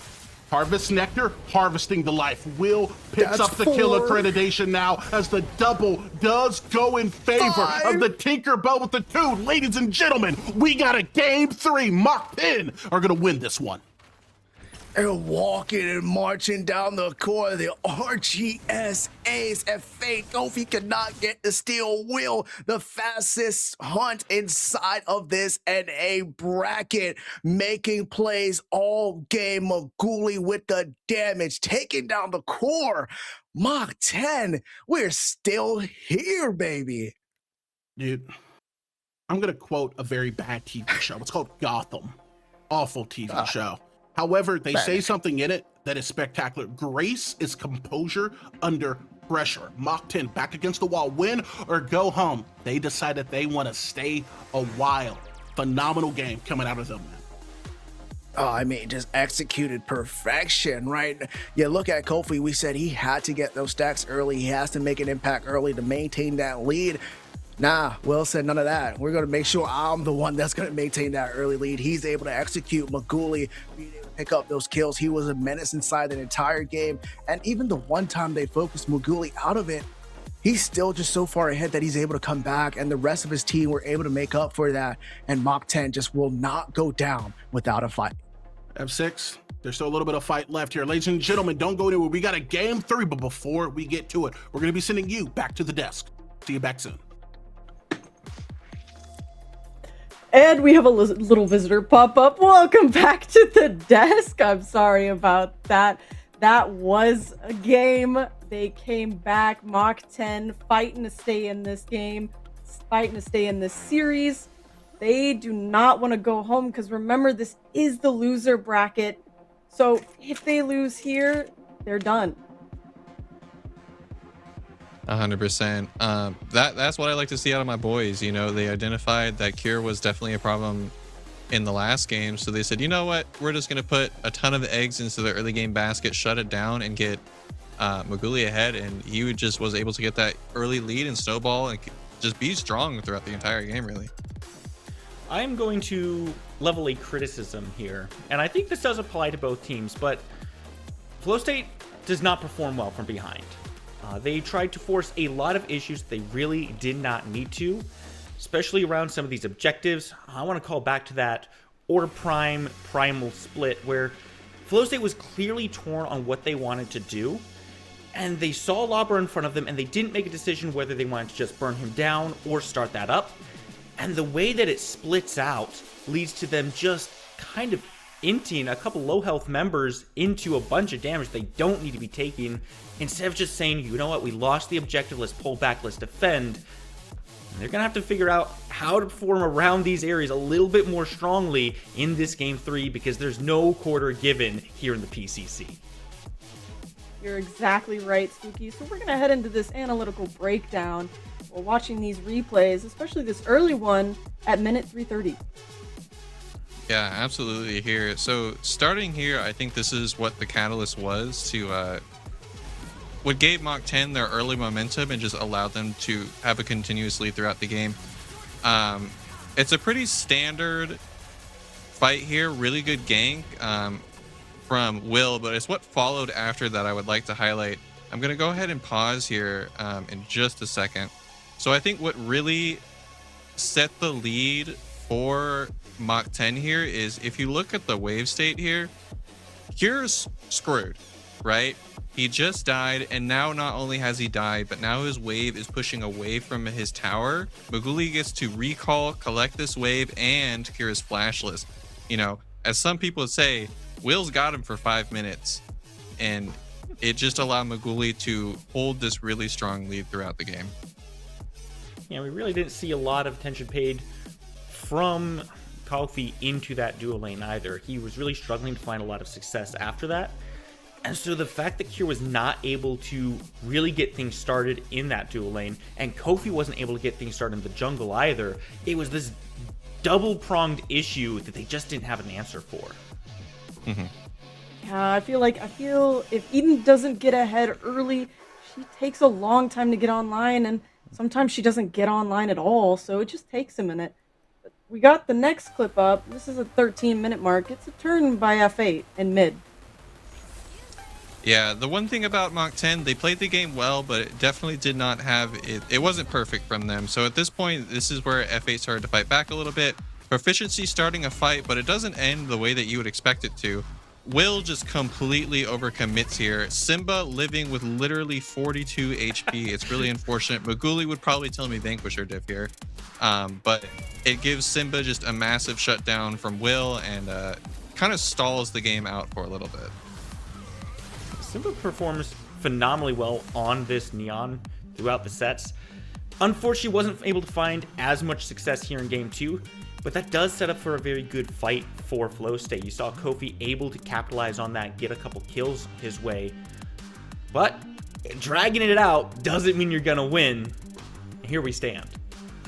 Yeah, and speaking of Maguli, oh lord, at this 20-minute clip with the quad kill, yeah. Maguli goes absolutely nuclear here, and we can just let the clip speak for itself.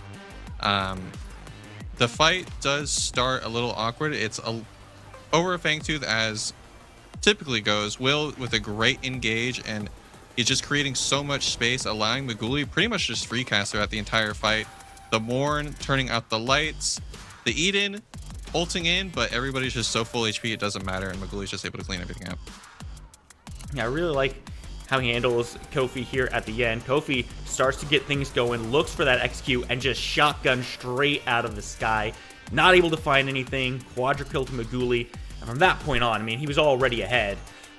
That's lights out. Yeah. 100%. I do want to highlight this. Maguli giveth and Maguli taketh. I love Maguli, but I have to flame him for this next upcoming clip.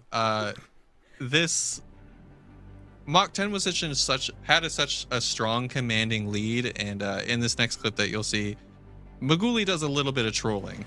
Mach 10 had just finished the orb. The team is collapsing, and I'll go ahead and slow it down here. Maguli's doing good. He's poking. He's trying to create space, waiting for his team to arrive. And then as the clips progress, Maguli, what are we doing? Maguli, what are we doing? He's just doing his thing. He's just doing a little Gaming for a dancey brief dance. period of time, before the grayscale. He's twerking a little bit. So that is the one thing I will give Maguli flack for. He played extremely well throughout the entire course, but Maguli has his one. It did extend the game a little bit, but Bri fortunately was able to clean up the majority of this fight, keeping Mach 10, allowing Mach 10 to maintain that lead. And this is also the fight that really came to mind when I'm looking at Flow State trying to bite off way too much. You see the low health bars. Why are you weaving between enemies at that point? Try to find a way out, or at least CC the target in the back so that the remainder of your team can get out. Instead, Flow State chooses violence, and violence ends up getting the better of them. It did, in fact, but this is a best of 3, and it's even. Although this is the losers bracket, these guys are, if they don't win, then they're out. So we will send it to break for now and get ready for game 3 of this matchup.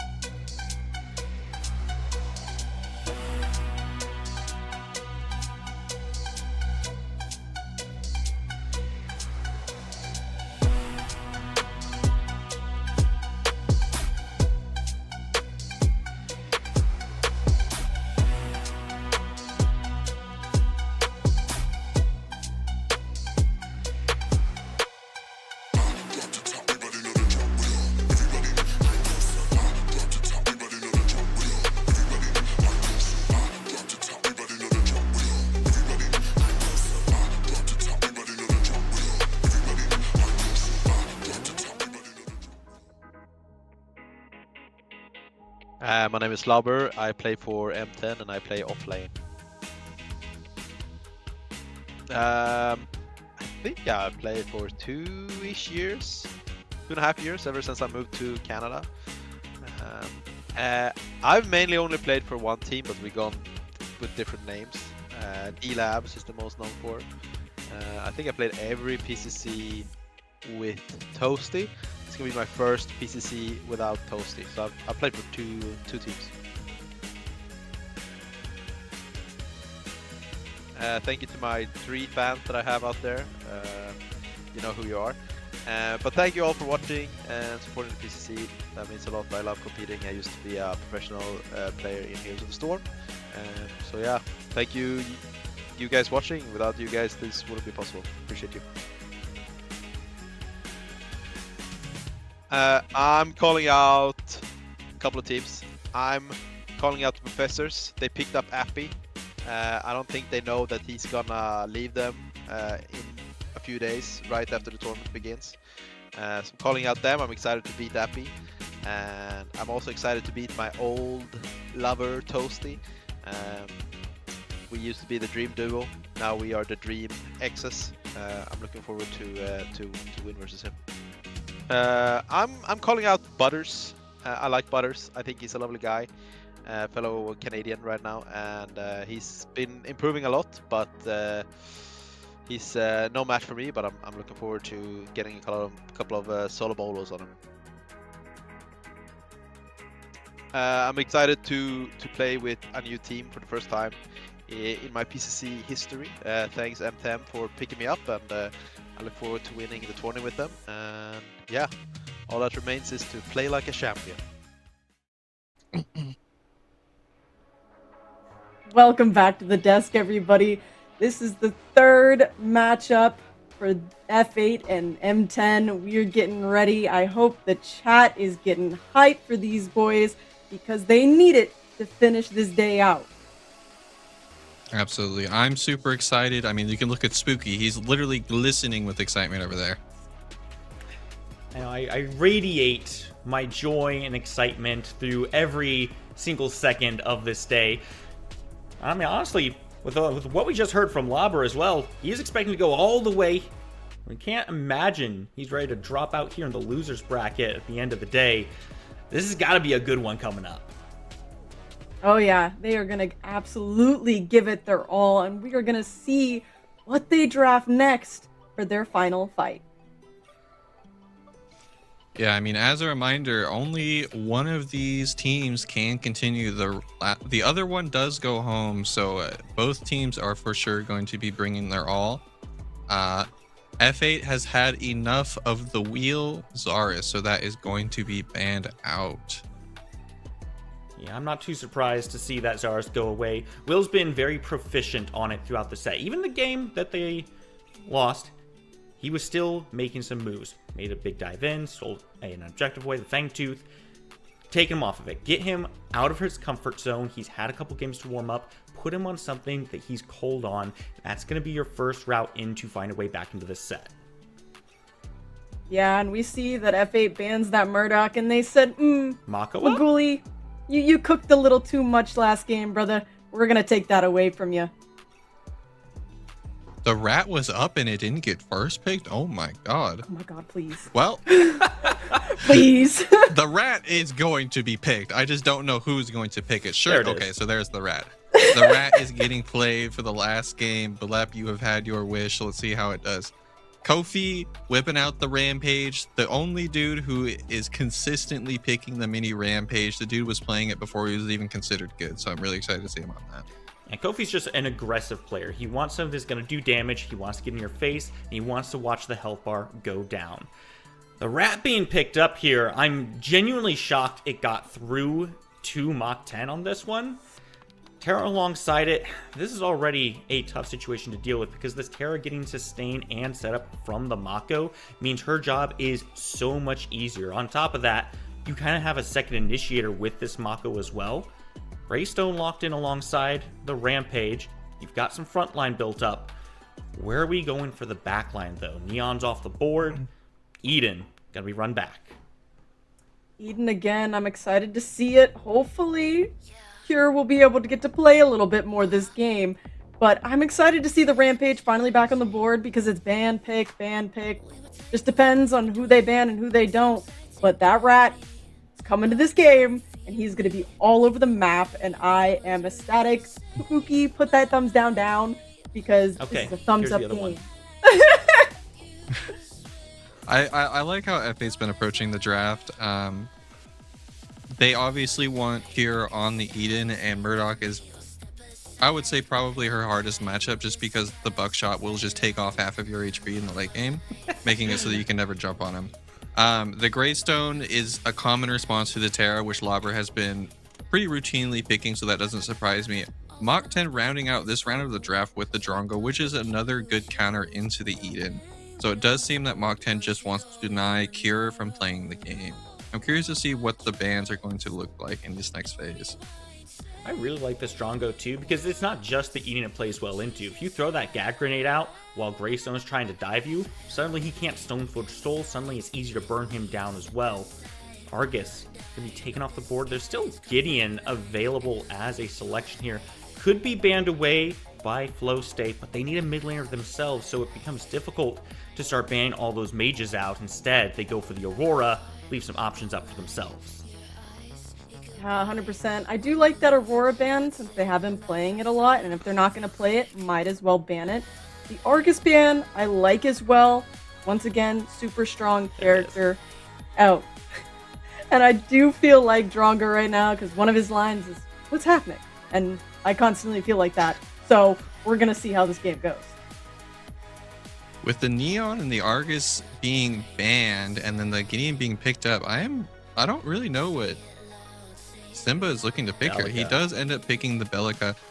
I do like it. It's a very good answer into the Gideon, especially since they are going to be mana stacking with Gideon, since his rework from 1.4. Late game, I imagine the Gideon will just get one shot by the Bellica combo if he is struck by it. So I do like the pick out of F8. Yeah, I really like seeing Simba on the Bellica. He typically performs pretty well with it. So I'm not surprised to see him go towards it here in a Game 3 situation. Like you said, it has good matchups into everything they've got. But a Howie means this Bellica is actually going to be the support. Howie in the mid lane. I don't know if I like it quite as much, but Simba's pretty good on just about everything he brings out. And the range can be very useful, especially for dealing with something like this Terror, like the Mako, who need to be worn down a little bit before you full-on engage them. Yeah, this one is a different combination. I don't think we've seen a Howie in the matches played today, but I do love that pick. I love a good Howie, and we do have a Boris on the board. I am so excited to see that. The bear! Oh my goodness. Will is whipping out the bear. Oh my goodness. I didn't think I'd get to see Boris play this tournament. I didn't either. Small tidbit and really fun. There's some hidden tech. So right now on Boris, I'm not sure if it's bug, I'm not sure if it's intended, but right now, if Boris casts his R and then the player whips their mouse and does a 180, what ends up happening is Boris will grab his target and then bring him back into this team. I believe Will is aware of the tech, so if he's able to pull it off in a game, I'm going to lose my mind. Honestly, I really like this Boris pick. It's shades of the Zarus, very aggressive, gets active, wants to dive in and take somebody down. But like Carter said, you know, you've got some option on this. You've got a little bit of CC. You can bring someone back to the danger zone, bring your whole team down on top of them. And with what M10 has right now, I think their team fight's actually incredibly solid, especially with this Gideon who can just black hole over top of everything. I like the draft that's coming through here. You can count that as a prediction. You can count that up as okay. Yeah, I love both of these teams, but I'm definitely gonna have to go with Mach 10 this time around, just because, not just because of the Mako, but mainly because of the Mako. I am also leaning towards Mach 10. I mean, the Mako has literally been picked or banned this entire tournament, so it has to be broken, right? Also, Will on the bear, I gotta support that. If he's able to do what I want him to do, then it's gonna be insane. Yeah, like you said, Mako, incredibly strong right now. There's a reason we have not seen him until just now in this set. I expect some big moves from this. Mach 10.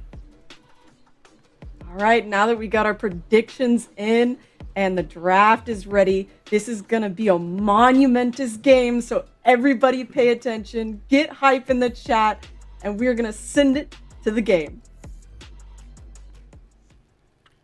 Ladies and gentlemen, one last game. Ego, one last time. Send us on it. Gamers! We got a game 3 against 2 teams that have been to the top, but one is going to have to fall to the very bottom. It's a knockout round here at the PCC Mach 10 Flow State. Only one is walking out alive, F6. I'm so happy to be doing it with you, big man. Are you ready for this game 3? My man, I could feel the excitement, brother. I'm excited just as you are, man. I mean, this is where it is at right now. This is essentially the grand finals for this day. We have the best matchup possible. Teams are going back to back. First it was Flow State, then it was Mach 10, and now this is the deciding game on who gets to stay and fight for one more time at the championship crown and who gets sent home with a little bit of tears coming down their eyes. Yes, sir. Yes, sir. Yes, sir. And I'm going to be honest, I have to agree with what the desk kind of broke down. I do like this composition on side Mach 10 in order to try to push themselves into the next day. Not just because I do like the characters. Listen, man, I'm a Mako enthusiast. I was there in his homeland. I like this getting off the engages for the black hole. We saw that this mid laner is very comfortable in it, and Barai, but also Wheel, he's been rolling all day. And if Flow State wants to stop them, they're going to have to find some way to counter all the momentum he's gathered in game 1 and 2. I mean, you're going to have to find something to do. It looks like Kofi is going to find something. It's going to be Bry in the mid lane, forcing out the blink within 2 minutes. Hold on, Kofi. Maybe he does have something to say to Will in this game number 3. And I really do like Kofi on this kind of change of the jungler, right? We've seen him be relatively fragile, some could say, within these first couple games, but no more. You're on the big man rampage. This behemoth is exactly what the ulti dictates. He's going to be a big problem if Mach 10 doesn't develop an early lead. You do have a couple people who can kind of box into it, but you definitely want to be looking to potentially put this Flow State jungler behind within the first 5-10 minutes of this game. You know what? I'm not going to stray away from believing in Will, okay? He's been pretty much on that momentum and tempo we've been talking about. I like the execution here. He's able to look towards this solo lane. He doesn't find it. And what I love about that, he understands where he's going to be able to get his value from. And at that 3-minute mark, it's going to be a contestant for the river. I just want to see him get active because if Blake has been forced out, might be able to go after Howie. Yeah, Howie is on the menu here. He has been marked. Got a little bit of a smell of something that is going to be cooking in the mid lane. But following up, it's going to be the Squid Man with big biceps. Rampage Kofi now going to be able to follow it up off the backs and torrent space utilized. But you're just going the wrong way. Kofi gets the first blood. Gets the first blood. You're like, hey, who's there? And it's going to be Kofi with a Rock Belica, though. When she wants to get in, Blake comes going to come in, Seismic Assault, hit Rock, and boom! My God. That's going to be 2 kill proficiency with the rotation F8 onto a hot start. Man, this team is absolutely rolling through. They are the ones building up speed, building up momentum. They're looking to go Mach 12 because they are just moving throughout this map, and they, I'm gonna be honest, are making it look pretty good. 4 minutes in, 2 kills, no objectives up to kind of play around yet, but this is the opposite of the start that we saw in game 2, where Mach 10 was able to pull out a little bit of leverage in this duo. It's quiet over onto this far side, but this support Rome has been making moves in the mid. I mean, you're talking about a 3-minute, 4-minute roam from your support, able to pick up a kill. I mean, you do get the blink out from the Belica. It's going to be a little bit detrimental when it comes to that first Fangtooth. But at the same time, you're picking up 2 kills at hot start, giving yourself that tempo to be able to start to prio. You get one ceiling as well on the other side. If you're FA fans out there, you're looking good. You're understanding this is a good start for you. But you got to keep rolling with it. You can't let Mach 10 come back because we've seen what they can do if you allow for them to stay in this game. You know, this is something that I find to be really interesting, kind of drawing back to something Spooky Mars, our boy from the desk, said. It's like Flow State plays really bad from behind. Well, they've come up with the counterplay to that. What if we just don't end up being behind. 2 kills early, a couple early roams, and now look at this lane pressure over into the duo. Rotation does come back from Mako, so this could just be an immediate play for the first Fang. And I like this, right? You'll be able to utilize the sweeper on Kofi. He knows there's no vision there. He knows he has this for free. As long as the opposite side of Will doesn't pop up, he's good to go. And you're seeing how they're playing it in a sneaky fashion. In the mid lane, Simba playing, make sure he's still on the map. Dual lane, making sure they maintain themselves on the map as well. And that is how you're able to get this and execute. Already down in first Fang 2 over towards FA. Ah, man, this is such an incredibly tough start for Mach 10, and right, you kind of get capitalized on, and now if you do make that rotation, you're missing out on crucial farm to expedite your first, second item. So now that's just going to be compounding gold, and this is what Professional Predecessor looks like, taking a bunch of small advantages and compounding them into the result that you want, and that is dominance within this duo lane. At this thus far, a rotation though now coming from Wheel, he's going to be looking to change that. Proficiency does not have blink. Big stun does land. Now Will going to be able to go on to Bellica. Big stun down. Kill does eventually go to Maguli after a little bit of effort. It does take 3, but they do get put on the board. Cure utilizing the ult does translate some damage, but there's nothing really there to get post that support going down. You know what? He was able to get a kill earlier on. It's okay. I knew I was going to die sometime within the next 5 minutes of my proficiency, but it's unlucky to be caught out there. Lack of vision is going to be contributing to that aspect, but it's Mach 10 finding themselves on the board for the first time into this matchup, so slowing down that bleeding, but at the same time, they need to capitalize onto that lead. I think it's going to be inside this offlane. We've seen this matchup before in game number 1.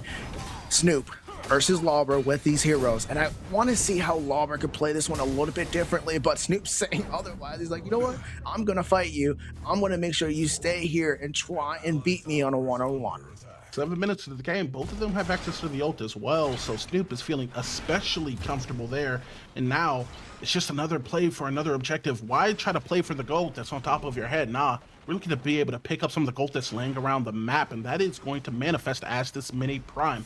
This one is going to have some face that does get shown, though. North getting picked up potentially here by Proficiency over to the left side. Knockup not going to be good. Damage from Cinder can be off the backside. Will gets a pickup of a kill. Greystone goes down, but what comes after? Lauber splitting the fight over as now Kofi looks for a one-on-one with the jungler. Little man presenting big problems. The damage not going to be enough here. Rock. We do have the clutch right, but with the stun, it could be. Kofi kills Will. Oh man, just being able to buy time there. You're like, you know what? I just waiting for this boulder to come off this shoulder, and I'm going to take you down, and that is what he did. Executed. They still keep the orb prime, or the mini prime, towards Kofi, so they still have that advantage. He gets a free 3 cramp, and now looking to get another kill. Don't tell me he's going to snipe him with a rock. Nah, he's not going to do that thing. Get a fast back. He'll spend that gold. But Kofi, he wouldn't. You know what? I'm not even going to say nothing. He won't do it. He won't hit. I mean, just look at him being able to keep him there. Look at the lane state over to the right side. It's going to be Proficiency. They are hunting him. Knockup to get it put down. Proficiency from across the tower locks the kill. My man has rotated all the way from across the dual lane to provide another L towards this Mach 10 team. Nobody seems to be safe behind any of their tier 1s, and we're not even at the 15-minute mark yet. Proficiency coming out aggressive, securing these little kills, getting these little advantages. Now, Greystone gets a free lane. He gets to get a couple plates, gets to get the wave. On the other side, Lauber, he misses a wave, so he's losing a lot onto that side of the map. I mean, that you couldn't ask for perfection. Dude, and then being able to pick up those plates as well. The lead has exponentially gone from manageable to, guys, I don't know what I'm supposed to do from this point. Lauber has just been put behind, and I'll be honest, man, my maturity when it comes to comms, I'm prepubescent. I get upset pretty easily. If I would have looked over in my solo lane and seen the support having had made the rotation to pick me up as a kill list, and I'm looking for a new monitor at that point. That being said, Lauber's a much more composed man than me, but at 6, what can he do? Not what can he do, but what has to happen for him to get back in this game? I mean, fight back? Yeah, I mean, put your hands up. Snoop has been making him looking for everyone. Yeah. You just got to be able to kind of take a step back and reset everything, right? You got to be able to think, hey, why am I down here, right? So I can't take a lot of these engagements that I want to. I can't put myself in a dangerous spot until I'm able to catch up. And that's what you have to do. You're going to have to play safe, and you're going to have to buy that time to be able to get yourself to get back into this. And looks like we are going to be getting a little bit of a pause here, giving us the initiative to take a look at some of these items off the initial rip.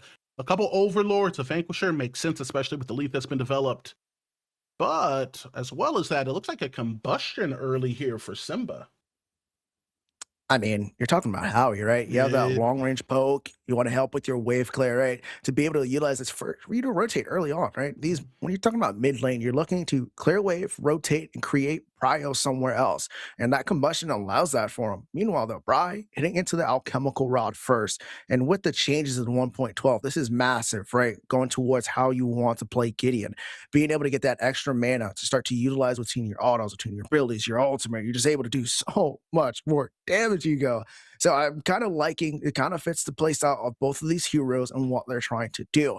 The big thing for me, though, it's going to be up to Will here. He's finally has a little bit of Tainted online. He only has the tier 2, but that's going to allow for him to start to fight a little bit more into Kofi. But at the same time, he also has the tier 2 Tainted. So I think this is where those fights start to change. Anti-heals online. And when you're talking about Boris, when you're talking about the big rampage, you need to be able to take their health away. You need to stop them from being able to heal and trying to get through these elongated fights. Yeah, and if you can prevent them from being able to play in these elongated fights, you still do have to deal with some of the burst damage that is innately built into having the Bellica on your team, right? It just makes everything so much easier, especially stacking the CC with Kofi, who I'm pretty sure haven't seen miss a rock so far within this game. Both of these teams, man, they both feel very capable at being able to snatch away a win. Nothing really different on the ward side, not like an additional sentry in order to try to knock off some vision, but it's still early. But within the early moments of the game, we've seen the late game kind of being defined here. I don't know where I heard it once, but someone told me that the only thing that's guaranteed at this level of play, especially within Predecessor, with it being so action-packed, the only thing you get guaranteed is this early game. And right now, it is looking all flow state. I mean, those are some wise words from you there, Ego. Something I do want to point out, though, is not mine. Not mine, but I'm going to use it, right? Because I can, but proficiency here, right? We've talked about the impact proficiencies already has with the Spellica. 2 and 1. Being able to get 2 kills back behind the tier 1 so early on. And you also think about the combat veteran augment that she has. She's able to utilize that. You see how she's having a level lead over North. Also being able to pick up kills, she's at a good spot right now, especially as a support. You're up a level, you're able to get some kills, and you're starting to move on. So, I mean, that is huge, So, I mean, that is going to be something that we have to watch out for, because if she's able to build and utilize some damage, that's also going to play into how they're able to take those fights. But Seismic Assault, man, I mean, she's hit it twice on that Bellica, right? I mean, proficiency, he's just been absolutely a menace. He utilized Blink one time to be able to get a kill, and then after that, he's like, you know what, Kofi, keep him there. Keep him still. I'm on my way. Seismic Assault into the Void Bond to be able to get another kill on top of that. And we saw how that translated into a lead for the side of F8 inside the offlane, right? You think about how Lauber was set back. The T1 goes down. The gold plates go towards the side of Snoop. And now Greystone's looking pretty much unstoppable. He's now able to rotate, and that's going to be a big problem going forward into this game. Yeah, but then I have a term I use for Greystone who's developed the lead early within my just general Fred group. We call him Walk Him Down Greystone, because now he's unkillable. He's just going to walk at you. He's going to turn on the damage, and you're going to have to walk away if you want to survive. And that's kind of the situation we find him in right now, right? And that's what we saw out of game 1. It wasn't as extravagant, I'll say, as we're actually seeing within this game 3, but the Snoop, this dude's a veteran. This dude knows what it means to win PCCs, and some, like me, Import, as well as other veteran players, can't believe that he's back. And with that experience comes confidence. So, I love Lauber. I think he's one of the greatest, if not the greatest, of the solos. This is such a tough ask to be able to be like, hey, we need you to just manage that for the foreseeable future while we try to develop and maybe get Moguli at the forefront of this game. Yeah. You know what? You got to set back a little bit, but just sit tight. Help is on the way.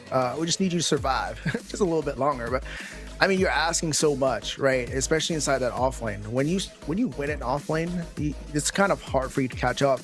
And the only way you're allowed to do that is you kind of sack either the wave or you sack team fights, right? When it comes around those neutral objectives. So you either got to farm up with the minions, try and take the towers, trying to get yourself back up that way with the catch up XP. But at the same time, now that's a member missing in a lot of these team fights. And you got to kind of play right on the line with it. You don't want to give up big objectives. You don't want to give too much of a lead. But at the same time, you're asking Lobber to choose between a rock and a hard place, right? So it's going to be a little bit tough on that aspect. Man, I'm gonna be honest. I just heard back, and we got the gift of gab. We can keep things rolling, much like Will, our boy, within game 2.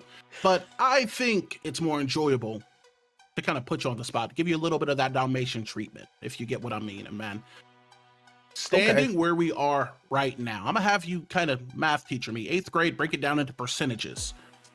Who wins this game, win-loss, in your opinion, from where you're looking at it right now, F6? Well, I do have my glasses on, so I can see clearly. Give him the based off. So when it comes down to the aspect of right now where the game state is, what we've seen thus far, I'm going to have to go with that fade. Like I said, we're going to draw back into game 2 when we talked about momentum and tempo. We saw it from Will. They're able to execute time and time again, build on top of that lead, and able to come out on top of that game. We're going to be dropping back into the Sanctuary, but as I keep this point going on, right now we're seeing that from Flow State on the side of Kofi. He's able to manage that, and if they're not able to stop him on the side of map 10, they're going to be on the opposite end of what they have received in game number 2. We're talking about the contributions as a battle cat. It feels like Mach 10 noticed him as well. No Disruptor, luckily for this Mach 10 comp, is not going to be up, or we would have seen one fewer of them actually backing the slower way. The result of this little bit of a scuffle, though, is going to be yet another objective that looks like it's just going to go into Kofi's pockets. And this is, I would like to make the case of argument, F6, if I may, that this is so much worse than games 1 or 2 possibly could be. With the Yin in ahead, yes, it's a lot of damage, but you still CC it. You can still just kill it, remove it from the team fight.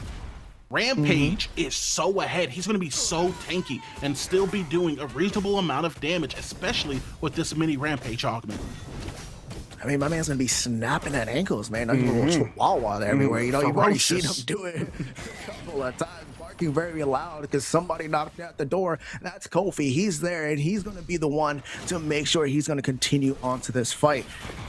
But when you think about the aspects of, hey, how is this going to be able to continue on, right? You got to keep yourself up. But hold on a second. Maguli gets dropped it back.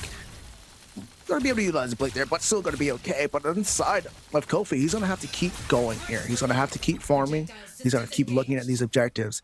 Do not allow for the side of Mach 10 to find a way back into this game. So he has to maintain the speed at where he's at right now to keep this F18 inside. That's you know, like death and taxes. What you just said is a fact of life, big man. If you let Mach Team back into this game, not only are these players scary, their composition is scary. Do you want to deal with 5,000 health, 1v3 Terra again off the lava rotation? Obviously you don't. We all know what Boris is capable of, and we even learned a little bit more of what he's capable of thanks to Haru on the desk. He's kidnapping you, potentially taking you back to the team. That being said, we're still early days here. 12 minutes, 5-2. We've gotten a little bit of action, but it's been more of a thriller. Things aren't quite scary yet for Mach 10, but they can be if Kofi just keeps being allowed to farm as freely and efficiently as he has been. I mean, they haven't even been able to get an invade off here, right? I mean, you're severely behind. You're not making plays. You're just continuing to farm. You're allowing for Kofi and the rest of this F8 team to continue to farm as well. And what that's going to compound into is the same deficit that you have right now, right? You're going to be still in the deficit. They're also getting their farm, and you're not making any plays to change anything. I need to see Will get active. I want to see what we saw in game number 2 to be able to push out, help out his offlane. Maybe look throughout the mid. You got to get something going. Dude, walking him down. Greystone Lobber trying to do everything he can, but Lobber doesn't have the secondary life that Snoop does. Wooly gonna make sure he has secondary assistance. Blink comes out stunned, not gonna be good. The 3-man rotation gets all of nothing. Lobber's life, though, is preserved. Just a little bit longer. Ooh, Seismic. Not the CC there. Does not lock that time proficient. He's gonna be just a little bit offline on that one. But what this opens up is they're able to get Prio inside mid. Now look at the rotation to the right here. Yeah, it's gonna be an ult now. Out of gray, waiting the wings, Kofi, but picked up on vision. Lobber North have a head start on trying to get out. Snoop on the engage. Simba, it looks like they're not the most concerned for taking a fight. They're just trying to take the farm. Every dollar I gained here is a dollar you lose. That's making it doubly as effective. And with these objectives coming back up, the Cataclysm coming down, this could be a forced fight. I mean, like I said, you get Prio mid, you look towards the off lane. You get Prio in the off lane, you take the 3 camp. And now with all that, you take the mid. He's oh the my best. God.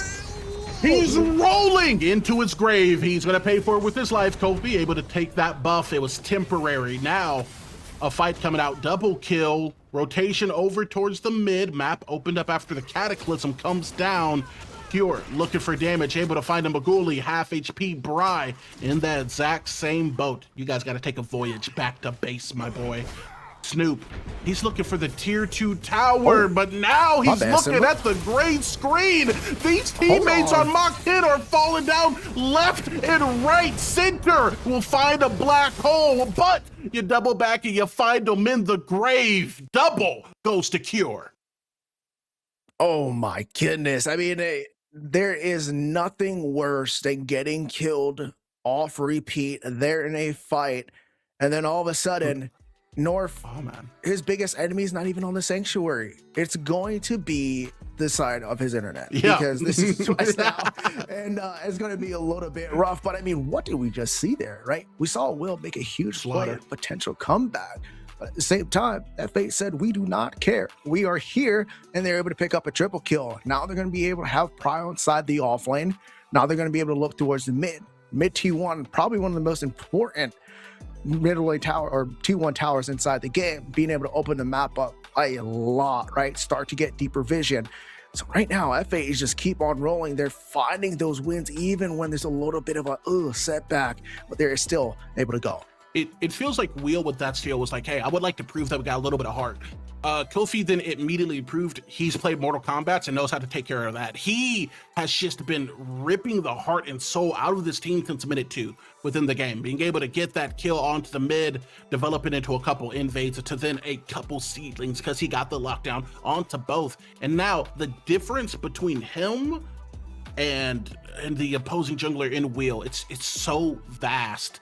I do like the play to try to like steal away the objective, but you know you're not getting out at that point. It's just a 9, which can potentially be good. You've been killed several times at this point. You're not worth much, but if 6, if it's your life for the mini prime, I'm into it. I'm like, okay, nice play. If it's the RGS ace plus my jungle, including my 3 count, it's a sacred thing. In exchange for the mini prime, it just feels like such a worse trade. It's so bad. It's not looking good. I mean, if you were in an even state, okay, you made a mistake, but this is what we've been seeing. It's a compound impact going towards the side of Mach 10. It's been one mistake after another. F8 gaining a slight lead. Oh, got a little bit set back. Slight lead.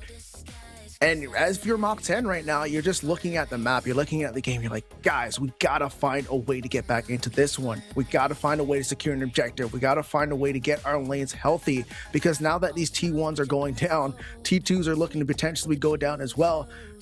You gotta stop the burning. The flames are spreading. The house is burning down. You need to get some water. And the way they're gonna do that is they gotta come together, start to look for those small little picks, not try to force too many fights and get their advantage through that way. I mean, it's easier said than done because Kofi on this rampage is absolutely torching you. I'm gonna double back pretty far. We're gonna remember a time far in the past when we were on the desk segment of this game. I think the words from Spooky, articulate as they were, oh my God, they let Rampage through. And that is exactly what I am feeling right now, mixed with a little bit of excitement as we're going to find our way back into the game. Will, you're looking to kidnap the big man who we just spent 2 minutes talking about. And now Will is going to be talking to Ghost Casper, asking what you doing here again. Man. Boris killed off. You almost had him. Almost. You almost had him so there. close. And that's okay, right? I mean, but Kiro was able to pick up the kill, and then that's another compound like we were talking about, but I don't want to break down too much here on why Mach 10 is losing. F8 is just playing exceptionally well.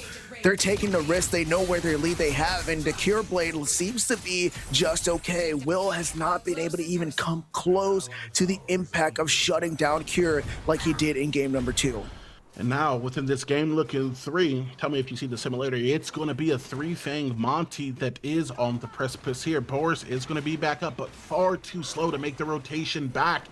Fang, 3,000, 2,000, 1,000 on the engage. It is going to be big man. No way! Will gets the steal yet again. Little Rampage getting presented with some big problems. Luckily, it's going to be Tony Stark in the fursuit with big damage. Another kill gets secured onto Boris, but what does it matter? The brother's basically a gold buff, and he just took away your Dino Nuggets. Bang! Gets taken. Lobber trying to take his cheeks back to base. He survives. Same can't be said for 3 members of the team, though. I mean, yeah, huge play there from North. He's like, I have my ultimate available. I got just everything I need there. No. Maguli, I don't know why you're even entering back to jungle at that point, but at the same time, 2Cam has been taken away. Will, you get the Fang Tooth, you stop the bleeding just slightly, but at what cost, right? At what cost are you stopping that? I mean, you lose 3 members. Yes, you get the Fang Tooth, but they still already have 2. And F8 is just slowly running away with this game. Listen, man. Every single person within this game we are watching is better than me. So it doesn't feel right that I have to do a little bit of reffing. Ladies and gentlemen, all you need to do, Mach 10, is make some of these miraculous, beautiful trades not absolutely horrendous. Let's trade 2 of our lives maybe for the next objective, because that's going to be a step up. Every time that they've gotten these steals that should kind of put them back in the game, they're giving up basically the entire team. Yeah, and I mean, with the 15-2 lead, tier 1s are down. You can expect a 20-minute big or prime pull from the side of F8. There's not too much stopping them with such a huge lead. So an early or prime is what I'm expecting from this F8 team. If they can pull that off or even clean up shop with Mach 10, even try to attempt to stop them, that's going to be a good thing for them to be able to utilize. But like I said, Cure's 5-1. My man is definitely getting some Vanquisher value going into this game. So I don't know what somebody said to Kofi after game number 2, but my man has brought the belt out. And I mean, I think this one's a leather belt because this man is playing out of his mind. Dude, it's leather because he decided to pick someone up with a little bit of beef behind him. 2 volts into Kofi. What does it do? Literally nothing. I'm pretty sure Mako's working for the other side. That looked more like a heal, despite all the utility that did get used. 5K on Shaper behind it. Bry waiting, potentially looking to make some type of play as North waits on the right side. Make it rain coming out of Simba. Here is Mach 10 with no umbrella. Maguli dead. Cure inside on the engagement. North has a whole lot of mobility. Bry has a kill. A minor shutdown going to go the way of the mid lane for Mach 10. Oh man, it's so upsetting, right? Bry had a good Gideon ult there, possibly be able to change that fight, but you know what is even worse than that? God. That's gonna be the damage that they're translating over, but Will is here, but Snoop gets a kill on the back end in the tier 2, and I mean, they just keep on fighting, and Cure's here to maybe pack this one up, and that's another one that goes down. Dude, it's Amazon shipping 2-day, 2 teammates. They're looking to make it 3. Double kill for Cure. He's now looking for the tier 2. Oh man, this man is not caring for anything. F8 does not care. He's frolicking. They do not, man. Yes, they are frolicking throughout the sanctuary right now. They're making exceptional plays. Bellica being able to use the neural disruptor to silence the Gideon in that last fight. Huge impact. And you're seeing them able to capitalize the value even after she goes down. I mean, goes down now. Proficiency does get you with the knockup. Maybe looking to continue playing this instead, looking at just looking your eyes for the Void Drone because he knows he has the people behind him. 3 in mid, orientation to the right side for Greystone. Wow, we're going to see Cure on this Eden pick. Playing back rejoin to make them 4. Shaper still is going to be on the menu. We've seen miraculous takes so far within this game, F6. Can we potentially get one more?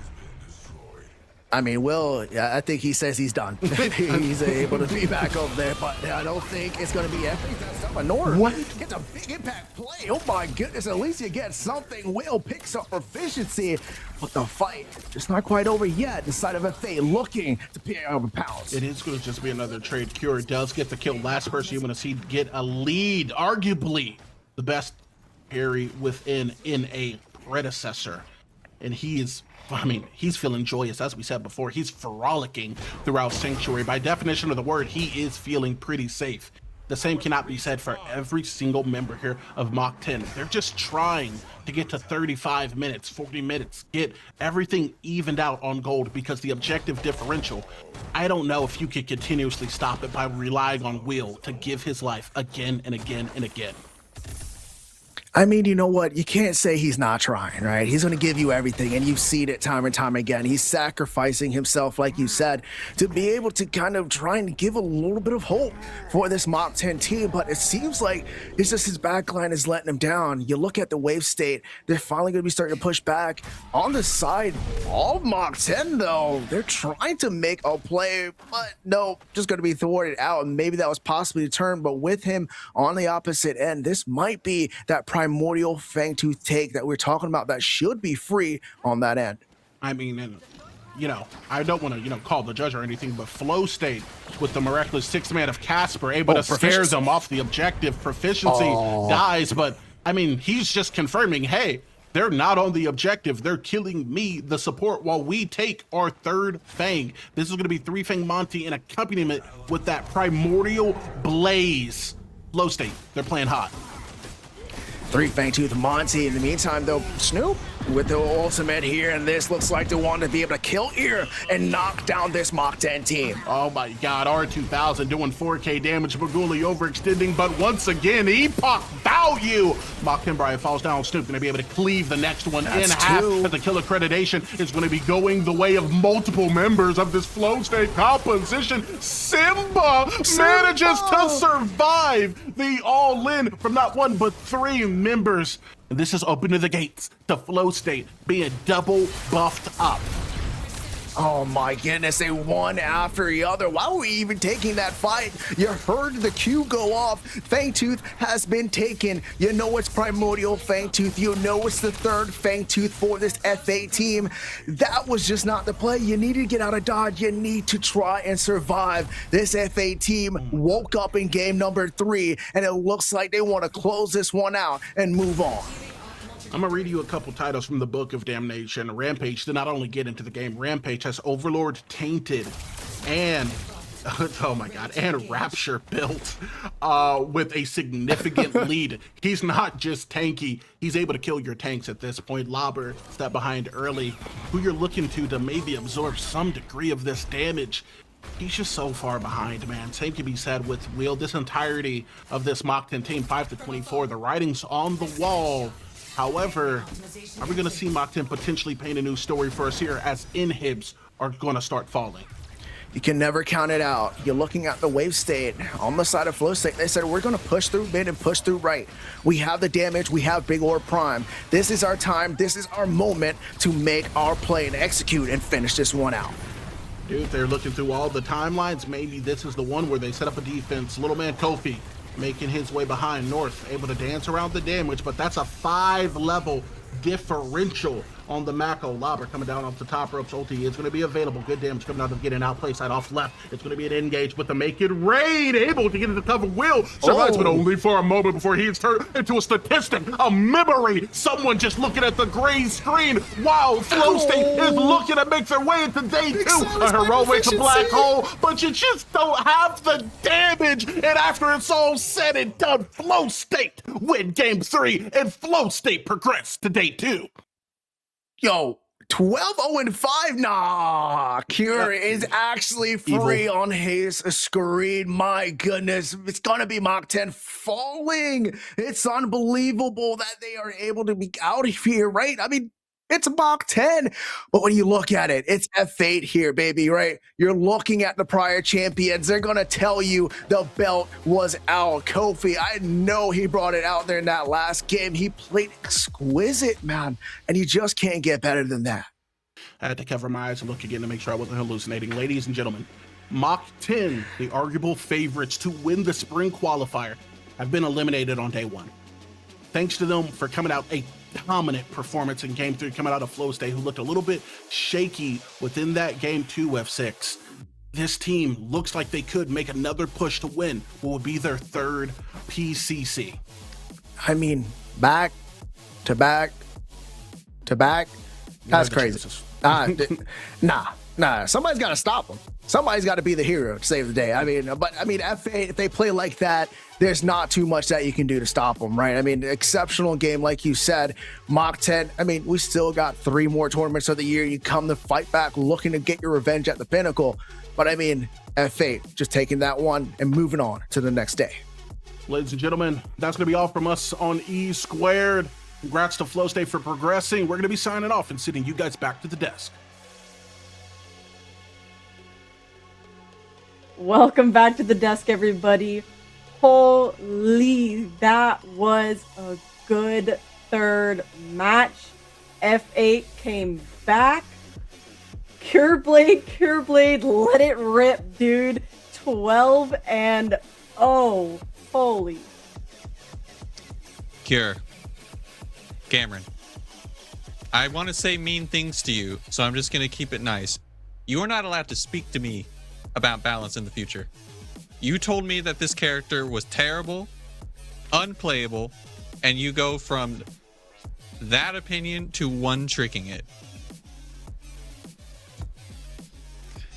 Some beef stewing up here on the desk. But frankly, you know, as well as Cure did, as good as that stat line looks, I really feel like we need to shout out Kofi on that Rampage. The Rampage has been performing incredibly well throughout the day, and Kofi puts on a phenomenal performance, creating so much space, constantly engaging, and finding all this room for his backline to succeed, for his backline to land the damage with all the safety in the world, mind you. I don't think there was a single time where we truly felt any of them were under threat. And it's just this snowball lead that creates such a massive problem for Mach 10. I said at the start, neither of these teams have performed particularly well from behind, and Ego called it out, right? The solution is to be ahead. Yeah, totally in agreement with you there, but congratulations to F8 for moving on. Wonderful job.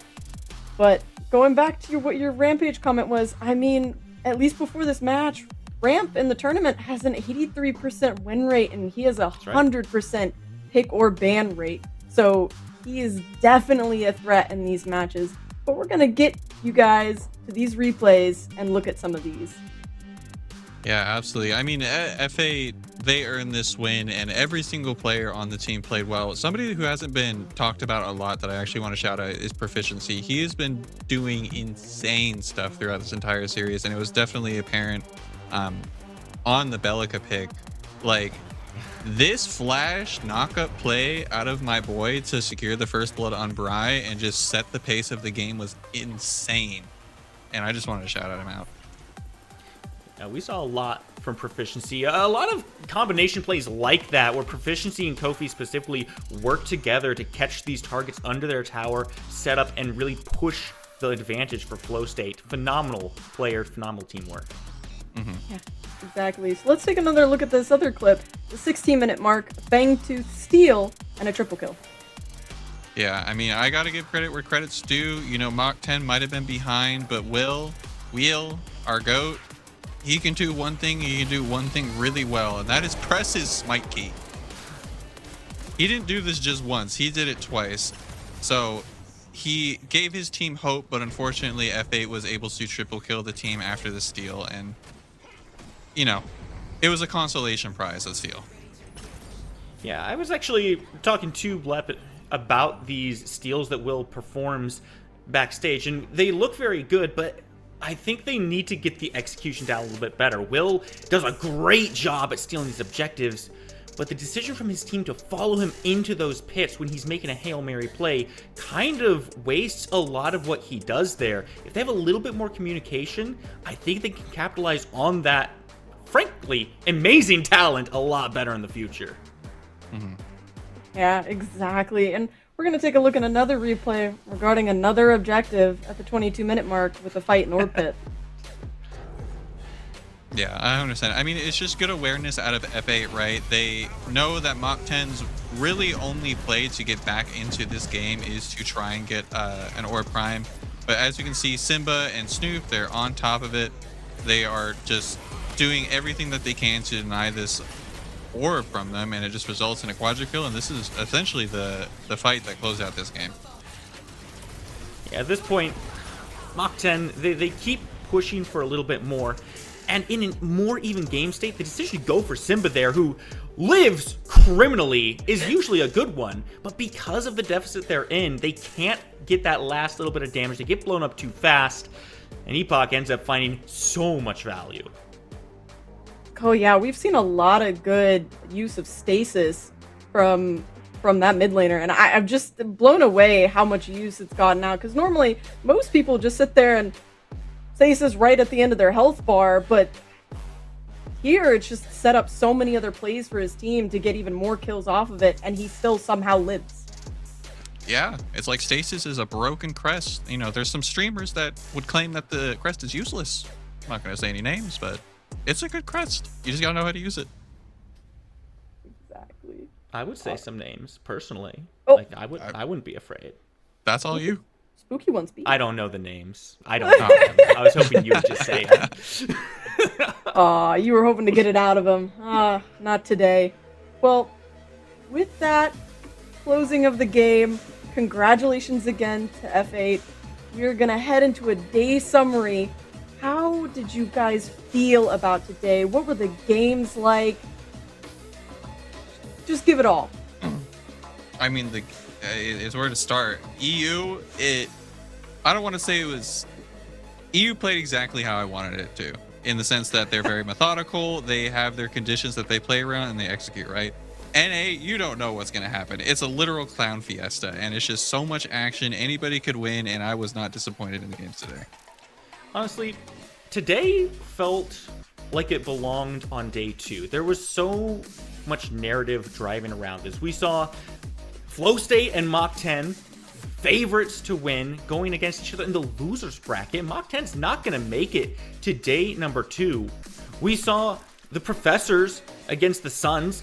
A lot of grudges there. Unfortunately, one goes down, but they're still in the tournament overall. There is so many impactful decisions made, so much explosiveness, and 2-3 game sets back to back is one of the best things I could hope for. Exactly. And we're going to take a look at this bracket really quick and just see what we got coming and what we've had. I mean, just looking at the bracket, if you were to... I didn't make her predictions, unfortunately, and I wish I did, because it would not look anything close to what I'm seeing right now. NA truly came up and said, I'm just going to flip everything on its head and show you what I got. Yeah, that's what I really love about these, right? We get a few more teams in here, a few more people getting to show what they've got. Frankly, we've had eyes on Nightshade. We've talked about it before, but the upset of knocking Mach 10 down to the losers bracket, where they then have to face Flow State and get eliminated entirely. No one could have predicted this to come, which means day 2 is going to have so many interesting storylines going through it all. I'm not going to want to miss a second of it, and frankly, neither should you.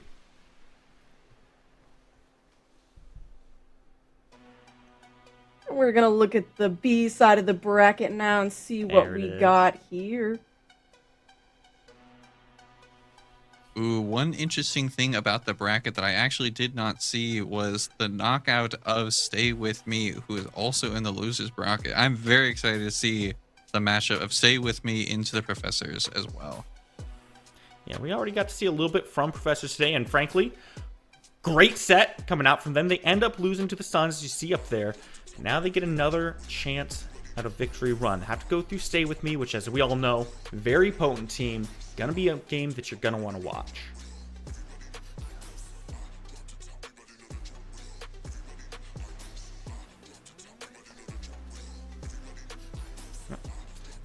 Yeah, And oh, you go ahead, Haru. I was gonna ask, Spooky, is there anything that surprised you, or what was something about today that surprised you the most?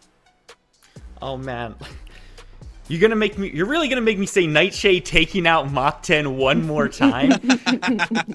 Nobody saw them exiting out of this bracket this early on.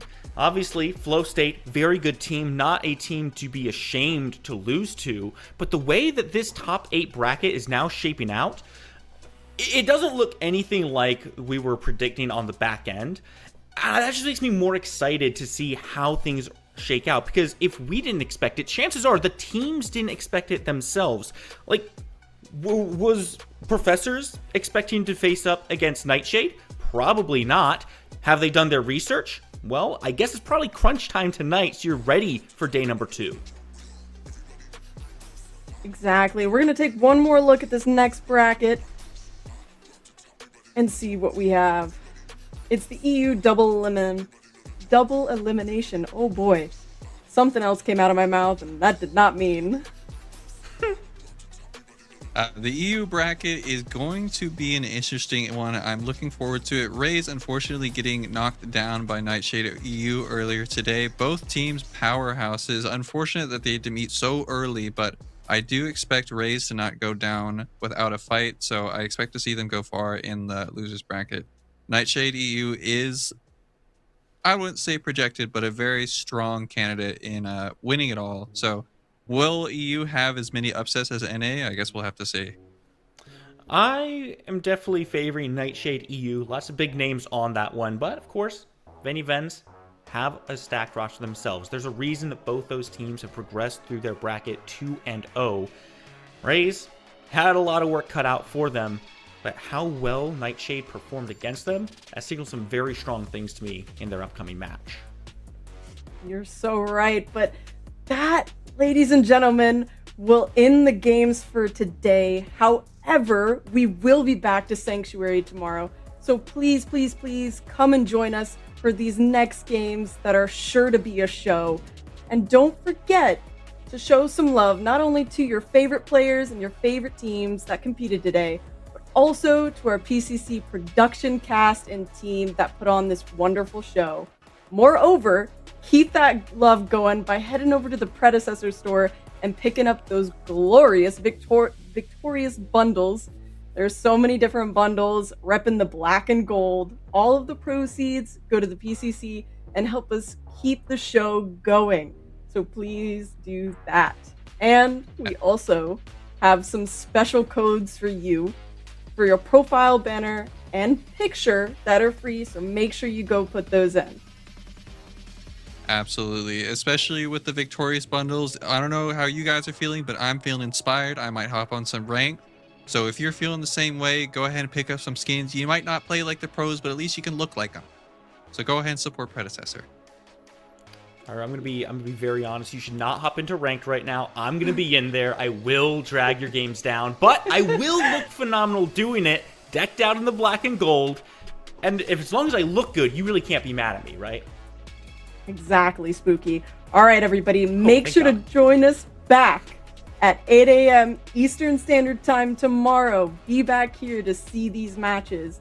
And with that, we love you all and see you tomorrow on the battlefield. Peace out.